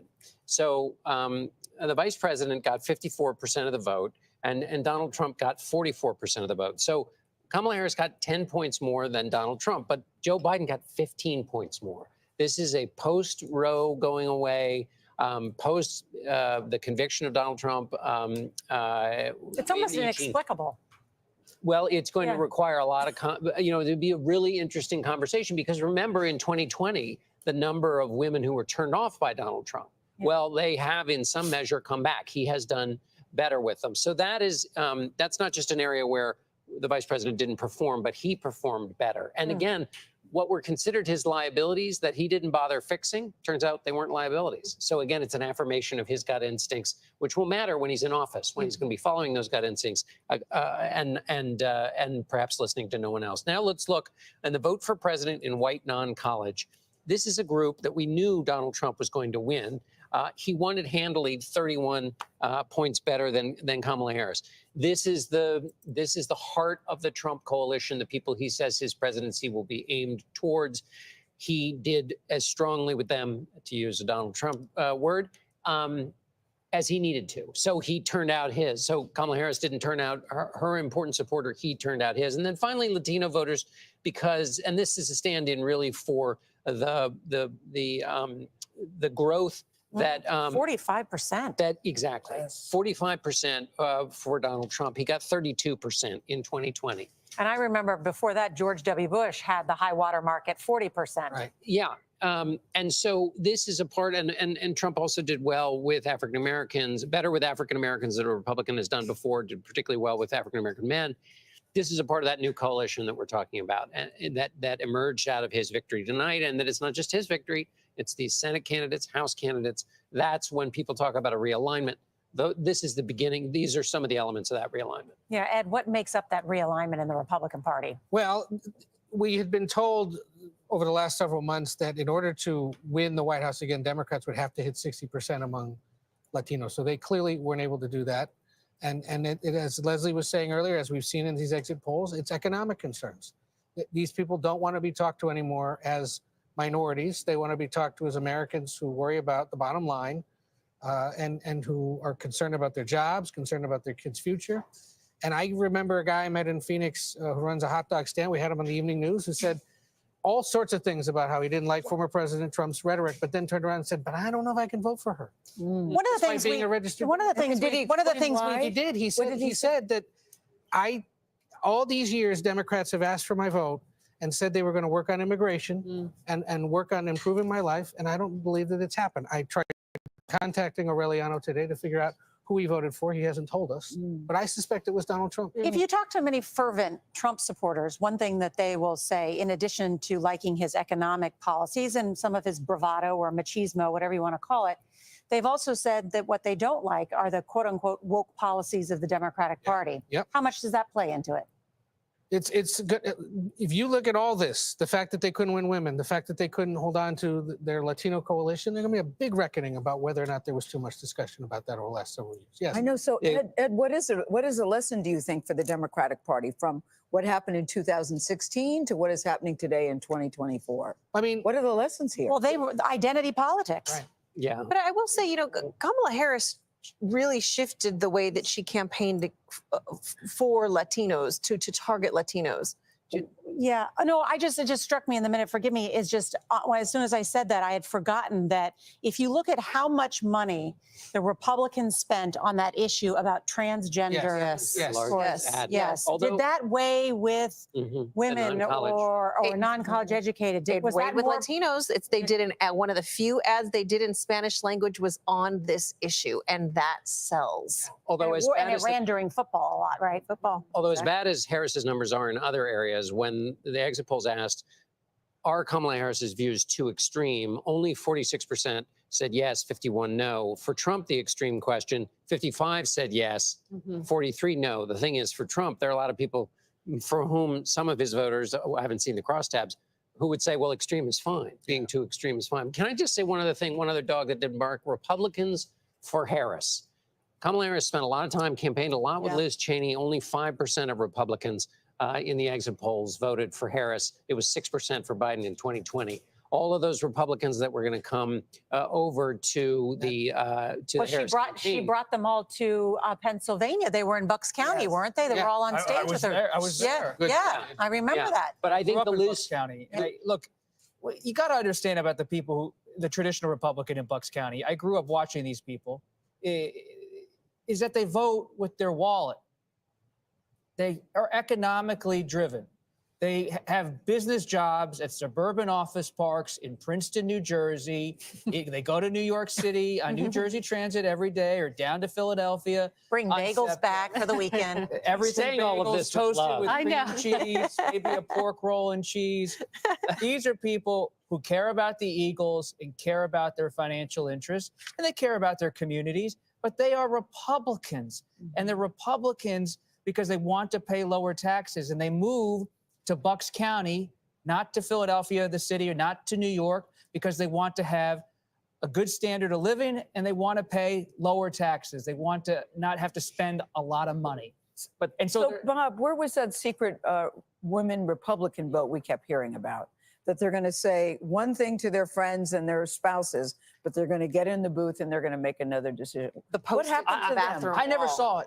Yeah. I never saw it. You never thought that was the thing. That's why I never thought it was a thing. That's why Harris I never saw it. The Harris is, that's why Harris only won women with 10 by 10 points. Every essential. It's going to be one of the To biggest be extra special touches. Somebody Our pointed out today, priority there are is to 9 provide you with a HBCUs in North safe and Carolina. You know memorable how many of them birthing she visited? experience. 1. Broward Health Imagine if offers she'd been spending time award-winning doing that maternity instead of services hanging out with Liz tailored Cheney to in the meet the Midwest. unique Could needs have been a of different story growing tonight. There's going to be all families. sorts of conversations Receive about that. expert Should she medical have doubled care down on the with base all and the not worried about comforts of fighting home. Republican women? I don't even know that they can tell you what the base is Maternity tonight. Place. Right. Where the I don't even. wonder I think if new the strategy life was to double down on the begins. base and you pulled the To schedule a Sojin from Kamala Harris's campaign, they could not tell you who that base Welcome home to the is. native. I said this, to Gail when we were on your show yesterday morning. The fundamentals of this race. Jordan Orb is a always podcaster favored and Donald YouTuber Trump. with over 2/3 1 of the million Republican Party subscribers. He said relies that on this country's Riverside. headed So if in the I ever wrong need to direction. film, yes, When but that's we're the literally case, on they the throw other side out of the the planet. incumbent I'm actually in your bedroom. Just kidding. Riverside makes tackling this tough task a breeze. Have you ever used Riverside before? Nah, first. So hit, not too long for the grave shit. High level combo, politics in a way that you can taste it, then digest it. Politics touches you even if you don't touch it. So get it. See if praying grandmothers, because I believe in praying grandmothers. Yes, There's a whole lot of praying grandmothers all across the country tonight. Yes. So we're going to see. Because Yeah. if things don't go the way we want them to go, we're going to have to think twice about the praying grandmother thing. Oh my No, God. You don't have to think twice about that. You got every black grandmother in America praying That's right now. true. Every single Yeah. one. Yeah. Everyone. Yeah. Come on now. Yeah. God Well, gave you'll us choice, though. You We were got so to blame the confident people. earlier. What happened? Oh, I'm still confident. Okay. But where are we right now? Because people are texting my phone and people are saying things like, should we be panicking? I'm like, what are you talking about? It's early. It's early. It's so early. Way Polls have too to early close to in some call. places. Yeah. That's right. And with the likelihood of us knowing who the next president is tonight is really slim. You'll recall in 2020, we didn't know until the Saturday after Tuesday's election. And so I would temper expectations here that we will Well, I have think a we'll result know tonight. some things, even if we don't have the total results from. This country, because I do believe there's a larger issue. This ain't about just Trump and Harris. This really is a reflection of where we are as a country. Like ultimately, there's some people that are saying we're gonna die on the sword, right, based on protecting white interests at all costs. Right, don't care about the democracy. We don't care about patriotism. None of that. At the end of the day, we at all costs we're going to protect white supremacy. This man has insulted he's broken every rule that you can break. That's right. He got something greater than white privilege. What do you got? I don't know. I ain't never seen nothing like this. White privilege. White privilege will cause a civil war. That the majority of folks. No. But White Donald Trump marginalizes the than that. greatest white men. Donald Trump marginalizes white men that got power, white men that got billions of dollars. They cower to him. I've never seen anything like it. Like nobody knows how to deal with Donald Trump. Like we keep saying he's a threat to democracy. The DOJ didn't treat him like a threat to democracy. The media don't treat him like a threat to democracy. And voters damn sure ain't treating him like a threat to democracy. I've never seen anything like it. Charlamagne, how many white men have had that? Like I've never none. That's the only one I've ever seen like this. No. We're saying that, but historically in this country, we have protected all kind of white men doing all kinds of stuff. Epstein, all of them. That was big. Like we got to be Kennedy. We can go on and on and on in terms of how America protects white men. In our lifetime, we've seen a different kind of reality, so we had a different expectation. But the structural racism that led you. Let me say this: if you protect and support a whole group of people being enslaved, like what else are we supposed to be shocked at what you do? Yeah. Protecting a Trump? Hell, they done protected a whole lot of Trumps. But I've also seen Woody Allen. I've also seen them make a lot of those white men deal with the consequences of their actions. I ain't seen him having to deal with the consequences of nothing yet. Well, that's why he's running for president. That's my point. He literally is scheduled to be sentenced a couple weeks from now. I agree. Yeah. Not if this goes his way. Right. Not if this Well, goes he's his way. not president yet. He still would have to be sworn in. Ain't none of that happening if you won this race. No, I think Hell, it's a it didn't danger. happen before it was even Yeah, done. no, but I think it's a danger to make it seem like he's bigger than life because he's not.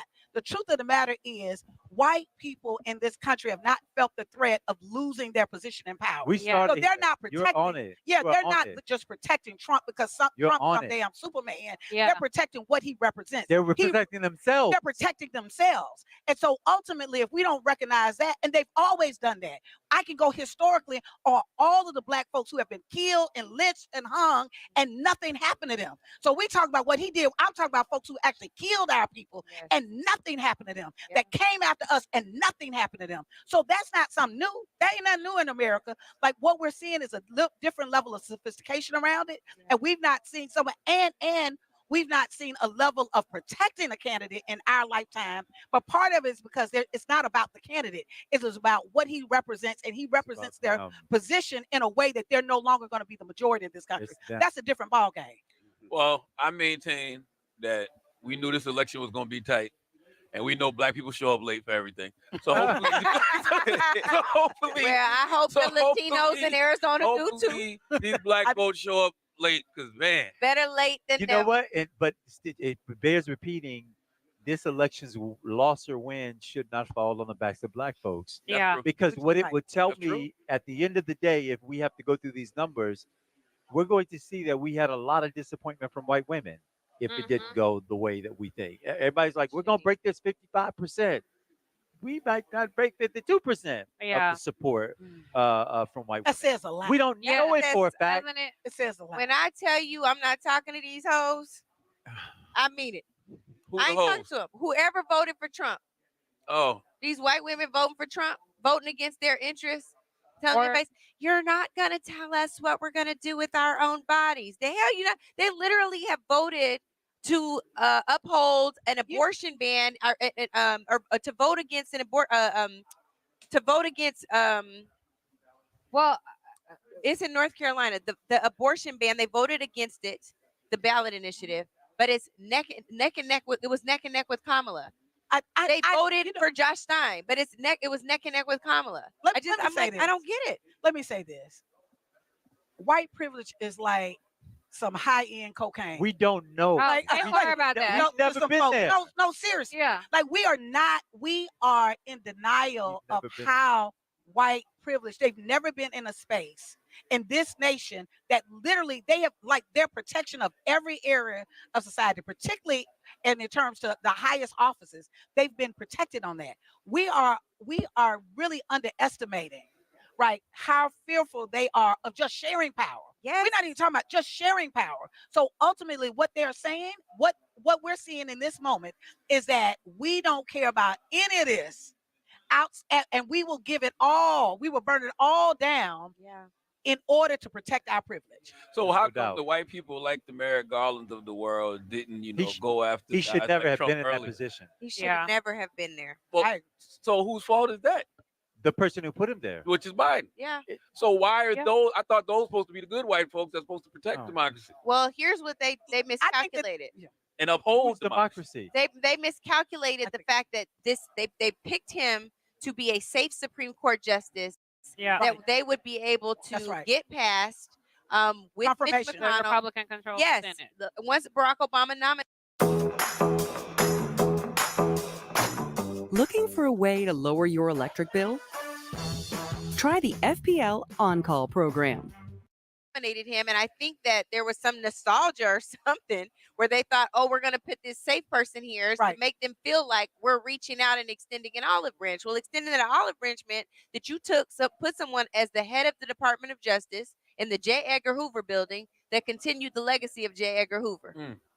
Another thing I learned, because you asked that earlier, Andrew, about what did we learn over the last year. I learned that a lot of people don't even know Donald Trump does things wrong because he doesn't get treated like he's doing anything Right. wrong. Right. It's really just- And I think that's Latasha's point, though, Charlamagne. All the things you said, they were colossal failures. That's It was right. a colossal failure by the media to not treat him that way. That's It right. was a colossal failure by people to not be on the front lines of misinformation and disinformation when technology was moving faster than technology, was moving faster than policy. It was a colossal failure of I say voters for not being more intellectually curious about what's happening. I don't think that elevates Donald Trump. I think it just reflects where we are in society, which is heartbreaking. But I still feel optimistic. We don't know where this is going. We still got a little time. Still got time. And we still the big states that we're waiting for have not yet been called. And Andrew raised something good. I think we were all talking, so we didn't hear it. But when you were talking about losing Arizona, Andrew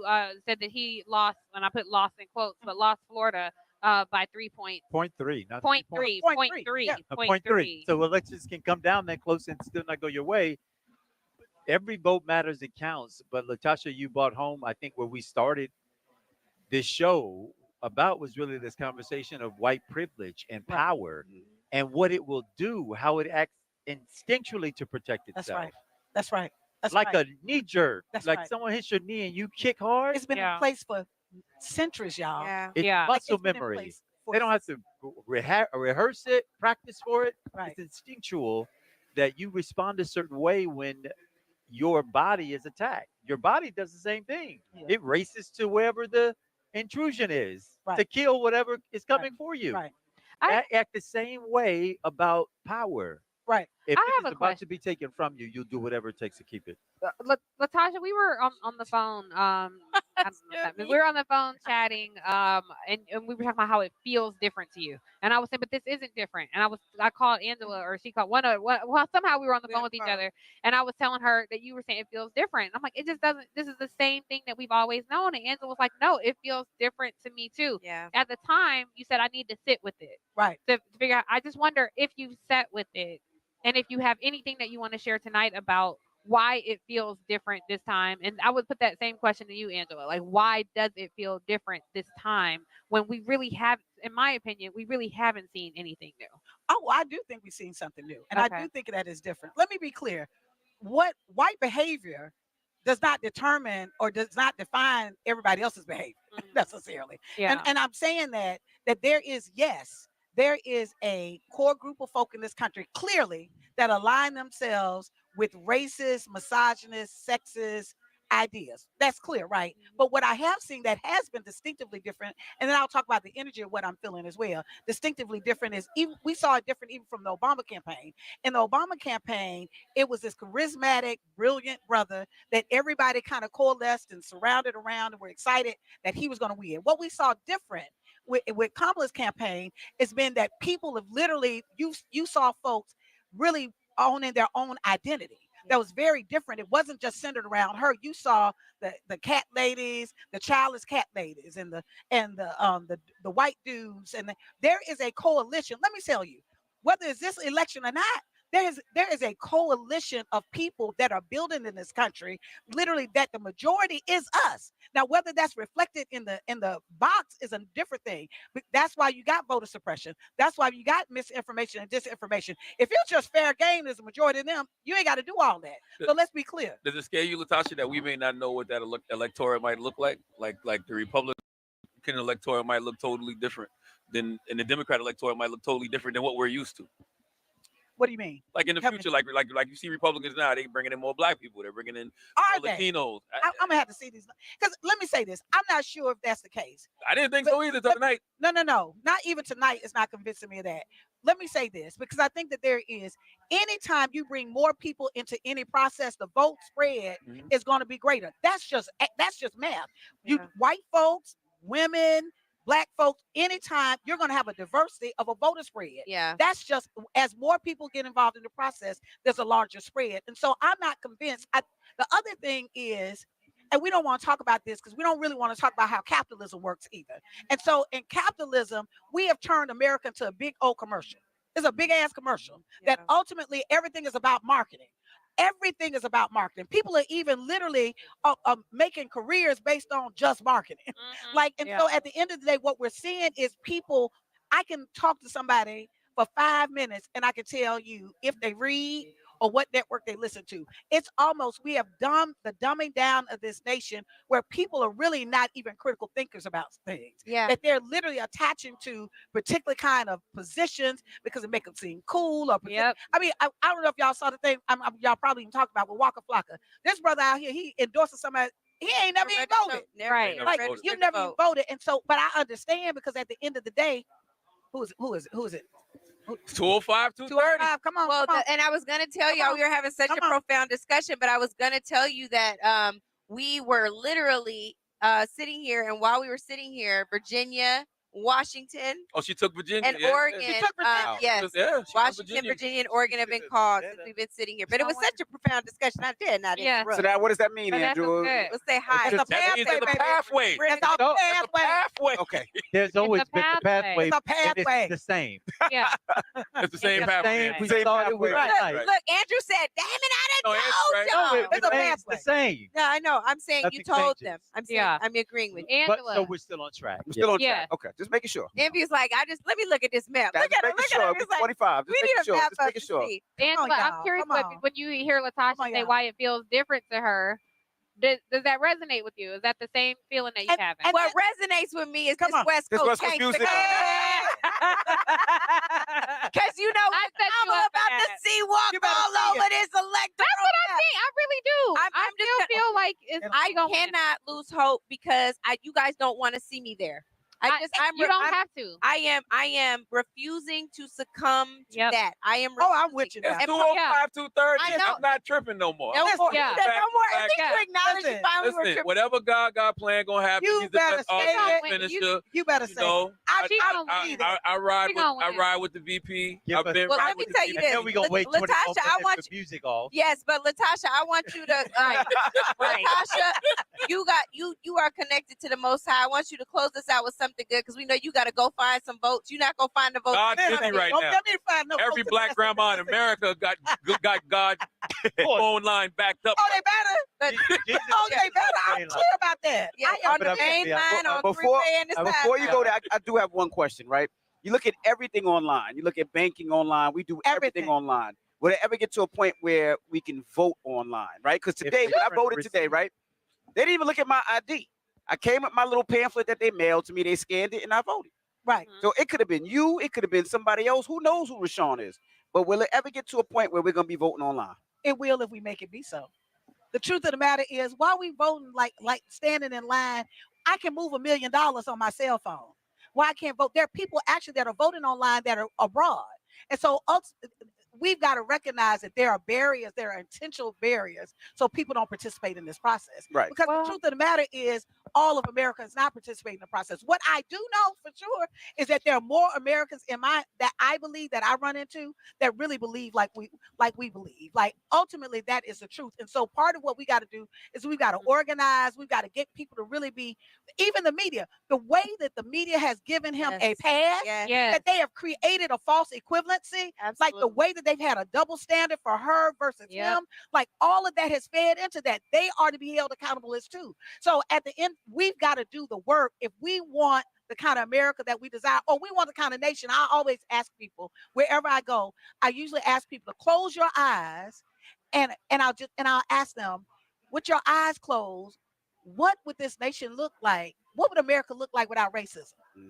And most of the time, no matter where I go, 99 to 100%, 99% of the people in the room, I don't care if I'm at a big college, I don't care if I got 10,000 in the audience, I don't care if I got 500. The majority of us have never asked ourselves this question. Let me tell you, racism ain't my damn inheritance. That is not I was not given that. That's not what I'm going to take on. Like, that's what I'm supposed to do for the rest of my life. But if we're not asking that question, and we're not imagining and thinking about what is going to exist beyond that, right? Because there was a sister, we getting all bent out of shape because of the map and all this other stuff, right? There was a sister named Harriet Tubman that came to the South 19 times with a $50,000 bounty on her head. She believed when nobody else around her believed. I'm one of them.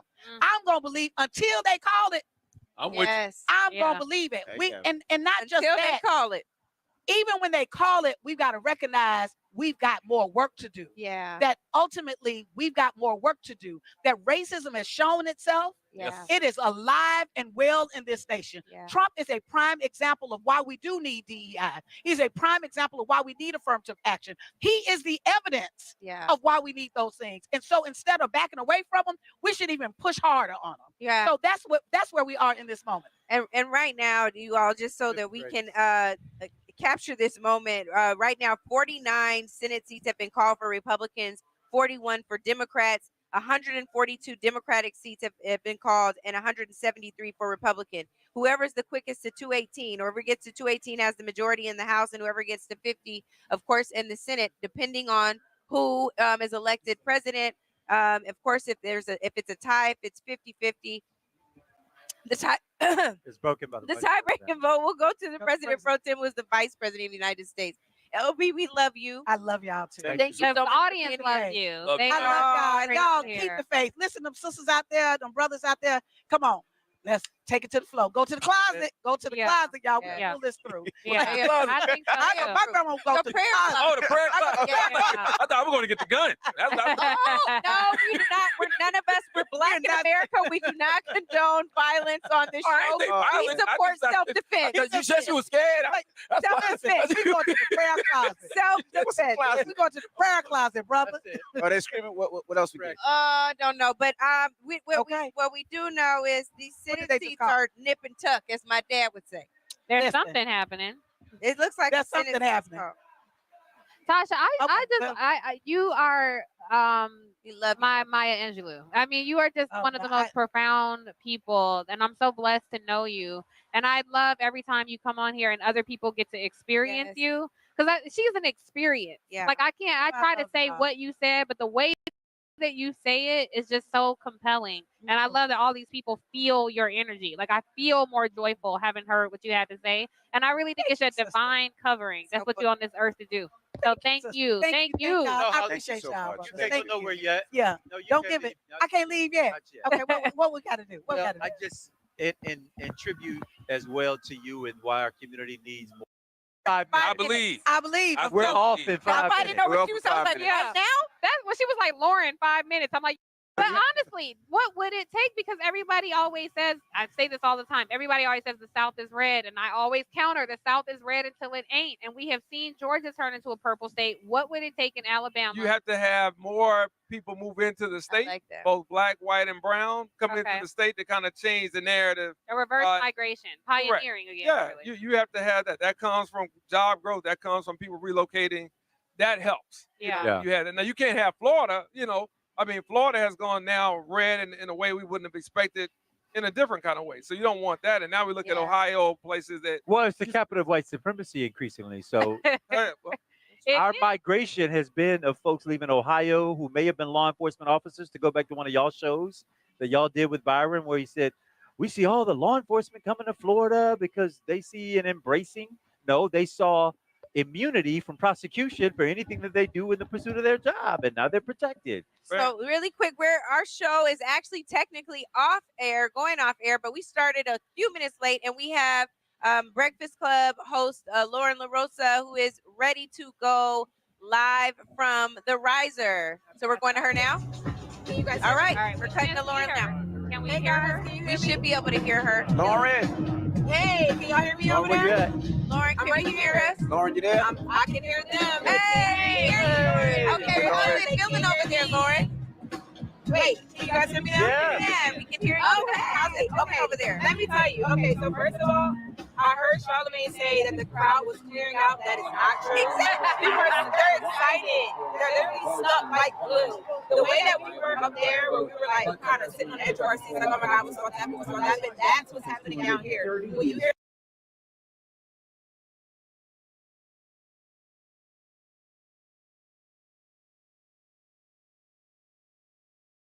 bottom row, Dan Newhouse of Washington State, the Washington 4th District, and David Valadao of the California 22nd. They are both up for re-election tonight. These are the remaining impeachment votes against Donald Trump. Both of them are in competitive races. It's actually a quirky race for Dan Newhouse. It's Republican on Republican, the nature of how Washington State conducts its general elections. And Trump very vocally endorsed Dan Newhouse's challenger. David Valadao's in that Central Valley area of California where it will take days before we get a sense as to where that vote's going. Too early to give a projection, but David Valadao has found himself to be resilient even in the Trump era. But you're pointing that out to show how much of a stranglehold Trump has on the Republican Party. Or a chokehold. These are the dissenters, and Dan Newhouse has certainly softened his position on that impeachment vote. And if he survives tonight, there's no indication he's going to reaffirm any concerns he had about January 6th. You know what I wonder is what the resistance looks like in the Democratic Party. We were talking about the various things that might not check Donald Trump within his own party, but in the Democratic Party, if you're trying to figure out how do we respond to what we've learned about the electorate and our place in it, you first of all have to figure out what the electorate is now, because you've lost within some of your constituency. But then secondly, when you attack Donald Trump in the future, say, as Bob was talking earlier about January 6th, if that turned out to be what is the clearest case of malfeasance as a president, if that didn't work politically,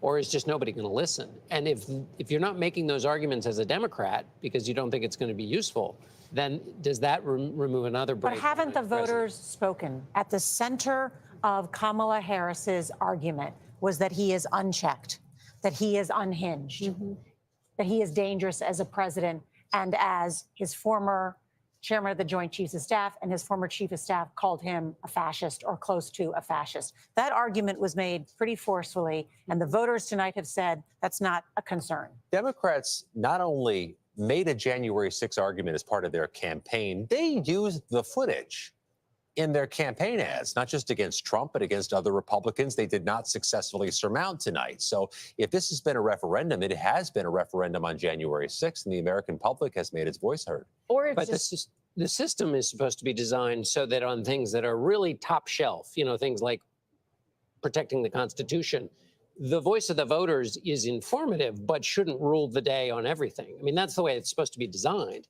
Now, we've gotten well away from that. But I guess my argument is that for Democrats, they're more likely to say that the people have spoken and we're going to have to find a new argument and therefore make fewer norm-based, values-based, constitution-based arguments. Well, that's why the judicial branch is separate.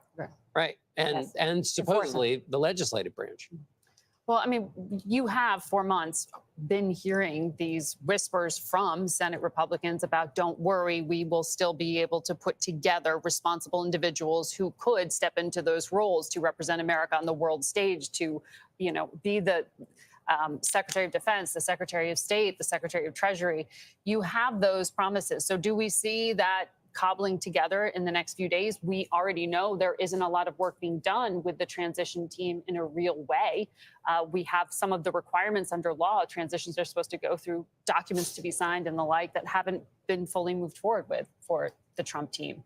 But it just, I think one of the other things that keeps standing out to me tonight is just two things. One, is the information environment such that the voters aren't hearing the messages that the campaigns are trying to send down and out because they live in a siloed information environment, or just a more diffuse one, or a platform owned by a big supporter of one of the candidates. And the other one is, you know, any country I have ever covered anywhere in the world, people vote on the 3 feet in front of them and the kitchen table they sit down at every day. And the economic issues are just so fundamental, and the experience of that. And you know, Nora, you said earlier, maybe we overfocused on grocery prices. I think, you know, Donald Trump campaigns saying he's going to lower the price of bacon. The president of the United States has nothing to do with the price of bacon. Or eggs, for that matter. Or eggs, or any of it. But it's promising. Gas. I get you're uncomfortable, even though the head of the Federal Reserve and those guys, you don't quite know what they do back in Washington, but they're making your house more expensive because they're hiking up more, you know. You don't get that. You don't get the national number where Joe Biden is telling you, look, inflation is moderating and coming down, but you understand your grocery cart or your gas tank. And that personal experience just seems to be what at least people are using to justify their vote for Donald Trump when they're citing the economy. You know, two other things that have just occurred to me in this conversation about what a second Trump administration is going to be like. Confirmations, they're going to zoom through the Senate, which is, you know, a president wants to have their team on the field. He's going to have his team on the field, and it's been pretty broken, and without much, you know, irritation from the Senate. The other thing is, Fed chairman is going to be hearing from the president in a way we haven't had in the past. And what has done political, right? And so, what has Donald Trump said specifically about this Fed chair, Jerome Powell? Well, he appointed this Fed chair, Jerome Powell, originally, but you know, soured on him. He has said that he will make calls, that he will try and believes that the president of the United States should influence. Look, I mean, people who follow the markets and the economy would say that the Federal Reserve Chair is far more powerful than the president of the United States when it comes to influencing the global economy. And Donald Trump is saying, I'm going to be the guy telling him what to do. Now, will the Fed actually do that? Maybe that's next to the court. One of the few places that has tried to really push back on political influence. Does that hold? Although that's tricky because, of course, they have to deal with that. Could a hand-picked successor to Jerome Powell quickly lower interest rates? You motherfucking niggas out Well, there they'd have to go to actual, well, like tomorrow or today, Wednesday, when the Fed meets, they actually have to go in conference. So you can't unilaterally decide. So, but to your point, that who do you appoint as governors and presidents, you can influence it over time. The wild thing about this margin in the Senate, too, is not only will they get confirmed, but some Republicans will be able to afford to vote no if they need to, and there may still be enough Republican votes there for them. I mean, the party has total domination now and space for its most vulnerable members going into the 2026 cycle. Yeah. I think one of the concerns that Democrats or people who oppose Donald Trump or who are concerned about a Donald Trump presidency will have questions about is what about these criminal cases that he faces? Scott, you follow them so closely. Give us a look ahead. I mean, there is a sentencing coming up. There's a sentencing in that local prosecution in Manhattan, those 34 felonies which he was convicted. Later this month in November. It's always possible. His team has been pretty adroit in getting delays and getting things pushed back. They could try to do that, get it pushed back to January 20th. And this isn't the hush money Stormy Daniels case. That's right. The federal prosecution, the one in Florida that was dismissed by the judge appointed by Trump, Eileen Cannon, is in the appeals process. The special counsel is trying to resuscitate it. No firm deadlines there. The Washington, D.C. case for election subversion for 2020 is not in a holding pattern, but not supposed to come to fruition until 2025 or 2026. That case is going to be cut off January 20th, 2025, based on what Trump has said. But all that's there. All of that is in a particularly fragile position. Could the New York judge, does he have to factor in the fact that the guy just won the White House? So could he, even without his lawyers motioning, could he just go, well, can't really do anything about this now because, this other circumstances arisen? You can see any number of ways the Trump defense team could try to mechanize this towards getting a delay or getting some type of pushback until after the presidential term, making an argument that there's going to be issues of constitutionality. Also, I'm going to be a little busy in November and December keeping this transition going, keeping the country safe. Do you really want to lock me up? And it could become a serious constitutional crisis that the Supreme Court would ultimately have to weigh in. Are you going to allow a local judge to imprison the president-elect of the United States? Doesn't seem like something the local judge would have full say over, constitutionally speaking. Also, politically speaking, I covered that entire trial. Two things I noticed. One, almost nobody showed up to that trial outside. I was there every time Trump was there.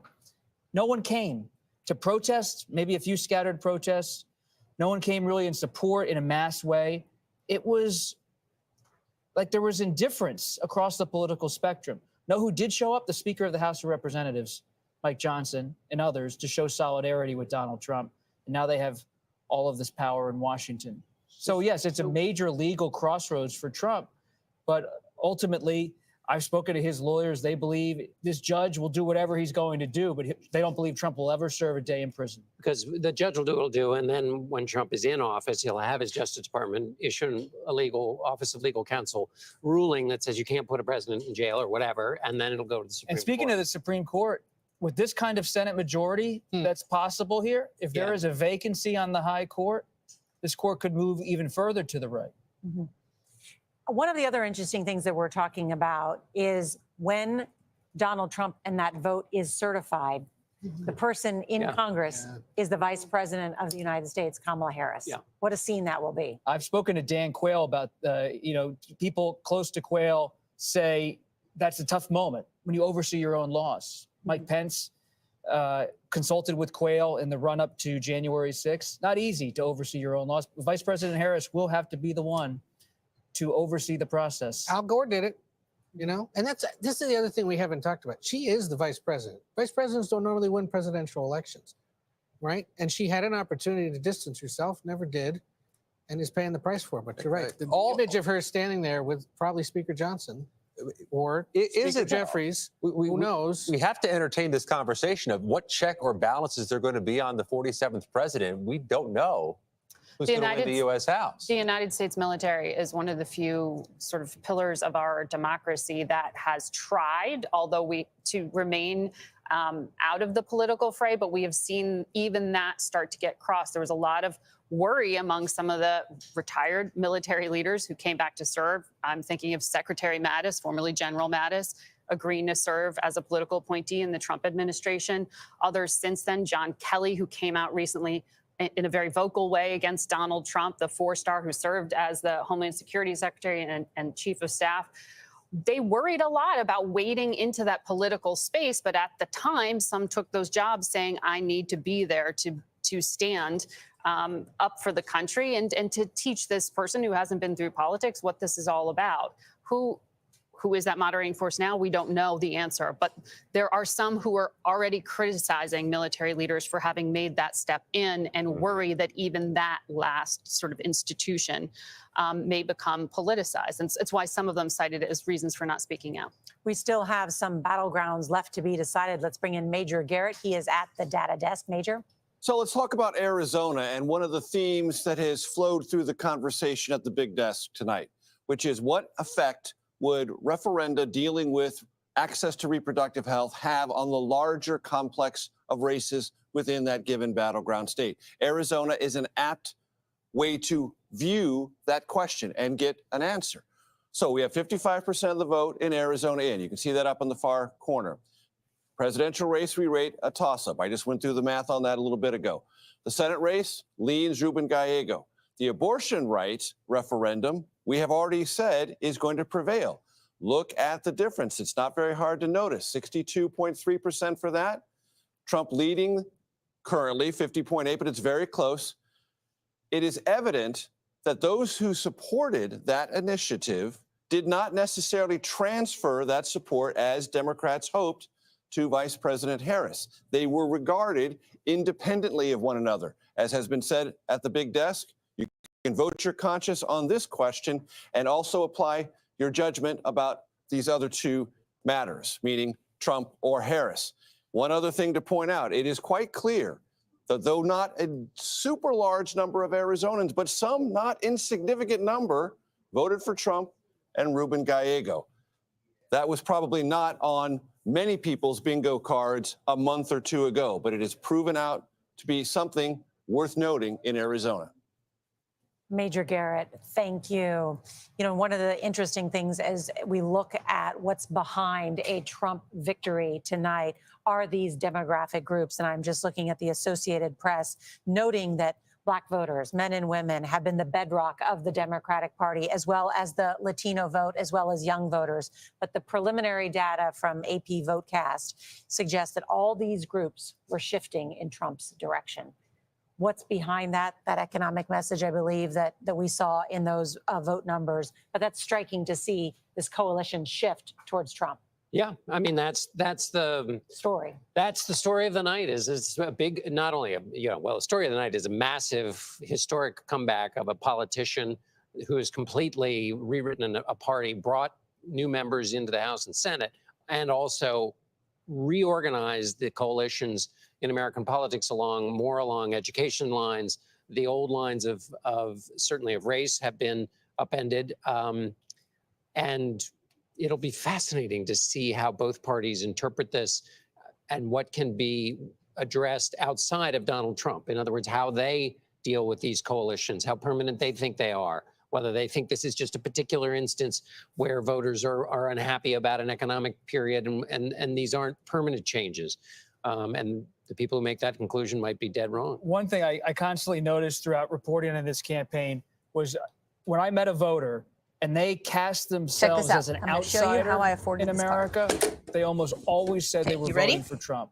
And when they cast themselves as someone who was an insider in American life in terms of education, finances, family structure, they were usually a Harris voter or a Biden voter.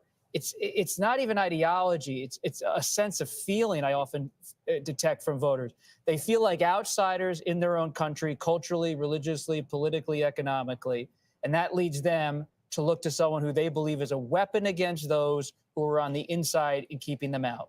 One thing that has stood out to me in this campaign as well, and Joel Payne touched on this when he pointed to Afghanistan, which for the Biden administration has become this attack point for Republicans, but a data point at which approval started to fade. Frustration with someone who ran on competence and clarity and being able to execute. By the way, he was executing the Trump administration's deal with the Taliban.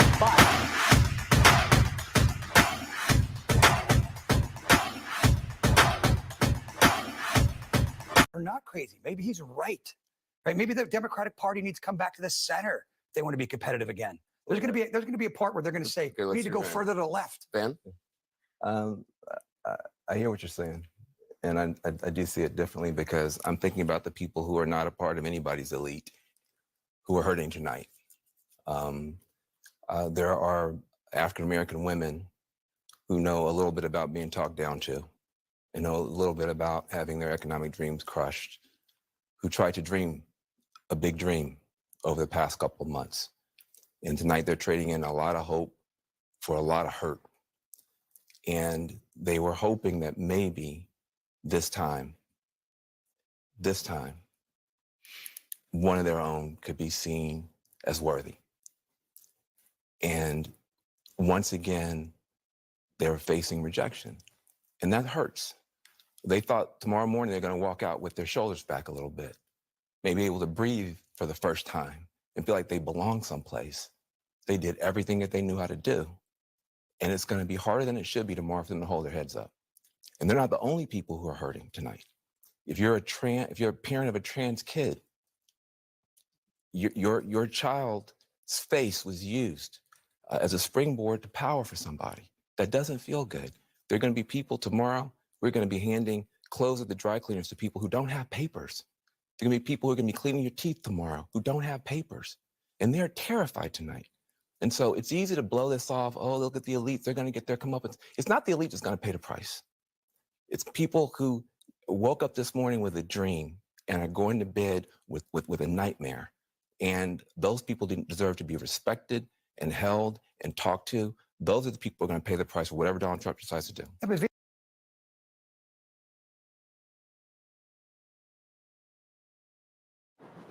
Hey, check this out. What's the epoxy resin selling company with the best customer support service in Germany? Based.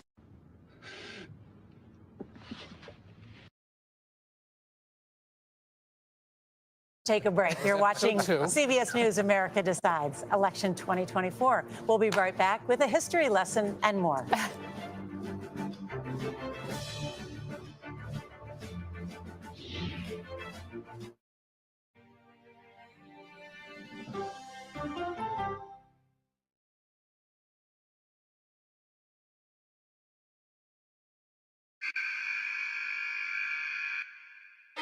I had progressively fallen deeper into the world of online sports betting. The risk is the rush. What do you think is driving the spike in popularity? I think it's legality. If it's legal, I'm going to use it. There are ways to bet when you are 18. We've created an epidemic of child gambling. You can't walk into a male dormitory in a college campus without sports betting happening. It's America's most neglected problem. I used sports betting as a way to escape, when in reality, I'm choosing self-destruction. Whatever I had left, it was gone. The purpose of the industry is to get you to play to extinction. And that means until all your money is gone.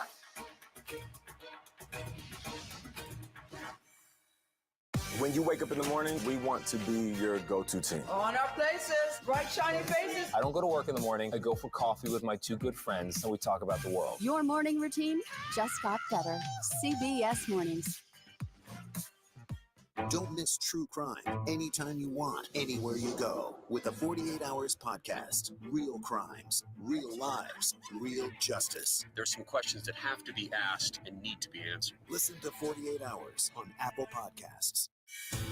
An original documentary from CBS Reports. Imagine yourself in Manhattan with no police, no army, no mayor. The people of Haiti stare down poverty, corruption, natural disasters, and violence. 90% of the guns that are used by gangs in Haiti are American guns.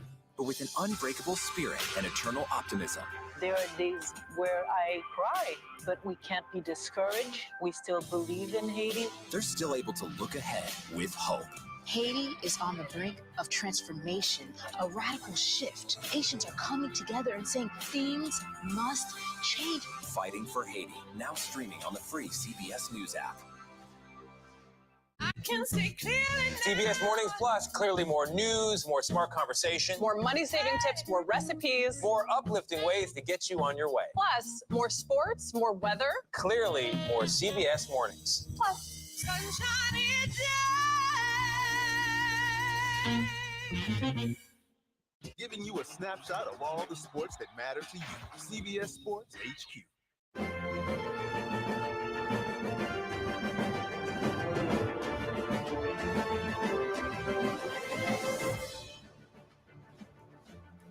Welcome back to CBS News coverage of America Decides 2024. We have been on the air, I should say, for 10 hours now that it's getting difficult to put the words together, as you just witnessed. But what we have been on this journey together tonight is watching how America has voted, and it has been a strong night for Donald Trump and the Republican Party. Donald Trump doing quite well in all of these 7 battleground states that we've been watching in these several months of this campaign. Republicans taking the Senate and flipping the Senate in their favor with a number of these candidates. Still some questions about how large their majority will be in the United States Senate. At this hour, we have not called the presidency yet for Donald Trump because we're waiting for some more votes to come in. But Donald Trump has already declared victory several hours ago, appearing before thousands of his supporters in West Palm Beach, noting that this has been the greatest, according to him, the greatest political movement of all time. Let's bring in CBS News political contributor Joel Payne. Joel? Wanted to just talk a little bit about how we got here in terms of, Democrats and maybe some of the arguments that they lost. I actually have a feeling that Democrats lost the argument on Trump's first term.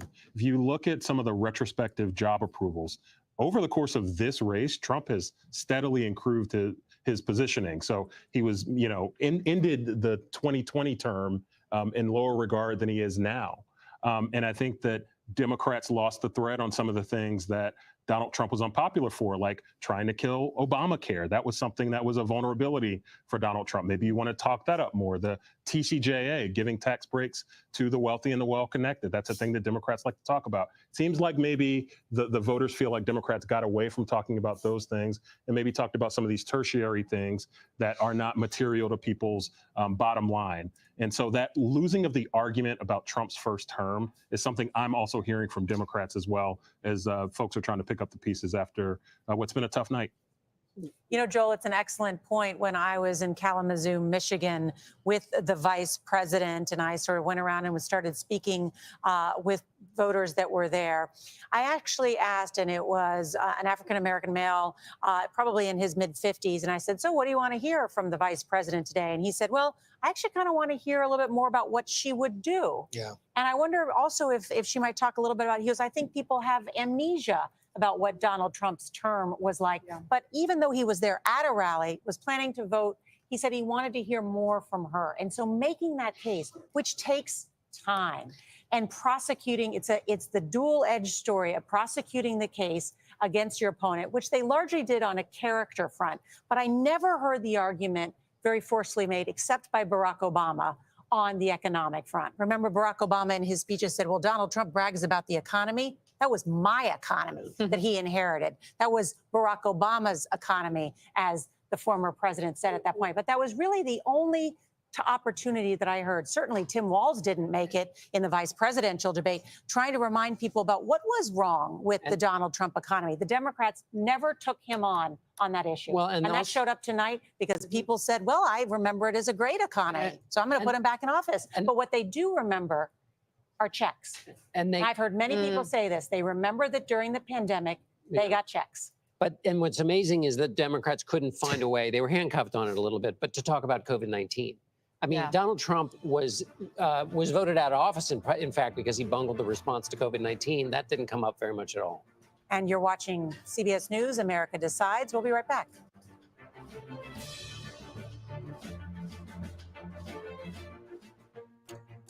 Are you ready for some tough questions?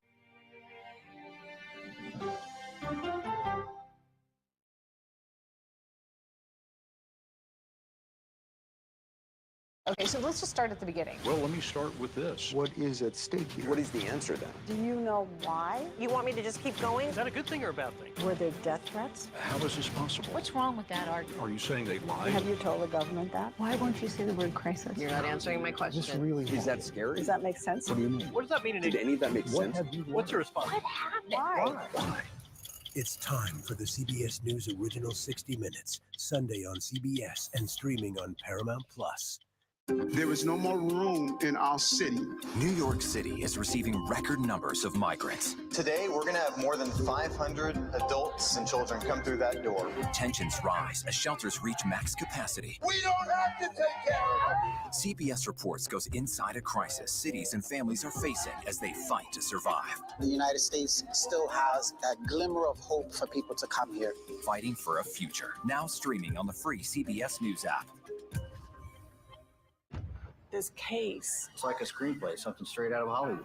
But it's not fiction. It's 48 hours. Human remains found this week. 4 families shattered. There's no physical evidence. The mystery would haunt investigators for years. There's some questions that have to be asked and need to be answered. Like a John Grisham novel. A gripping true crime original. 48 Hours, now streaming on the free CBS News app. I can see clearly now. CBS Mornings Plus, clearly more news, more smart conversation, More money-saving tips, more recipes. more uplifting ways to get you on your way. Plus, more sports, more weather. Clearly more CBS Mornings. Plus, Sunshiny day. Let's do it. Let's go. Let's do this. I can see clearly now that the rain is gone. Superstar approaching, superstar approaching. Just get your popcorn and get ready. Come on, Julia. Oh, no. I will if you will. You go, gal. Yeah, boy. Dollar Jill. If you can't get into the market, it's okay. Renting is fine. Box, oh, it's bad. Screw cap, oh, it's bad. It's not true. We are making a wonderful lemonade chicken. Hot. That's good. I wonder what Serena's doing. I wonder how Serena is feeling. That's a really good question. No one's asked me that yet. Sunshiny day. You're 70 years old? 70, yeah. I'm 21.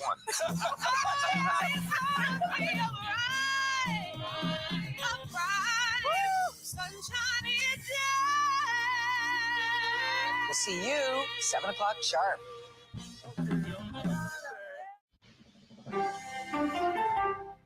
Superstar approaching, superstar approaching. I can see clearly now that the rain is gone.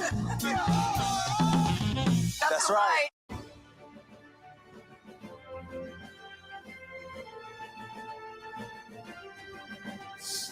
Welcome back to CBS News Election Night 2024. We are still on the air because we are waiting for a vote count that could put Donald Trump over the top. We're here with Major Garrett.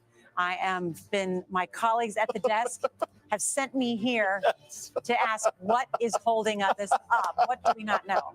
It's not my fault. It's not the data desk's fault. Okay. So 10 electoral votes. We've already seen the map. 266-10 would clearly put former President Trump into president-elect status. Why don't we have it yet? We have 96% of the vote in. Where is it outstanding? It is outstanding principally in Milwaukee County. The vast majority of that is mail-in balloting, okay? There is going to be some time required to count that. All right. And they're counting right now, right? Indeed they are. Now, what is the current state of affairs in our lean Trump orientation in Wisconsin? I will answer that question for you. What does the vice president need to prevail in Wisconsin as things stand right now with 96% of the vote in? She needs 80% of the outstanding vote. What does our modeling tell us she's likely to yield? 67%.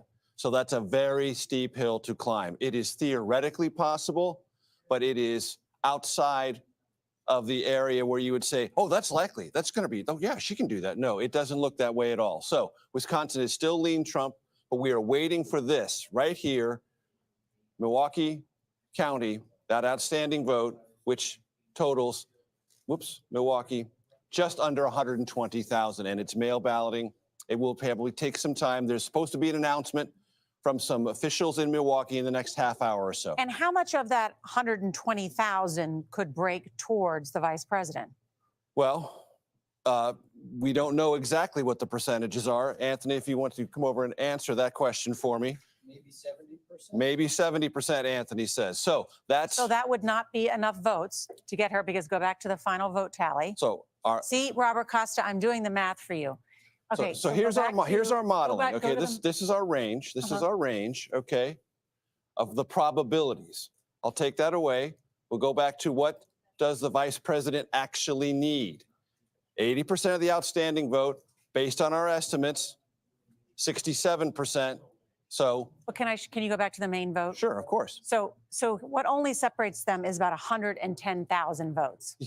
Yes, but So where let's be honest. Where In will she Wisconsin, find 110,000 votes? in Wisconsin, in recent history, that's a landslide. Remember 20,000 in 2016, 20,000 in 2020, more than 100,000 is a sizable margin. This is a very, very steep hill for the vice president to climb. There's a little bit of outstanding vote here in Dane County, a little bit of it sprinkled here and there, but the principal amount of it is in Milwaukee County. Okay, excellent point. So Donald Trump can win with Wisconsin. He could also win with Arizona or Nevada. Or Nevada, So let's take absolutely. a look at Nevada. Sure. Let's go out to Nevada Wait, right but now. there was a data point. Anthony said we're going to hear about a new numbers coming in from Wisconsin. There's a few more in Racine, a few more in Nevada. I should note, though, Few more in Racine, he may Kenosha. also carry Alaska. Yes, what Anthony is telling us is Alaska could also come in as well. And let's go to Nevada. We've got 93% of the vote in. Former President Trump has a very comfortable lead. Let's go straight to the needs. What does the vice president need to claim Nevada? 66% of the outstanding vote. What do we have our estimate at? 37%. That's an even higher, steeper hill to climb than Wisconsin. And Wisconsin is steep enough. So there really is nowhere, Nora, in which the Harris campaign can credibly tell itself, oh, I see the path. I see it. No. Things are aggregating against the vice president's prospects in state after state after state. All right, Major Garrett, thank you. I'm going to send it back to you guys at the desk and to talk in just a moment. But first, we should note that it has been a big night for Trump and the Republicans. And CBS News projects the GOP will take control of the Senate, flipping it from the Democrats. We don't know who will control the House, and CBS News rates that at this hour as a toss-up. Scott MacFarlane, what do we know about who could be some of the contenders for the Senate leadership?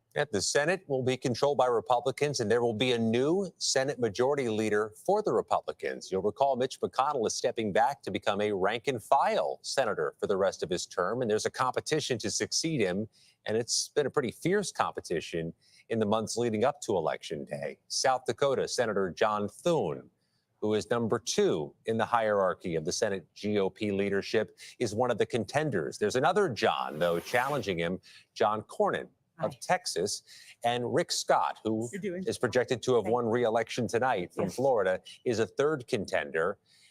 Not viewed necessarily as a true balanced three-way race. Senators Thune and Cornyn are prohibitive favorites, but they have their own coalitions, and they will fight for the responsibility to be the Senate Majority Leader with outsized influence here, because that majority that Republicans seem to have secured tonight is expected to incrementally grow as more of these races get called. Republicans are particularly well positioned to take up another 1 or 2 seats, if not more, as these results come in some of the Midwest states and some of the West Coast states. But the battle for the U.S. House, that's going to take a while. We know that the Republicans can afford to lose a net of 2 or 3 seats overall tonight. But if Democrats get 4, they have control of the U.S. House, and we haven't made much progress getting through those 30 or so battleground states or battleground seats in the U.S. House to get a measure as to who's favored right now. That's the breakdown, and we know the magic number is 218. We're going to have to wait a few days for California to come in. There are going to be some very close races. I'm looking at one in Ohio and one in Iowa that can be particularly close. Also one in Nebraska, but let me emphasize Ohio. Marcy Kaptur, who's been around for 40-plus years. She is Mrs. Toledo. She is in a nail-biter to hold on to her Toledo area seat that is overwhelmingly Trump. Marcy Kaptur, of course, a Democrat. Do you think, Scott, that there is one of the two Johns is more positioned, more amenable to a second Trump administration, has better insight with him, better sense of the conference? They have cozied up to Donald Trump. I think that's a charitable way of putting it. They have had their criticisms of Donald Trump in the past. And John Thune in particular has found ways over the last few months to ensure that he has the good graces of Donald Trump, knowing he'll need some form of support or no opposition to secure this post. But he would be the top lieutenant of a President Trump to get things done legislatively and with confirmations. But he was reluctant during the primary to jump in and support Donald Trump. He was supporting He Tim did Scott, right? Tim his Scott, fellow senator, yeah. Tim Scott, actually one of the few Republican senators to really voice out loud and publicly an endorsement for somebody other than Donald Trump. Correct me if I'm wrong, Bob. Wasn't Rick Scott outside the courthouse in Manhattan? Wasn't he one of the ones who came up to support Trump during that criminal case? I believe he was part of that parade. The choice is ultimately going to come down to the senators and Trump himself. Who does Trump want? Yeah. As these numbers continue to potentially rise for a sizable Senate Republican majority, it gives Trump much more of a hand on the scale. Based on my conversations with GOP senators, it seems like it's Thune's to lose. Yep. Senator Thune is someone liked by donors, liked by his colleagues. It's not that people don't like Senator Cornyn. They like Senator Cornyn a lot, but Thune has built the relationship with McConnell. As you said so well, Scott, he's repaired that relationship with former President Trump. Senator Scott is someone who has a lot of money and is seen as a real Trump ally, but he doesn't have that deep Trump relationship. So he's not some kind of guarantee to win Trump's late support. If I can add one more point about outsized figures in the U.S. Senate and the U.S. House moving forward for Democrats. Watch two members of that House January 6th committee moving forward as foils for Donald Trump. Adam Schiff, about to secure a seat as California's senator, where every senator has some platform and some form of leverage. And Jamie Raskin of Maryland has his own coalition that is broader than his district in suburban Maryland. He is a figurehead for the Democratic Party, one people will rally behind as a voice of the Trump opposition. By the way, two guys from Brooklyn still set the lead congressional Democrats, right? Schumer and Hakeem Jeffries. Yeah, there's no expectation of a change at the top of the Democratic leadership in the Senate or the House. One wonders whether there should be a conversation about, if there needs to be, given the shellacking that the entire party has undergone tonight. But the problem is these guys have such strangleholds on their conferences because of the money they can raise and the relationships they've built across their caucus. Goodness, do Democrats outraise Republicans in these House races that they are fighting tooth and nail to preserve? In 23 of the 25 most competitive House races, I believe that's 23 out of 25, Democrats outraised the Republicans, challengers outraising incumbents. They raised a lot of money. They did that right. And it may not have done anything for them. Well, at this hour, Donald Trump is on the verge of a victory with swing state wins, a number of victories across the board, a potential popular vote win as well, a commanding lead with Republicans in the Senate. He will no doubt, and his party, claim a mandate tonight with this resounding victory in the face of also Kamala Harris also outraised Donald Trump. Now, there may have been some outraising on the Republican side with special interest groups and dark money, but when it came to those federal election returns, Kamala Harris and the Democratic Party poured $1 billion into her campaign, but it did not deliver her a victory tonight. Not at all. The $1 billion. It's the $1 billion campaign. And the money has diminishing returns after a while in a fractured media environment where those campaign ads and those mailers in your mailbox just seem like white noise after And the text messages that everybody gets now from organizations they didn't ask to be contacted by. It's just incredible. And the transition of power is going to be something we will all be paying close attention to later today on Wednesday. What does President Biden decide to say about Donald Trump returning to the presidency? And what, of course, does Vice President Harris say? She has acknowledged that others have called Trump a fascist, and she has essentially adopted that as her own view of Trump. How does she speak to the country? What kind of message does she have for Trump? This is going to be a moment we'll think about for a long time. How do Democrats respond, not just in terms of their political rehabilitation, but how do they respond to Trump? And Scott's right, Jamie Raskin and others are ready to go to the barricades politically, but we haven't heard anything. I've been texting my Biden sources and Harris sources. It seems they fluid. went to bed. Totally. Went to bed. We don't do that at CBS. No, we don't. We're here all in night. Washington. Yeah. This is the city that never sleeps. City. Yeah. But I think he's going to have to deliver two messages, the president. One to the world, which we should expect in the coming hours. He's going to have a conversation with his party because he's in for a world of hurt with Democrats. Remember, they all wanted him to announce at some point he wasn't running at least a year ago and allow for an open process. But you know, But I also But think, is well, what were you going to say? You know what? But he's going to say, well, people close to him believe that he was able to beat Trump in 2020 That's right. and he could beat Trump again. That's right. And he will say that he could have, as he might not say appeared to suggest that to Barack Obama when they saw each other at Ethel Kennedy's funeral. I could have beaten her is allegedly what he was mouthing to Barack Obama in that moment after the funeral. But if you know President Joe Biden, he also believes firmly that he was not only the only one that could beat Donald Trump in 2020, but 2016, but that he has spent his presidency not only repairing the American economy, trying to lower inflation, repair American relations around the world, which he spent an enormous amount of time doing that. It is his pride. And so this is obviously a huge blow to not only his legacy, but his confidence. And so his remarks, you're right, will be viewed so closely about after he just recently suggested that supporters of Donald Trump were garbage. And he has I don't know where 76 days left on this term to deal with the crises you're talking about. These exit polls don't suggest a Biden success in this electorate. I don't see where he would have done better. Oh, I know, but he will claim he will. that, of Sure, course. sure. But Yeah. as any president, Yes, they of have a course. healthy Of course. ego and a good sense of how they got there in the first place. Right. There's much more to discuss. We're still awaiting more results, and we'll dig into these numbers. America Decides, election 2024. We'll be right back.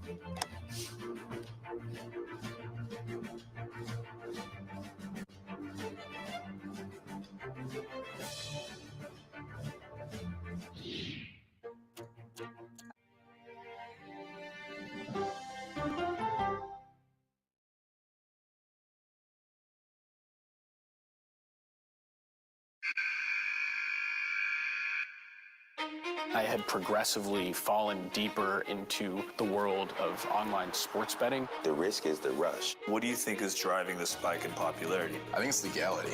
If it's legal, I'm going to use it. There are ways to bet when you are 18. We've created an epidemic of child gambling. You can't walk into a male dormitory in a college campus without sports betting happening. It's America's most neglected problem. I used sports betting as a way to escape, when in reality, I'm choosing self-destruction. Whatever I had left, it was gone. The purpose of the industry is to get you to play to extinction. And that means until all your money is gone.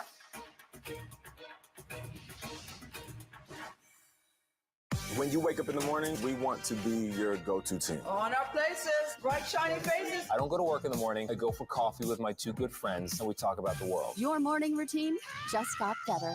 CBS Mornings.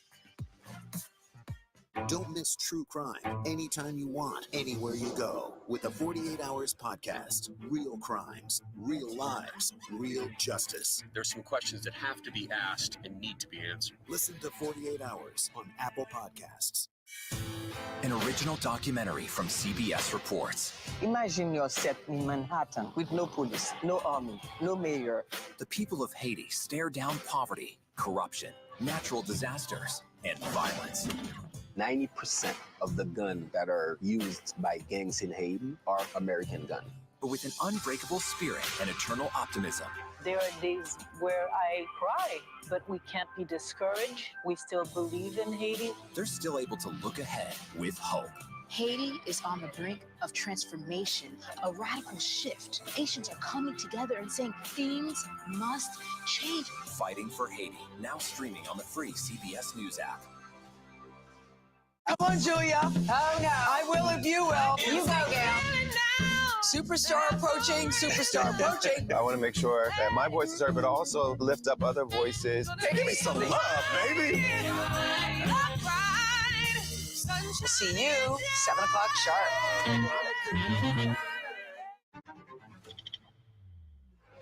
How fast do you think you were going? 195 mile an hour. This is incredible. How close did you actually come to being killed? That close. Is this brain surgery without a knife? It is. What risk do these children pose to Russia? I'm not sure the world is prepared for this change. Definitely not. Who's the best coach in college football today? Let me see a mirror. It's time for the CBS News Original, 60 Minutes, Sundays on CBS and streaming on Paramount Plus. Are you ready for some tough questions? You're not answering my question. This is mind-blowing. What do you love about America? And the question is, what is your truth? Why aren't you holding yourself to that standard? Let's start with easy. Who's attacking? You might have put an innocent man behind bars. Can you help negotiate peace?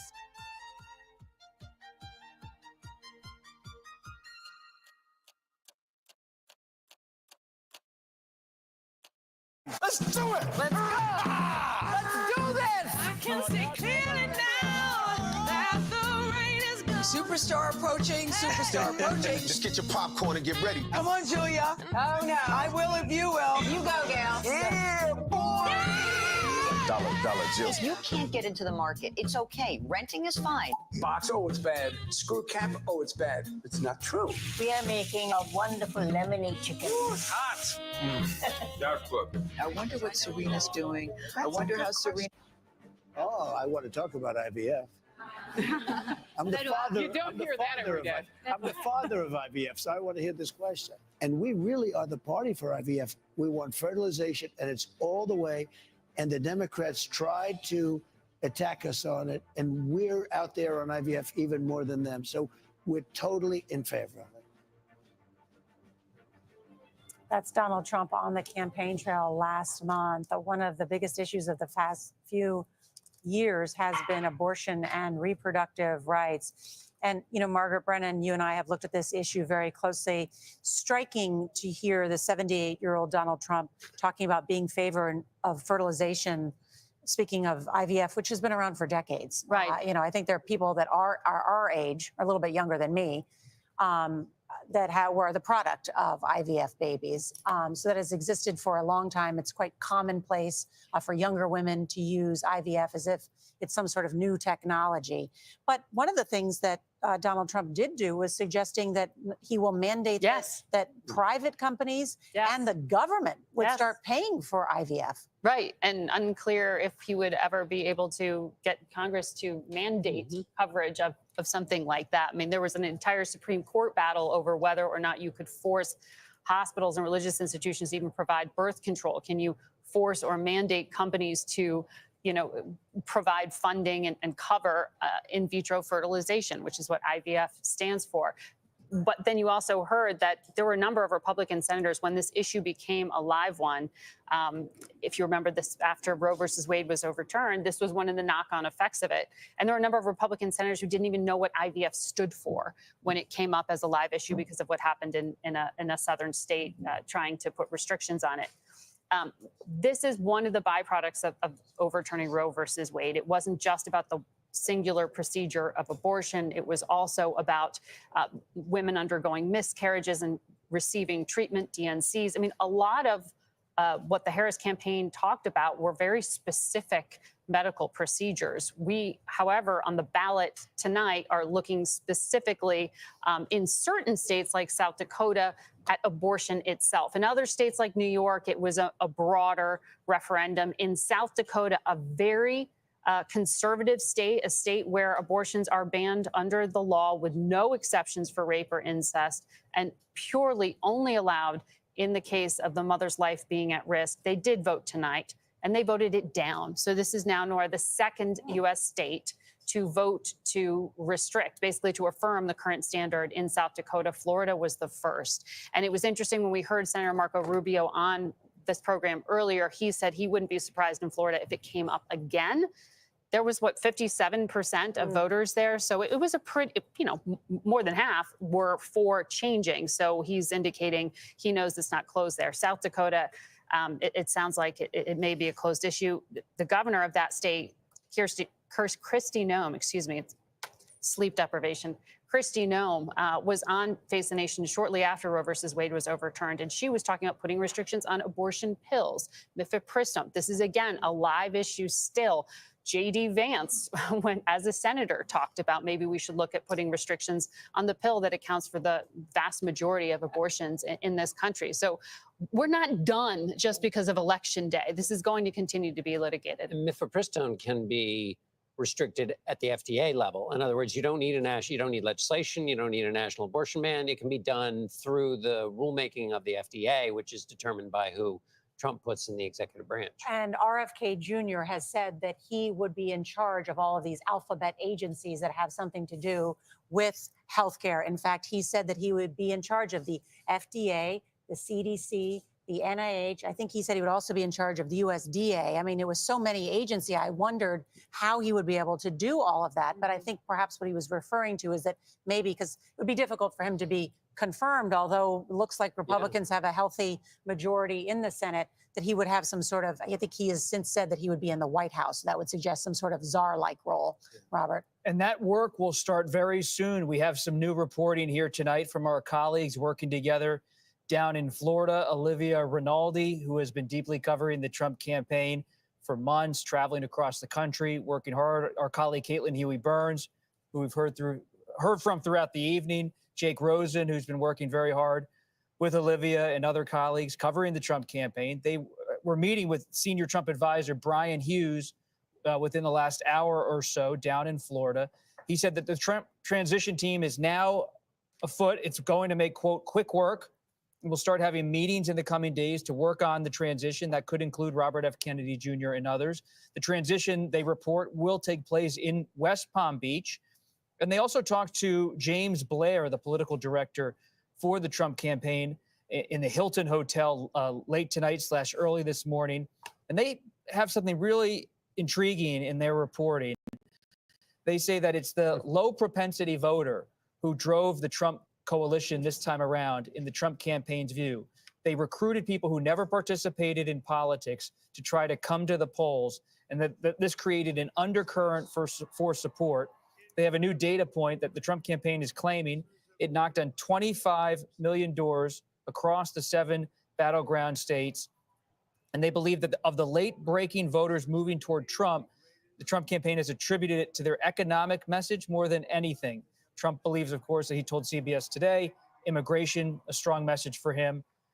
So we see down in Florida also a consensus, a conclusion by the Trump campaign that Trump was able to win tonight, as we've been discussing, because of Black men, Latino men, suburban women, Arab Americans, and white men. They believe that's the new composite of the Trump group in this country that drove Trump to victory tonight. Again, and the thing that all those groups have in common is their gender, correct? You named all men, Yes. right? Yeah. Yes.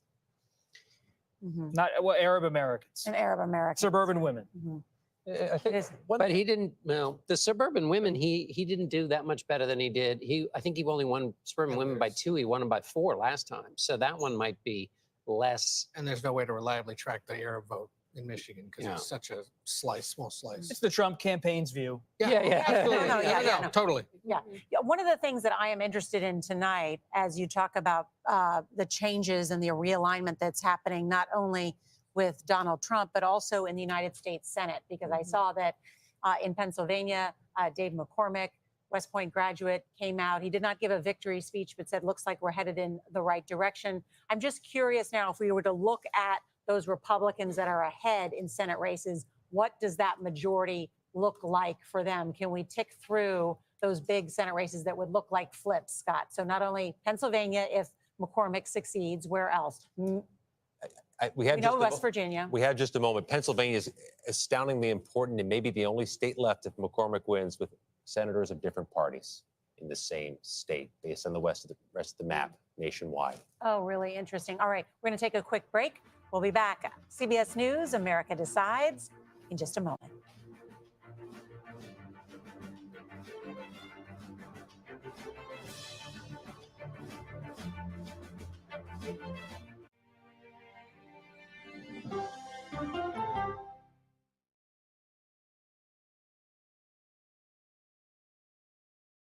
Okay, so let's just start at the beginning. Well, let me start with this. What is at stake here? What is the answer then? Do you know why? You want me to just keep going? Is that a good thing or a bad thing? Were there death threats? How is this possible? What's wrong with that argument? Are you saying they lied? Have you told the government that? Why won't you say the word crisis? You're not answering my question. This really Is that scary? Does that make sense? What do you mean? What does that mean in Did any of that make What sense? What's your response? What happened? Why?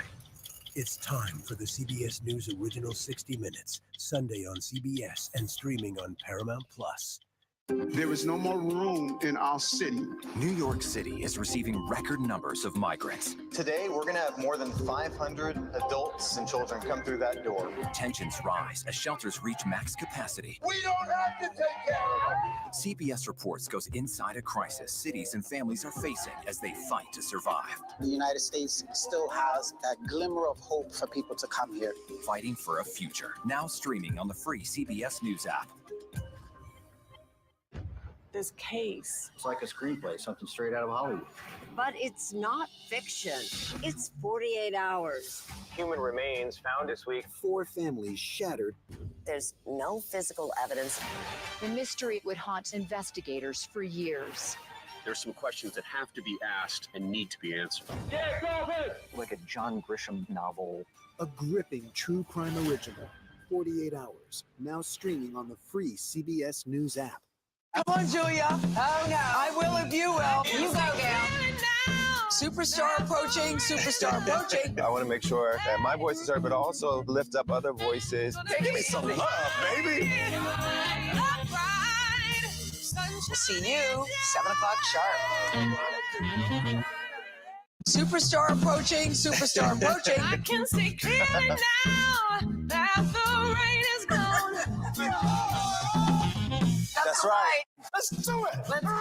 Let's do this. I can see clearly now that the rain is gone. Superstar approaching, superstar approaching. Just get your popcorn and get ready. Come on, Julia. Oh, no. I will if you will. You go, Gail. Yeah, boy. Dollar Jill. If you can't get into the market, it's okay. Renting is fine. Box, oh, it's bad. Screw cap, oh, it's bad. It's not true. We are making a wonderful lemonade chicken. Ooh, it's hot. That's good. I wonder what Serena's doing. I wonder how Serena is feeling. That's a really good question. No one's asked me that yet.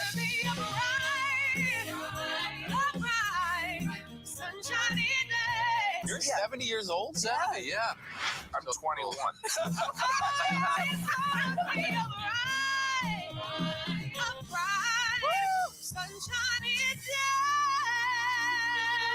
We'll see you 7 o'clock sharp.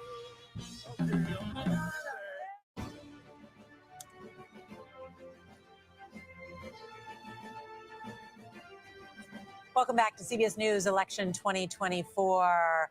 Good morning. You might be surprised seeing me here, but we've been on the air all night following this election. We are waiting for a vote count that could put Donald Trump over the top. It is 5 a.m. in the East, 2 a.m. in the West. Joined here by my colleagues. We've all been here for nearly 12 hours watching the race to 270 electoral votes. Donald Trump has 266 and Kamala Harris 218. We are waiting on 4 battleground states. CBS News rates Wisconsin as leaning Republican. Nevada is also lean Republican. Let's take a look now at Arizona. That's a toss-up. And then, as is Michigan at this hour, also considered a toss-up as we await votes. Earlier this morning, Donald Trump came out to address supporters in West Palm Beach and claimed victory. It's a political victory that our country has never seen before, nothing like this. I want to thank the American people for the extraordinary honor of being elected your 47th president and your 45th president.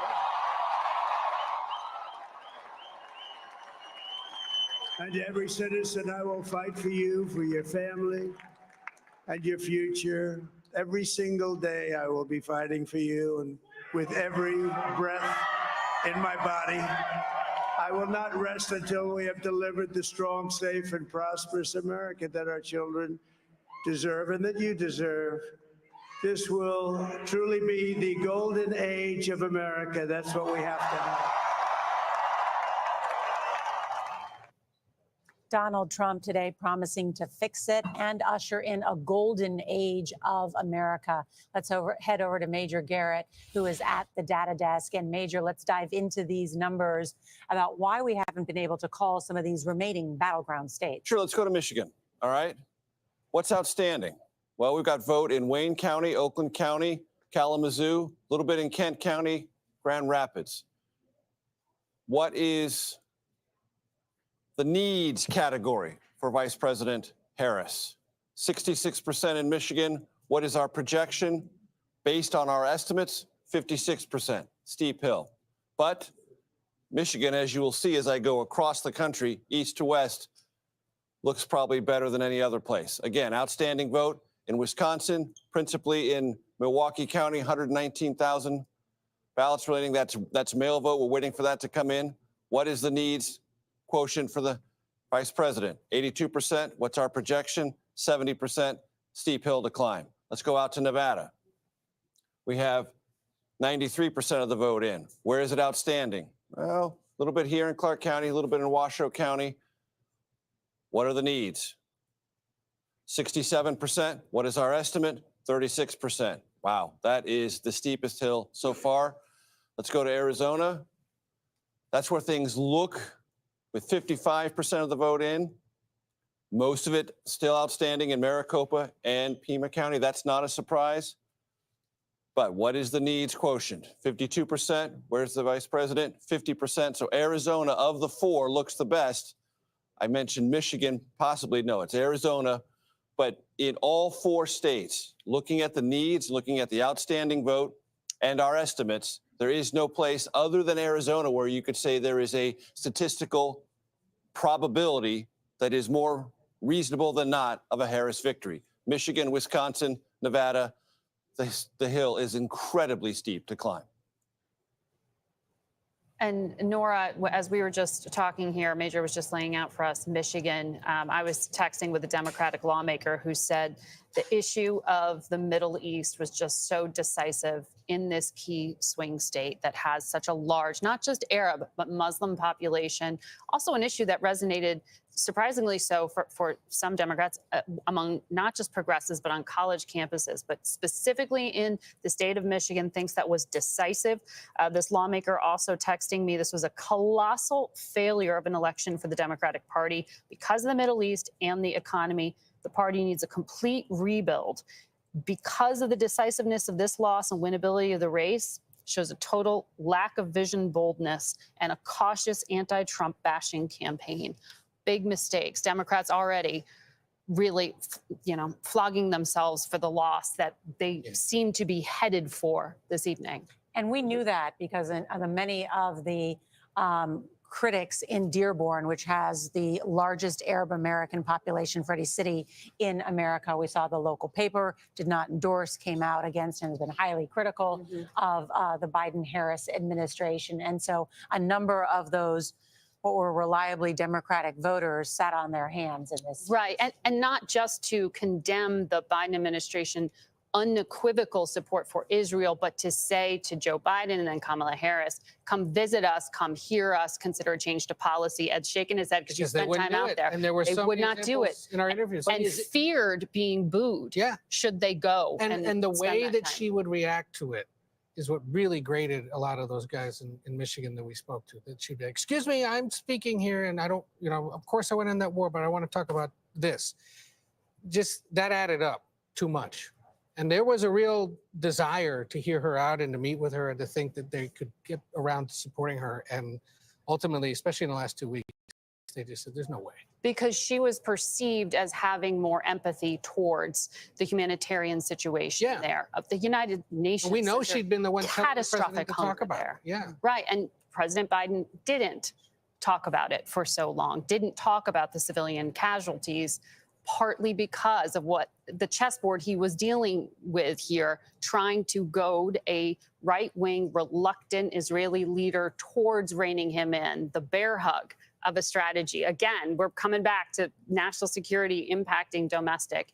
That just, if she had, and this will be one of those things in autopsy, talked more about it, would it have made any difference? Really think, I don't know. I can't imagine. I mean, if Donald Trump wins every battleground state and is doing, and women aren't turning out for Harris and union voters aren't turning out for Harris. What about college kids? And college kids, women are fine, but Trump is doing much better with young college men. None of that has to do with Michigan. I mean, what'll be interesting, with Dearborn or the issue of Gaza and Israel, some of the problem is she was stuck with being a part of an incumbent administration that has to handle making big decisions about foreign policy.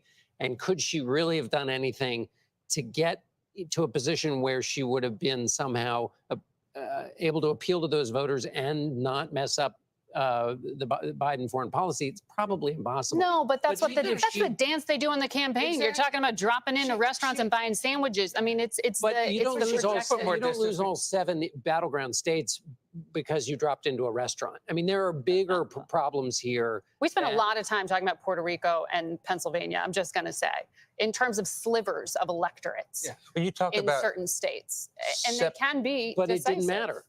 Well, that's my point, though, that like she spent a lot of time doing things in courting very small slivers. This was a sliver she did not. You could argue either way, but it was a choice, and it was Right, but alienating. none at of those least- choices are what's contributing to the loss here. I think you That's- guys I will are- tell you're those gonna- Democratic lawmakers that. But that's what those are the texts Well, I'm obviously, getting. I mean, Democratic lawmakers are going to take every one of these small things Totally. that represent their constituencies and say, this is the reason you lost, because it makes them the kingmaker of the next chapter of the Democratic Party. think But it these will. are bigger problems I- than small individual But it was for constituencies. progressive Democrats Big and deal. young progressive Democrats. I think you guys are in outside their agreement state. in many ways on these issues. And probably the main one, as we've discussed tonight, is that Americans believe that Donald Trump is better on the economy than Kamala Harris. And Kamala Harris never made a cohesive argument to convince voters that she's the better choice. And the argument that Trump and Republicans kept making was, if that's such a good idea, viewers, that you're sharing with us, why weren't you implementing it over the last 4 years? Pretty effective argument. if you want to look for a batch of Democrats who overperformed tonight, who did better than their districts would have otherwise indicated and better than the rest of the Democrats this cycle, were the first group of Democrats who recommended Joe Biden drop out publicly. Really? Put out statements saying he needs to leave this race after the debate performance. I can go down to a couple of the battleground congressional races. And the Democrats who did that didn't just win. They won by nearly or into double digits. Go to Minnesota, suburban Minneapolis. Angie Craig was among the first to say Joe Biden needs to stand down and I'm going to make a public statement. She won big in Minnesota, where Vice President Harris had a smaller margin, likely, than Joe Biden. New York's 18th district, which is about an hour and a half north of New York City. Pat Ryan, the military veteran, said publicly, among the first, Joe Biden needs to stand down. Pat Ryan blew out the opposition in what was supposed to be one of the closest races in New York. There's also a sense of disbelief inside the Biden White House. Think about this. People have forgotten. In 2021, when he comes into office, President Biden pushes forward $1 trillion American Rescue Plan, over $1 trillion. Then he passes an infrastructure plan, over $1 trillion. And there was a belief inside the Biden administration, across all the high command, that they would get credit politically in 2022 and 2024 for massive spending they believed was at the same level as Franklin Delano Roosevelt. But what has surprised all of them, or most of them at least, is that come 2024, most voters have seemingly forgotten. When I interviewed President Biden, he said one of his biggest mistakes was not putting up signs that said, Joe did this. Well, Because it wasn't being done yet, though. That was part of it. That's the problem, is that the spending people associated with the high prices. And that's, he couldn't claim credit for the thing that they would say, yeah, and that's why my eggs are $11, even though they have no relationship. That was nevertheless, he couldn't get on the other side. Also, by the way, there's never been a modern campaign I can think of that was able to change the numbers on the economy when they were bad. No matter how great an orator you were, it can't be done. And But so that's a challenge for a campaign. But he also told the president, not Vice President Harris, but the president told the public it was transitory, that it was going to go away quickly, gave them the impression of that, right? Again, an academic textbook definition of Well, in transitory, 3 not years, he the did real bring world. inflation down from 9% fast down to enough. 3%. But it wasn't fast enough. Right, it's the messaging around it. And, Well, it and wasn't fast explaining enough it. for voters. Right. It set the record in the world for recovery. They don't from care about COVID. that. Absolutely. No, I know. But I know, also, but part- Totally. you know, I do, and I have it saved on my phone too. I mean, as you guys know, I read the Wall Street Journal every day. And in the past week, there were so many articles. The United States economy is the envy of the world. Yes. GDP growth. Donald Trump, or whoever becomes president, will be inheriting an economy that is on fire. It is roaring. It is awesome. Yes. And while some people may not feel it just yet, it is a great economy and it is the envy of the world. But yes, but that's not the argument that Trump is making. It's your jobs are going away in Western Pennsylvania because they want to restrict the energy industry. It wasn't. We are the dominant economy in the world. The argument being made wasn't around that. It's almost like an experience argument. It's a messaging thing. The facts were in Joe Biden's favor. The facts were in Kamala Harris's favor on the economy. But the explanation and the messaging, even just this past week, the Speaker of the House coming out and saying, and then kind of walking back, that they would repeal the CHIPS Act, that massive investment that was bipartisan in a tremendous way because it was viewed as investing here to ward off China if they tried to cut off the world's access to computer chips in Taiwan. And an investment in manufacturing. And an investment in manufacturing. Huge jobs in Arizona. Huge jobs in And in Arizona. Michigan. Margaret, what's your take on the Dow futures surging over 1,000 points? I wish I had my Bloomberg terminal up. When we talked to Mohammed Al-Aryan, leading economist on the show on Sunday, it was, he was talking about the messaging. He was talking about the problems with explaining it, that the markets are saying, oh, it sounds like, I'm guessing, less regulation. Yeah. But if you talk to people like Gary Cohn, who was here, who ran Goldman Sachs, he could give you a great analysis. But the people who are being talked out in the Wall Street Journal, like John Paulson, that hedge fund manager, I was intrigued reading a column the other day. He's talking about changing the government in ways that don't actually apply to the agencies he's referring to. He didn't seem to know that it's like the OMB that runs the budget and not the Treasury Secretary. We're again back to individuals who say they're going to fix things and they don't actually know how those agencies are run, like Elon Musk. Think about the four things that that Trump has either talked about doing or will face in his presidency, and the economic upheaval that all four of those will cause. The debt and deficit we talked about. Gary Cohn was talking about spending in the discretionary portion of the budget. It's tiny and it's a bloodbath every time you try and do it. It's never going to happen. And yet Trump's policies will increase the debt and deficit, causing a relationship between those two and GDP that is dangerous. That's one thing. Artificial intelligence is about to totally wreck the employment situation in America. Much more of a challenge to employment in America than migrants taking jobs in America. Immigration, deportation, that's going to change the job market because a lot of those jobs are filled by migrants.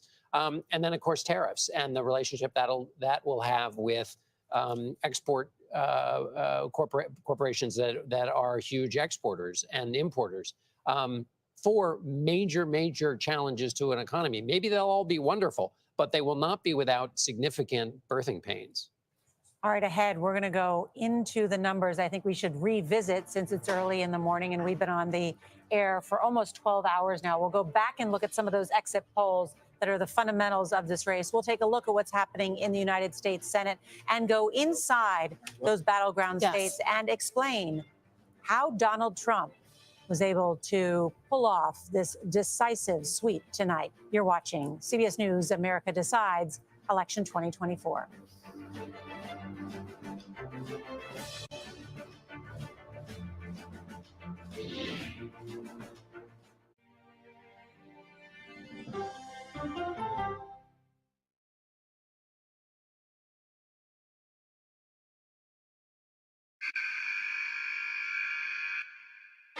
I had progressively fallen deeper into the world of online sports betting. The risk is the rush. What do you think is driving the spike in popularity? I think it's legality. If it's legal, I'm going to use it. There are ways to bet when you are 18. We've created an epidemic of child gambling. You can't walk into a male dormitory in a college campus without sports betting happening. It's America's most neglected problem. I use sports betting as a way to escape, when in reality, I'm choosing self-destruction. Whatever I had left, it was gone. The purpose of the industry is to get you to play to extinction. And that means until all your money is gone.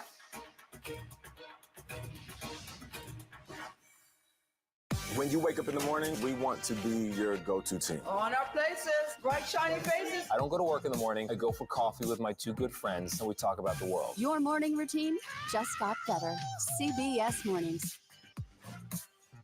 Don't miss true crime anytime you want, anywhere you go. With the 48 Hours podcast. Real crimes, real lives, real justice. There's some questions that have to be asked and need to be answered. Listen to 48 Hours on Apple Podcasts.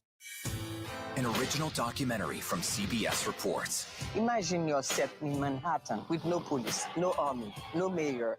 The people of Haiti stare down poverty, corruption, natural disasters, and violence. 90% of the guns that are used by gangs in Haiti are American guns. But with an unbreakable spirit and eternal optimism. There are days where I cry, but we can't be discouraged. We still believe in Haiti. They're still able to look ahead with hope.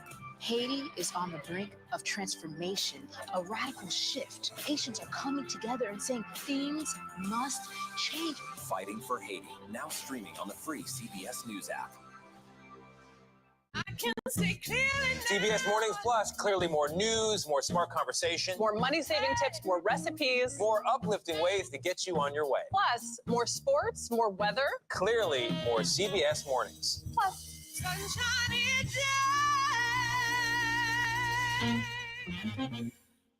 giving you a snapshot of all the sports that matter to you. CBS Sports HQ. When you wake up in the morning, we want to be your go-to team. On our places, bright shiny faces. Nate has one of the quickest minds I've ever seen. Put me in the game, coach. Tony has a way of making people feel comfortable. The best interviews feel like it's just a conversation with a neighbor. Hey. Gail has this unbelievable knack to ask a question that is the question that you're asking at home. I've been told I could talk to a tree, and that's pretty much true. I don't go to work in the morning. I go for coffee with my two good friends, and we talk about the world. Your morning routine just got better. CBS Mornings, weekdays at 7. I'll see you in the morning. America Decides is your place for fact-based, unbiased reporting. At the White House, the Capitol, on the campaign trail. What do you say to those in your party? Any cracks in the Republican Party? Our reporters and our anchors travel the country talking to voters like you about the issues that matter most. Immigration is really a factor right now that are going to be driving your decisions. What would you say to those who say, look, that's just democracy at work? listening to you and bringing your voice into our coverage. I want a strong, proud America. Is democracy on the ballot in 2024? Let us help you decide. America Decides. Stream our expanded 1-hour program. Come on, Julia. Oh, no. I will if you will. You go, Gail. That's right.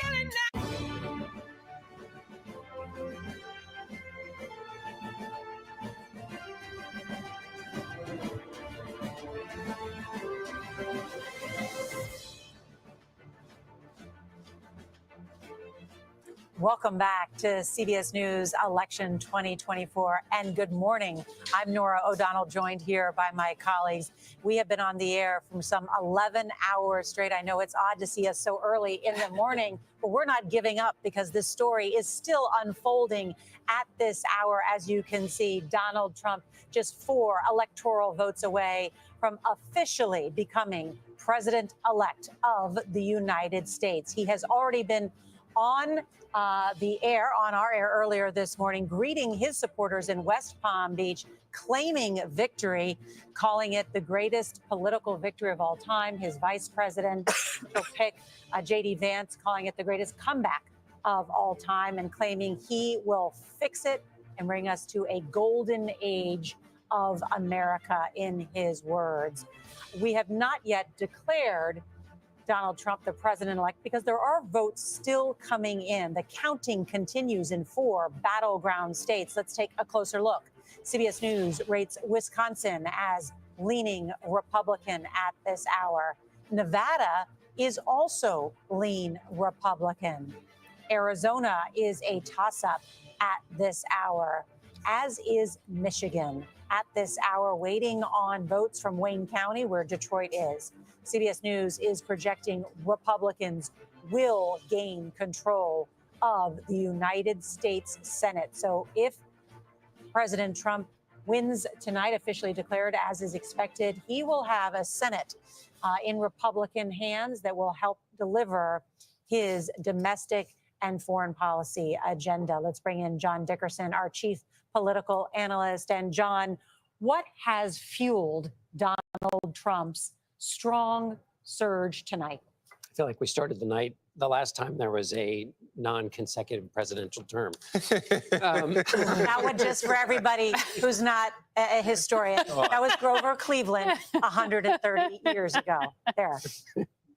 Pretty good, right? Can I get some credit? That was excellent. Yes. Excellent. Thank you, Mom. Okay, let's. I got 2 points. One is let's look at the exit polls, and then I'll make one other point. First, let's look at the groups that Harris lost support among. First, at the top, Latino voters. In 2020, Joe Biden got 65% of them. In 2024, Kamala Harris only got 53%. Young voters, Harris got 55%, Biden got 60%. And then women, Harris got 54%, Biden got 57%. And now let's look at the groups that Donald Trump did well with.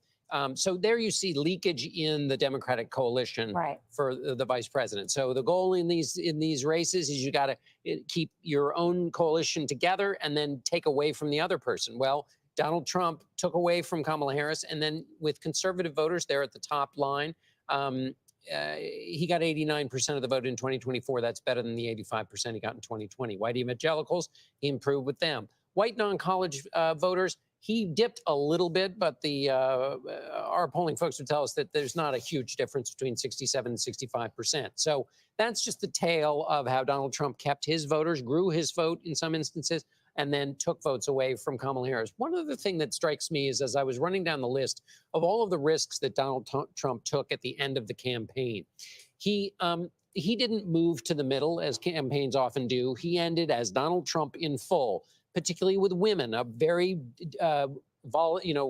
sensitive constituency that Kamala Harris was going to do well with. He didn't do anything in particular. In fact, you could argue that he did things perhaps to alienate women voters by the traditional conception of that group. He also finished on grievance rather than a kind of sense of uplift, as campaigns often do. He knew that his party would come home to him. He didn't suck up to Nikki Haley at all, or for a nanosecond. And Haley responded by writing a full-throated endorsement in the Wall Street Journal for him. Only 5% of Republican voters voted for Kamala Harris. And then he didn't participate in the second debate, which you could have seen as emphasizing his loss in the first debate. He didn't want to bother with it because he might have lost again. And that didn't cost him anything. Those are a number of, and I should add that he outsourced some portion or all of his ground game, which was seen as a possible disaster. All of those things, there were articles written, insiders kibitzing about how they were, terrible and it was going to hurt his campaign. They all turned out just fine for him. Mm-hmm. How much do you think his appearance on Joe Rogan's popular podcast helped cement him with this new coalition of Republican voters? Well, if we're thinking about that coalition as containing young white men under 30, it also contains young Latino men and young black men, but he did particularly well among young white voters under 30. I think it's Joe Rogan. I think it's all the podcasts that he went on and his general aspect and response to kind of the norms and the fussiness of elites and experts and all of that, which has been his thorough message for years. 2008 was the YouTube election, right? And the blog election. This was clearly the podcast election. And by fussiness of the elites, do you mean fact checking by people who do what we do for a living? Yeah. Oh, absolutely. I mean, That's absolutely. And thank you for the clarification, Mark. Yeah. But it's an important point because it's just direct to consumer, put it right in your vein, messaging whatever you want to say. Right. I mean, there used to be, you had to clear a threshold of, 60 minutes. He didn't do 60 minutes, but he did the podcast that fed right into this constituency. Mm-hmm. I can so remember covering George W. Bush, who would say, "You guys are just the filter." And Donald Trump has found a way to surpass the filter. And as you said, just get directly into the veins of his supporters. We'll have more to discuss. You're watching CBS News, America Decides, Election 2024.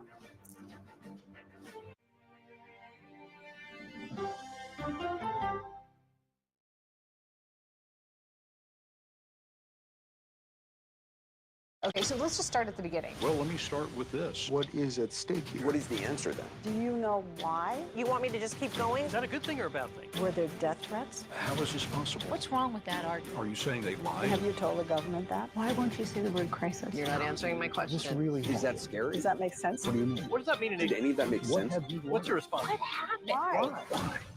It's time for the CBS News Original 60 Minutes, Sunday on CBS and streaming on Paramount Plus. There is no more room in our city. New York City is receiving record numbers of migrants. Today, we're going to have more than 500 adults and children come through that door. Tensions rise as shelters reach max capacity. We don't have to take care of them. CBS Reports goes inside a crisis cities and families are facing as they fight to survive. The United States still has that glimmer of hope for people to come here. Fighting for a future. Now streaming on the free CBS News app.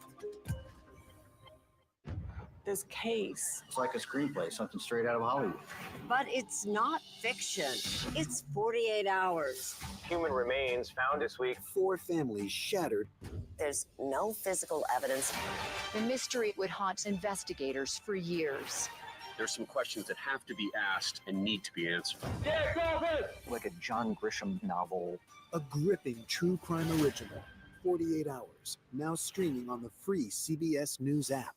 I can see clearly now. CBS Mornings Plus, clearly more news, more smart conversation, More money-saving tips, more recipes. more uplifting ways to get you on your way. Plus, more sports, more weather. Clearly more CBS Mornings. Plus, Sunshiny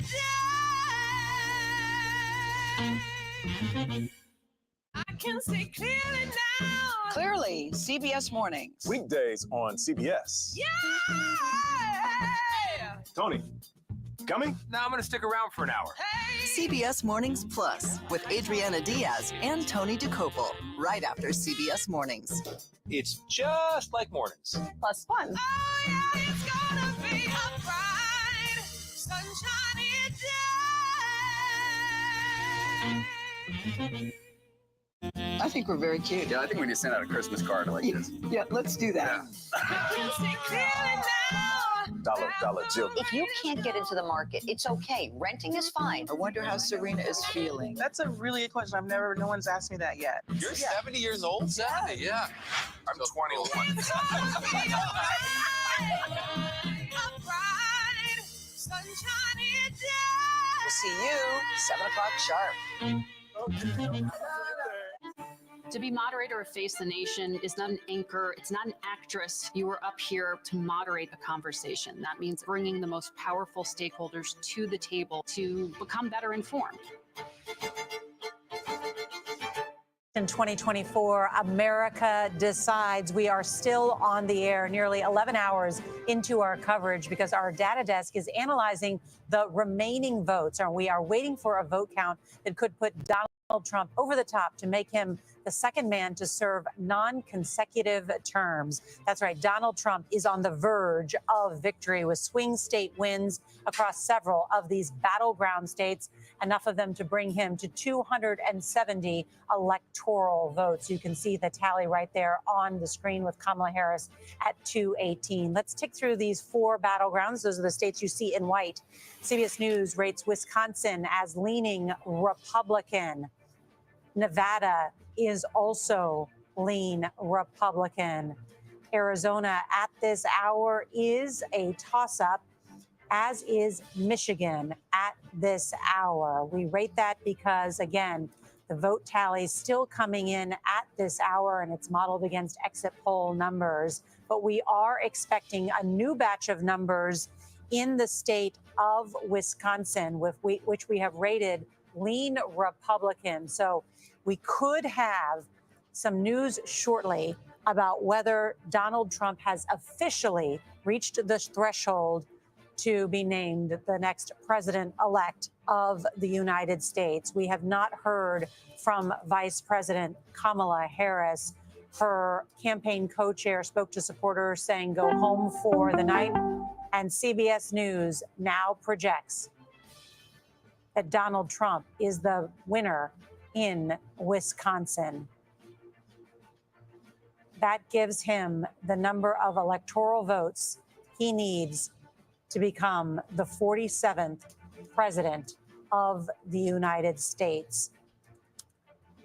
This is an incredible moment in American history for Donald Trump, who faced a number of challenges in this contest. It was an election unlike any of us have ever covered. A life unlike any we've ever covered. This man, Donald John Trump, born in Jamaica, Queens, New York City. We are here in Manhattan.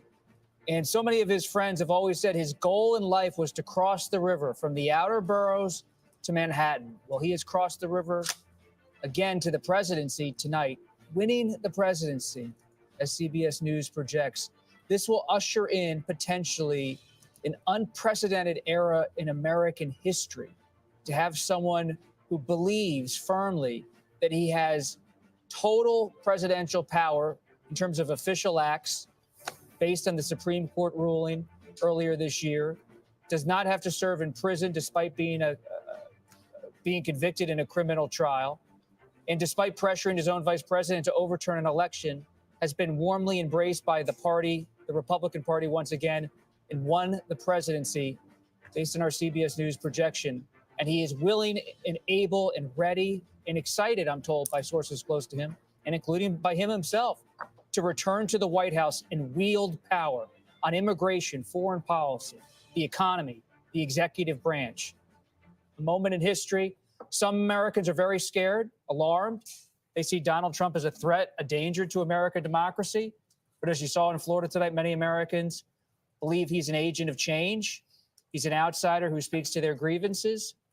This country's not really necessarily ideologically divided, or red versus blue, but it's divided deeply about who Donald Trump is, what he represents, and what this country is in November of 2024.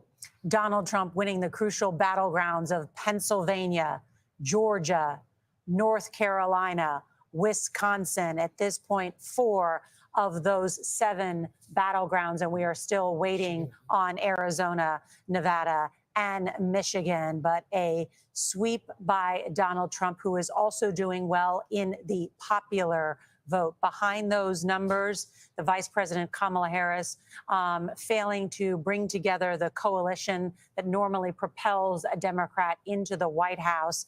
So we will have more on that. Want to go now to Major Garrett at the data desk with more information about how Donald Trump achieved this victory tonight. Major Garrett. So Wisconsin was the key to this re-election of former President Trump, making him president-elect to be the 47th president of the United States. Anthony Salvanto will walk us through, because, Nora, you came over here about an hour ago. We were waiting on a couple of key precincts in Wisconsin to provide the absolute information we needed to make this call. Anthony, how did that happen? Well, we got the information we needed, which was really out of Milwaukee, okay? Once we saw that, it was a question of Kamala Harris, who was trailing, didn't have enough votes to be able to catch up. Even though you see that big number in Milwaukee, it just wasn't enough. The thing, though, the big thing here is this. This is a 1-point victory for Donald Trump. Now, how do you do that? It means he consistently hit his vote targets in county after county, or exceeded his 2020 performance. So I'm going to hit, Racine here, and I'll just go county after county where, even if he came close to them in one after another, okay, he was at least consistent with his 2020 numbers, or just a little bit better. And that's how he added up all of that to get over the top. So one of the things that you look for, not just in Wisconsin here at the data desk, but that consistency of pattern. And he was able to pull together his old coalition and then add a little more to it, especially in a lot of cities, cutting a little into those Democratic margins with more minority voters, okay, more young voters, all that in and around the cities. And you saw those patterns start to emerge. Not, close victories, but consistent ones throughout those states, Nora.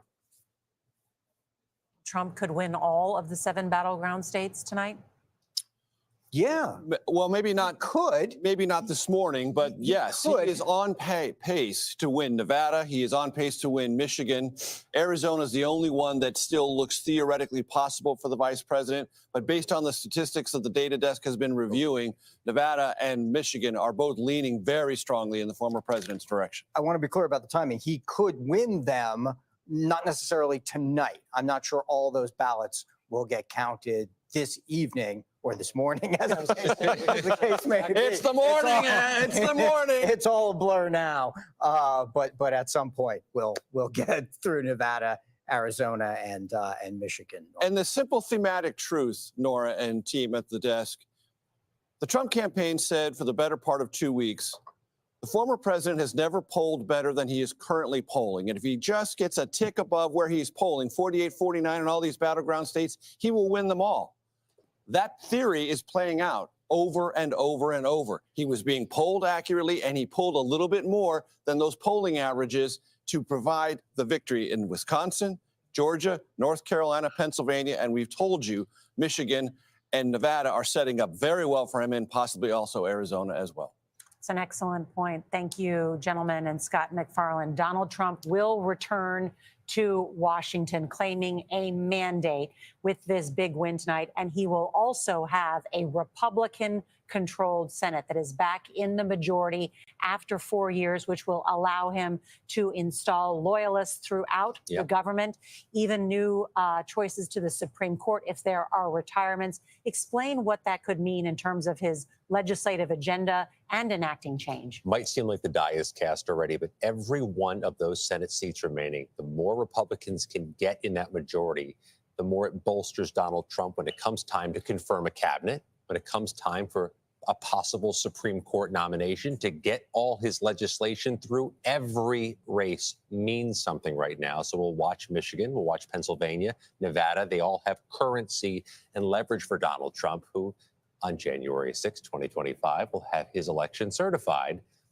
by Vice President Harris. I can't get past the human story here. There may be no more polarizing political figure in modern times, but I think everybody can reflect on 116 days ago. Got shot at a rally. I was there in Butler, Pennsylvania. Any number of people I met at that rally, we still carry some of that with us. It was a seminal moment in our lives to be ducking bullets at a Secret Service protected rally. He got hit by one and kept going to the rallies, kept walking out on that stage to those microphones. You mix that with his brand of being a fighter and having courage, that iconic image, pumping up that fist, blood dripping down his face. Hard to imagine that didn't have an outsized impact, and not just in Western Pennsylvania. That photo was by the Associated Press's Evan Vucci, Trump's fist in the air. It was put on T-shirts by Trump supporters, hats. Ads. It was on the billboards of other candidates and yard signs of other candidates trying to associate themselves with him, saying, I'm a fighter like. And it was, their heads were small and his picture was large. It also gave him the opportunity, Donald Trump, to say, which I think resonated with many of his supporters, that God had chosen him to survive that assassination attempt. And while some people recoiled at him saying that, it was another emotional connection for Donald Trump with his supporters. And he gave his speech tonight in West Palm Beach, where it should be underscored, there's another person charged with assassination attempt September 14th on that Sunday while he was golfing at that same area where he gave his speech tonight. That's an apolitical way of connecting with Americans, and it's hard to imagine that didn't have an impact. And Margaret Brennan, the president has said, promises made, promises kept. He has told his supporters, we will fix it. We'll bring in a golden era. What is his record on that? What's he promising to do? Well, if you look at what he delivered in the first 4 years versus what he promised, there was a lot that went undelivered. He did deliver on that single legislative achievement that Gary Cohn was the architect of, the tax cuts. But when it came to, for example, building the wall and having Mexico pay for it, it was something like, just a few miles. You have all sorts of different things that were on his to-do list that he did not achieve. Now, being president and dealing with the circumstances you are handed, such as COVID was pretty extraordinary.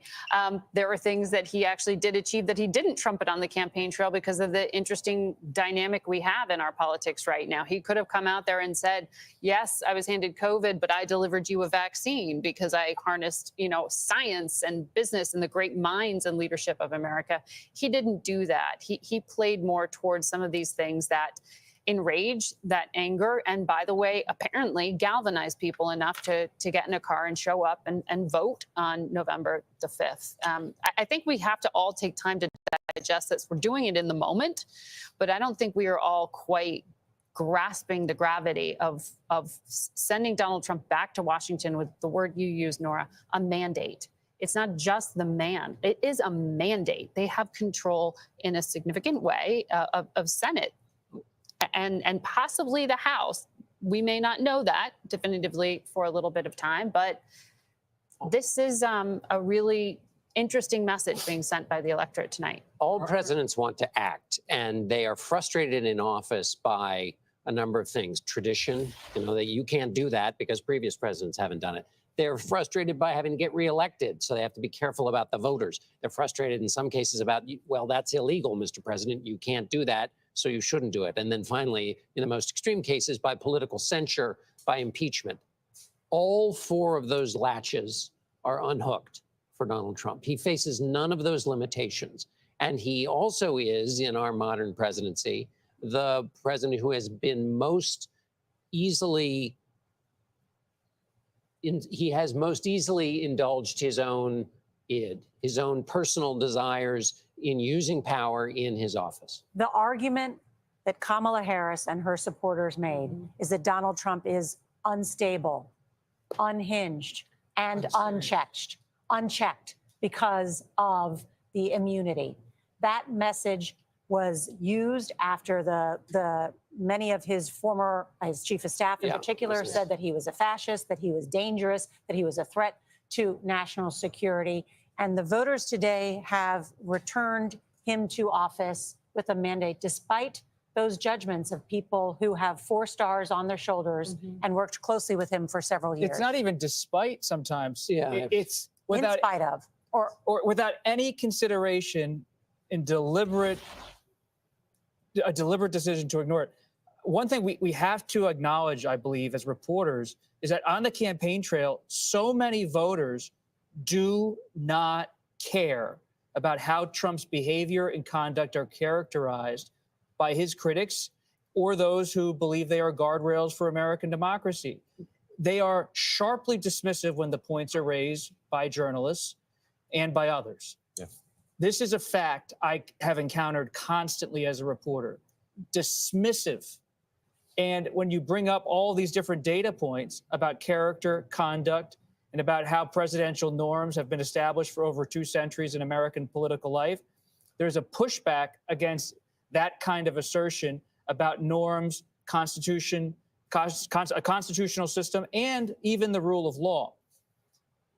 What we have to also, I think, acknowledge as reporters is we are entering a new moment in America that is volatile, where you do not have an acceptance, broadly speaking, of how the rule of law is defined in the United States and how the Constitution is defined. How broad is this mandate, which he is now claiming? Because think of some of the things he said openly during the end of this campaign about military tribunals for his congressional critics, about stripping licenses from broadcasters, about, at some point, deporting millions of people in short order. Can he put that all beneath the umbrella of, I've got a mandate, I said this aloud before you went to vote? And is that the kind of radical change that his supporters think is necessary? Yeah. Yes. Potentially. We should point out we've heard nothing from the vice president. Her campaign had supporters sent home, what was it, around 1 o'clock, 2 o'clock this morning. We've had no word from the White House as to whether President Biden has been informed, whether he's been up watching, whether he will speak to the world about this later today. The only thing on his schedule right now is a security briefing in the 2 o'clock hour that we expect will still be held, but we'll see if he decides to speak. And then when, if at all, the vice president will speak to supporters. And what even is the protocol? Does she go first and then him? Does he have to go first and then her? We'll see in the coming hours. And so far, nobody at the White House has responded to questions about whether there's going to be a change in schedule today. And all this can be traced back to that fateful summer day in Rehoboth Beach, Delaware, when he's sitting there with his family and a few key advisors, and he decides to exit the presidential race in the summer. Stunning. And now we end up here with his vice president losing to the one person he detests politically more than anyone. And I would take this all the way back to late May. Remember, it was Joe Biden who said, let's debate. Right. They rolled the dice. Yes. 2 debates. He accepted, Trump did.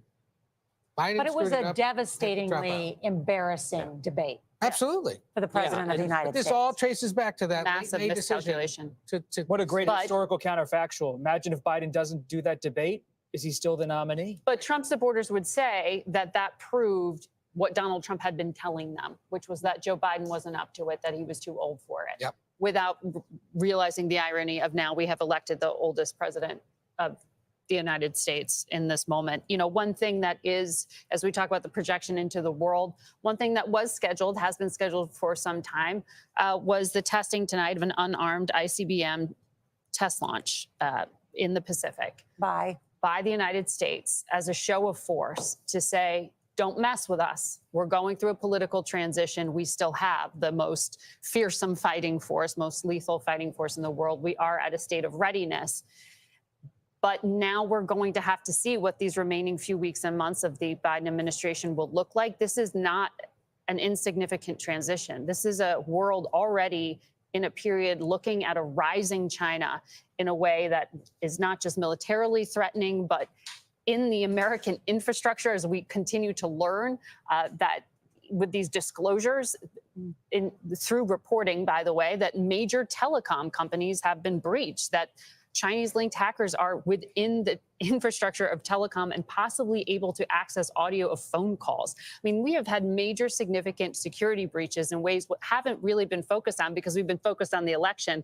These are the things that are going to land on Donald Trump's desk. How do you deal with that? How do you deal with Vladimir Putin? Including reports that the Chinese targeted and attempted hacks into Donald Trump's phone, J.D. Vance's phone, and additional officials. I asked the vice president whether she had been targeted. She would not answer that question to me. I want to bring in Democratic strategist Joel Payne. He has been with us as well all night. And Joel, I want to ask you, what do you think this means for the future of the Democratic Party? Sure. Well, first, while we're talking about foreign attacks, let's not forget our elections infrastructure were under threat and duress today as well. The FBI talked about all the attempted interventions that Russian state actors tried to make in places like Georgia, and I think that's worth bringing up as well. But just talking about the future of the Democrat Party, you know, I was recently talking to an elected official in the state of Wisconsin. Actually, Leslie and I did on our podcast, Crosstalk Politics, and he foreshadowed kind of the fall off that we saw in the state of Wisconsin with Black voters. He talked about how in urban centers, he is of Dane County, and there was folks in Milwaukee who he said just did not feel a connection to the Harris coalition. They did not feel reached out to. They did not feel engaged. It wasn't for lack of trying. It's just that the connection point wasn't there. And there was a bit of a signal. And I know that there are anecdotes like that all across the country within the Democratic Party. Last thing I would say, there was a controversial paid media campaign that the Trump campaign ran after the debate a few weeks ago. It was around transgender, operations for prisoners. And I talked to a national pollster who had eyes on kind of some of the internals in Harris world, and they told me that those ads did real damage to Harris. And I wonder if she was ever able to fully recover from some of the damage. I mean, Trump in that paid media program really went to work on Harris. And it was suggested to me that, what we assume was her coming back from some of those difficult public, or rather coming back from kind of a low point a few weeks ago, was not completed. Like she had a deficit to make up, because of the work that the Trump campaign did in those paid media attacks in October. And that was something that a national pollster said to me. Joel Payne, thank you for your analysis. Final thoughts, Ed O'Keefe. Well, I think we've learned that $1 billion 100-day quest to win the White House is not enough in either regard. He needed more time and more money, and I think there's going to be a lot of questions asked among Democrats about how it is you lost Latino votes, how it is you lost women, and how it is they need to campaign to a country that is changing and clearly worries much more about its pocketbook than about its identity. It's a devastating loss for Democrats who were convinced they were going to make history, and instead a different kind of history has been made this morning. Scott McFarlane. For Democrats who want some check on Donald Trump, the vote counting in California and Arizona this week is critical for control of the U.S. House. He's a political giant, eclipsing Reagan probably in the Republican Party in terms of his influence. He is probably the greatest ego and sense of impulse of any president in the modern era, and has fewer checks now on him when he's in office. Margaret Brennan. Nor the irony of a time when we're talking about women's rights at the center of a campaign, and we are now seeing the second woman to lose to Donald Trump in 8 years. And it's something that I think will resonate with a lot of young girls and people around the world who are waiting to see if a female could be commander-in-chief of the most powerful country in the world. Quickly, I'll end with where I began earlier in the evening. I spoke to Trump. He was so calm before the election returns came in, so calm, confident. This is someone who's ready to take the reins again, in his view, not startled at all by the presidency once again coming to him. Trump won tonight as 2024 voters were looking for a leader, someone who would bring about change. And according to exit polls, that change for them was bringing back Donald Trump to the White House. He was propelled by a dissatisfied electorate, dissatisfied with the state of the country, the economy, and the impact of inflation. So an incredibly tight campaign ending with a big night for the Republican Party, a night that was expected to last 4 days, instead ends in a victory at daybreak for Donald Trump. CBS News projects that the 45th president will be reelected and become our 47th president of the United States.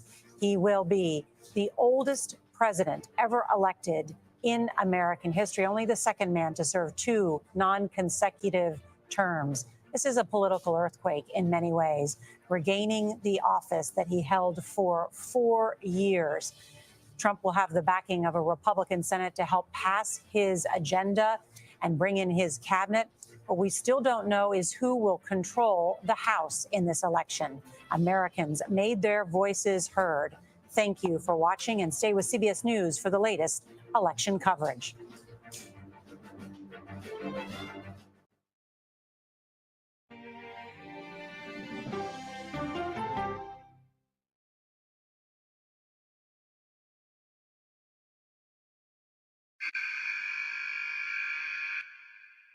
I had progressively fallen deeper into the world of online sports betting. The risk is the rush. What do you think is driving the spike in popularity? I think it's legality. If it's legal, I'm going to use it. There are ways to bet when you are 18. We've created an epidemic of child gambling. You can't walk into a male dormitory in a college campus without sports betting happening. It's America's most neglected problem. I use sports betting as a way to escape, when in reality, I'm choosing self-destruction. Whatever I had left, it was gone. The purpose of the industry is to get you to play to extinction. And that means until all your money is gone.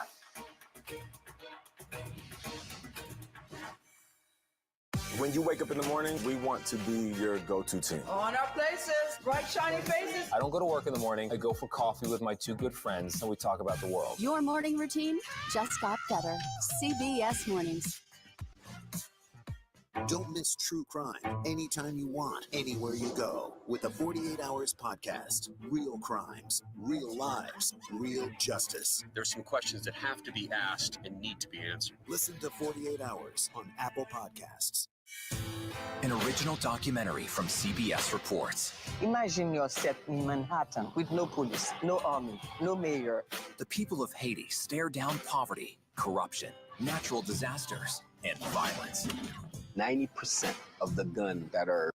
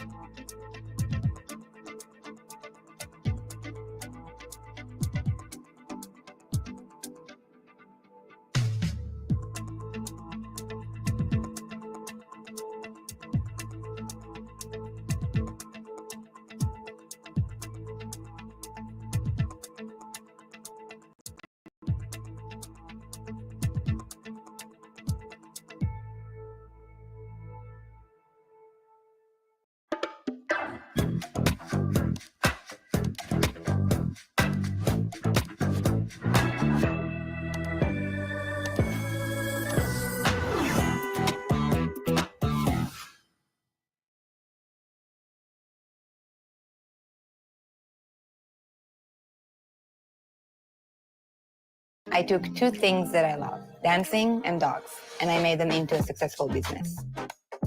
Hi, I'm Ronnie. I'm the owner of Ketatov, and I teach people all over the world how to dance with their dogs on my website. I was searching for a platform where I can really manage my business, a place that can help me share my knowledge and create a community around dog dance. And I found that in Wix. I have 4 dogs, Bailey, Pesach, Marta, and Rhythm. Rhythm is a dancer. I'm so passionate about dogs and dog dance. It's the most amazing sport in the world. You're learning to communicate in a whole different level with your dog. As soon as I posted, now I'm opening an online course website, immediately people responded. They started registering, they started asking questions about it. And at this point of time, the online courses are the main part of the business. I have clients from Japan and Canada and the US and Europe and like all over the world. The fact that in such a short time, I was able to build my own business, reach so many people around the world and create such an echo about dog dance, that's something that makes me super proud.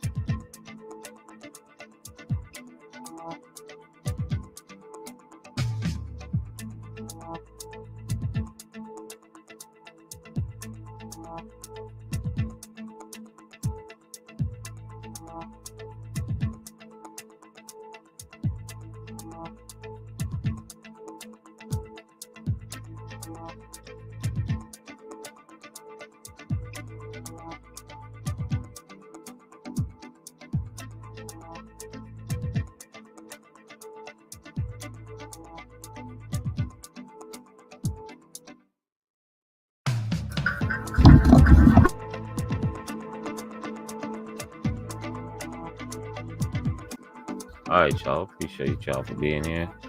Gonna end it now. Our president is Trump, and our president is Trump. Oh, let me exit on a good note.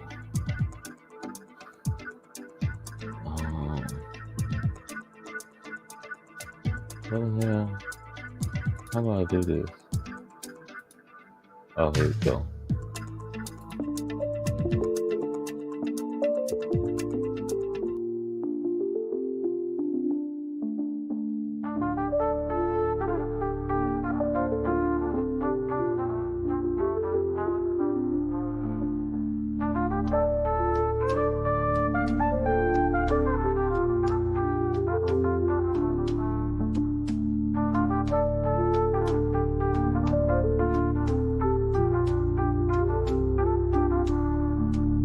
Knowledge is power, let your voice resound. Ideas blaze like fire underground.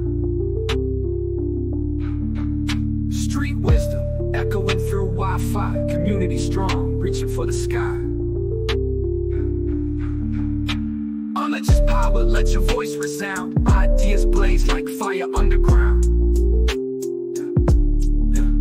Street wisdom echoing through Wi-Fi. Community strong, reaching for the sky. I don't know. Real talk, homies lift them up hand in hand. Building brick by brick, rise to clan. Keep it real, no filter, no disguise. Community visions, opening eyes. Real talk, homies lift them up hand in hand. Building brick by brick, rise to clan. Keep it real, no filter, no disguise. Community vision, community.